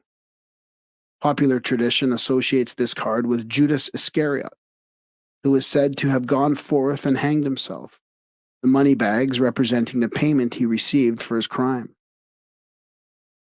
Levi likens the hanged man to Prometheus, the eternal sufferer, further declaring that the upturned feet signify the spiritualization of the lower nature. It is also possible that the inverted figure denotes the loss of spiritual faculties, for the head is below the level of the body. The stumps of the 12 branches are the signs of the zodiac divided into 2 groups, positive and negative. The picture therefore depicts polarity temporarily triumphant over the spiritual principle of equilibrium. To attain the heights of philosophy, therefore, man must reverse or invert the order of his life. He then loses his sense of personal possession because he renounces the rule of gold in the favor of the golden rule. In the pseudo-Egyptian tarot, the hanged man is suspended between 2 palm trees and signifies the sun god who dies perennially for his world. The 13th numbered major trump is called Le Mort, death, and portrays a reaping skeleton with a great scythe cutting off the heads, hands, and feet rising out of the earth about it. In the course of its labors, the skeleton has apparently cut off one of its own feet. Not all tarot decks show this peculiarity, but this point well emphasizes the philosophic truth that unbalance and destructiveness are synonymous. The skeleton is the proper emblem of the first and supreme deity because it is the foundation of the body, as the absolute is the foundation of creation. The reaping skeleton physically signifies death, but philosophically that irresistible impulse in nature, which causes every being to be ultimately absorbed into the divine condition in which it existed before the illusionary universe had been manifested. The blade of the scythe is the moon with its crystallizing power. The field in which death reaps is the universe, and the card discloses that all things growing out of the earth shall be cut down and return to earth again. Kings, queens, courtesans, and knaves are alike to death, the master of the visible and parent parts of all creatures.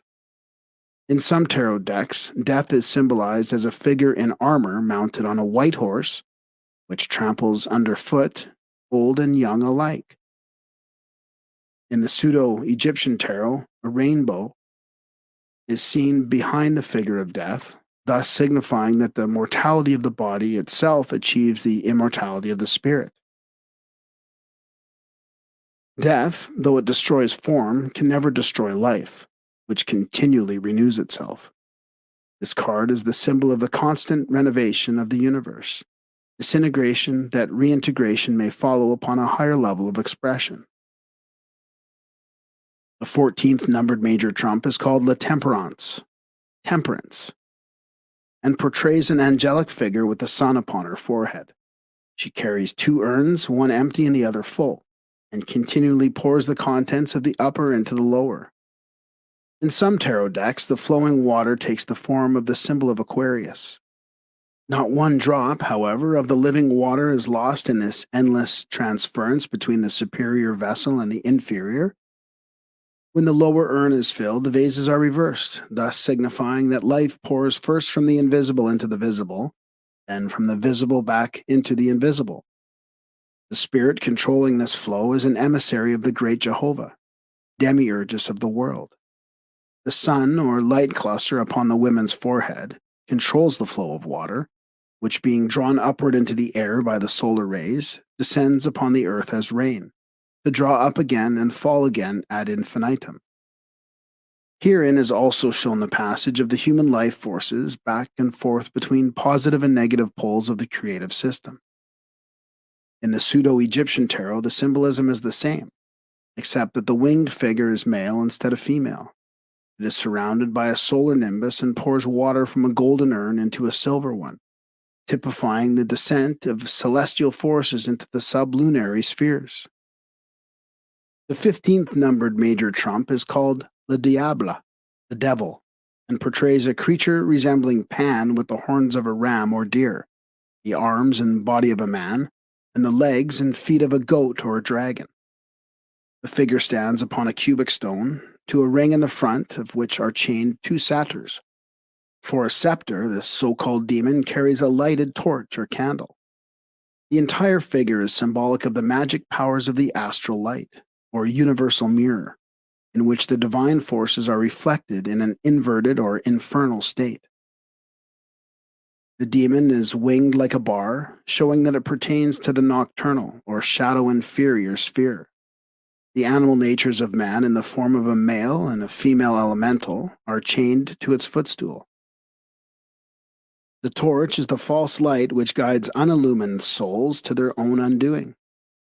In the pseudo-Egyptian tarot appears Typhon, a winged creature composed of a hog, a man, a bat, a crocodile, and a hippopotamus, standing in the midst of its own destructiveness and holding aloft the firebrand of the incendiary.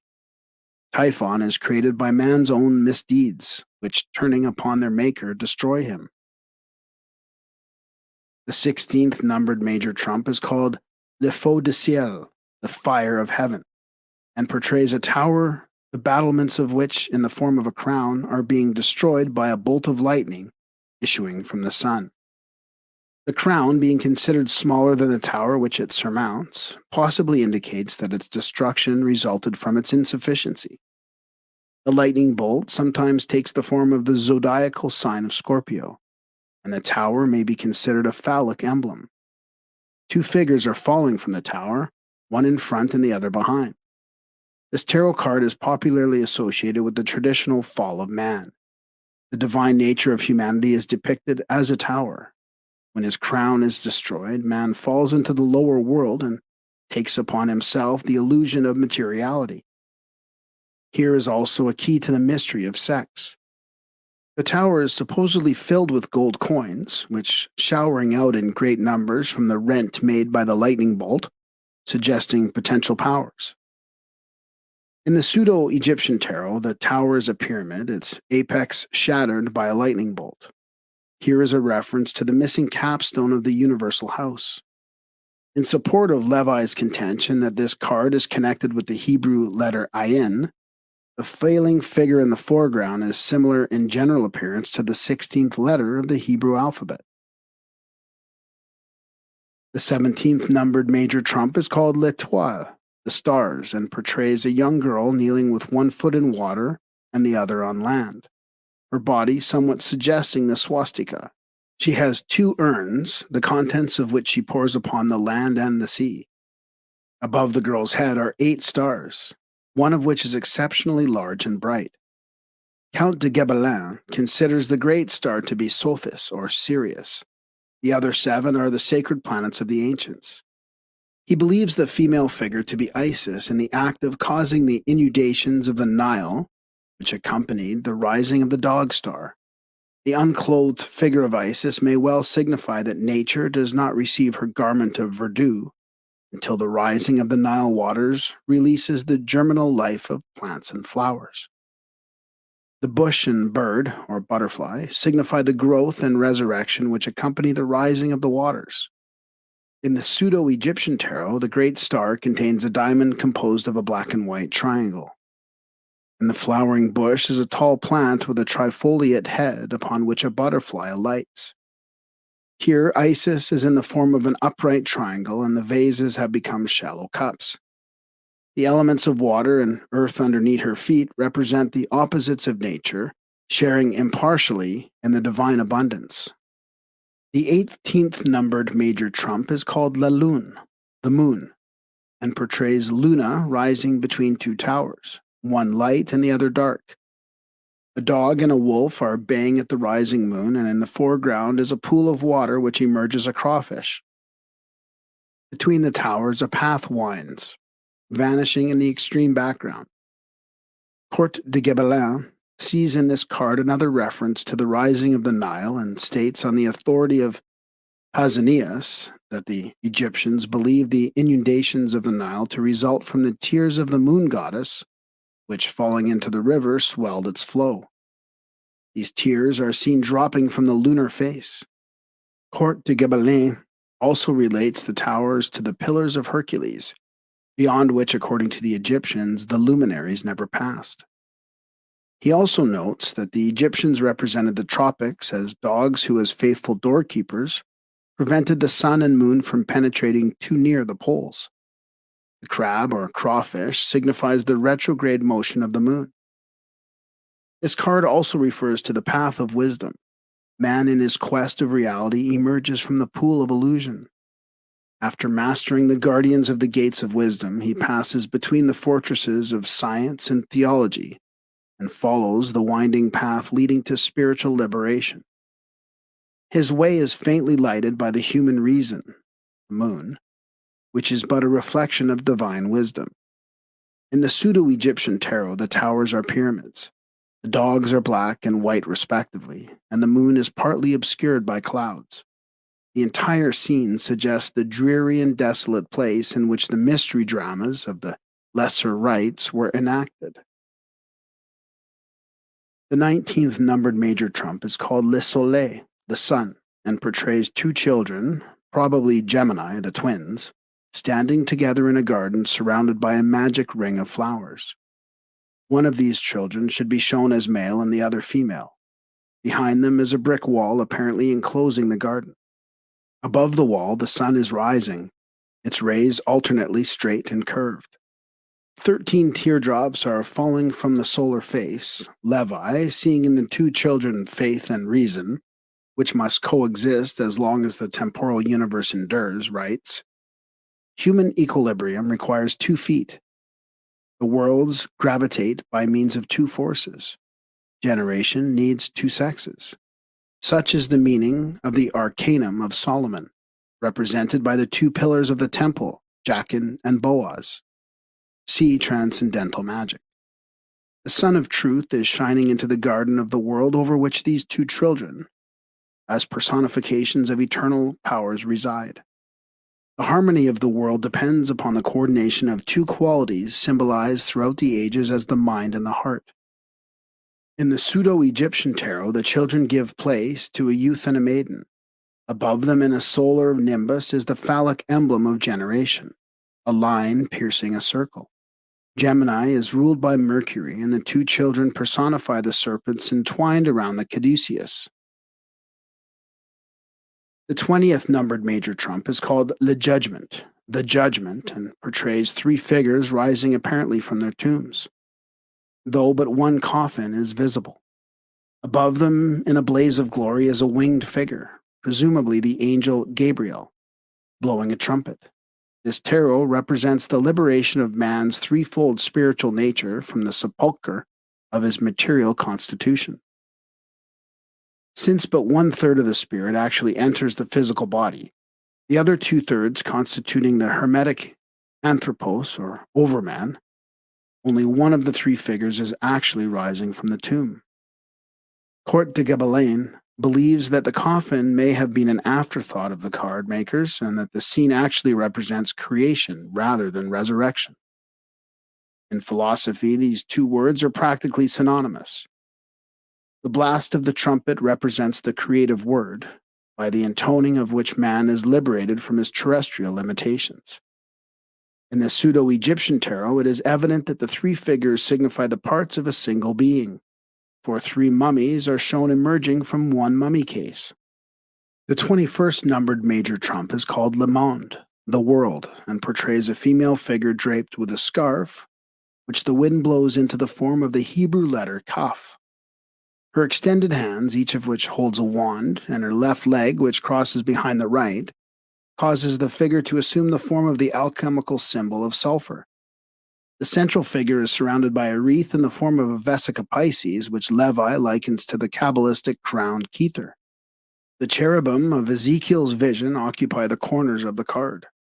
This tarot is called the microcosm and the macrocosm because in it are summed up every agency contributing to the structure of creation. The figure in the form of the emblem of sulfur represents the divine fire in the heart of the great mystery. The wreath is nature, which surrounds the fiery center. The cherubim represents the elements, worlds, forces, and planes issuing out of the divine, fiery center of life. The wreath signifies the crown of the initiate, which is given to those who master the four guardians and enter into the presence of the unveiled truth. In the pseudo-European tarot, the cherubim surround a wreath composed of 12 trifoliate flowers, the decanates of the zodiac. A human figure kneels below its wreath, playing upon a harp of 3 strings, for the spirit must create harmony in the triple constitution of its inferior nature before it can gain itself the solar crown of immortality. The 4 suits of the minor trumps are considered as analogous to the 4 elements, the 4 corners of creation, and the 4 worlds of Kabbalism. The key to the lesser tarots is presumably the Tetragrammaton, or the 4-letter name of Jehovah, IHVH. The 4 suits of the minor trumps represent also the major divisions of society. Cups are the priesthood, swords the military, coins the tradesmen, and rods the farming class. From the standpoint of what Court de Gabelain calls political geography, cups represent the northern countries, swords the Orient, coins the Occident, and rods the southern countries. The 10 pip cards, each suit represent the nations composing each of these grand divisions. The kings are their governments, the queens their religions, the knights their histories and national characteristics, and the pages their arts and sciences. Elaborate treatises have been written concerning the use of tarot cards in divination. But as a practice, it is contrary to the primary purpose of the tarot. No profit can result from its discussion. Many interesting examples of early playing cards are found in the museums of Europe, and there are also noteworthy specimens in the cabinets of various private collectors. A few hand-picked decks exist which are extremely artistic. These depict various important personages contemporary with the artists. In some instances, the court cards are portraitures of the reigning monarch and his family. In England, engraved cards became popular, and in the British Museum are also to be seen some extremely quaint stenciled cards. Heraldic devices were employed, and Chatto, in his Origin of History of Playing Cards, reproduces 4 heraldic cards in which the arms of Pope Clement IX adorn the King of Clubs. There have been philosophical decks with emblems chosen from Greek and Roman mythology, also educational, ornamented with maps or pictorial representations of famous historic places or incidents. Many rare examples of playing cards have been found bound in the covers of early books. In Japan, there are card games, even the successful playing of which requires familiarity with nearly all the literary masterpieces of that nation. In India, there are circular decks depicting episodes from Oriental myths. There are also cards in which one sense of the word are not cards, for the designs are on wood, ivory, and even metal. There are comic cards caricaturing disliked persons and places, and there are cards commemorating various human achievements. During the American Civil War, a patriotic deck was circulated in which stars, eagles, anchors, and American flags were substituted for the suits, and the court cards were famous generals. Modern playing cards are the minor trumps of the tarot, from each suit of which the page or valet has been eliminated, leaving 13 cards. Even in its abridged form, however, the modern deck is of profound symbolic importance, for its arrangement is apparently in accord with the divisions of the year. The two colors, red and black, represent the two grand divisions of the year, that during which the sun is north of the equator and that during which the sun is south of the equator. The four suits represent the seasons, the ages of the ancient Greeks, and the yugas of the Hindus. The 12 court cards are the signs of the zodiac, arranged in triads of a father, a power, and a mind according to the upper section of the Bembine table. The 10 pip cards of each suit represent the sephirothic trees existing in each of the four worlds, the suits. The 13 cards of each suit are the 13 lunar months in the year, and the 52 cards of the deck are the 52 weeks in the year. Counting the number of pips and reckoning the jacks, queens, and kings as 11, 12, and 13 respectively, the sum of the 52 cards is 364. If the joker be considered as 1 point, the result is 365, or the number of days in the year. Milton Pottinger believed that the United States of America was laid out according to the conventional deck of playing cards, and that the government will ultimately consist of 52 states administered by a 53rd undenominated division, the District of Columbia. The court cards contain a number of important Masonic symbols. 9 are full face and 3 are profile. Here is the broken wheel of the law, signifying the 9 months of the prenatal epoch and the 3 degrees of spiritual unfoldment necessary to produce the perfect man. The 4 armed kings are the Egyptian Ammonian architects who gouged out the universe with their knives. They are also the cardinal signs of the zodiac. The 4 queens carrying 8-petaled flowers symbolic of the Christ are the fixed signs of the zodiac. The 4 jacks, 2 of whom bear acacia sprigs, the jack of hearts in his hand, the jack of clubs in his hat, are the 4 common signs of the zodiac. It should also be noted that the court cards of the spade suit will not look upon the pip in the corner of the card, but face away from it as though fearing this emblem of death. The Grand Master of the Order of the Cards is the King of Clubs, who carries the orb as the emblematic of his dignity. In its symbolism, chess is the most significant of all games. It has been called the royal game, the pastime of kings. Like the tarot cards, the chessmen represent the elements of life and philosophy. The game was played in India and China long before its introduction into Europe. East Indian princes who won't sit on the balconies of their palaces and play chess with living men standing upon the checkerboard pavement of white and black marble in the courtyard below. It is popularly believed that the Egyptian pharaohs played chess, but an examination of their sculpture and illuminations has led to the conclusion that the Egyptian game was a form of draughts. In China, chessmen are often carved to represent warring dynasties, as the Manchu and the Ming. The chessboard consists of 64 squares, alternately black and white, and symbolizes the floor of the House of the Mysteries. Upon this field of existence or thought move a number of strangely carved figures, each according to fixed law. The white king is Ormuzd, the black king Ahriman, and upon the plains of Cosmos, the great war between light and darkness is fought through all the ages. Of the philosophical constitution of man, the king represents the spirit, the queens the mind, the bishops the emotions, the knights the vitality, the castles or rooks the physical body. The pieces upon the king's side are positive, upon those of the queen's negative. The pawns are the sensory impulses and perceptive faculties, the 8 parts of the soul. The white king and his suit symbolize the self and its vehicles, the black king and his retinue, the not self, the false ego and its legion. The game of chess thus sets forth the eternal struggle of each part of man's compound nature against the shadow of itself. The nature of each of the chessmen is revealed by the way of which it moves. Geometry is the key to their interpretation. For example, the castle, the body, moves on the square. The bishop, the emotions, moves on the slant. The king, being the spirit, cannot be captured, but loses the battle when so surrounded that it cannot escape.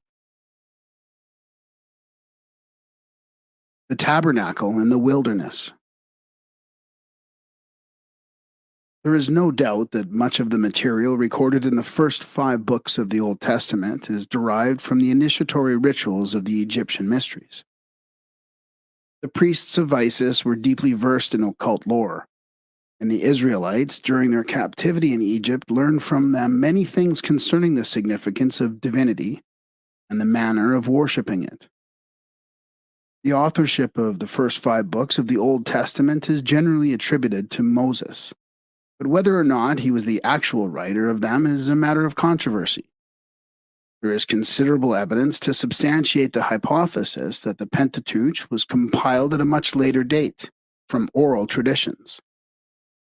Concerning the authorship of these books, Thomas Inman makes a rather startling statement. It is true that we have books which purport to be the books of Moses. So there are, or have been, books purported to be written by Homer, Orpheus, Enoch, Mormon, and Junius.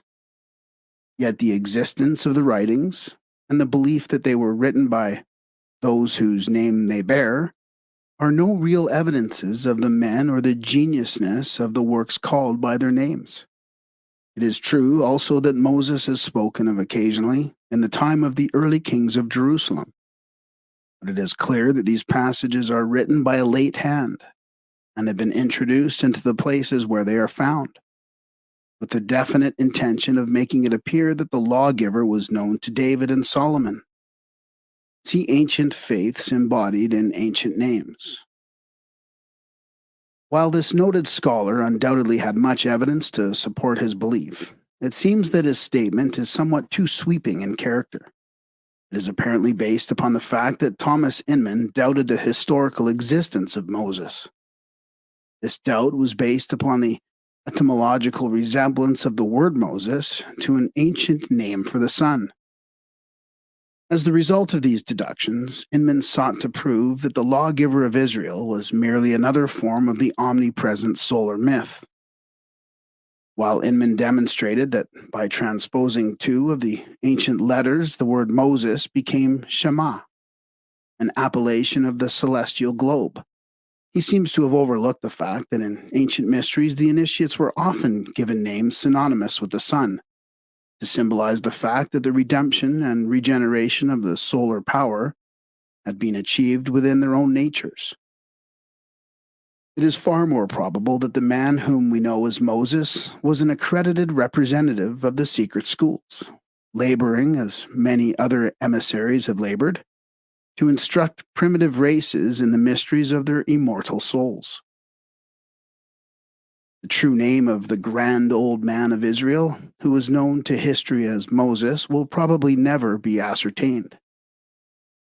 The word Moses, when understood in its esoteric Egyptian sense, means one who has been admitted into the mystery schools of wisdom and has gone forth to teach the ignorant concerning the will of the gods and the mysteries of life. As these mysteries were explained within the temples of Isis, Osiris, and Serapis. There is much controversy concerning the nationality of Moses. Some assert that he was a Jew, adopted and educated by the ruling house of Egypt. Others hold the opinion that he was a full-blooded Egyptian. A few even believe him to be identical with the immortal Hermes, for both these illustrious founders of religious systems received tablets from heaven supposedly written by the finger of God. The stories told concerning Moses, his discovery in the Ark of Bulrushes by Pharaoh's daughter, his adoption into the royal family of Egypt, and his later revolt against Egyptian autocracy coincide exactly with certain ceremonies through which the candidates of the Egyptian mysteries passed in their ritual wanderings in search of truth and understanding. The analogy can also be traced in the movements of the heavenly bodies. It is not strange that the erudite Moses, initiated in Egypt, should teach the Jews a philosophy containing the more important principles of Egyptian esotericism. The religions of Egypt at the time of the Israelitic captivity were far older than even the Egyptians themselves realized. Histories were difficult to compile in those days, and the Egyptians were satisfied to trace their race back to a mythological period when the gods themselves walked the earth and, with their own power, established the double empire of the Nile. The Egyptians did not dream that these divine progenitors were the Atlanteans, who, forced to abandon their 7 islands because of volcanic cataclysms, had immigrated into Egypt, then an Atlantean colony, where they established a great philosophic and literary center of civilization, which was later to influence profoundly the religions and science of unnumbered races and peoples. Today, Egypt is forgotten, but things Egyptian will always be remembered and revered.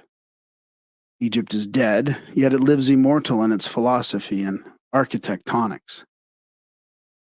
As Odin founded his mysteries in Scandinavia and Quetzalcoatl in Mexico, so Moses, laboring with the then nomadic people of Israel's 12 tribes, established in the midst of them his secret and symbolic school, which came to be known as the Tabernacle Mysteries. The tabernacle of the Jews was merely a temple patterned after the temples of Egypt, and transportable to meet the needs of that roving disposition which the Israelites were famous. Every part of the tabernacle and the enclosure which surrounded it was symbolic of some great natural or philosophical truth. To the ignorant, it was but a place to which to bring offerings and which to make a sacrifice. To the wise, it was a temple of learning, sacred to the universal spirit of wisdom. While the greatest minds of the Jewish and Christian worlds have realized that the Bible is a book of allegories, few seem to have taken the trouble to investigate its symbols and parables. When Moses instituted his mysteries, he is said to have given to a chosen few initiates certain oral teachings which could never be written, but were to be preserved from one generation to the next by word-of-mouth transmission. Those instructions were in the form of philosophical keys, by means of which the allegories were made to reveal their hidden significance. These mystic keys to their sacred writings were called by the Jews the Kabbalah. Kabbalah. The modern world seems to have forgotten the existence of these unwritten teachings which explain satisfactorily the apparent contradictions of the written scriptures.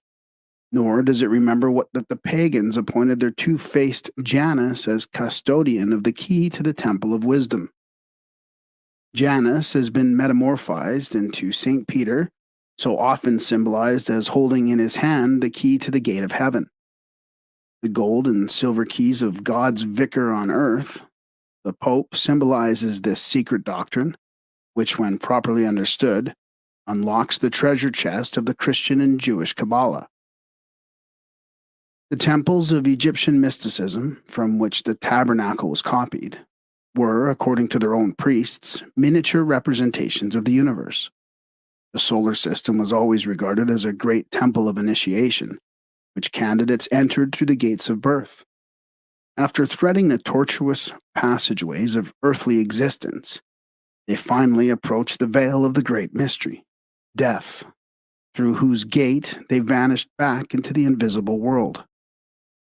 Socrates subtly reminded his disciples that death was, in reality, the great initiation, for his last words were, "Crito, I owe a cock to Asclepius. Will you remember to pay the debt?" As the rooster was sacred to the gods and the sacrifice of this bird accompanied a candidate's introduction into the mysteries, Socrates implied that he was about to take his great initiation. Life is the great mystery, and only those who pass successfully through its tests and trials, interpreting them aright with extracting the essence of experience therefrom, achieve true understanding. Thus, the temples were built in the form of the world, and their rituals were based upon life and its multitudinous problems. Nor only was the tabernacle itself patterned according to the Egyptian mysticism, its utensils were also of ancient and accepted form. The Ark of the Covenant itself was an adaptation of the Egyptian Ark, even to the kneeling figures upon its lid. Bas reliefs on the Temple of Philae show Egyptian priests carrying their ark, which closely resembled the Ark of the Jews, upon their shoulders by means of staves like those described in Exodus. The following description of the tabernacle and its priests is based upon the account of its construction and ceremonies recorded by Josephus in the third book of Antiquities of the Jews. The Bible references are from a Breach's Bible, famous for its rendering of the 7th verse of the 3rd chapter of Genesis, printed in London in 1599, and the quotations are reproduced in their original spelling and punctuation. The building of the tabernacle. Moses, speaking for Jehovah, the God of Israel, appointed 2 architects to superintend the building of the tabernacle. They were Bezaleel, the son of Uri, of the tribe of Judah, and Aholiab, the son of Ahisamach, of the tribe of Dan. Their popularity was so great that they were also the unanimous choice of the people. When Jacob, upon his deathbed, blessed his sons, see Genesis, he assigned to each a symbol. The symbol of Judah was a lion, that of Dan a serpent or bird, possibly an eagle. The lion and the eagle are 2 of the 4 beasts of the cherubim, the fixed signs of the zodiac, and the Rosicrucian alchemists maintain that the mysterious stone of the wise, the soul, was compounded with the aid of the blood of the red lion and the gluten of the white eagle. It seems probable that there is hidden mystic relationship between fire, the red lion, water, the white eagle, as they were used in occult chemistry, and the representatives of these 2 tribes, whose symbols were identical with these alchemical elements. As the tabernacle was the dwelling place of God among men, likewise the soul body in man is the dwelling place of his divine nature, round which gathers a 12-fold material constitution in the same manner that the tribes of Israel camped about the enclosure sacred to Jehovah.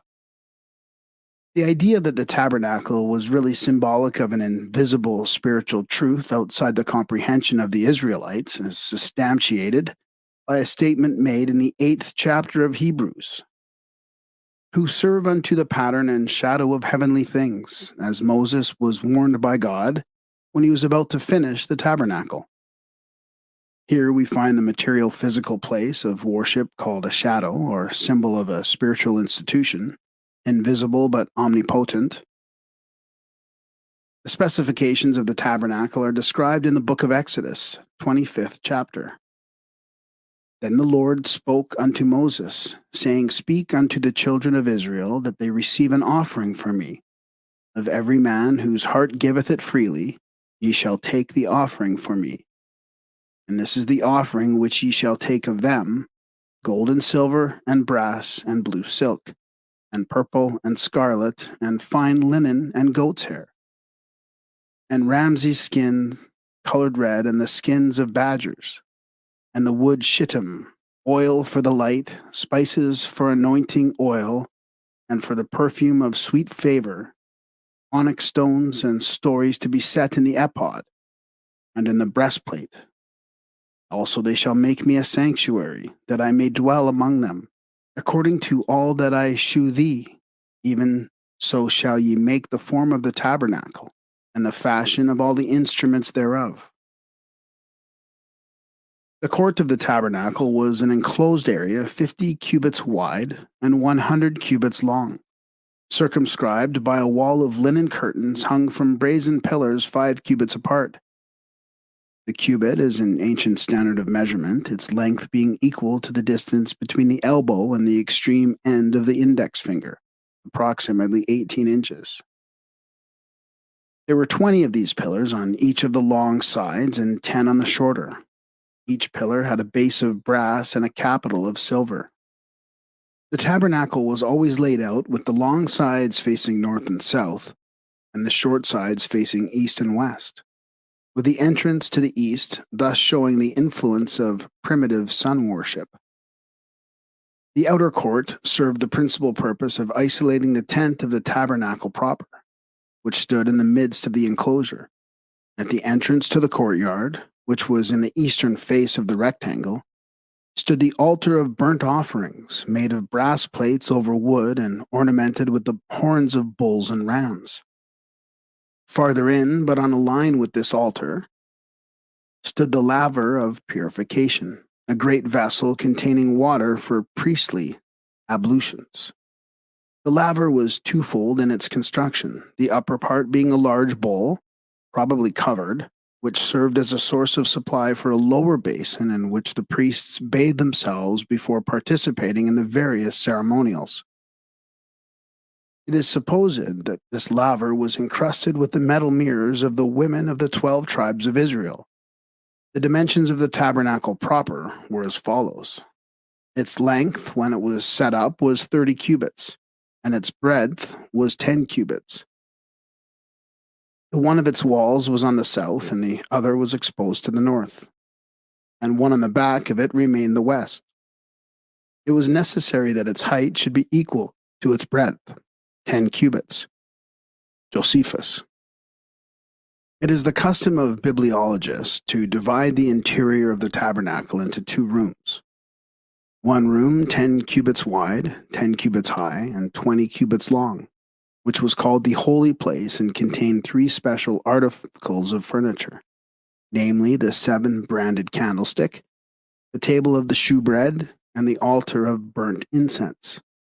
The other room, 10 cubits wide, 10 cubits high, and 10 cubits long, which was called the Holy of Holies and contained but 1 article of furniture, the Ark of the Covenant.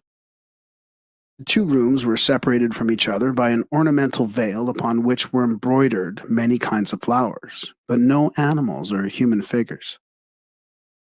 Josephus hints that there was a 3rd compartment which was formed by subdividing the holy place, at least hypothetically, into 2 chambers.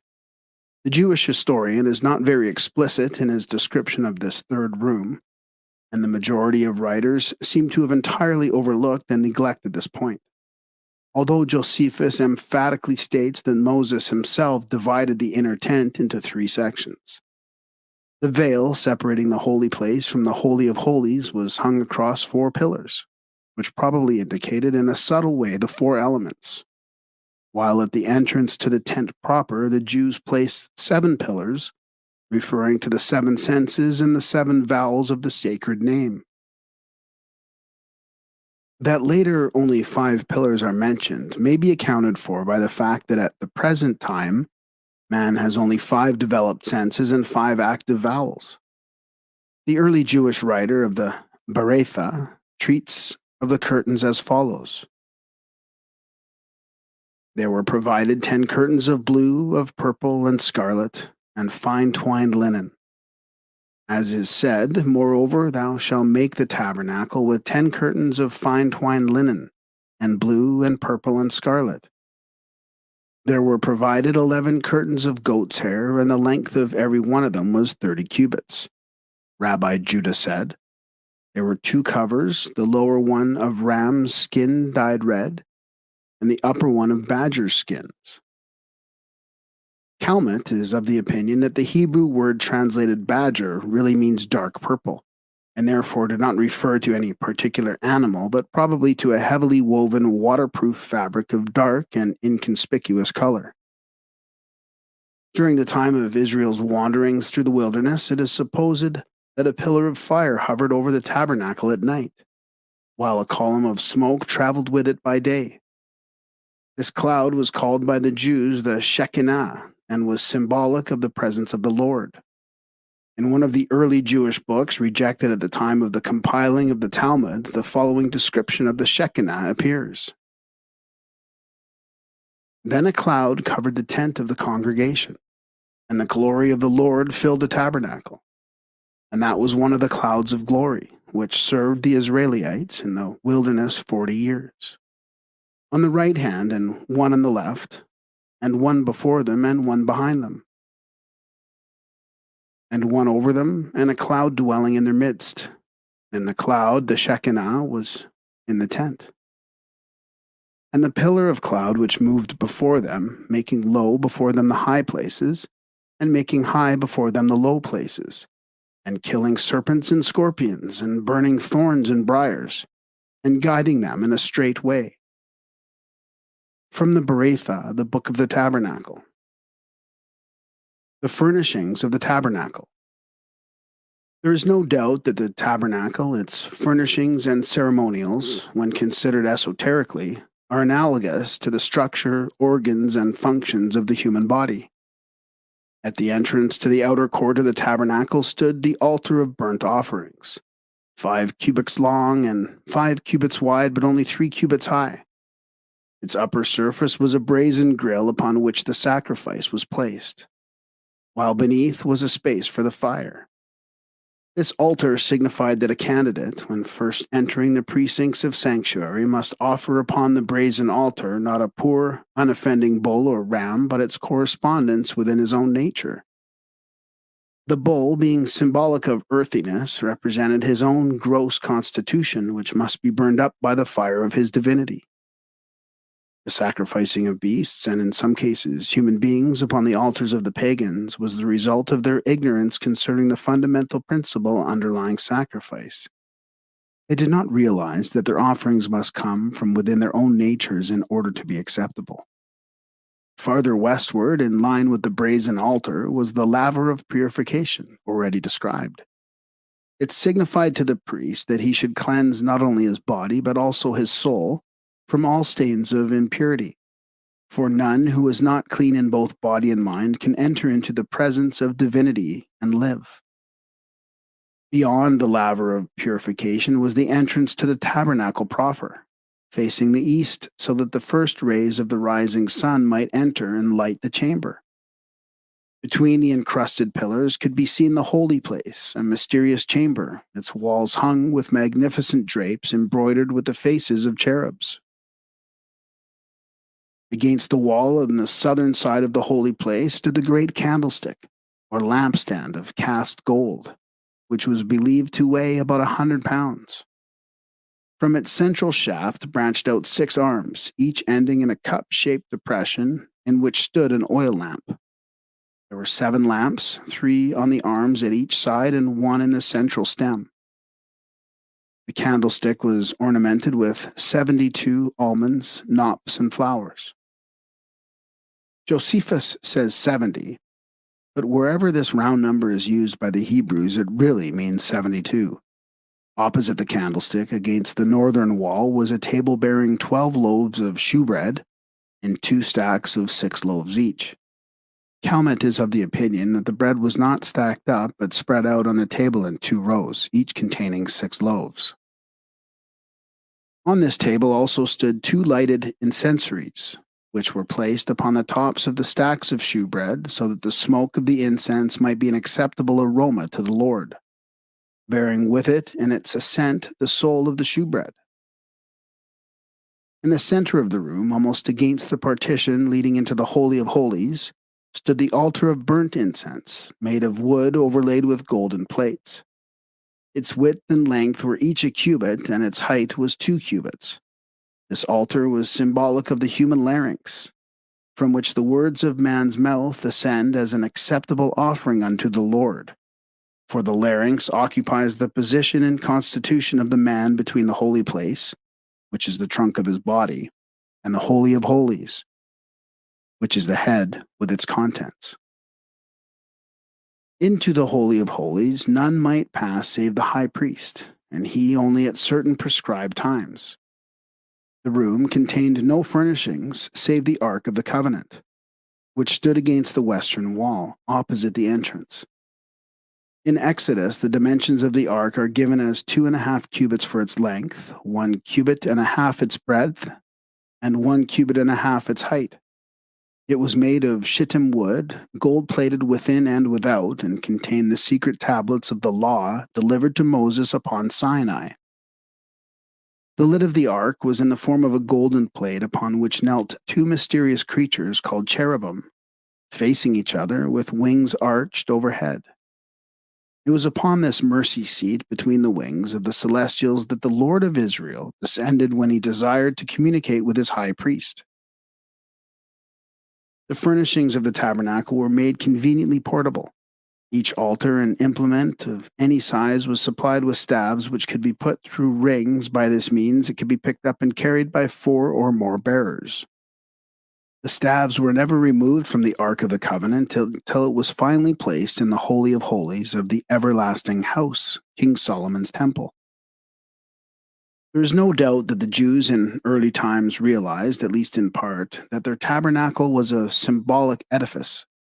Josephus realized this, and while he has been severely criticized because he interpreted the tabernacle symbolism according to Egyptian and Grecian paganism, his description of the secret meanings of its drapes and furnishings is well worthy of consideration.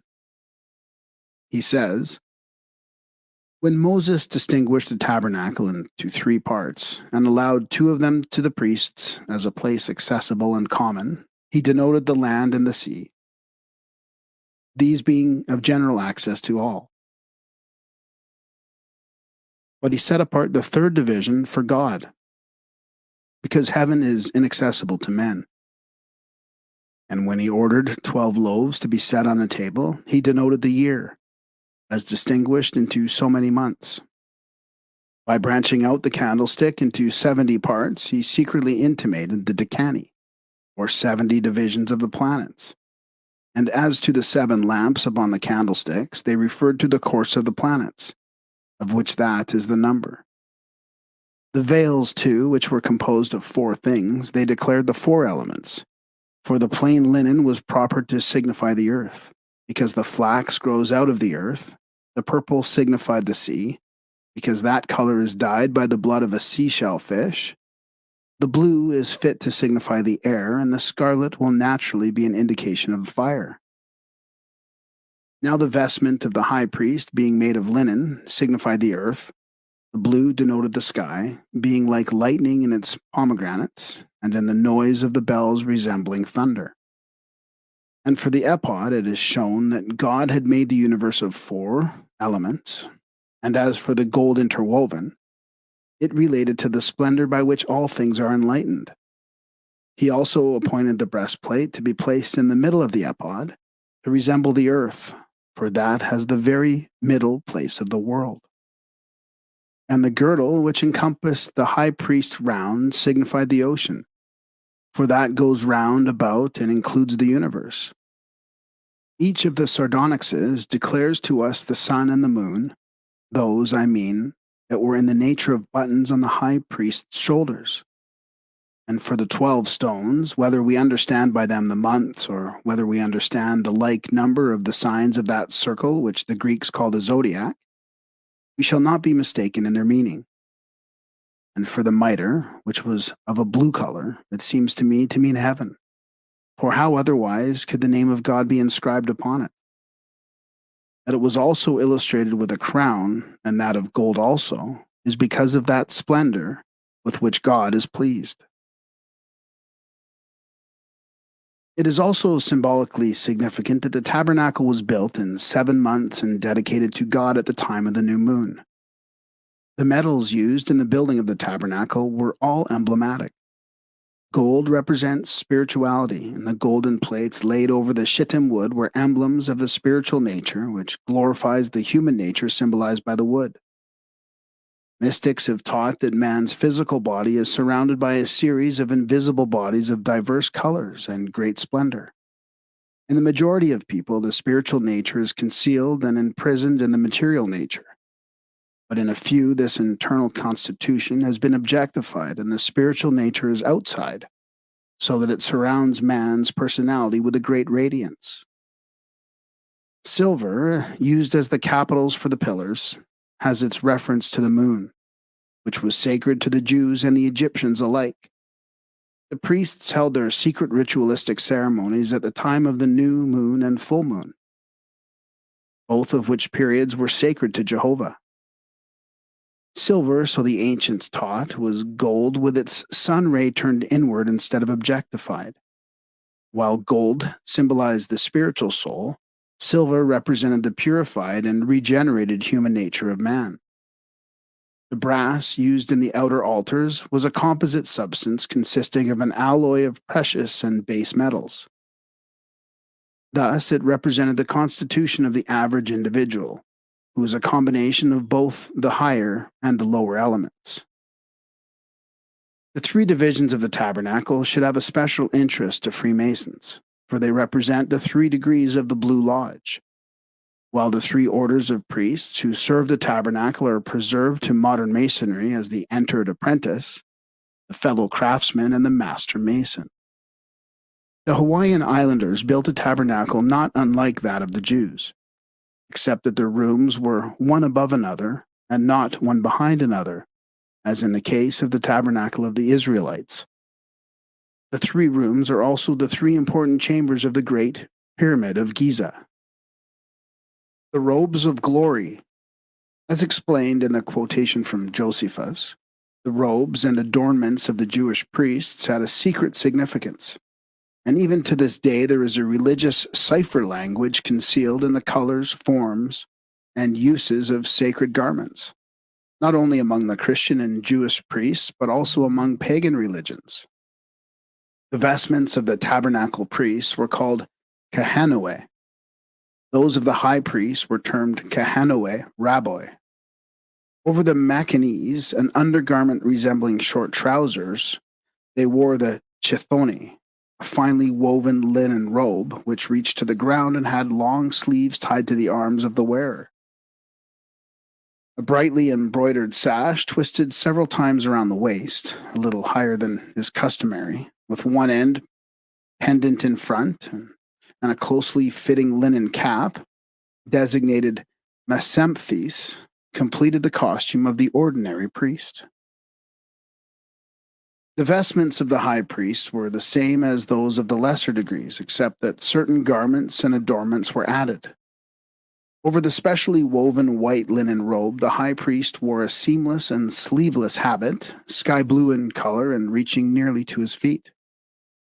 This was called the mirror, and was ornamented with a fringe of alternated golden bells and pomegranates. In Ecclesiasticus, one of the books rejected from the modern Bible, these bells and their purpose are described in the following words.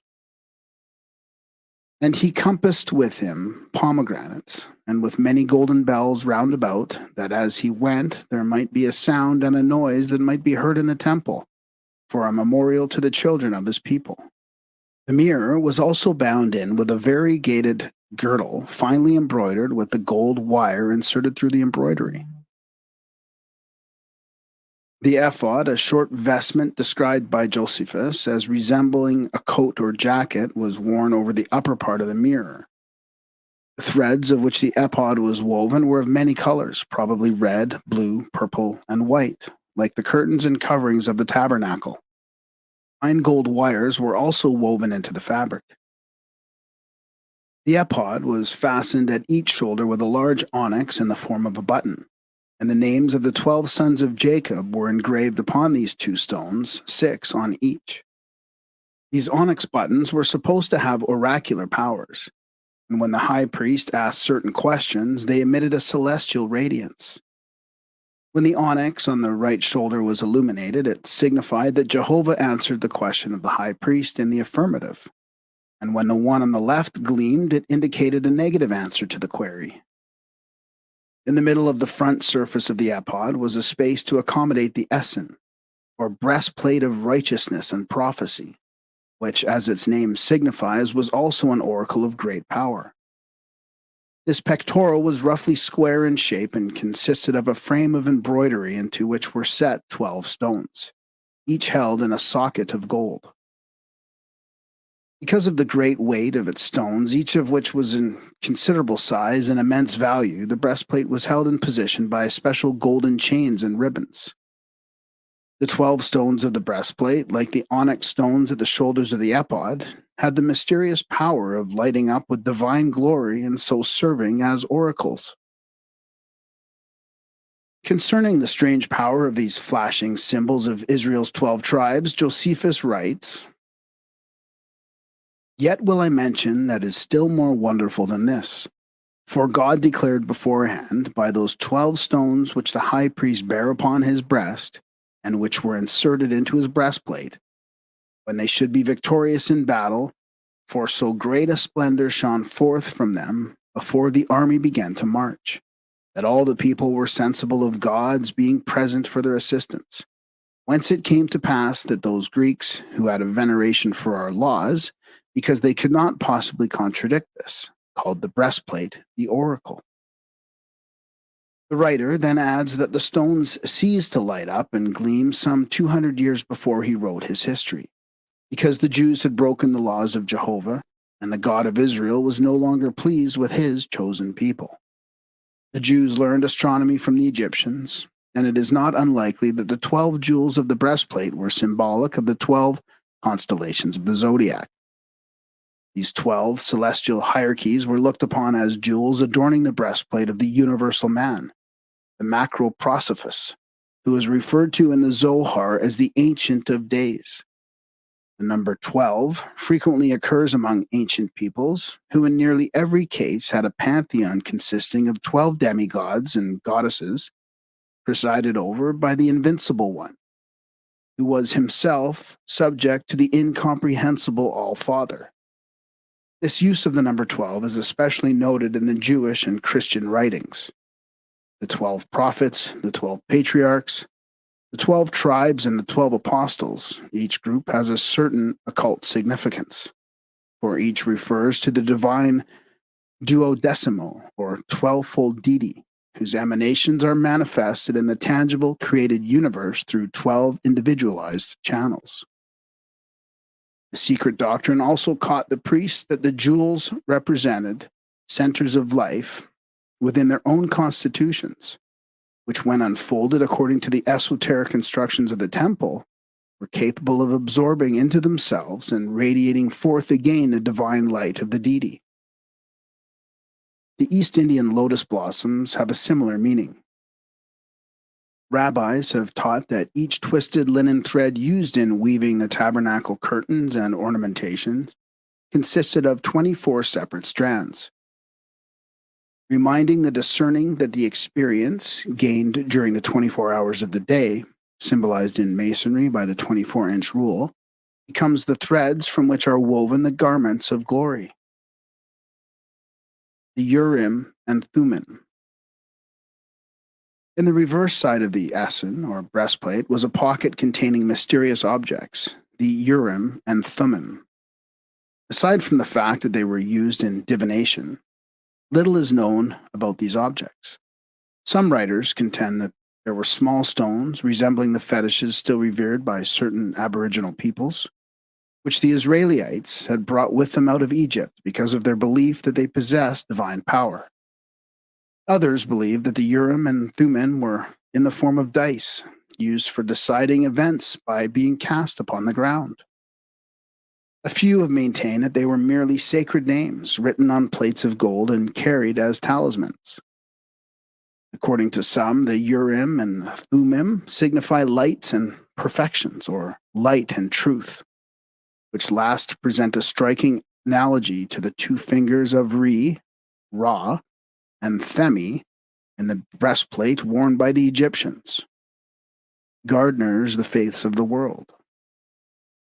Not the least remarkable of the vestments of the high priest was his bonnet, or headdress.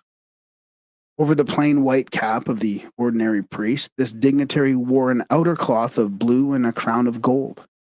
The crown consisting of 3 bands, one above the other like the triple mitre of the Persian Magi. This crown symbolized that the high priest was ruler not only over the 3 worlds which the ancients had differentiated, heaven, earth, and hell, but also over the threefold divisions of man and the universe: the spiritual, intellectual, and material worlds. These divisions were also symbolized by the three apartments of the tabernacle itself. At the peak of the headdress was a tiny cup of gold, made in the form of a flower. This signified that the nature of the priest was receptive and that he had a vessel in his own soul which, cup-like, was capable of catching the eternal waters of life pouring upon him from the heavens above. This flower over the crown of his head is similar in its esoteric meaning to the rose growing out of a skull, so famous in Templar symbology. The ancients believed that the spiritual nature escaping from the body passed upward through the crown of the head. Therefore, the flower-like calyx or cup symbolized also the spiritual consciousness. On the front of the golden crown were inscribed in Hebrew, "Holiness unto the Lord." Though robes and ornaments augmented the respect and veneration of the Israelites for their high priest, such trappings meant nothing to Jehovah. Therefore, before entering the Holy of Holies, the high priest removed his earthly finery and entered into the presence of the Lord God of Israel unclothed. There he could be robed only in his own virtues, and his spirituality must adorn him as the garment. There is a legend to the effect that any who chanced to enter the Holy of Holies unclean were destroyed by a bolt of divine fire from the mercy seat. If the high priest had but one selfish thought, he would be struck dead. As no man knows when an unworthy thought may flash through his mind, precautions had to be taken in case the high priest should be struck dead while in the presence of Jehovah. The other priests could not enter the sanctuary, therefore. When their leader was about to go in and receive the commands of the Lord, they tied a chain around one of his feet so that if he were struck down while behind the veil, they could drag the body out. The Fraternity of the Rose Cross. Who were the Rosicrucians? Were they an organization of profound thinkers rebelling against the inquisitional religious and philosophical limitations of their time? Or were they isolated transcendentalists, united only by the similarity of their viewpoints and deductions? Where was the House of the Holy Spirit, in which, according to their manifestos, they met once a year to plan the future activities of their order? Who was the mysterious person referred to as our illustrious father and brother CRC? Did those three letters actually stand for the words Christian Rosy Cross? Was Christian Rosenkreutz, the supposed author of the Chemical Nuptials, the same person who, with three others, founded the Society of the Rose Cross? What relationship existed between Rosicrucianism and medieval Freemasonry? Why were the destinies of these two organizations so closely interwoven? Is the Brotherhood of the Rose Cross the much sought-after link connecting the Freemasonry of the Middle Ages with the symbolism and mysticism of antiquity? And are its secrets being perpetuated by modern Masonry?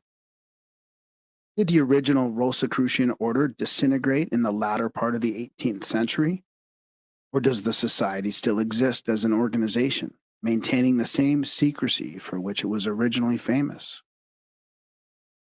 What was the true purpose for which the Brotherhood of the Rose Cross was formed? Were the Rosicrucians a religious and philosophic brotherhood, as they claimed to be? Or were their avowed tenets a blind to conceal the true object of the fraternity, which possibly was the political control of Europe? These are some of the problems involved in the study of Rosicrucianism. There are four distinct theories regarding the Rosicrucian enigma. Each is the result of a careful consideration of the evidence by scholars who have spent their lives ransacking the archives of Hermetic lore. The conclusions reached demonstrate clearly the inadequacy of the records available concerning the genesis and early activities of the Brethren of the Rose Cross. The first postulate.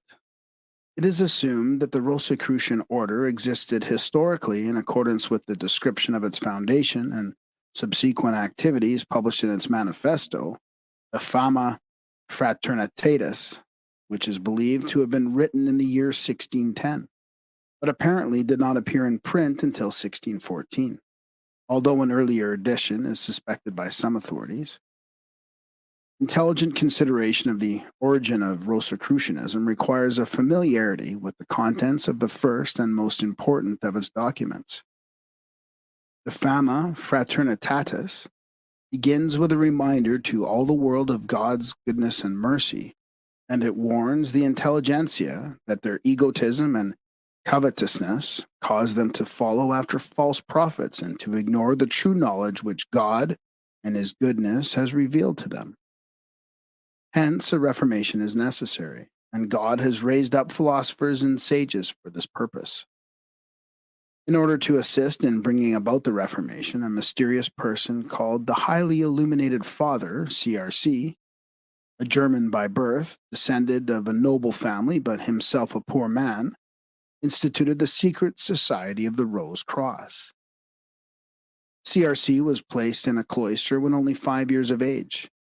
Later, becoming dissatisfied with its educational system, he associated himself with a brother of holy orders who was setting forth on a pilgrimage to the Holy Land.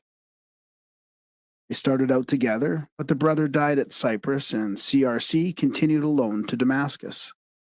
Poor health prevented him from reaching Jerusalem, so he remained at Damascus studying with the philosophers who dwelt there. While pursuing his studies, he heard of a group of mystics and Kabbalists abiding in the mystic Arabian city of Damkar. Giving up his desire to visit Jerusalem, he arranged with the Arabians for his transportation to Damkar. CRC was but 16 years of age when he arrived at Damkar. He was received as one who had been long expected, a comrade and a friend in philosophy, and was instructed in the secrets of the Arabian adepts. While there, CRC learned the Arabic tongue and translated the sacred book M into Latin. And upon returning to Europe, he brought this important volume with him. After studying 3 years in Damkar, CRC departed for the city of Fez, where the Arabian magicians declared further information would be given him. At Fez, he was instructed how to communicate with the elementary inhabitants, probably the nature spirits, and these disclosed to him many other great secrets of nature. While the philosophers in Fez were not so great as those in Damkar, the previous experiences of CRC enabled him to establish the true from the false, and thus add greatly to his store of knowledge. After 2 years in Fez, CRC sailed for Spain, carrying with him many treasures, among them rare plants and animals accumulated during his wanderings. He fondly hoped that the learned men of Europe would receive with gratitude the rare intellectual and material treasures which he had brought for their consideration. Instead, he encountered only ridicule, for the so-called wise were afraid to admit their previous ignorance lest their prestige be impaired. At this point in the narrative is an interpolation stating that Paracelsus, while not a member of the Fraternity of the Rose Cross, had read the book M and from consideration of its contents had secured information which made him the foremost physician of medieval Europe. Tired but not discouraged as the result of the fruitlessness of his efforts, CRC returned to Germany, where he built a house in which he would quietly carry on his study and research. He also manufactured a number of rare scientific instruments for research purposes. While he could have made himself famous had he cared to commercialize his knowledge, he preferred the companionship of God to the esteem of men. After 5 years of retirement, he decided to renew the struggle for a reformation of the arts and sciences of his day, this time with the aid of a few trusted friends. He sent to them the cloister where his early training had been received and called to himself 3 brethren, whom he bound by an oath to preserve inviolate the secrets he should impart and to write down for the sake of posterity the information he should dictate. These 4 founded the Fraternity of the Rose Cross. They prepared the secret cipher language and, according to the Fama, a great dictionary in which all forms of wisdom were classified to the glorification of God. They also began the work of transcribing the book M, but found the task too difficult because of the demands of the great numbers of sick who came forth to them for healing. Having completed a newer and larger building, which they called the House of the Holy Spirit, they decided to include 4 new members in the fraternity, thus increasing the number to 8, 7 of whom were German. All were unmarried. Working industriously together, they speedily completed the arduous labor of preparing the documents, instructions, and arcana of the order. They also put the house called Sancti Spiritus in order. Then they decided to separate and visit the other countries of the earth, not only that their wisdom might be given to others who deserved it, but also that they might check and correct any mistakes existing in their own system. Before separating, the brethren prepared 6 rules or bylaws, and each bound himself to obey them. The first rule was that they should take themselves no other dignity or credit than they were willing to heal the sick without charge. The second was that from that time on forever they should wear no special robe or garment, but should dress according to the custom of the country wherein they dwelt. The third stated that every year upon a certain day they should meet in the house of the Holy Spirit, or if unable to do so, should be represented by an epistle. The fourth decreed that each member should search for a worthy person to succeed him at his own demise. The fifth stated that the letters RC should be their seal, mark, and character from that time onward. The sixth specified that the fraternity should remain unknown to the world for a period of 100 years. After they had sworn to this code, 5 of the brothers departed to distant lands. And a year later, 2 of the others also went their way, leaving Father CRC alone in the house of the Holy Spirit. Year after the year, they met with great joy, for they had quietly and sincerely promulgated their doctrines among the wise of the earth. When the first of the order died in England, it was decided that the burial places of the members should be secret. Soon afterward, Father CRC called the remaining 6 together, and it is supposed that he had prepared his own symbolic tomb. The Fama records that none of the brothers alive at the time of its writing knew when Father CRC died or where he was buried. His body was accidentally discovered 120 years after his death when one of the brothers, who possessed considerable architectural skill, decided to make some alterations in the house of the Holy Spirit. It is only suspected that the tomb was in this building. While making his alterations, the brother discovered a memorial tablet upon which were inscribed the names of the early members of the order. This he decided to transfer to a more imposing chapel, for at that time no one knew in what country Father C had died, this information having been concealed by the original members. In attempting to remove the memorial tablet, which was held in place by a large nail, some stones and plastering were broken from the wall, disclosing a door concealed in the masonry. The members of the order immediately cleared away the rest of the debris and uncovered the entrance to a vault. Upon the door in large letters were the words, Post CXX Annos Patibo. This, according to the mystic interpretation of the brethren, meant in 120 years I shall come forth. The following morning the door was opened and the members entered a vault with 7 sides and 7 corners, each side 5 feet broad and 8 feet high. Although the sun never penetrated this tomb, it was brilliantly illuminated by a mysterious light in the ceiling. In the center was a circular altar, upon which were brass plates engraved with strange characters. In each of the 7 sides was a small door, which, upon opened, revealed a number of boxes filled with books, secret instructions, and supposedly lost arcanum of the fraternity. Upon moving the altar to one side, a brass cover was disclosed.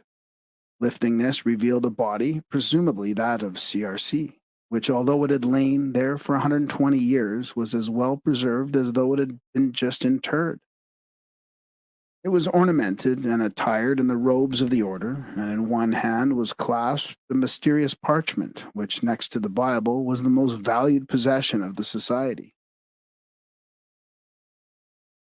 After thoroughly investigating the contents of the secret chamber, the brass plate and altar were put back in place. The door of the vault was again sealed, and the brothers went their respective ways, their spirits raised and their faith increased by the miraculous spectacle which they had beheld. The document ends by saying, in effect, in accordance with the will of Father CRC, the Fama has been prepared and sent forth to the wise and learned of all of Europe in 5 languages, that all may know and understand the secrets of the august fraternity. All of the sincere soul who labor for the glory of God are invited to communicate with the brethren and are promised that their appeal shall be heard, regardless of where they are or how the messages are sent.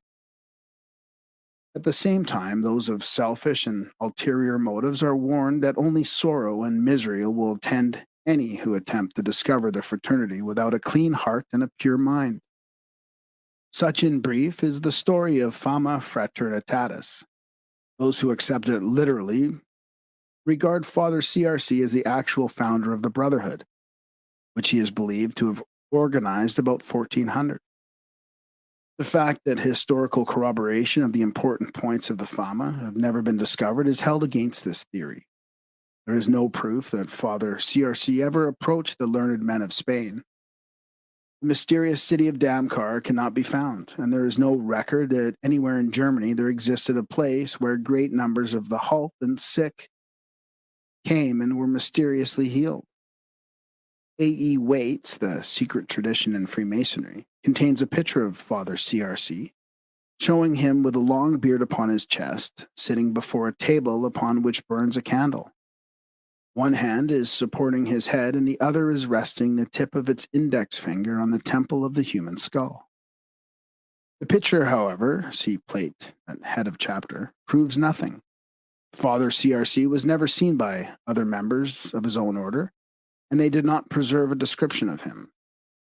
That his name was Christian Rosenkreutz is most improbable, as the two were not even associated until the writing of the chemical nuptials.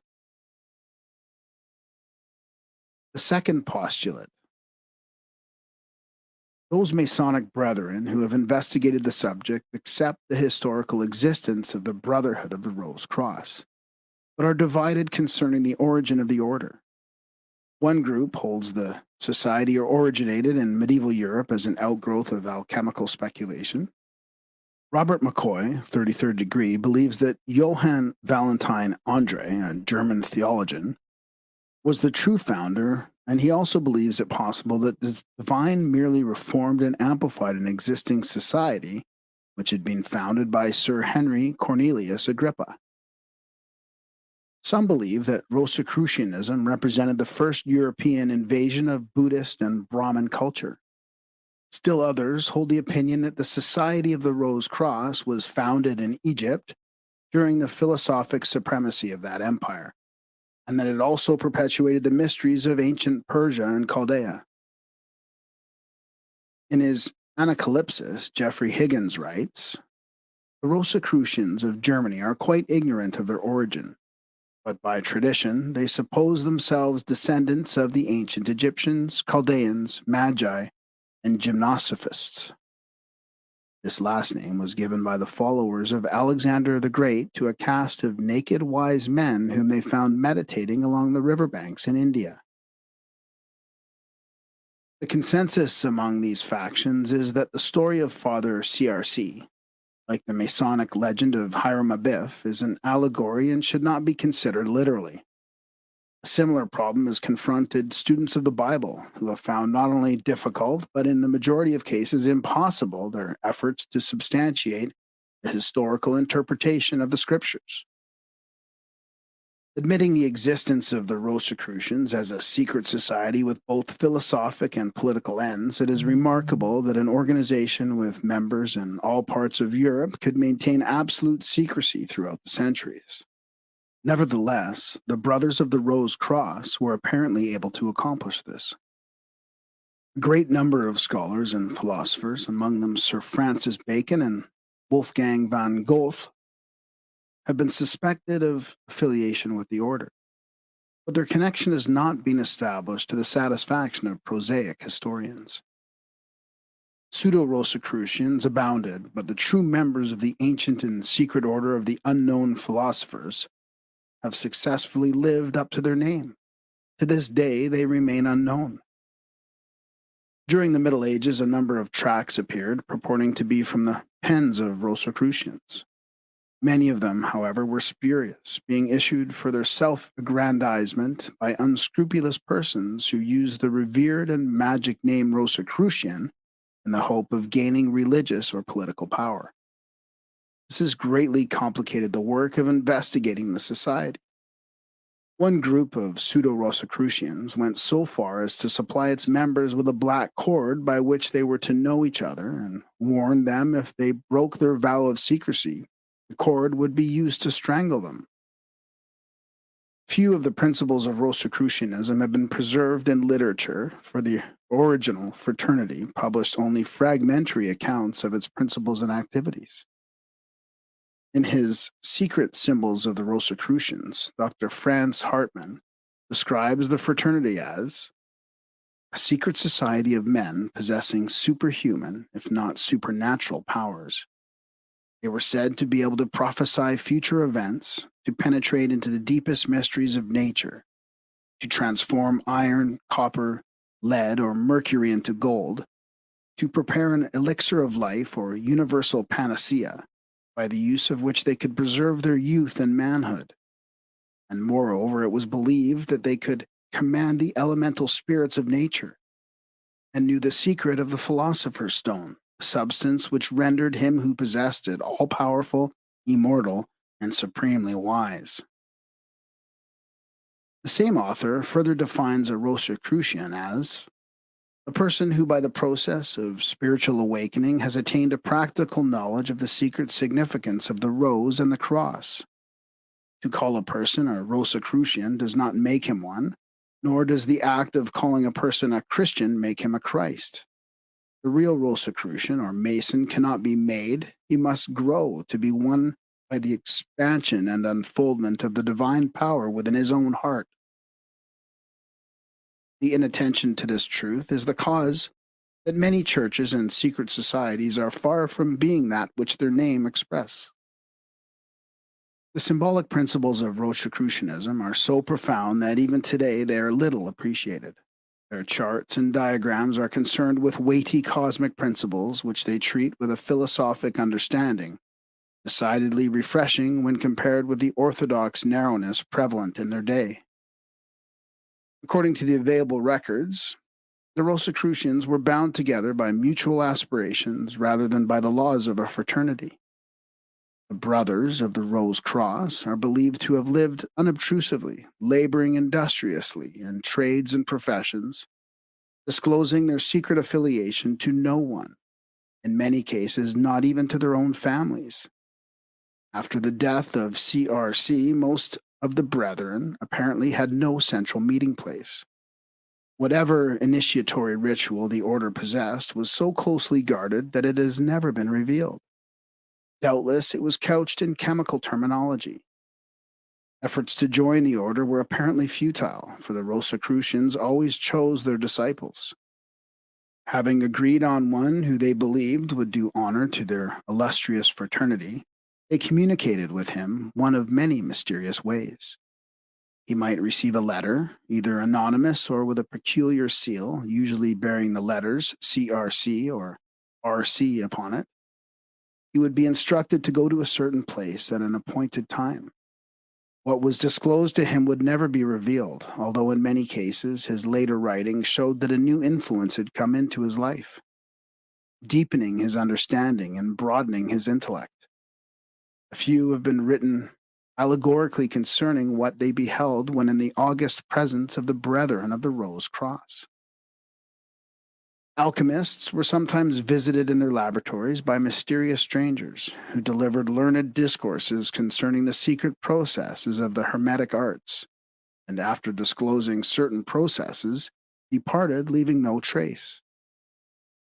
Others declared that the brothers of the Rose Cross communicated with them through dreams and visions, revealing the secrets of hermetic wisdom to them while they were asleep.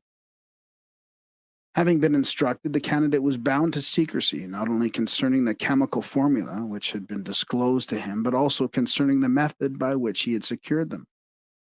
While these nameless adepts were suspected of being Brothers of the Rose Cross, it could never be proved who they were, and those visited can only conjecture.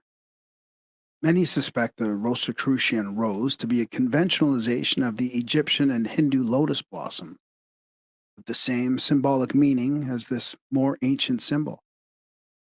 The Divine Comedy stamps Dante Alighieri as being familiar with the theory of Rosicrucianism. Concerning this point, Albert Pike, in his Morals and Dogma, makes this significant statement. His hell is but a negative purgatory. His heaven is composed of a series of Kabbalistic circles, divided by a cross, like the pentacle of Ezekiel. In the center of this cross blooms a rose, and we see the symbol of the adepts of the rose croix, for the first time publicly expounded and almost categorically explained. Doubt has always existed as to whether the name Rosicrucian came from the symbol of the rose and cross, or whether this was merely a blind to deceive the uninformed and further conceal the true meaning of the order. Godfrey Higgins believes that the word Rosicrucian is not derived from the flower, but from the word ros, which means dew. It also is interesting to note that the word ras means wisdom, while rus is translated concealment. Doubtless, all of these meanings have contributed to Rosicrucian symbolism. A.E. Waite holds with Godfrey Higgins that the process of forming the philosopher's stone with the aid of dew is the secret concealed within the name Rosicrucian. It is possible that the dew referred to is a mysterious substance within the human brain, closely resembling the description given by alchemists of the dew which, falling from heaven, redeemed the earth. The cross is symbolic of the human body, and the two symbols together, the rose and the cross, signify that the soul of man is crucified upon the body, where it is held by 3 nails. It is probable that Rosicrucian symbolism is the perpetuation of secret tenets of Egyptian Hermes, and that the Society of Unknown Philosophers is the true link connecting modern Masonry with its massive symbols to ancient Egyptian Hermeticism, the source of that symbolism. In his Doctrine and Literature of the Kabbalah, A.E. Waite makes this important observation. There are certain indications which point to a possible connection between Masonry and Rosicrucianism, and this, if admitted, would constitute the first link in its connection with the past. The evidence is, however, inconclusive or at least unextricated. Freemasonry per se, in spite of the affinity with mysticism which I have just mentioned, has never exhibited any mystic character, nor has it a clear notion of how it came by its symbols. Many of those connected with the development of Freemasonry were suspected of being Rosicrucians. Some, as in the case of Robert Flood, even wrote defenses of this organization. Frank C. Higgins, a modern Masonic symbolist, writes, Dr. Ashmole, a member of this fraternity, Rosicrucian, is revered by Masons as one of the founders of the first Grand Lodge in London. See Ancient Freemasonry. Elias Ashmole is but one of the many intellectual links connecting Rosicrucianism with the genesis of Freemasonry. The Encyclopedia Britannica notes that Elias Ashmole was initiated into the Freemasonic order in 1646, and further states that he was the first gentleman or amateur to be accepted. On this same subject, Pappas, in his Tarot of the Bohemians, has written, We must not forget that the Rosicrucians were the initiators of Leibniz and the founders of actual Freemasonry throughout Ashmole. If the founders of Freemasonry were initiated into the great arcanum of Egypt, and the symbolism of modern Masonry would indicate that such was the case, then it is reasonable to suppose that they secured their information from a society whose existence they admitted and which was duly qualified to teach them these symbols and allegory. One theory concerning the two orders is to the effect that Freemasonry was an outgrowth of Rosicrucianism. In other words, that the unknown philosophers became known through an organization which they created to serve them in the material world. The story goes on to relate that the Rosicrucian adepts became dissatisfied with their progeny and silently withdrew from the Masonic hierarchy, leaving behind their symbolism and allegories, but carrying away the keys by which the locked symbols could be made to give up their secret meanings. Speculators have gone so far as to state that, in their opinion, modern Freemasonry has completely absorbed Rosicrucianism and succeeded it as the world's greatest secret society. Other minds of equal learning declare that the Rosicrucian Brotherhood still exists, preserving its individuality as the result of having withdrawn from the Masonic order. According to a widely accepted tradition, the headquarters of the Rosicrucian order is near Carlsbad in Austria. See Dr. Franz Hartmann. Another version has it that a mysterious school resembling in general principles the Rosicrucian fraternity, which calls itself the Bohemian Brothers, still maintains its individuality in the Schwarzwald of Germany, Black Forest. One thing is certain, with the rise of Freemasonry, the Rosicrucian order in Europe practically disappeared, and notwithstanding existing statements to the contrary, it is certain that the 18th degree, commonly known as the Rose Croix, perpetuates many of the symbols of the Rosicrucian fire alchemists. In an anonymous, unpublished manuscript of the 18th century bearing the earmarks of Rosicrucian Kabbalism appears this statement: "Yet will I now give the overwise world a paradox to be solved, namely that some illuminated men have undertaken to found schools of wisdom in Europe, and these, for some peculiar reason, have called themselves Fratres Rosa, Crucis. But soon afterwards came false schools into existence and corrupted the good intentions of these wise men. Therefore, the order no longer exists as most people would understand existence. And as this fraternity of the Seculio Filii call themselves Brothers of the Rosy Cross, so also will they in the Seculio Spiritus Sancti call themselves Brothers of the Lily Cross and the Knights of the White Lion. Then will the schools of wisdom begin again to blossom. But why the first one choose their name, and why the others shall also choose theirs, only those can solve who have understanding grounded in nature." Political aspirations of the Rosicrucians were expressed through the activities of Sir Francis Bacon, the Comte de Saint-Germain, and the Comte de Cagliostro. The last name is suspected of having been an emissary of the Knights Templars, a society deeply involved in transcendentalism, as Eliphas Levi has noted. There is popular supposition of the effect that the Rosicrucians were at least partial instigators of the French Revolution. Note particularly the introduction to Lord Bulwer Lytton's Rosicrucian novel, Zanoni. The third postulate. The third theory takes the form of a sweeping denial of Rosicrucianism, asserting that the so-called original order never had any foundation in fact, but was entirely a product of imagination. This viewpoint is best expressed by a number of questions which are still being asked by investigators of this elusive group of metaphysicians. Was the Brotherhood of the Rose Cross merely a mythical institution created in the fertile mind of some literary cynic for the purpose of deriding the alchemical and hermetic sciences? Did the House of the Holy Spirit ever exist outside the imagination of some medieval mystic? Was the whole Rosicrucian story a satire to ridicule the gullibility of scholastic Europe?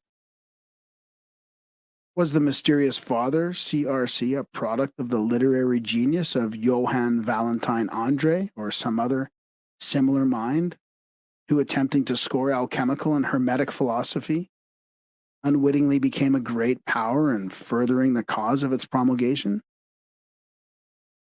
That at least one of the early documents of the Rosicrucians was from the pen of André, there is little doubt, but for just what purpose he compiled it still remains a matter of speculation. Did André himself receive from some unknown person or persons instructions to be carried out? If he wrote the alchemical nuptials of Christian Rosenkreutz. When only 15 years old, was he overshadowed in the preparation of that book? To these vital questions, no answers are forthcoming. A number of persons accepted the magnificent imposture of Andre as absolute truth. It is maintained by many that as a consequence, numerous pseudo-societies sprang up, each asserting that it was the organization concerning which the Fama Fraternitatis and the Confessio Fraternitatis were written. Beyond doubt, there are many spurious orders in existence today, but few of them can offer valid claims that their history dates back farther than the beginning of the 19th century. The mystery associated with the Rosicrucian fraternity has resulted in endless controversy. Many able minds, notable among them Eugenius Phalaeus, Michael Meyer, John Hayden, and Robert Flood, defended the concrete existence of the Society of Unknown Philosophers. Others, equally qualified, have asserted it to be of fraudulent origin and doubtful existence. Eugenius Phalaeus, while dedicating books to the order, and himself writing an exalted exposition of its principles, disclaims all personal connection with it. Many others have done likewise. Some are of the opinion that Sir Francis Bacon had a hand in writing of the Fama and Confessio Fraternitatis, on the basis that the rhetorical style of these works is similar to that of Bacon's New Atlantis. They also contend that certain statements in the latter work point to an acquaintance with Rosicrucian symbology. The elusiveness of the Rosicrucians has caused them to be favorite subjects for literary works. Outstanding among the romances which have been woven around them is Zanoni. The author, Lord Bulwer Lytton, is regarded by some as a member of the order, while others assert that he applied for membership but was rejected. Pope's Rap of the Lock and Comet de Gably by Abbé de Villars, and essays by De Quincey, Hartman, Jennings, Mackenzie, and others are examples of Rosicrucian literature.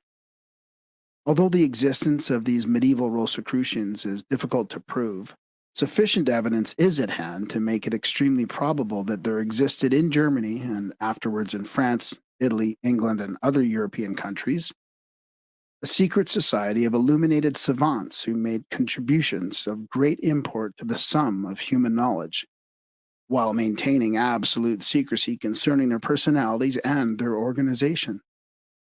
The fourth postulate. The apparent incongruities of the Rosicrucian controversy have been accounted for by a purely transcendental explanation. There is evidence that early writers were acquainted with such a supposition, which, however, was popularized only after it had been espoused by theosophy. This theory asserts that the Rosicrucians actually possessed all the supernatural powers with which they were credited, that they were, in reality, citizens of two worlds, that while they had physical bodies for expression on the material plane, they were also capable, through the instructions they received from the Brotherhood, of functioning in a mysterious ethereal body not subject to the limitations of time or distance. By means of this astral form, they were able to function in the invisible realm of nature, and in this realm, beyond reach of the profane, their temple was located. According to this viewpoint, the true Rosicrucian Brotherhood consisted of a limited number of highly developed adepts or initiates, those of the higher degrees being no longer subject to the laws of mortality. Candidates were accepted into the order only after long periods of probation. Adepts possessed the secret of the philosopher's stone and knew the process of transmuting the base metals into gold, but taught that these were only allegorical terms concealing the true mystery of human regeneration through the transmutation of the base elements of man's lower nature into the gold of intellectual and spiritual realization. According to this theory, those who have sought to record the events of importance in connection with the Rosicrucian controversy have invariably failed because they approach their subject from a purely physical or materialistic angle. These adepts were believed to have been able to teach man how to function away from his physical body and at will by assisting him to remove the rose from the cross. They taught that the spiritual nature was attached to the material form at certain points, symbolized by the nails of the crucifixion. But by 3 alchemical initiations, which took place in the spiritual world, in the true temple of the Rose Cross, they were able to draw these nails and permit the divine nature of man to come down from its cross. They concealed the processes by which this was accomplished under 3 alchemical metaphoric expressions: the casting of the molten sea, the making of the rose diamond, and the achieving of the philosopher's stone. While the intellectualist flounders among contradictory theories, the mystic treats the problem in an entirely different manner.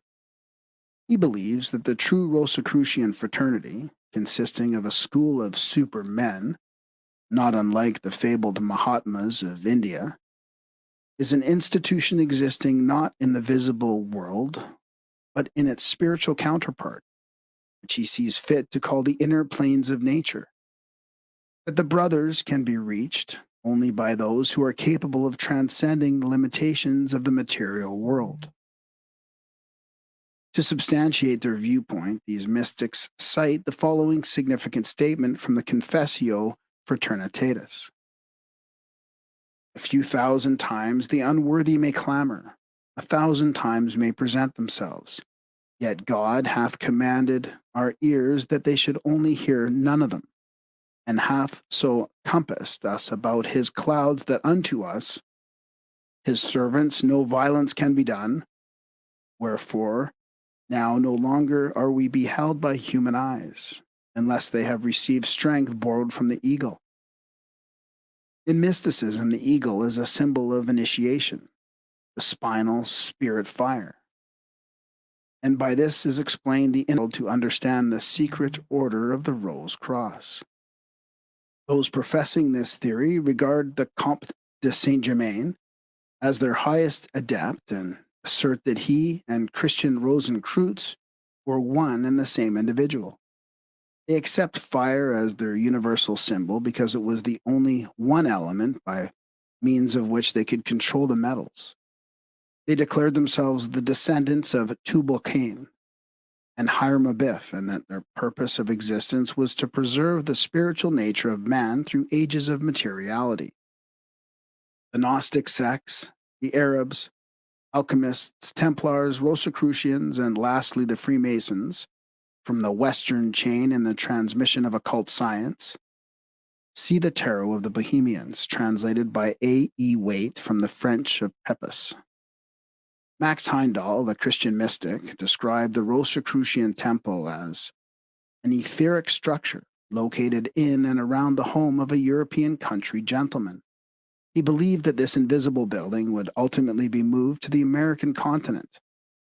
Mr. Heindel referred to the Rosicrucian initiates as so advanced in the science of life that death had forgotten them. Rosicrucian doctrines and tenets. Trustworthy information is unavailable concerning the actual philosophical beliefs, political aspirations, and humanitarian activities of the Rosicrucian fraternity. Today, as of old, the mysteries of the society are preserved inviolate by virtue of their essential nature, and attempts to interpret Rosicrucian philosophy are but speculations, anything to the contrary notwithstanding. Evidence points to the probable existence of 2 distinct Rosicrucian bodies, an inner organization whose members never revealed their identity or teachings to the world, and an outer body under the supervision of the inner group. In all probability, the symbolic tomb of Christian Rosenkreutz, the Knight of the Golden Stone, was in reality this outer body, the spirit of which is in a more exalted sphere. For a period of more than a century subsequent to 1614, the outer body circulated tracts and manifestos under either its own name or the names of various initiated members. The purpose of these writings was apparently to confuse and mislead investigators and thus effectively to conceal the actual designs of the fraternity. When Rosicrucianism became the philosophical fad of the 17th century, Numerous documents on the subject were also circulated for purely commercial purposes by impostors desirous of capitalizing its popularity. The cunningly contrived artifices of the fraternity itself and the blundering literary impostors of charlatans formed a double veil behind which the inner organization carried on its activities in a manner totally dissimilar to its purposes and principles as publicly disseminated. The Frateres Rosa Crucis naively referred to the misunderstandings which they have, for obvious reasons, permitted to exist concerning themselves as being clouds within which they labor and behind which they are concealed. An inkling of the substance of Rosicrucianism, its esoteric doctrines, can be gleaned from an analysis of its shadow, its exoteric writings.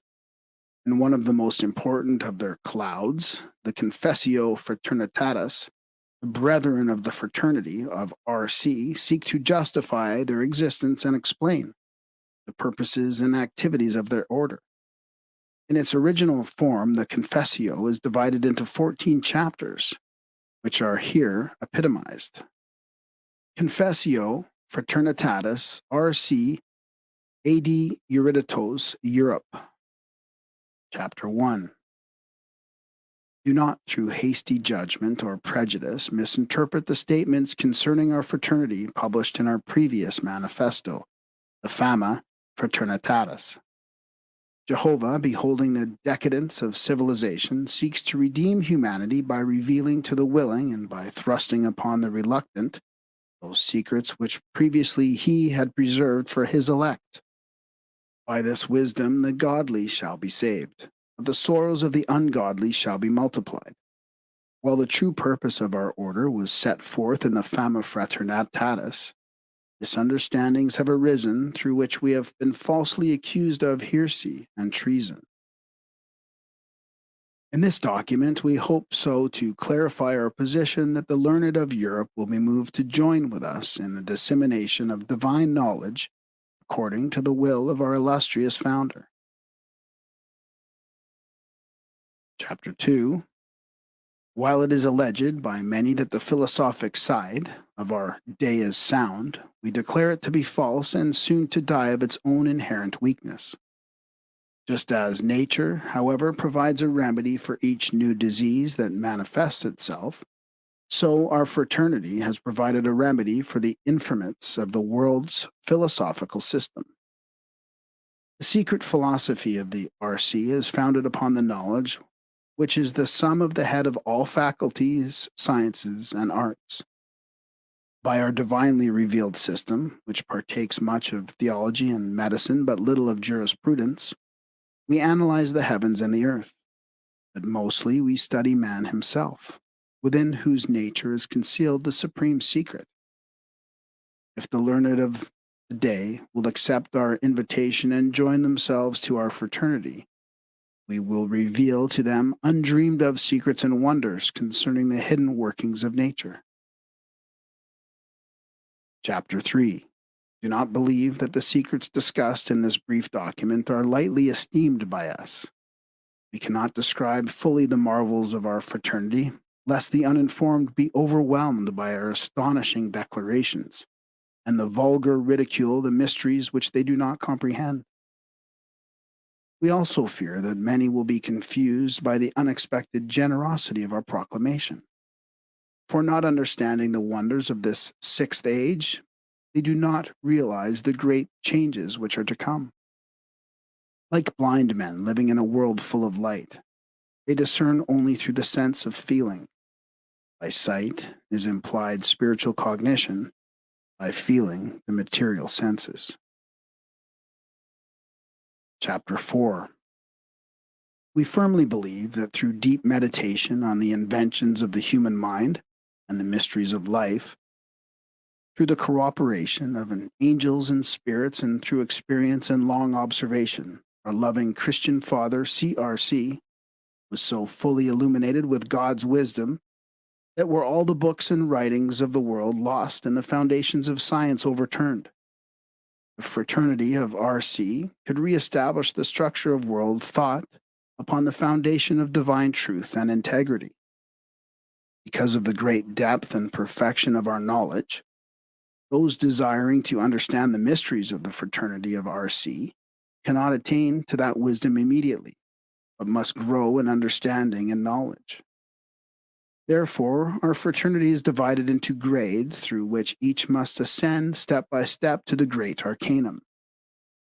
Now that it has pleased God to lighten unto us his sixth candelabrum, it is not better to seek truth in this way than to wander through the labyrinths of worldly ignorance? Furthermore, those who receive this knowledge shall become masters of arts and crafts. No secret shall be hidden from them, and all good works of the past, present, and future shall be accessible to them. The whole world shall become as one book, and the contradictions of science and theology shall be reconciled. Rejoice, O humanity, for the time has come when God has decreed that the number of our fraternity shall be increased, a labor that we have joyously undertaken. The doors of wisdom are now open to the world, but only to those who have earned the privilege may the brothers present themselves, for it is forbidden to reveal our knowledge even to our children. The right to receive spiritual truth cannot be inherited. It must be evolved within the soul of man himself. Chapter 5. Though we may be accused of indiscretion in offering our treasures so freely and promiscuously, without discriminating between the godly, the wise, the prince, the peasant, we affirm that we have not betrayed our trust. For although we have published our fama in 5 languages, only those understand it who have that right. Our society is not to be discovered by curiosity seekers, but only by serious and consecrated thinkers.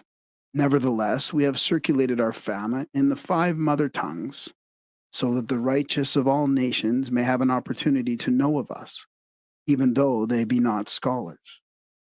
1,000 times the unworthy may present themselves and clamor at the gates.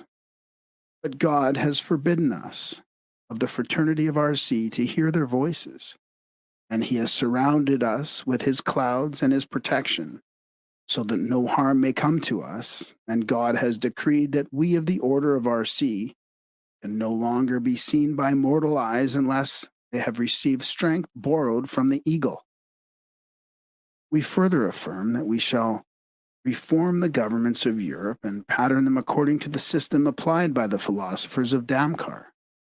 All men desirous of securing knowledge shall receive as much as they are capable of understanding. The rule of false theologies shall be overthrown, and God shall make his will known through his chosen philosophers. Chapter 7. Because of the need of brevity, it is enough to say that our father, CRC, was born in the year 1378 and departed at the age of 106, leaving to us the labor of spreading the doctrine of philosophic religion to the entire world. Our fraternity is open to all who sincerely seek for truth, but we publicly warn the false and impious that they cannot betray or injure us, for God has protected our fraternity, and all who seek to do it harm shall have their evil designs returned and destroy them, while the treasures of our fraternity shall remain untouched, to be used by the lion in the establishment of his kingdom. Chapter 7. We declare that God, before the end of the world, shall create a great flood of spiritual light to alleviate the sufferings of humankind. Falsehood and darkness, which have crept into the arts, sciences, religions, and governments of humanity, making it difficult for even the wise to discover the path of reality, shall be forever removed and a single standard established, so that all may enjoy the fruitage of truth. We shall not be recognized as those responsible for this change, for people shall say that it is the result of the progressiveness of the age. Great are the reforms about to take place, but we of the fraternity of RC do not arrogate to ourselves the glory for this divine reformation, since many there are, not members of our fraternity, but honest, true, and wise men, who by their intelligence and their writings shall hasten its coming. We testify that sooner the stones shall rise up and offer their services than that there shall be any lack of righteous persons to execute the will of God upon earth. Chapter 8. That no one may doubt, we declare that God has sent messengers and signs in the heavens, namely the new stars in Serpentarius and Cygnus, to show that a great council of the elect is to take place. This proves that God reveals invisible nature, for the discerning few, signs and symbols of all things that are coming to pass. God has given man 2 eyes, 2 nostrils, and 2 ears, but only 1 tongue. Whereas the eyes, the nostrils, and the ears admit the wisdom of nature into the mind, the tongue alone may give it forth. In various ages there have been illumined ones who have been seen, smelt, tasted, or heard the will of God. But it will shortly come to pass that those who have seen, smelt, tasted, or heard shall speak. The truth shall be revealed.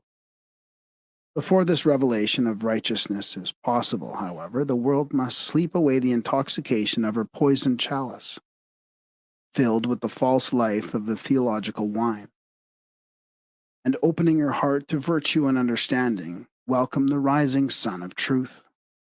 Chapter 9. We have a magic writing, copied from that divine alphabet with which God writes his will upon the face of celestial and terrestrial nature. With this new language, we read God's will for all his creatures, and just as astronomers predict eclipses, so we prognosticate the obscurations of the church and how long they shall last. Our language is like that unto that of Adam and Enoch before the fall. And though we understand and can explain our mysteries in this our sacred language, we cannot do so in Latin, the tongue contaminated by the confusion of Babylon. Chapter 10. Although there are still certain powerful persons who oppose and hinder us, because of which we must remain concealed, we exhort those who would become of our fraternity to study unceasingly the sacred scriptures, for such as do this cannot be far from us. We do not mean that the Bible should be continually in the mouth of man, but he shall search for its true and eternal meaning, which is seldom discovered by theologians, scientists, or mathematicians, because they are blinded by the opinions of their sects. We bear witness that never since the beginning of the world has there been given to man a more excellent book than the Holy Bible. Blessed is he who possesses it, more blessed he who reads it, more blessed he who understands it, and most godlike he who obeys it. Chapter 11. We wish the statements we made in the Fama Fraternatus concerning the transmutation of metals and the universal medicine to be lightly understood. While we realize that both these works are attainable by man, we fear that many really great minds may be led away from the true quest of knowledge and understanding if they permit themselves to limit their investigation to the transmutation of metals. When to a man is given power to heal disease, to overcome poverty, and to reach a position of worldly dignity, that man is beset by numerous temptations, and unless he possess true knowledge and full understanding, he will become a terrible menace to mankind. The alchemist who attains to the art of transmuting base metals can do all manner of evil unless his understanding be as great as his self-created wealth. We therefore affirm that man must first gain knowledge, virtue, and understanding. Then all other things may be added unto him. We accuse the Christian Church of the great sin of possessing power and using it unwisely. Therefore we prophesy that it shall fall by the weight of its own iniquities, and its crown shall be brought to naught. Chapter 12. In concluding our confessio, we earnestly admonish you to cast aside the worthless books of pseudo-alchemists and philosophers, of whom there are many in our age, who make light of the Holy Trinity and deceive the credulous with meaningless enigmas. One of the greatest of these is a stage player, a man with sufficient ingenuity for imposition. Such men are mingled by the enemy of human welfare among those who seek to do good, thus making truth more difficult of discovery. Believe us, truth is simple and unconcealed, while falsehood is complex, deeply hidden. proud, and its fictitious worldly knowledge, seemingly a glitter with godly luster, is often mistaken for divine wisdom. You that are wise will turn from these false teachings and come to us, who seek not your money, but freely offer you our greatest treasure. We desire not your goods, but that you should become partakers of our goods. We do not deride parables, but invite you to understand all parables and all secrets. We do not ask you to receive us, but invite you to come unto our kingly houses and palaces, not because of ourselves, but because we are so ordered by the Spirit of God, the desire of our most excellent Father, CRC, and the need of the present moment, which is very great. Chapter 13. Now that we have made our position clear that we are sincerely confess Christ, disavow the papacy, devote our lives to true philosophy and worthy living, and daily invite and admit into our fraternity the worthy of all nations, who thereafter share with us the light of God, will you not join yourselves with us to the perfection of yourselves, the development of all the arts, and the service of the world? If you will take this step, the treasures of every part of the earth shall be at one time given unto you, and the darkness which envelops human knowledge and which results in the vanities of material arts and sciences shall be forever dispelled. Chapter 14. Again, we warn those who are dazzled by the glitter of gold, or those who, now upright, might be turned by great riches to a life of idleness and pomp, not to disturb our sacred silence with their clamorings. For though there shall be a medicine which will cure all diseases and give unto all men wisdom, yet it is against the will of God that men should attain to understanding by any means other than virtue, labor, and integrity. We are not permitted to manifest ourselves to any man except it be by the will of God. Those who believe that they can partake of our spiritual wealth against the will of God or without His sanction will find that they shall sooner lose their lives in seeking us than attain happiness by finding us. Fraternitas R.C. Johann Valentin Andre is generally reputed to be the author of Confessio. It is a much mooted question, however, whether Andre did not permit his name to be used as a pseudonym by Sir Francis Bacon. Apropos of this subject are two extremely significant references occurring in the introduction to that remarkable potpourri, The Anatomy of Melancholy. This volume first appeared in 1621 from the pen of Democritus Jr., who was afterwards identified as Robert Burton, who in turn was a suspected intimate of Sir Francis Bacon. One reference archly suggests that at the time of publishing The Anatomy of Melancholy in 1621, the founder of the Fraternity of R.C. was still alive. This statement, concealed from general recognition by its textual involvement, had escaped the notice of most students of Rosicrucianism. In the same work, there also appears to be a short footnote of stupendous import. It contains merely the words Job, Valent, Andreas Lord Verulam. The single line definitely relates Johann Valentin Andre to Sir Francis Bacon, who was Lord Verulam, and by its punctuation intimates that they are one and the same individual. Prominent among Rosicrucian apologists was John Hayden, who inscribes himself a servant of God and a secretary of nature. In his curious work, The Rosy Cross Uncovered, he gives an enigmatic but valuable description of the fraternity of R.C. in the following language. Now there are a kind of men, as they themselves report, named Rosicrucians, a divine fraternity that inhabit the suburbs of heaven. And these are the officers of the Generalissimo of the world, that are as the eyes and ears of the great king, seeing and hearing all things. They say these Rosicrucians are seraphically illuminated, as Moses was, according to this order of the elements: earth refined to water, water to air, air to fire. He further declares that these mysterious brethren possess polymorphous powers, appearing in any desired form at will. In the preface of the same work, he enumerates the strange powers of the Rosicrucian adepts.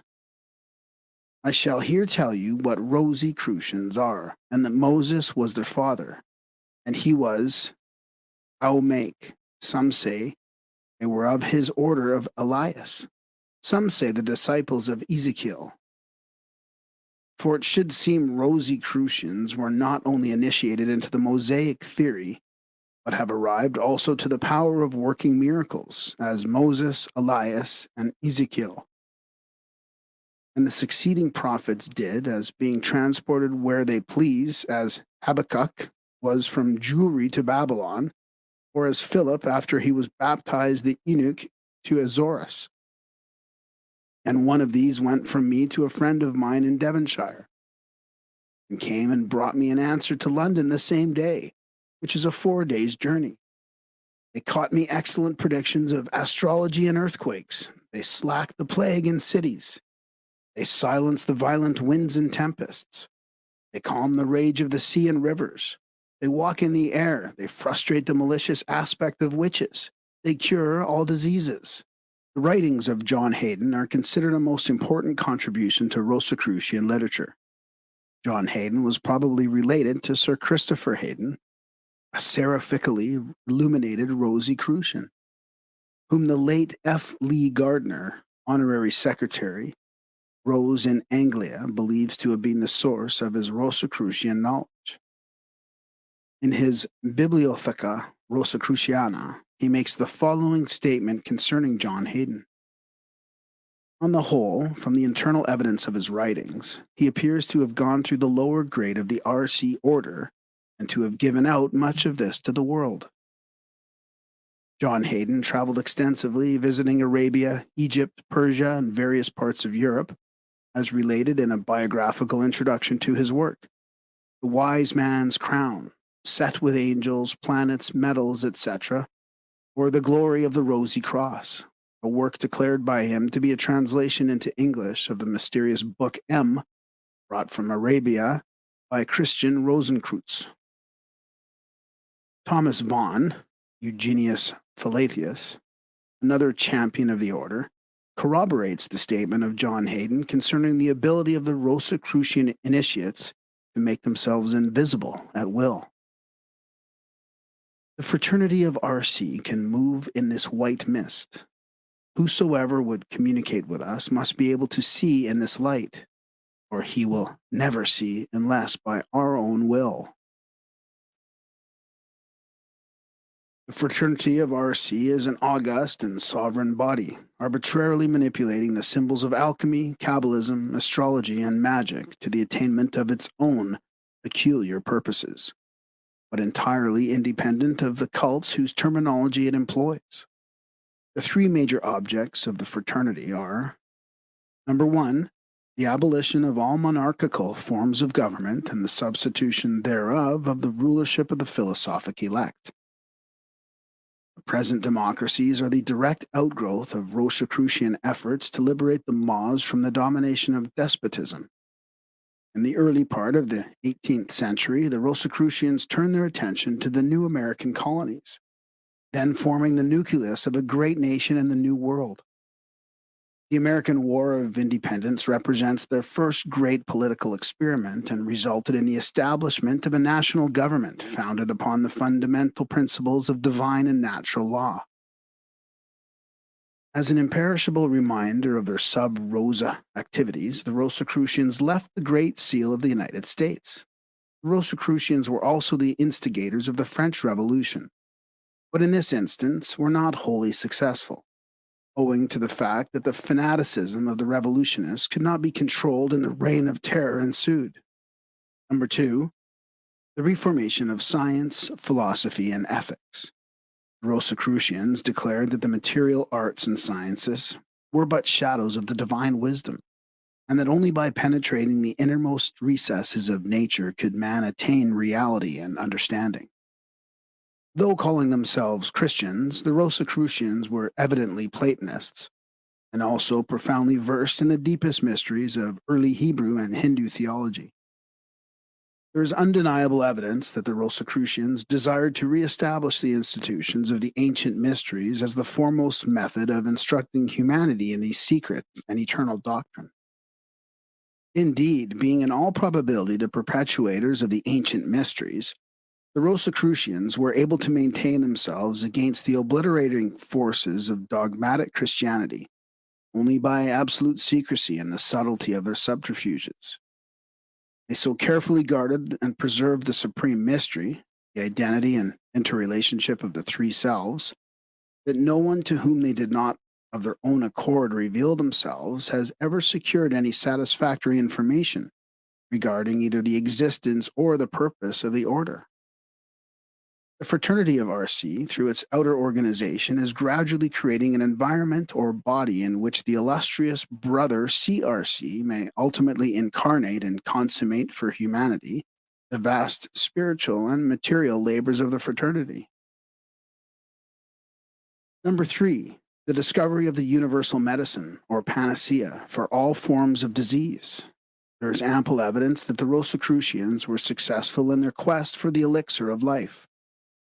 In his Theatrum Chemicum Britannicum, Elias Ashmole states that the Rosicrucians were not appreciated in England, but were welcomed on the continent.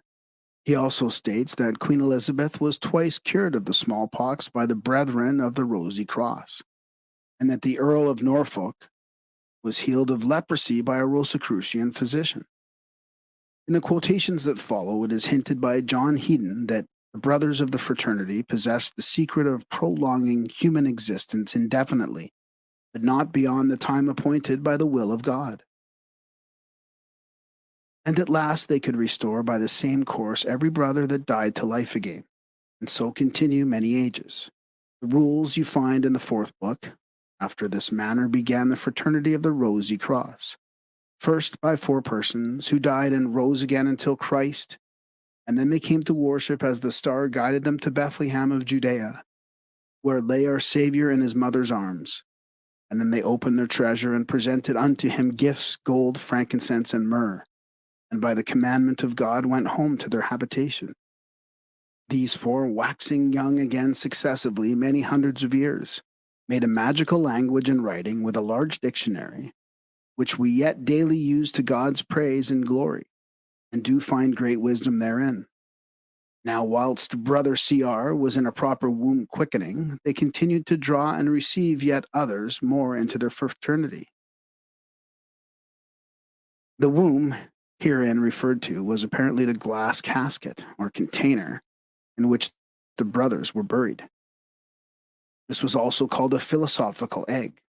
After a certain period of time, the philosopher, breaking the shell of his egg, came forth and functioned for a prescribed period, after which he retired again into his shell of glass. The Rosicrucian medicine for the healing of all human infirmities may be interpreted either as a chemical substance which produces the physical effects described, or as a spiritual understanding. The true healing power which, when a man has partaken of it, reveals truth to him. Ignorance is the worst form of disease, and that which heals ignorance is therefore the most potent of all medicines. The perfect Rosicrucian medicine was for the healing of nations, races, and individuals. In an early unpublished manuscript, an unknown philosopher declares alchemy, Kabbalism, astrology, and magic to have been divine sciences originally, but that through perversion they had become false doctrines, leading seekers after wisdom ever farther from their goal. The same author gives a valuable key to esoteric Rosicrucianism by dividing the path of spiritual attainment into 3 steps, or schools, which he calls mountains. The first and lowest of these mountains is Mount Sophia, the second Mount Kabbalah, and the third Mount Magia. These 3 mountains are sequential stages of spiritual growth. The unknown author then states, by philosophy it is to be understood the knowledge of the workings of nature, by which knowledge man learns to climb to those higher mountains above the limitations of sense. By Kabbalism it is to be understood the language of the angelic or celestial beings, and he who masters it is able to converse with the messengers of God. On the highest of the mountains is the school of Magia, divine magic, which is the language of God, wherein man is taught the true nature of all things by God himself. There is a growing conviction that if the true nature of Rosicrucianism were divulged, it would cause consternation, to say the least. Rosicrucian symbols have many meanings, but the Rosicrucian meaning has not yet been revealed. The mount upon which stands the house of the Rosy Cross is still concealed by clouds, in which the brethren hide both themselves and their secrets. Michael Meyer writes, "What is contained in the Fama and Confessio is true. It is a very childish objection that the brotherhood have promised so much and performed so little. With them, as elsewhere, many are called, but few are chosen. The masters of the order hold out the rose as the remote prize, but they impose the cross on those who are entering." See Silentium Post Clamors by Meyer, and the Rosicrucians and the Freemasons by De Quincey. The rose and the cross appear upon the stained glass windows of Lichfield Chapter House, where Walter Conrad Arzenberg believes Lord Bacon and his mother to have been buried. A crucified rose within a heart is watermarked into the dedication page of the 1628 edition of Robert Burton's Anatomy of Melancholy. The fundamental symbols of the Rosicrucians were the rose and the cross. The rose female and the cross male, both universal phallic emblems. While such learned gentlemen as Thomas Inman, Hargrave Jennings, and Richard Payne Knight have truly observed that the rose and cross typify the generative processes, these scholars seem unable to pierce the veil of symbolism. They do not realize that the creative mystery in the material world is merely a shadow of the divine creative mystery in the spiritual world. Because of the phallic significance of their symbols, both the Rosicrucians and the Templars have been falsely accused of practicing obscene rites in their secret ceremonials. While it is quite true that the alchemical retort symbolizes the womb, it also has a far more significant meaning concealed under the allegory of the second birth.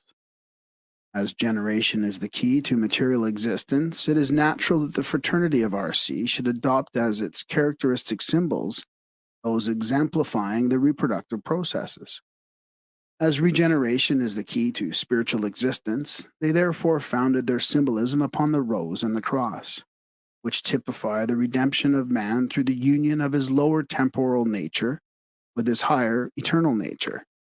The rosy cross is also a hieroglyphic figure representing the formula of the universal medicine.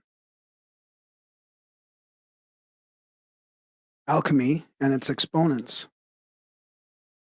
Is the transmutation of base metals into gold possible? Is the idea one at which the learned of the modern world can afford to scoff? Alchemy was more than a speculative art. It was also an operative art. Since the time of the immortal Hermes, alchemists have asserted, and not without substantiating evidence, that they could manufacture gold from tin, silver, lead, and mercury. That the galaxy of brilliant philosophic and scientific minds who, over a period of 2,000 years, affirmed the actuality of metallic transmutation and multiplication, could be completely sane and rational on all other problems of philosophy and science, yet hopelessly mistaken on this one point is untenable. Nor is it reasonable that the hundreds declaring to have seen and performed transmutations of metals could all have been dupes, imbeciles, or liars. Those assuming that all alchemists were of unsound mentality would be forced to put in this category nearly all the philosophers and scientists of the ancient and medieval worlds. Emperors, princes, priests, and common townsfolk have witnessed the apparent miracle of metallic metamorphosis. In the face of existing testimony, anyone is privileged to remain unconvinced, but the scoffer elects to ignore evidence worthy of respectful consideration. Many great alchemists and hermetic philosophers occupy an honored niche in the Hall of Fame, while their multitudinous critics remain obscure. To list all these sincere seekers after nature's great arcanum is impossible, but a few will suffice to acquaint the reader with the superior types of intellect who's interested themselves in this abstruse subject. Among the more prominent names are those of Thomas Norton, Isaac of Holland, Basil Valentine, the supposed discoverer of antimony, Jean de Meung, Roger Bacon, Albert Magnus, Corsitanus Gerber, the Arabian who brought the knowledge of alchemy to Europe through his writings, Paracelsus, Nicholas Flarmel, John Frederick Helvetius, Raymond Lully, Alexander Sethon, Michael Sendivogius, Count Bernard of Treviso, Sir George Ripley, Picus de Mirandola, John Dee, Henry Coonrath, Michael Meyer, Thomas Vaughan, J.B. von Helmont, John Hayden, Thesaurus, Thomas Charnock, Synesius, Bishop of Ptolemais, Morio, the Comte de Caligaristo, and the Comte de Saint Germain. There are legends to the effect that King Solomon and Pythagoras were alchemists and that the former manufactured by alchemical means the gold used in his temple. Albert Pike takes sides with the alchemical philosophers by declaring that the gold of the Hermetists was a reality. He says, "The Hermetic science, like all real sciences, is mathematically demonstrable. Its results, even material, are as rigorous as that of a correct equation. The Hermetic gold is not only a true dogma, a light without shadow, a truth without alloy of falsehood, it is also a material gold, real, pure, the most precious that can be found in the mines of the earth. So much for the Masonic angle." William and Mary jointly ascended the throne of England in 1689, at which time alchemists must have abounded in the kingdom. For during the first year of their reign, they repealed an act made by King Henry IV in which that sovereign declared the multiplying of metals to be a crime against the crown. In Dr. Sigismund Backstrom's collection of alchemical manuscripts is a written copy of the act passed by William and Mary, copied from Chapter 30 of the Statutes at Large for the first year of their reign. The act reads as follows: "An act to repeal the statute made by the 5th year of King Henry IV, late King of England, wherein it was enacted, among other things, in these words, or to this effect, namely, that none from henceforth should use to multiply gold or silver, or use the craft of multiplication, and if any the same do, they shall incur the pain of felony. And whereas, since the making of the said statute, divers persons have by their study, industry, and learning arrived to great skill and perfection in the art of melting and refining of metals, and otherwise improving and multiplying them in their ores, which very much abound in this realm, and extracting gold and silver are of the same, but dare not to exercise their said skill within this realm, for fear of falling under the penalty of the said statute, but exercise the said art in foreign parts, to the great loss and detriment of this realm. Be it therefore enacted by the kings and queens' most excellent majesties, by and with the advice and consent of the lords spiritual and temporal and commons in this present parliament assembled, that from henceforth the aforesaid branch, article, or sentence contained in the said act, and every word, matter, and thing contained in the said branch or sentence shall be repealed, annulled, revoked, and forever made void. Anything in the act said to the contrary or any wise whatsoever not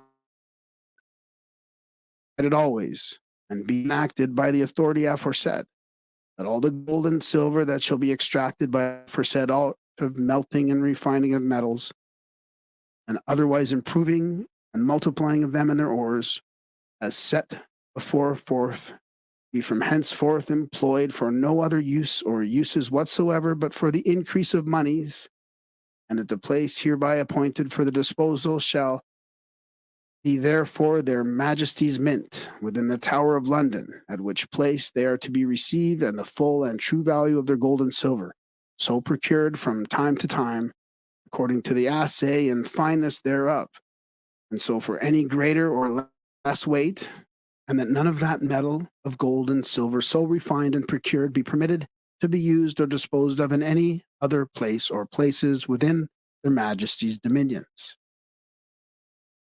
After this repealing measure had become effective, William and Mary encouraged the further study of alchemy. Dr. Franz Hartmann had collected reliable evidence concerning 4 different alchemists who transmuted base metals into gold not once but many times. One of these accounts concerns a monk of the order of St. Augustine named Wenzel Celier, who discovered a small amount of mysterious red powder in his convent. In the presence of Emperor Leopold I, King of Germany, Hungary, and Bohemia, he transmuted quantities of tin into gold. Among other things which he dipped into this mysterious essence was a large silver medal. A part of the metal which came in contact with the gold produced substance which transmuted into the purest quality of the more precious metal. The rest remained silver. With regard to this metal, Dr. Hartmann writes, "The most indisputable proof, if appearances can prove anything, of the possibility of transmuting base metals into gold may be seen by everyone who visits Vienna, it being a metal preserved in the Imperial Treasury Chamber. And it is stated that this metal, consisting originally of silver, has been partly transformed into gold by alchemical means, by the same Wenzel Celier, who was afterwards made a knight by the Emperor Leopold I, and given the title Wenceslas Ritter von Rheinberg, in the pronos of the Temple of Wisdom." Space limitations preclude a lengthy discussion of the alchemists. A brief sketch of the lives of 4 should serve to show the general principles on which they worked, the method by which they obtained their knowledge, and the use of which they made of it. These 4 were the grand masters of this secret science, and the stories of their wanderings and strivings, as recorded by their own pens and by contemporaneous disciples of the Hermetic art, are as fascinating as any romance of fiction. Paracelsus of Hohenheim. The most famous of alchemical and Hermetic philosophers was Philippus Aureolus Theophrastus Bombastus von Hohenheim. This man, who called himself Paracelsus, declared that someday all the doctors of Europe would turn from the other schools and, following him, revere him above every other physician. The accepted date of the birth of Paracelsus is December 17, 1493. He was an only child. Both his father and mother were interested in medicine and chemistry. His father was a physician and his mother the superintendent of a hospital. While still a youth, Paracelsus became greatly interested in the writings of Isaac of Holland and determined to reform the medical science of his day. When 20 years old, he began a series of travels which continued for about 12 years. He visited many European countries, including Russia. It is possible that he penetrated into Asia. It was in Constantinople that the great secret of Hermetic arts was bestowed upon him by the Arabian adepts. His knowledge of the nature spirits and the inhabitants of the invisible worlds he probably secured from the Brahmins of India, with whom he came in contact either directly or through their disciples. He became an army physician, and his understanding and skill brought him great success. Upon his return to Germany, he began his long-dreamed-of reformation of the medical arts and sciences. He was opposed on every hand and criticized unmercifully. His violent temper and tremendously strong personality undoubtedly precipitated many storms upon his head, which might have been avoided had he been of a less caustic disposition. He flayed the apothecaries, asserting that they did not use proper ingredients in their prescriptions and did not consider the needs of their patients, desiring only to collect exorbitant fees for their concoctions. The remarkable cures which Paracelsus effected only made his enemies hate him more bitterly, for they could not duplicate the apparent miracles which he wrought. He not only treated the more common diseases of his day, but is said to have actually cured leprosy, cholera, and cancer. His friends claimed for him that he had all but raised the dead. His systems of healing were so heterodox, however, that slowly but surely his enemies overwhelmed him and again forced him to leave the fields of his labors and seek refuge where he was not known. There is much controversy concerning the personality of Paracelsus. That he had an irascible disposition, there is no doubt. His barred for physicians and for women amounted to a mania. For them, he had nothing but abuse. As far as can be learned, there was never a love affair in his life. His peculiar appearance and immoderate system of living were always held against him by his adversaries. It is believed that his physical abnormalities may have been responsible for much of the bitterness against society, which he carried with him throughout all his intolerant and tempestuous life. His reputed intemperance brought upon him still more persecution, for it was asserted that even during the time of his professorship in the University of Basel, he was seldom sober. Such an accusation is difficult to understand in the view of the marvelous mental clarity for which he was noted at all times. The vast amount of his writing which he accomplished, the Strasbourg edition of his collected works is in 3 large volumes, each containing several hundred pages, is a monumental contradiction of the tales regarding his excessive use of alcoholics. No doubt many of the vices of which he is accused were sheer inventions by his enemies, who, not satisfied with hiring assassins to murder him, sought to besmirch him, his memory, after they had revengefully ended his life. The manner in which Paracelsus met his death is uncertain, but the most credible account is that he died as the indirect result of a scuffle with a number of assassins who had been hired by some of his professional enemies to make away with the one who had exposed their chicanery.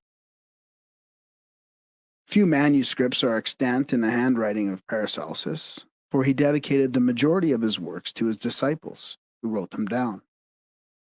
Professor John Maxon Stillman of Stanford University pays the following tribute to his memory. Whatever be the final judgment as to the relative importance of Paracelsus in the upbuilding of medical science and practice, it must be recognized that he entered upon his career at Basel with the zeal and the self-assurance of one who believed himself inspired with a great truth and destined to effect a great advance in the science and practice of medicine. By nature, he was a keen and open-minded observer of whatever came under his observation, though probably also not a very critical analyst of the observed phenomena. He was evidently an unusually self-reliant and independent thinker, though the degree of originality in his thought may be a matter of legitimate differences of opinion. Certainly once having, from whatever combination of influences, made up his mind to reject the sacredness of the authority of Aristotle, Galen, and Avicenna, and having found what to his mind was a satisfactory substitute for the ancient dogmas in his own modification of the Neoplatonic philosophy, he did not hesitate to burn his ships behind him. Having cut loose from the dominant Galenism of his time, he determined to preach and teach that the basis of the medical science of the future should be the study of nature, observation of the patient, experiment and experience, and not the infallible dogmas of authors long dead. Doubtless in the pride and self-confidence of his youthful enthusiasm, he did not rightly estimate the tremendous force of conservatism against which he directed his assaults. If so, his experience in Basel surely undeceived him. From that time on, he was to be a wanderer again, sometimes in great poverty, sometimes in moderate comfort, but manifestly disillusioned as to the immediate success of his campaign, though never in doubt as to its ultimate success. For to his mind, his new theories and practice of medicine were at one with the forces of nature, which were the expression of God's will, and eventually they must prevail. This strange man, his nature a mass of contradictions, his stupendous genius shining like a star through the philosophic and scientific darkness of medieval Europe, struggling against the jealousy of his colleagues as well as against the irascibility of his own nature, fought for the good of the many against the domination of the few. He was the first man to write scientific books in the language of the common people so that all could read them. Even in death, Paracelsus found no rest. Again and again, his bones were dug up and reinterred in another place. A slab of marble over his grave bears the following inscription: Here lies buried Philip Theophrastus, the famous doctor of medicine, who cured wounds, leprosy, gout, dropsy, and other incurable maladies of the body, with wonderful knowledge, and gave his goods to be divided and distributed to the poor. In the year 1541, on the 24th day of September, he exchanged life for death. To the living peace, to the sepulchred eternal rest. A.M. Stoddart, in her Life of Paracelsus, gives a remarkable testimonial of the love which the masses had for this great physician. Referring to his tomb, she writes, "To this day the poor pray there. Hohenheim's memory has blossomed in the dust to sainthood, for the poor have canonized him. When cholera threatened Salzburg in 1830, the people made a pilgrimage to this monument and prayed him to avert it from their homes. The dreaded scourge passed away from them and raged in Germany and the rest of Austria. It was supposed that one early teacher of Paracelsus was a mysterious alchemist who called himself Solomon Trismosen. Concerning this person, nothing is known save that after some years of wandering, he secured the formula of transmutation and claimed to have made vast amounts of gold. A beautifully illuminated manuscript of this author, dated 1582 and called Splendor Solis, is in the British Museum. Trismosen claimed to have lived to the age of 150 as the result of his knowledge of alchemy. One very significant statement appears in his Alchemical Wanderings, which work is supposed to narrate his search for the philosopher's stone. Study what thou art, whereof thou art a part, what thou knowest of this art, this is really what thou art. All that is without thee also is within. Thus wrote Trismosen. Raymond Lully. This most famous of all the Spanish alchemists was born about the year 1235. His father was seneschal to James I of Aragon, and young Raymond was brought up in the court surrounded by the temptations and prolificacy bounded in such places. He was later appointed to the position which his father had occupied. A wealthy marriage ensured Raymond's financial position, and he lived the life of a grandee. One of the most beautiful women at the court of Aragon was Donna Ambrosia Eleonora di Castello, whose virtue and beauty had brought her great renown. She was at that time married and was not particularly pleased to discover that young Lully was rapidly developing a passion for her. Wherever she went, Raymond followed, and at last, over a trivial incident, he wrote some various amorous verses to her, which produced an effect quite different from what he had expected. He received a message inviting him to visit the lady. He responded with alacrity. She told him that it was only fair that he should behold more of a beauty concerning which he wrote such appealing poems, and, drawing aside part of her garments, disclosed that one side of her body was nearly eaten away by cancer. Raymond never recovered from the shock. It turned the entire course of his life. He renounced the frivolities of the court and became a recluse. Sometime afterwards, while doing penance for his worldly sins, a vision appeared to him in which Christ told him to follow in the direction in which he should lead. Later, the vision was repeated. Hesitating no longer, Raymond divided his property among his family and retired to a hut on the side of the hill, where he devoted himself to the study of Arabic, that he might go forth and convert the infidels. After 6 years in this retreat, he set out with a Mohammedan servant, who, when he learned that Raymond was about to attack the faith of his people, buried his knife in his master's back. Raymond refused to allow this would-be assassin to be executed, but later the man strangled himself in prison. When Raymond regained his health, he became a teacher of the Arabic language to those who intended traveling in the Holy Land. It was while so engaged that he came in contact with Arnold of Villanova, who taught him the principles of alchemy. As a result of this training, Raymond learned the secret of the transmutation and multiplication of metals. His life of wandering continued, and during the course of it arrived at Tunis, where he began to debate with the Mohammedan teachers and nearly lost his life as the result of his fanatical attacks upon their religion. He was ordered to leave and never to return again upon pain of death. Notwithstanding their threats, he made a second visit to Tunis, but the inhabitants, instead of killing him, merely deported him to Italy. An unsigned article appeared in Household Words number 273, a magazine conducted by Charles Dickens, throws considerable light on Lully's alchemical ability.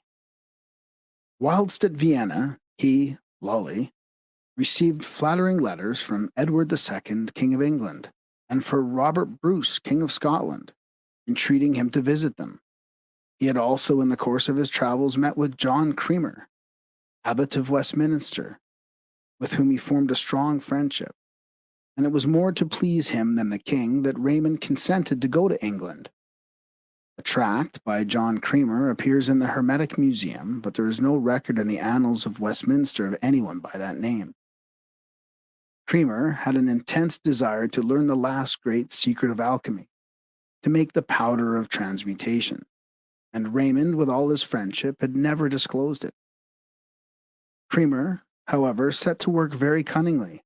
He was not long in discovering the object that was nearest to Raymond's heart, the conversion of the infidels. He told the king wonderful stories of the gold Lully had the art to make, and he worked upon Raymond by the hope that King Edward would be easily induced to raise a crusade against the Mohammedans if he had the means. Raymond had appealed so often to popes and kings that he had lost all faith in them. Nevertheless, as a last hope, he accompanied his friend Creamer to England. Creamer lodged him in his abbey, treating him with distinction, and there Lully at last instructed him in the powder, a secret of which Creamer had so long desired to know. When the powder was perfected, Creamer presented him to the king, who received him as a man may be supposed to receive one who could give him boundless riches. Raymond made only one condition, that the gold he made should not be expended upon the luxuries of the court or upon a war with any Christian king, and that Edward himself should go in person with an army against the infidels. Edward promised everything and anything. Raymond had apartments assigned to him in the Tower, and there he tells us he transmuted 50,000 pounds weight of quicksilver, lead, and tin into pure gold, which was coined at the mint into 6 million of nobles, each worth about £3 sterling at the present day. Some of the pieces said to have been coined out of this gold are still to be found in the antiquarian collections. While desperate attempts have been made to disprove these statements, the evidence is still about equally divided. To Robert Bruce, he sent a little work entitled Of the Art of Transmuting Metals. Dr. Edmund Dickinson relates that when the cloister which Raymond occupied at Westminster was removed, the workmen found some of the powder, with which they enriched themselves. During Lully's residence in England, he became the friend of Roger Bacon. Nothing, of course, could be further from King Edward's thoughts than to go on a crusade. Raymond's apartments in the Tower were only an honorable prison, and he soon perceived how matters were. He declared that Edward would meet with nothing but misfortune and misery for his breach of faith. He made his escape from England in 1315 and set off once more to preach to the infidels. He was now a very old man, and none of his friends could ever hope to see his face again. He went first to Egypt, then to Jerusalem, and thence to Tunis a third time. There he at last met with the martyrdom he had so often braved. The people fell upon him and stoned him. Some Genoese merchants carried away his body, in which they discerned some feeble signs of life. They carried him on board their vessel, but though he lingered a while, he died as they came in sight of Majorca on June 28, 1315, at the age of 81. He was buried with great honor in his family chapel at St. Alma, the viceroy and all the principal nobility attending. Nicholas Flamel. In the latter part of the 14th century, there lived in Paris one whose business was that of illuminating manuscripts and preparing deeds and documents. To Nicholas Flamel, the world is indebted for its knowledge of a most remarkable volume, which he bought for a paltry sum from some book dealer with whom his profession of scrivener brought him in contact. The story of this curious document, called the Book of Abraham the Jew, is best narrated in his own words as preserved in his hieroglyphical figures. Whilst, therefore, I, Nicholas Flamel, notary, after the decease of my parents, got my living at our art of writing, by making inventories, dressing accounts, and summing up the expenses of tutors and pupils, there fell into my hands, for the sum of 2 florins, a gilded book, very old and large. It was not of paper nor of parchment, as other books be, but was only made of delicate rinds, as it seemed to me of tender young trees. The cover of it was brass, well bound, all engraven with letters or strange figures, and for my part I think they might well be Greek characters, or some such like ancient language. Sure I am I could not read them, and I know well that there are notes nor letters of the Latin nor the Gaul, for all we understand them a little. As for that which was within it, the leaves of bark or rind were engraven and with admirable diligence written with a point of iron, and fair and neat Latin letters colored. It contains thrice 7 leaves, for so they were counted, in the top of the leaves. And always every 7th leaf there was painted a virgin and serpent swallowing her up. In the second 7th, a cross where a serpent was crucified. And the last 7th, there were painted deserts or wilderness, in the midst thereof ran many fair mountains, from whence there issued out a number of serpents, which ran up and down here and there. Upon the first of the leaves was written in great capital letters of gold, Abraham the Jew, prince, priest, Levite, astrologer, and philosopher, to the nation of the Jews by the wrath of God, dispersed among the Gauls, sendeth health. After this it was filled with great execrations and curses, with the word Marantha, which was often repeated there, against every person that should cast his eyes upon it, if he were not sacrificer or scribe. He told me that this book knew not what it was worth, nor more than when I bought it. I believe it had been stolen or taken from the miserable Jews, and found in some part of the ancient place of their abode. Within this book, in the second leaf, he comforted his nation, counseling them to fly vices, and above all idolatry, attending with sweet patience the coming of the Messiahs, who should vanquish all the kings of the earth and should reign with his people in the glory eternally. Without doubt, this had been some very wise and understanding man. In the third leaf, and in all other writings that followed, to help his captive nation to pay tributes unto the Roman emperors and to do other things, which I will not speak of, he taught them in common words the transmutation of metals. He painted the vessels by the sides, and he advertised them of the colors, and of all the rest, saying of the first agent, of the which he spoke not a word, but only, as he said, in the 4th and 5th leaves entire he painted it, and figured it with very cunning and workmanship, for although it was well and intelligibly figured and painted, yet no man could ever have been able to understand it, without being well skilled in their Kabbalah, which goeth by tradition, and without having well studied their books. The 4th and 5th leaves, therefore, were without any writing, yet full of fair figures enlightened, or as it were enlightened, for the work was very exquisite. First, he painted a young man with wings at his ankles, having at his hand a caducean rod, writhing about with 2 serpents, wherewith he struck upon a helmet which covered his head. He seemed to my small judgment to be the god Mercury of the pagans.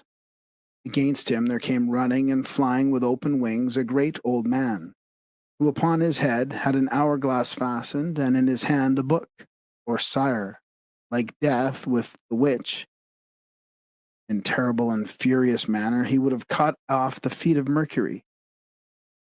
On the other side of the fourth leaf, he painted a fair flower on the top of a very high mountain, which was sore shaken with the north wind.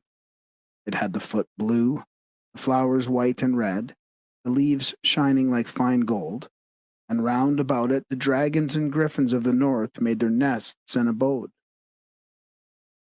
On the fifth leaf there was a fair rose tree, flowered in the midst of a sweet garden, climbing up against a hollow oak, at the foot whereof boiled a mountain of most white water, which ran headlong down into the depths. Notwithstanding, it first passed among the hands of infinite people who, digging in the earth, seeking for it, but because they were blind, none of them knew it, except here and there one who considered the weight. On the last side of the fifth leaf there was a king with a great falchion, who made to be killed in his presence by some soldiers a great multitude of little infants, whose mothers wept at the feet of unpitiful soldiers, the blood of which infants was afterward by the soldiers gathered up and put in a great vessel, wherein the sun and the moon came to bathe themselves. And because that this history did represent the more part of the innocents slain by Herod, and that in this book I learned the greatest part of the art, this was one of the causes which I placed in their churchyard these hieroglyphic symbols of the secret science. And thus you see that which was in the first 5 leaves. I will not represent unto you that which was written in good and intelligible Latin in all the other written leaves, for God would punish me, because I should commit a greater wickedness than he who, as it is said, wished that all the men of the world had but one head, that he might cut it off with one blow. Having with me therefore this fair book, I did nothing else day nor night but study upon it, understanding very well all the operations that it showed, but not knowing with what matter I should begin, which made me very heavy and solitary, and caused me to fetch many a sigh. My wife, Peronella, whom I loved as myself, and had lately married, with much astonished as this, comforting me, and earnestly demanding if she could by any means deliver me from this trouble. I could not possibly hold my tongue, but told her all, and showed her this fair book, whereof at the same instant that she saw it, she became as much enamored as myself, taking extreme pleasure to behold the fair cover, gravings, images, and portraits, whereof notwithstanding she understood as little as I.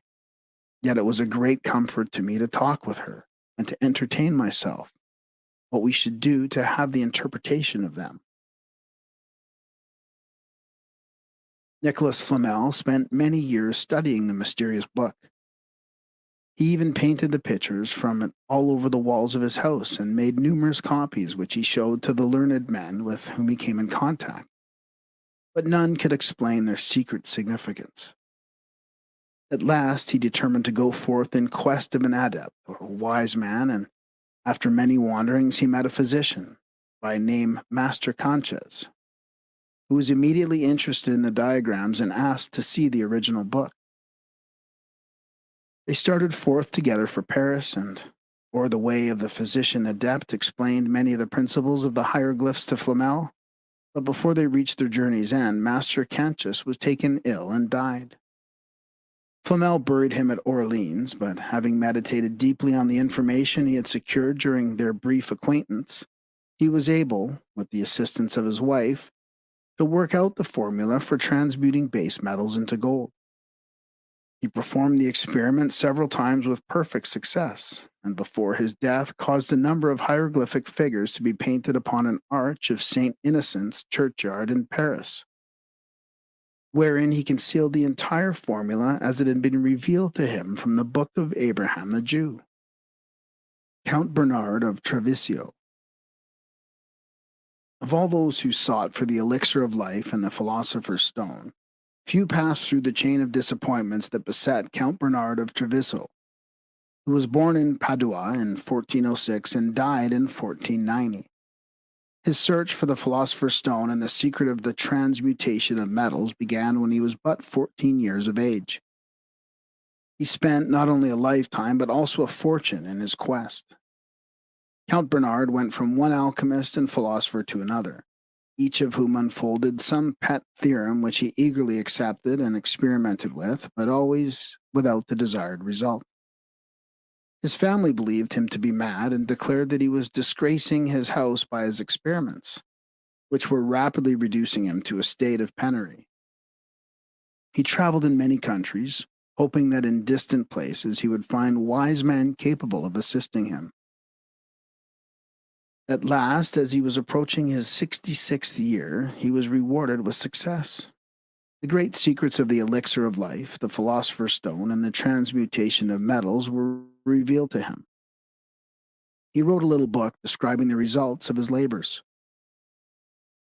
And while he lived only a few years to enjoy the fruitage of his discovery, he was thoroughly satisfied that the treasure he had found was worth the lifetime spent in search for it. An example of the industry and perseverance displayed by him is to be found in one of the processes which some foolish pretender coaxed him to attempt and which resulted in his spending 20 years calcining eggshells and nearly an equal period distilling alcohol and other substances. In the history of alchemical research, there never was more patient and persevering disciple of the great arcanum.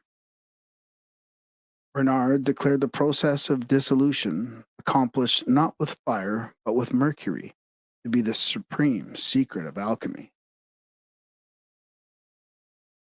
The theory and practice of alchemy. Part 1. Alchemy, the secret art of the land of Chem, is one of the two oldest sciences known to the world. The other is astrology. The beginnings of both extend back into the obscurity of prehistoric times. According to the earliest records extant, alchemy and astrology were considered as divinely revealed to man so that by their aid he might regain his lost estate. According to the old legends preserved by the rabbins, the angel at the gate of Eden instructed Adam in the mysteries of Kabbalah and of alchemy, promising that when the human race had thoroughly mastered the secret wisdom concealed within these inspired arts, the curse of the forbidden fruit would be removed and man might again enter into the garden of the Lord. As man took upon himself coats of skins, physical bodies, at the time of his fall, so these sacred sciences were brought by him into the lower worlds incarnate in dense vehicles, through which their spiritual transcendental natures could no longer manifest themselves. Therefore, they were considered as being dead or lost. The earthly body of alchemy is chemistry. For chemists do not realize that half of the book of Torah is forever concealed behind the veil of Isis. See the tarot. And that so long as they study only material elements, they can at best discover but half of the mystery. Astrology is crystallized into astronomy, whose votaries ridicule the dreams of ancient seers and sages, deriding their symbols as meaningless products of superstition. Nevertheless, the intelligentsia of the modern world can never pass behind the veil which divides the seen from the unseen except in the way appointed, the mysteries. What is life? What is intelligence? What is force? These are the problems to the solution of which the ancients consecrated their temples of learning. Who shall say that they did not answer those questions? Who would recognize the answers if given? It is possible that under the symbols of alchemy and astrology lies concealed a wisdom so abstruse that the mind of this race is not qualified to conceive its principles. The Chaldeans, Phoenicians, and Babylonians were familiar with the principles of alchemy, as were many early Oriental races. It was practiced in Greece and Rome, was the master science of the Egyptians. Chem was an ancient name for the land of Egypt, and both the words alchemy and chemistry are a perpetual reminder of the priority of Egypt's scientific knowledge. According to the fragmentary writings of those early peoples, alchemy was to them no speculative art. They implicitly believed in the multiplication of metals, and in the face of their reiterations, both the scholar and the materialist should be more kindly in their consideration of alchemical theorems.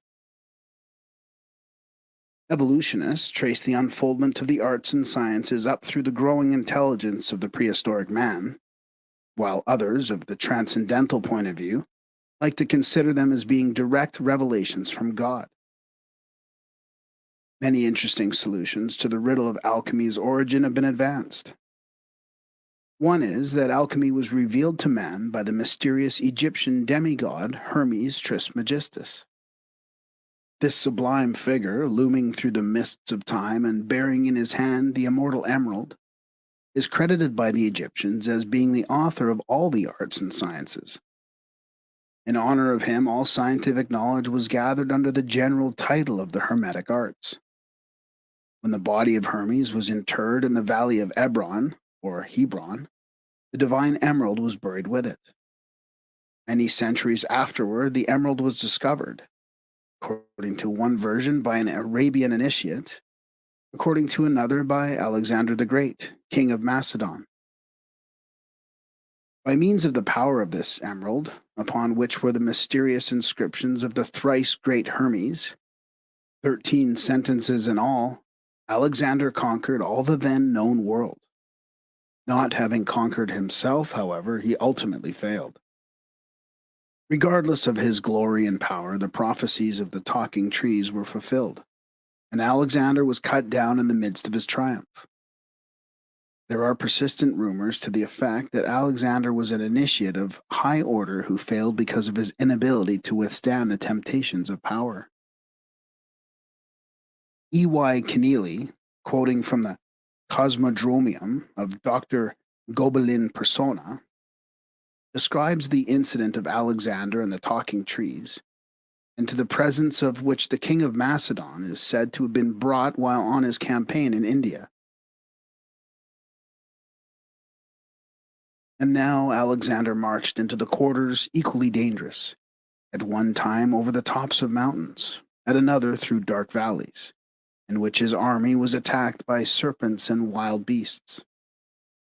Until after 300 days he came into a most pleasant mountain, on whose sides hung chains or ropes of gold. This mountain had 2,050 steps, all of purest sapphire, by which one can ascend to the summit, and near this Alexander encamped. And on a day, Alexander with his 12 princes ascended by the aforenamed steps to the top of the mountain, and found there a palace marvelously beautiful, having 12 gates and 70 windows of the purest gold. And it was called the Palace of the Sun. And there was in it a temple all of gold, before whose gates were vine trees bearing bunches of carbuncles and pearls. And Alexander and his princes, having entered the palace, found there a man lying on a golden bedstead. He was very stately and beautiful in appearance, and his head and beard were white as snow. Then Alexander and his princes bent the knee to the sage who spoke this. Alexander, thou shalt now see what no earthly man has ever before seen or heard. To whom Alexander made answer, O sage, most happy, how doubts you know me? He replied, Before the wave of the deluge covered the face of the earth, I knew thy works. He added, Wouldst thou behold the most hallowed trees of the sun and moon, which announce all future things? Alexander made answer, It is well, my lord, greatly do we long to see them. Then the sage said, Put away your rings and ornaments and take off your shoes and follow me. And Alexander did so, and choosing out 3 from the princes and leaving the rest to await his return, he followed the sage and came to the trees of the sun and moon. The tree of the sun has leaves of red gold. The tree of the moon has leaves of silver, and they are very great. And Alexander, at the suggestion of the sage, questioned the trees, asking if he should return in triumph to Macedon. To which the trees gave answer, No, but he shall live yet another year and 8 months, after which he should die by a poisoned cup. And when he inquired, who was he who should give that poison to him, he received no reply, And the tree of the moon said to him that his mother, after a most shameful and unhappy death, should long lie unburied, but that happiness was in store for his sisters. See the book of Enoch, the second messenger of God. In all probability, the so-called talking trees were merely strips of wood with tables of letters upon them, by means of which oracles were evoked. At one time, books written upon wood were called talking trees. The difficulty in deciding the origin of alchemy is directly due to ignoring the lost continent of Atlantis. The great arcanum was the most prized of the secrets of the Atlantean priestcraft. When the land of Atlas sank, hierophants of the fire mystery brought the formula to Egypt, where it remained for centuries in the possession of the sages and philosophers. It gradually moved into Europe, where its secrets are still preserved intact. During the Middle Ages, alchemy was not only a philosophy and a science, but also a religion. Those who rebelled against the religious limitations of their day concealed their philosophical teachings under the allegory of gold making. In this way, they preserved their personal liberty and were ridiculed rather than persecuted. Alchemy is a threefold art, its mystery well symbolized by a triangle. Its symbol is 3 times 3, 3 elements or processes in 3 worlds or spheres. The 3 times 3 is part of the mystery of the 33rd degree of Freemasonry. 433 is 3 times 3, which is 9, the number of the esoteric man and the number of emanations from the root of the divine tree. It is the number of worlds nourished by the 4 rivers that pour out of the divine mouth as the verbum fiat. Beneath the so-called symbolism of alchemy is concealed a magnificent concept, for this ridiculed and despised craft still preserves intact the triple key to the gates of eternal life. Realizing, therefore, that alchemy is a mystery in 3 worlds, the divine, the human, and the elemental, it can easily be appreciated why the sages and philosophers created and evolved an intricate allegory to conceal their wisdom. Alchemy is the science of multiplication and is based upon the natural phenomenon of growth. Nothing from nothing comes is an extremely ancient adage. Alchemy is not the process of making something from nothing. It is the process of increasing and improving that which already exists. If a philosopher were to state that a living man could be made from a stone, the unenlightened would probably exclaim impossible. Thus would they reveal their ignorance, for to the wise it is known that in every stone is the seed of man. A philosopher might declare that a universe could be made out of a man, but the foolish would regard this as an impossibility, not realizing that a man is a seed from which a universe may be brought forth. God is the within and the without of all things. The Supreme One manifests himself through growth, which is an urge from within outward, a struggle for expression and manifestation. There is no greater miracle in the growing and multiplication of gold by the alchemist than a tiny mustard seed producing a bush many thousands of times the size of the seed. If a mustard seed produces 100,000 times its own size and weight when planted in an entirely different substance, the earth, why should not the seed of gold be multiplied 100,000 times by art when that seed is planted in its earth, base metals, and nourished artificially by the secret processes of alchemy? Alchemy teaches that God is in everything, that he is the one universal spirit, manifesting through an infinity of forms. God, therefore, is the spiritual seed planted in the dark earth, the material universe. By arc, it is possible so to grow and expand this seed that the entire universe of substance is tinctured thereby and becomes like unto the seed, pure gold. In the spiritual nature of man, this is termed regeneration. In the material body of the elements, it is called transmutation. As it is in the spiritual and material universes, so it is in the intellectual world. Wisdom cannot be imparted to an idiot because the seed of wisdom is not within him, But wisdom may be imparted to an ignorant person, however ignorant he may be, because the seed of wisdom exists in him and can be developed by art and culture. Hence, a philosopher is only an ignorant man within whose nature a projection has taken place. Through art, the process of learning, the whole mass of base metals, the mental body of ignorance, was transmuted into pure gold, wisdom, for it was tinctured with the understanding. If then, through faith and proximity to God, the consciousness of man may be transmuted from base animal desires, represented by the masses of the planetary metals, into a pure golden and godly consciousness, illumined and redeemed, and the manifesting God within, that one increased from a tiny spark to a great and glorious being.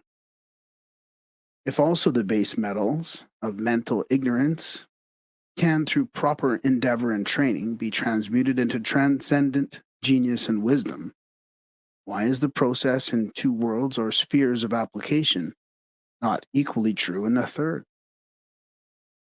If both the spiritual and mental elements of the universe can be multiplied in their expression, then by the law of analogy, the material elements of the universe can also be multiplied, if the necessary process can be ascertained. That which is true in the superior is true in the inferior.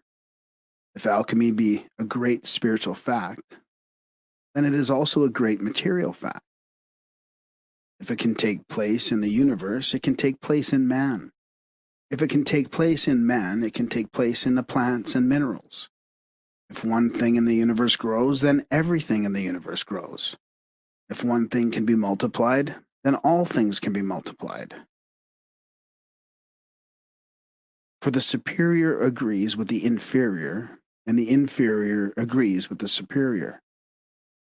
But as the way for redemption of the soul is concealed by the mysteries, so the secrets for redemption of the metals are also concealed, that they may not fall into the hands of the profane and thereby become perverted.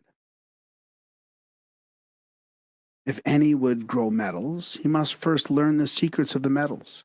He must realize that all metals, like all stones, plants, animals, and universes, grow from seeds, and that these seeds are already in the body of substance, the womb of the world virgin. For the seed of man is in the universe before he is born, or grows. And as the seed of the plant exists for all time, through the plant live but a part of that time. So the seeds of spiritual gold and material gold are ever present in all things. The metals grow throughout the ages, because life is imparted to them from the sun. They grow imperceptibly, in form like tiny shrubs, for everything grows in some way. Only the methods of growth differ according to kind and magnitude. One of the great axioms is, within everything is the seed of everything, although by the simple processes of nature it may remain latent for many centuries, or its growth may be exceedingly slow. Therefore, every grain of sand contains not only the seed of the precious metals as well as the seed of the priceless gems, but also the seed of the sun, moon, and stars. As within the nature of man is reflected the entire universe in miniature, so in each grain of sand, in each drop of water, each tiny particle of cosmic dust, are concealed all the parts and elements of cosmos in the form of tiny seed germs, so minute that even the most powerful microscope cannot detect them. Trillions of times smaller than the ion or electron, these seeds, unrecognizable and incomprehensible, await the time assigned them for growth and expression. Consider the monads of Leibniz. There are two methods whereby growth may be accomplished. The first is by nature, for nature is an alchemist forever achieving the apparently impossible. The second is by art, and through art is produced a comparatively short time, that which requires nature almost endless periods to duplicate. The true philosopher, desiring to accomplish the magnum opus, patterns his conduct according to the laws of nature, recognizing that the art of alchemy is merely a method copied from nature, but with the aid of certain secret formula, greatly shortened by being correspondingly intensified. Nature, in order to achieve her miracles, must work through either extensiveness or intensiveness. The extensive processes of nature are such as are used in the transmutation of the pitch of black carbon into diamonds, requiring millions of years of natural hardening. The intensive process is art, which is ever the faithful servant of nature, as Dr. A.D. says, supplementing her every step and cooperating with her in all her ways. So, in this philosophical work, nature and art ought so lovingly to embrace each other, so that art may not require what nature denies, nor nature deny what may be perfected by art. For nature assenting, she demeans herself obediently to every artist, whilst by their industry she is helped, not hindered. Dr. A.D. in his chemical collections. By means of this art, the seed which is within the soul of a stone may be made to germinate so intensively that in a few moments a diamond is grown from the seed of itself. If the seed of the diamond were not in the marble, granite, and sand, a diamond could not be grown therefrom. But as the seed is within all these things, a diamond may be grown out of any other substance in the universe. In some substances, however, it is easier to perform this miracle because in these germs have already been long fertilized and are thus more nearly prepared for the vivifying processes of the art. Likewise, to teach some men wisdom is easier than to teach others, for some already have a foundation upon which to work, while in others the thinking faculties are entirely dormant. Alchemy, therefore, should be regarded as the art of increasing and bringing into perfect flower with the greatest possible expedition. Nature may accomplish her desired end, or because of the destructiveness exercised by one element over another, she may not. But with the aid of the true art, nature always accomplishes her end. For this art is not subject either to the wastings of time or to the vandalism of elemental reactions. In his History of Chemistry, James Campbell Brown, late professor of chemistry in the University of Liverpool, sums up the ends which alchemists sought to achieve in the following paragraphs.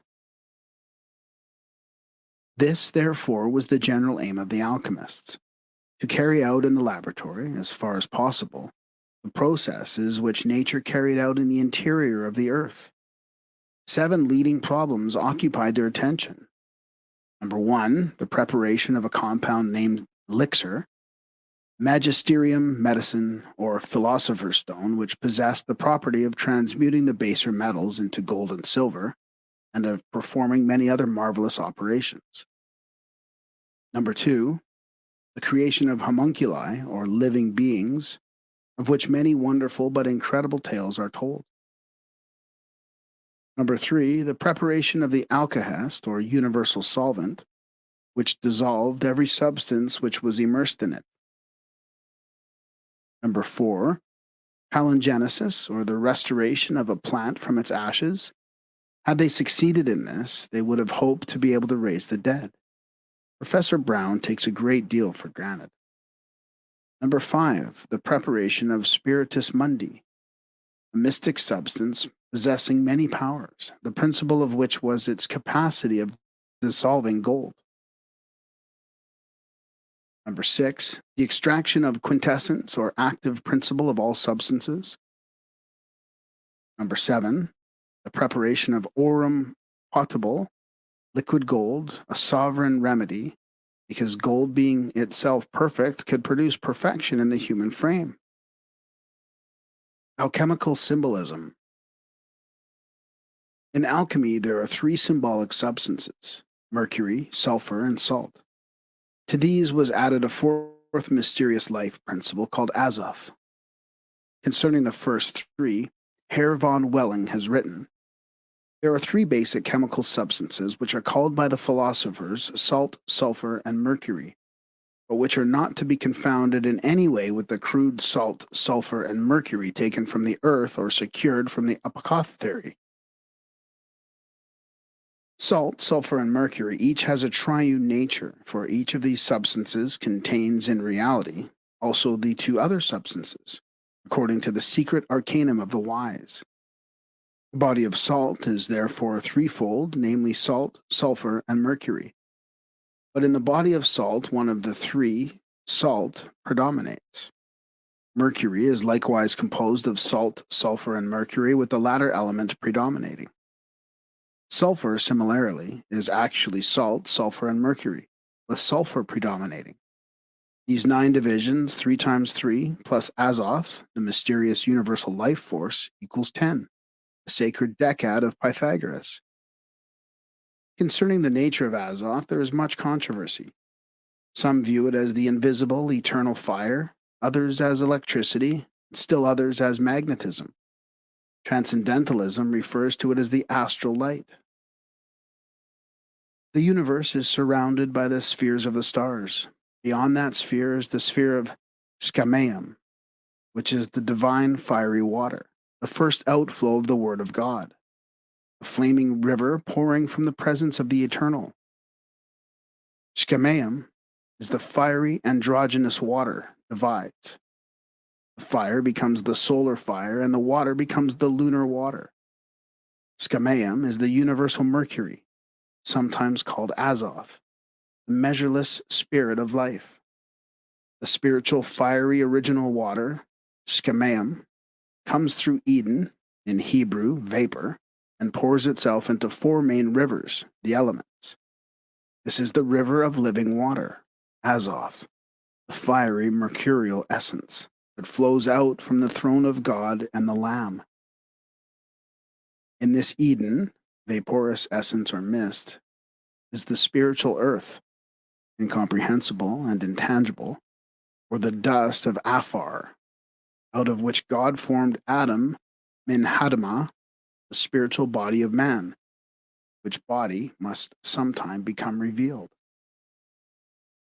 In another part of his writings, von Welling also says that there was no material universe until Lucifer, attempting to perform the cosmic alchemy, misused the Scameum, or the divine fire.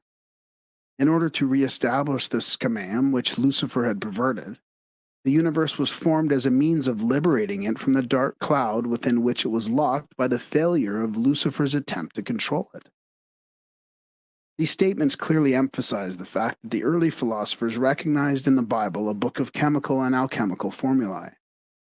It is essential that this point be kept in mind at all times. Woe to that seeker who accepts as literal the rambling allegories of the alchemists. Such a one can never enter the inner sanctuary of truth.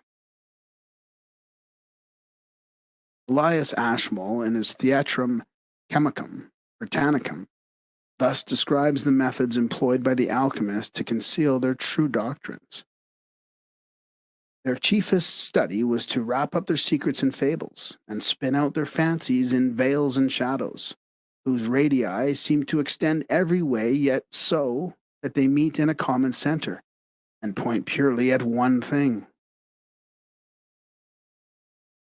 The fact that the scriptures reveal a hidden knowledge is considered allegorically is clearly demonstrated by a parable describing King Solomon, his wives, concubines, and virgins, which parable occurs in Geheim Figuren der Rosenkreuz, published in Altona in 1785.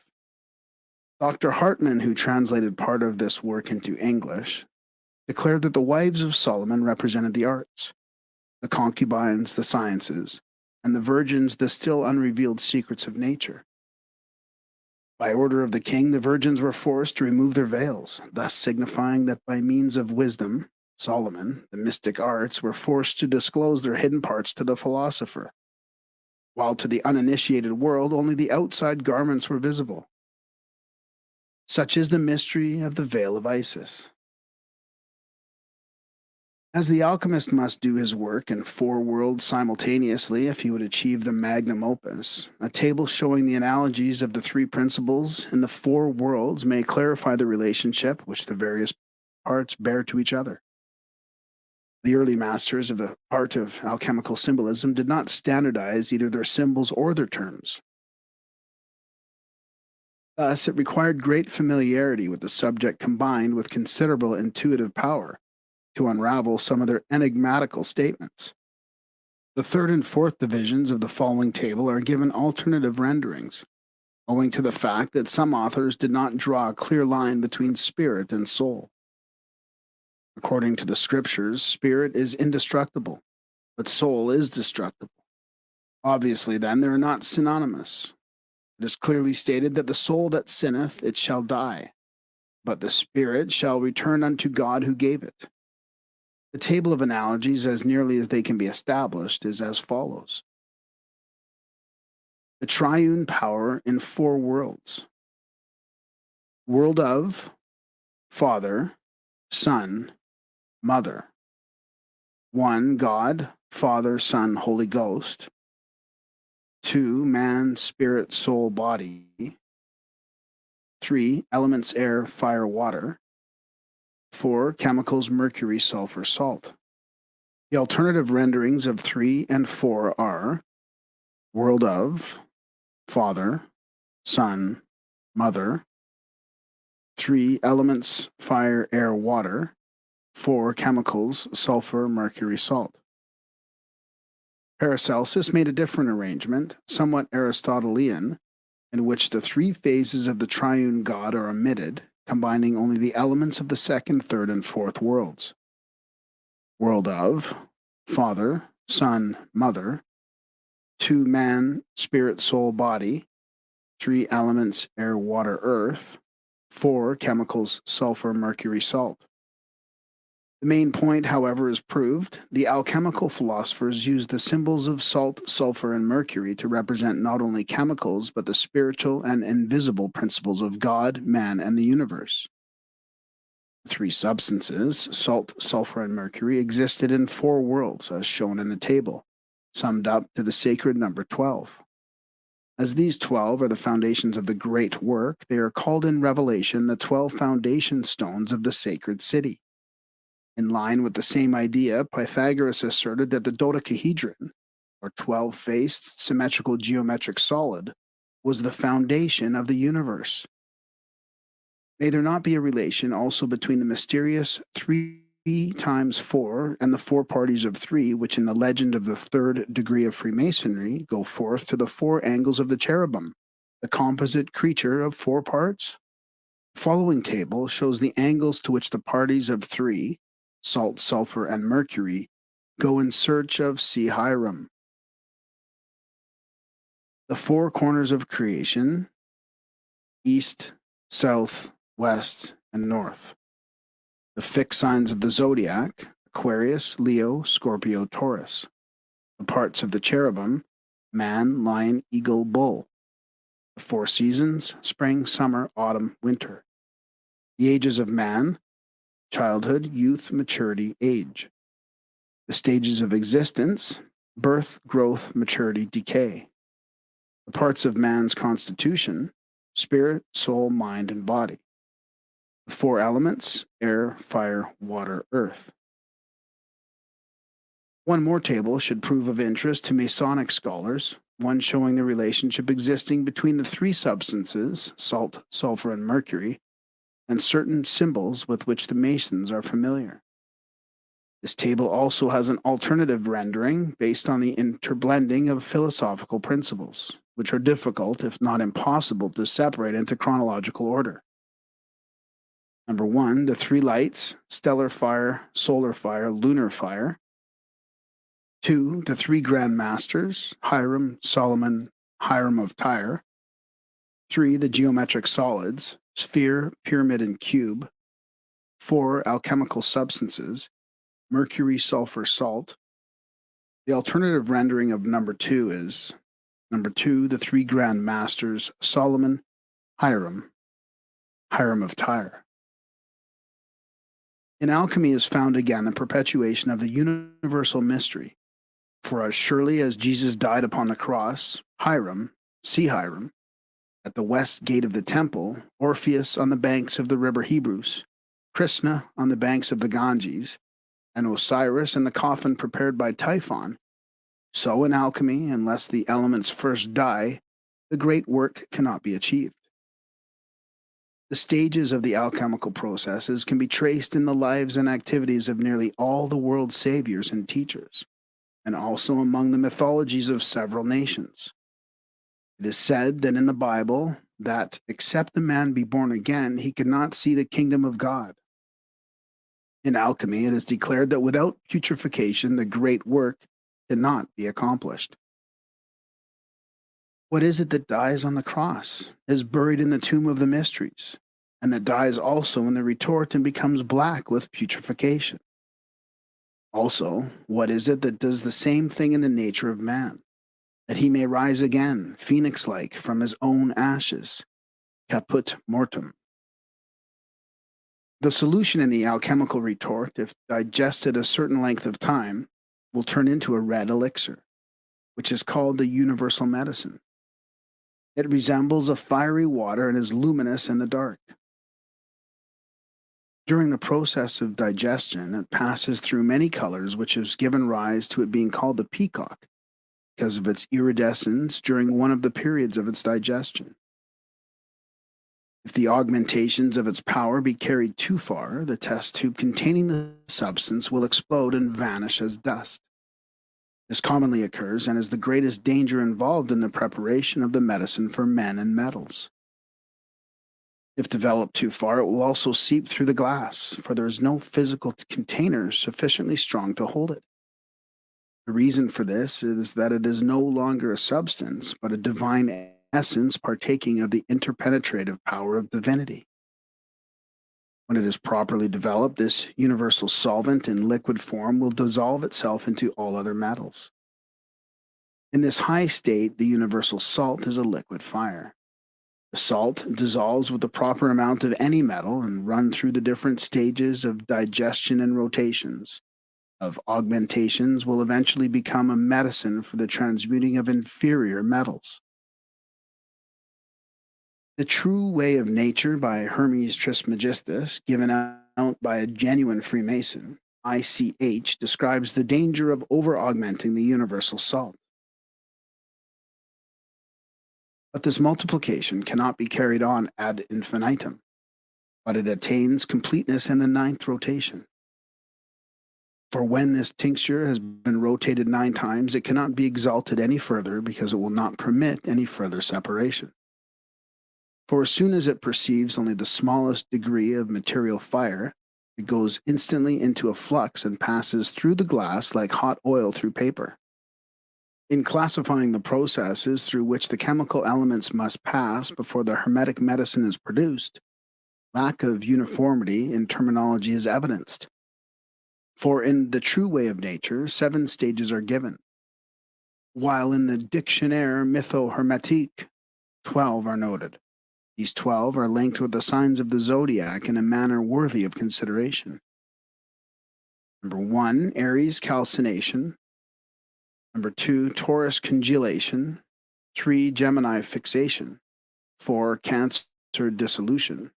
5, Leo digestion. 6, Virgo distillation. 7, Libra sublimation. 8, Scorpio separation. 9, Sagittarius incineration. 10, Capricorn fermentation. 11, Aquarius multiplication. And 12, Pisces projection. This arrangement opens an interesting field of speculation which may be of great service if intelligently carried out. These 12 steps leading up to the accomplishment of the magnum opus are a reminder of the 12 degrees of the ancient Rosicrucian mysteries. To a certain degree, Rosicrucianism was chemistry theologized and alchemy philosophized. According to the mysteries, man was redeemed as the result of his passage and rotation through the 12 mansions of the heavens. The 12 processes by means of which the secret essence may be discovered remind the student forcibly of the 12 fellow craftsmen who are sent forth in search of the murdered builder of the universe, the universal Mercury. According to Solomon Trismosin, the stages through which matter passes in its journey towards perfection are divided into 22 parts, each of which is represented by an appropriate drawing. There is an important connection between the 22 emblems of Trismosin, the 22 major cards of the tarot, and the 22 letters of the Hebrew alphabet. These mysterious tarot cards are themselves an alchemical formula if properly interpreted. As if to substantiate the claims of medieval philosophers that King Solomon was a master of alchemy, Dr. Franz Hartmann has noted that the much abused and misunderstood Song of Solomon is in Introducing Sunny D Vodka Seltzer with zero sugar. Take my money! Sample time! You get a D! You get a D! I got one! New Sunny D Vodka Seltzer. It's the best news ever. reality and alchemical formula. The student of natural philosophy will immediately recognize the dark maid of Jerusalem, not as a person, but as a material sacred to the sages. Dr. Hartmann writes, the Song of Solomon in the Old Testament is a description of the processes of alchemy. In this song, the subjectum is described in Kant 1:5, the Lilium Artis in C 2:1, the preparation and purification in C 2:4, the fire in C 2:7, and C 4:16, the putrefaction in C 3:1, sublimation and distillation in C 3:6, coagulation and change of colors C 5:9 to 14, fixation C2 to 12, and C8:4, multiplication C6:7, augmentation and projection C8:8, etc., etc. A tiny particle of the philosopher's stone, if cast upon the surface of water, will, according to an appendix to the work on the universal salt by Herr von Welling, immediately begin a process of recapitulating in miniature the history of the universe. For instantly the tincture, like the spirits of Elohim, moves upon the face of the waters. A miniature universe is formed, which the philosophers have affirmed actually rises out of the water and floats in the air, where it passes through all the stages of cosmic unfoldment and finally disintegrates into dust again. Not only is it possible to prepare a medicine for metals, it is also possible to prepare a tincture for minerals by means of which pieces of granite and marble can be turned into precious stones. Also, stones of inferior quality may be improved. As one of the great alchemists fittingly observed, man's quest for gold is often his undoing, for he mistakes the alchemical processes, believing them to be purely material. He does not realize that the philosopher's gold, the philosopher's stone, and the philosopher's medicine exist in each of the four worlds, and that the consummation of the experiment cannot be realized until it is successfully carried out in four worlds simultaneously according to one formula. Furthermore, one of the constituents of the alchemical formula exists only within the nature of man himself, without which his chemicals will not combine, and though he spend his life and fortune in chemical experimentation, he will not produce the desired end. The paramount reason why the material scientist is incapable of duplicating the achievements of the medieval alchemists, although we follow every step carefully and accurately, is that the subtle element which comes out of the nature of the illuminated and regenerated alchemical philosopher is missing in his experimentation. On this subject, Dr. Franz Hartmann, in a footnote to his translation of extracts from Paracelsus, clearly expresses the conclusions of a modern investigator of alchemical lore. I wish to warn the reader who might be inclined to try any of the alchemical prescriptions, not to do so unless he is an alchemist, because although I know from personal experience that these prescriptions are not only allegorically but literally true, and will prove successfully in the hands of an alchemist, they would only cause a waste of time and money in the hands of one who has not the necessary qualifications. A person who wants to be an alchemist must have in himself the magnesia, which means the magnetic power to attract and coagulate invisible astral elements. In considering the formula on the following pages, it must be recognized that the experiments cannot be successfully conducted unless the one who performs them be himself a magus. If two persons, one an initiate and the other unillumined in the supreme art, were to set to work side by side, using the same vessels, the same substances, and exactly the same modus operandi, the initiate would produce his gold, and the uninitiated would not. Unless the greater alchemy has first taken place within the soul of man, he could not perform the lesser alchemy in the retort. This is an invariable rule, although it is cunningly hidden in the allegories and emblems of Hermetic philosophy. Unless a man be born again, he cannot accomplish the great work.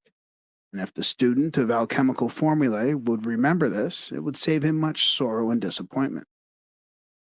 To speak of that part of the mystery which is concerned with the secret life principle within the actual nature of man is forbidden, for it is decreed by the masters of the art that each shall discover that for himself, and on this subject it is unlawful to speak at greater length.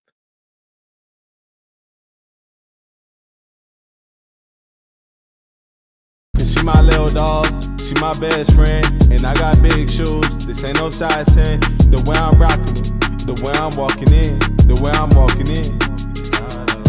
Cause she my little dog, she my best friend, and I got big shoes, this ain't no size 10. The way I'm rocking, the way I'm walking in, the way I'm walking in.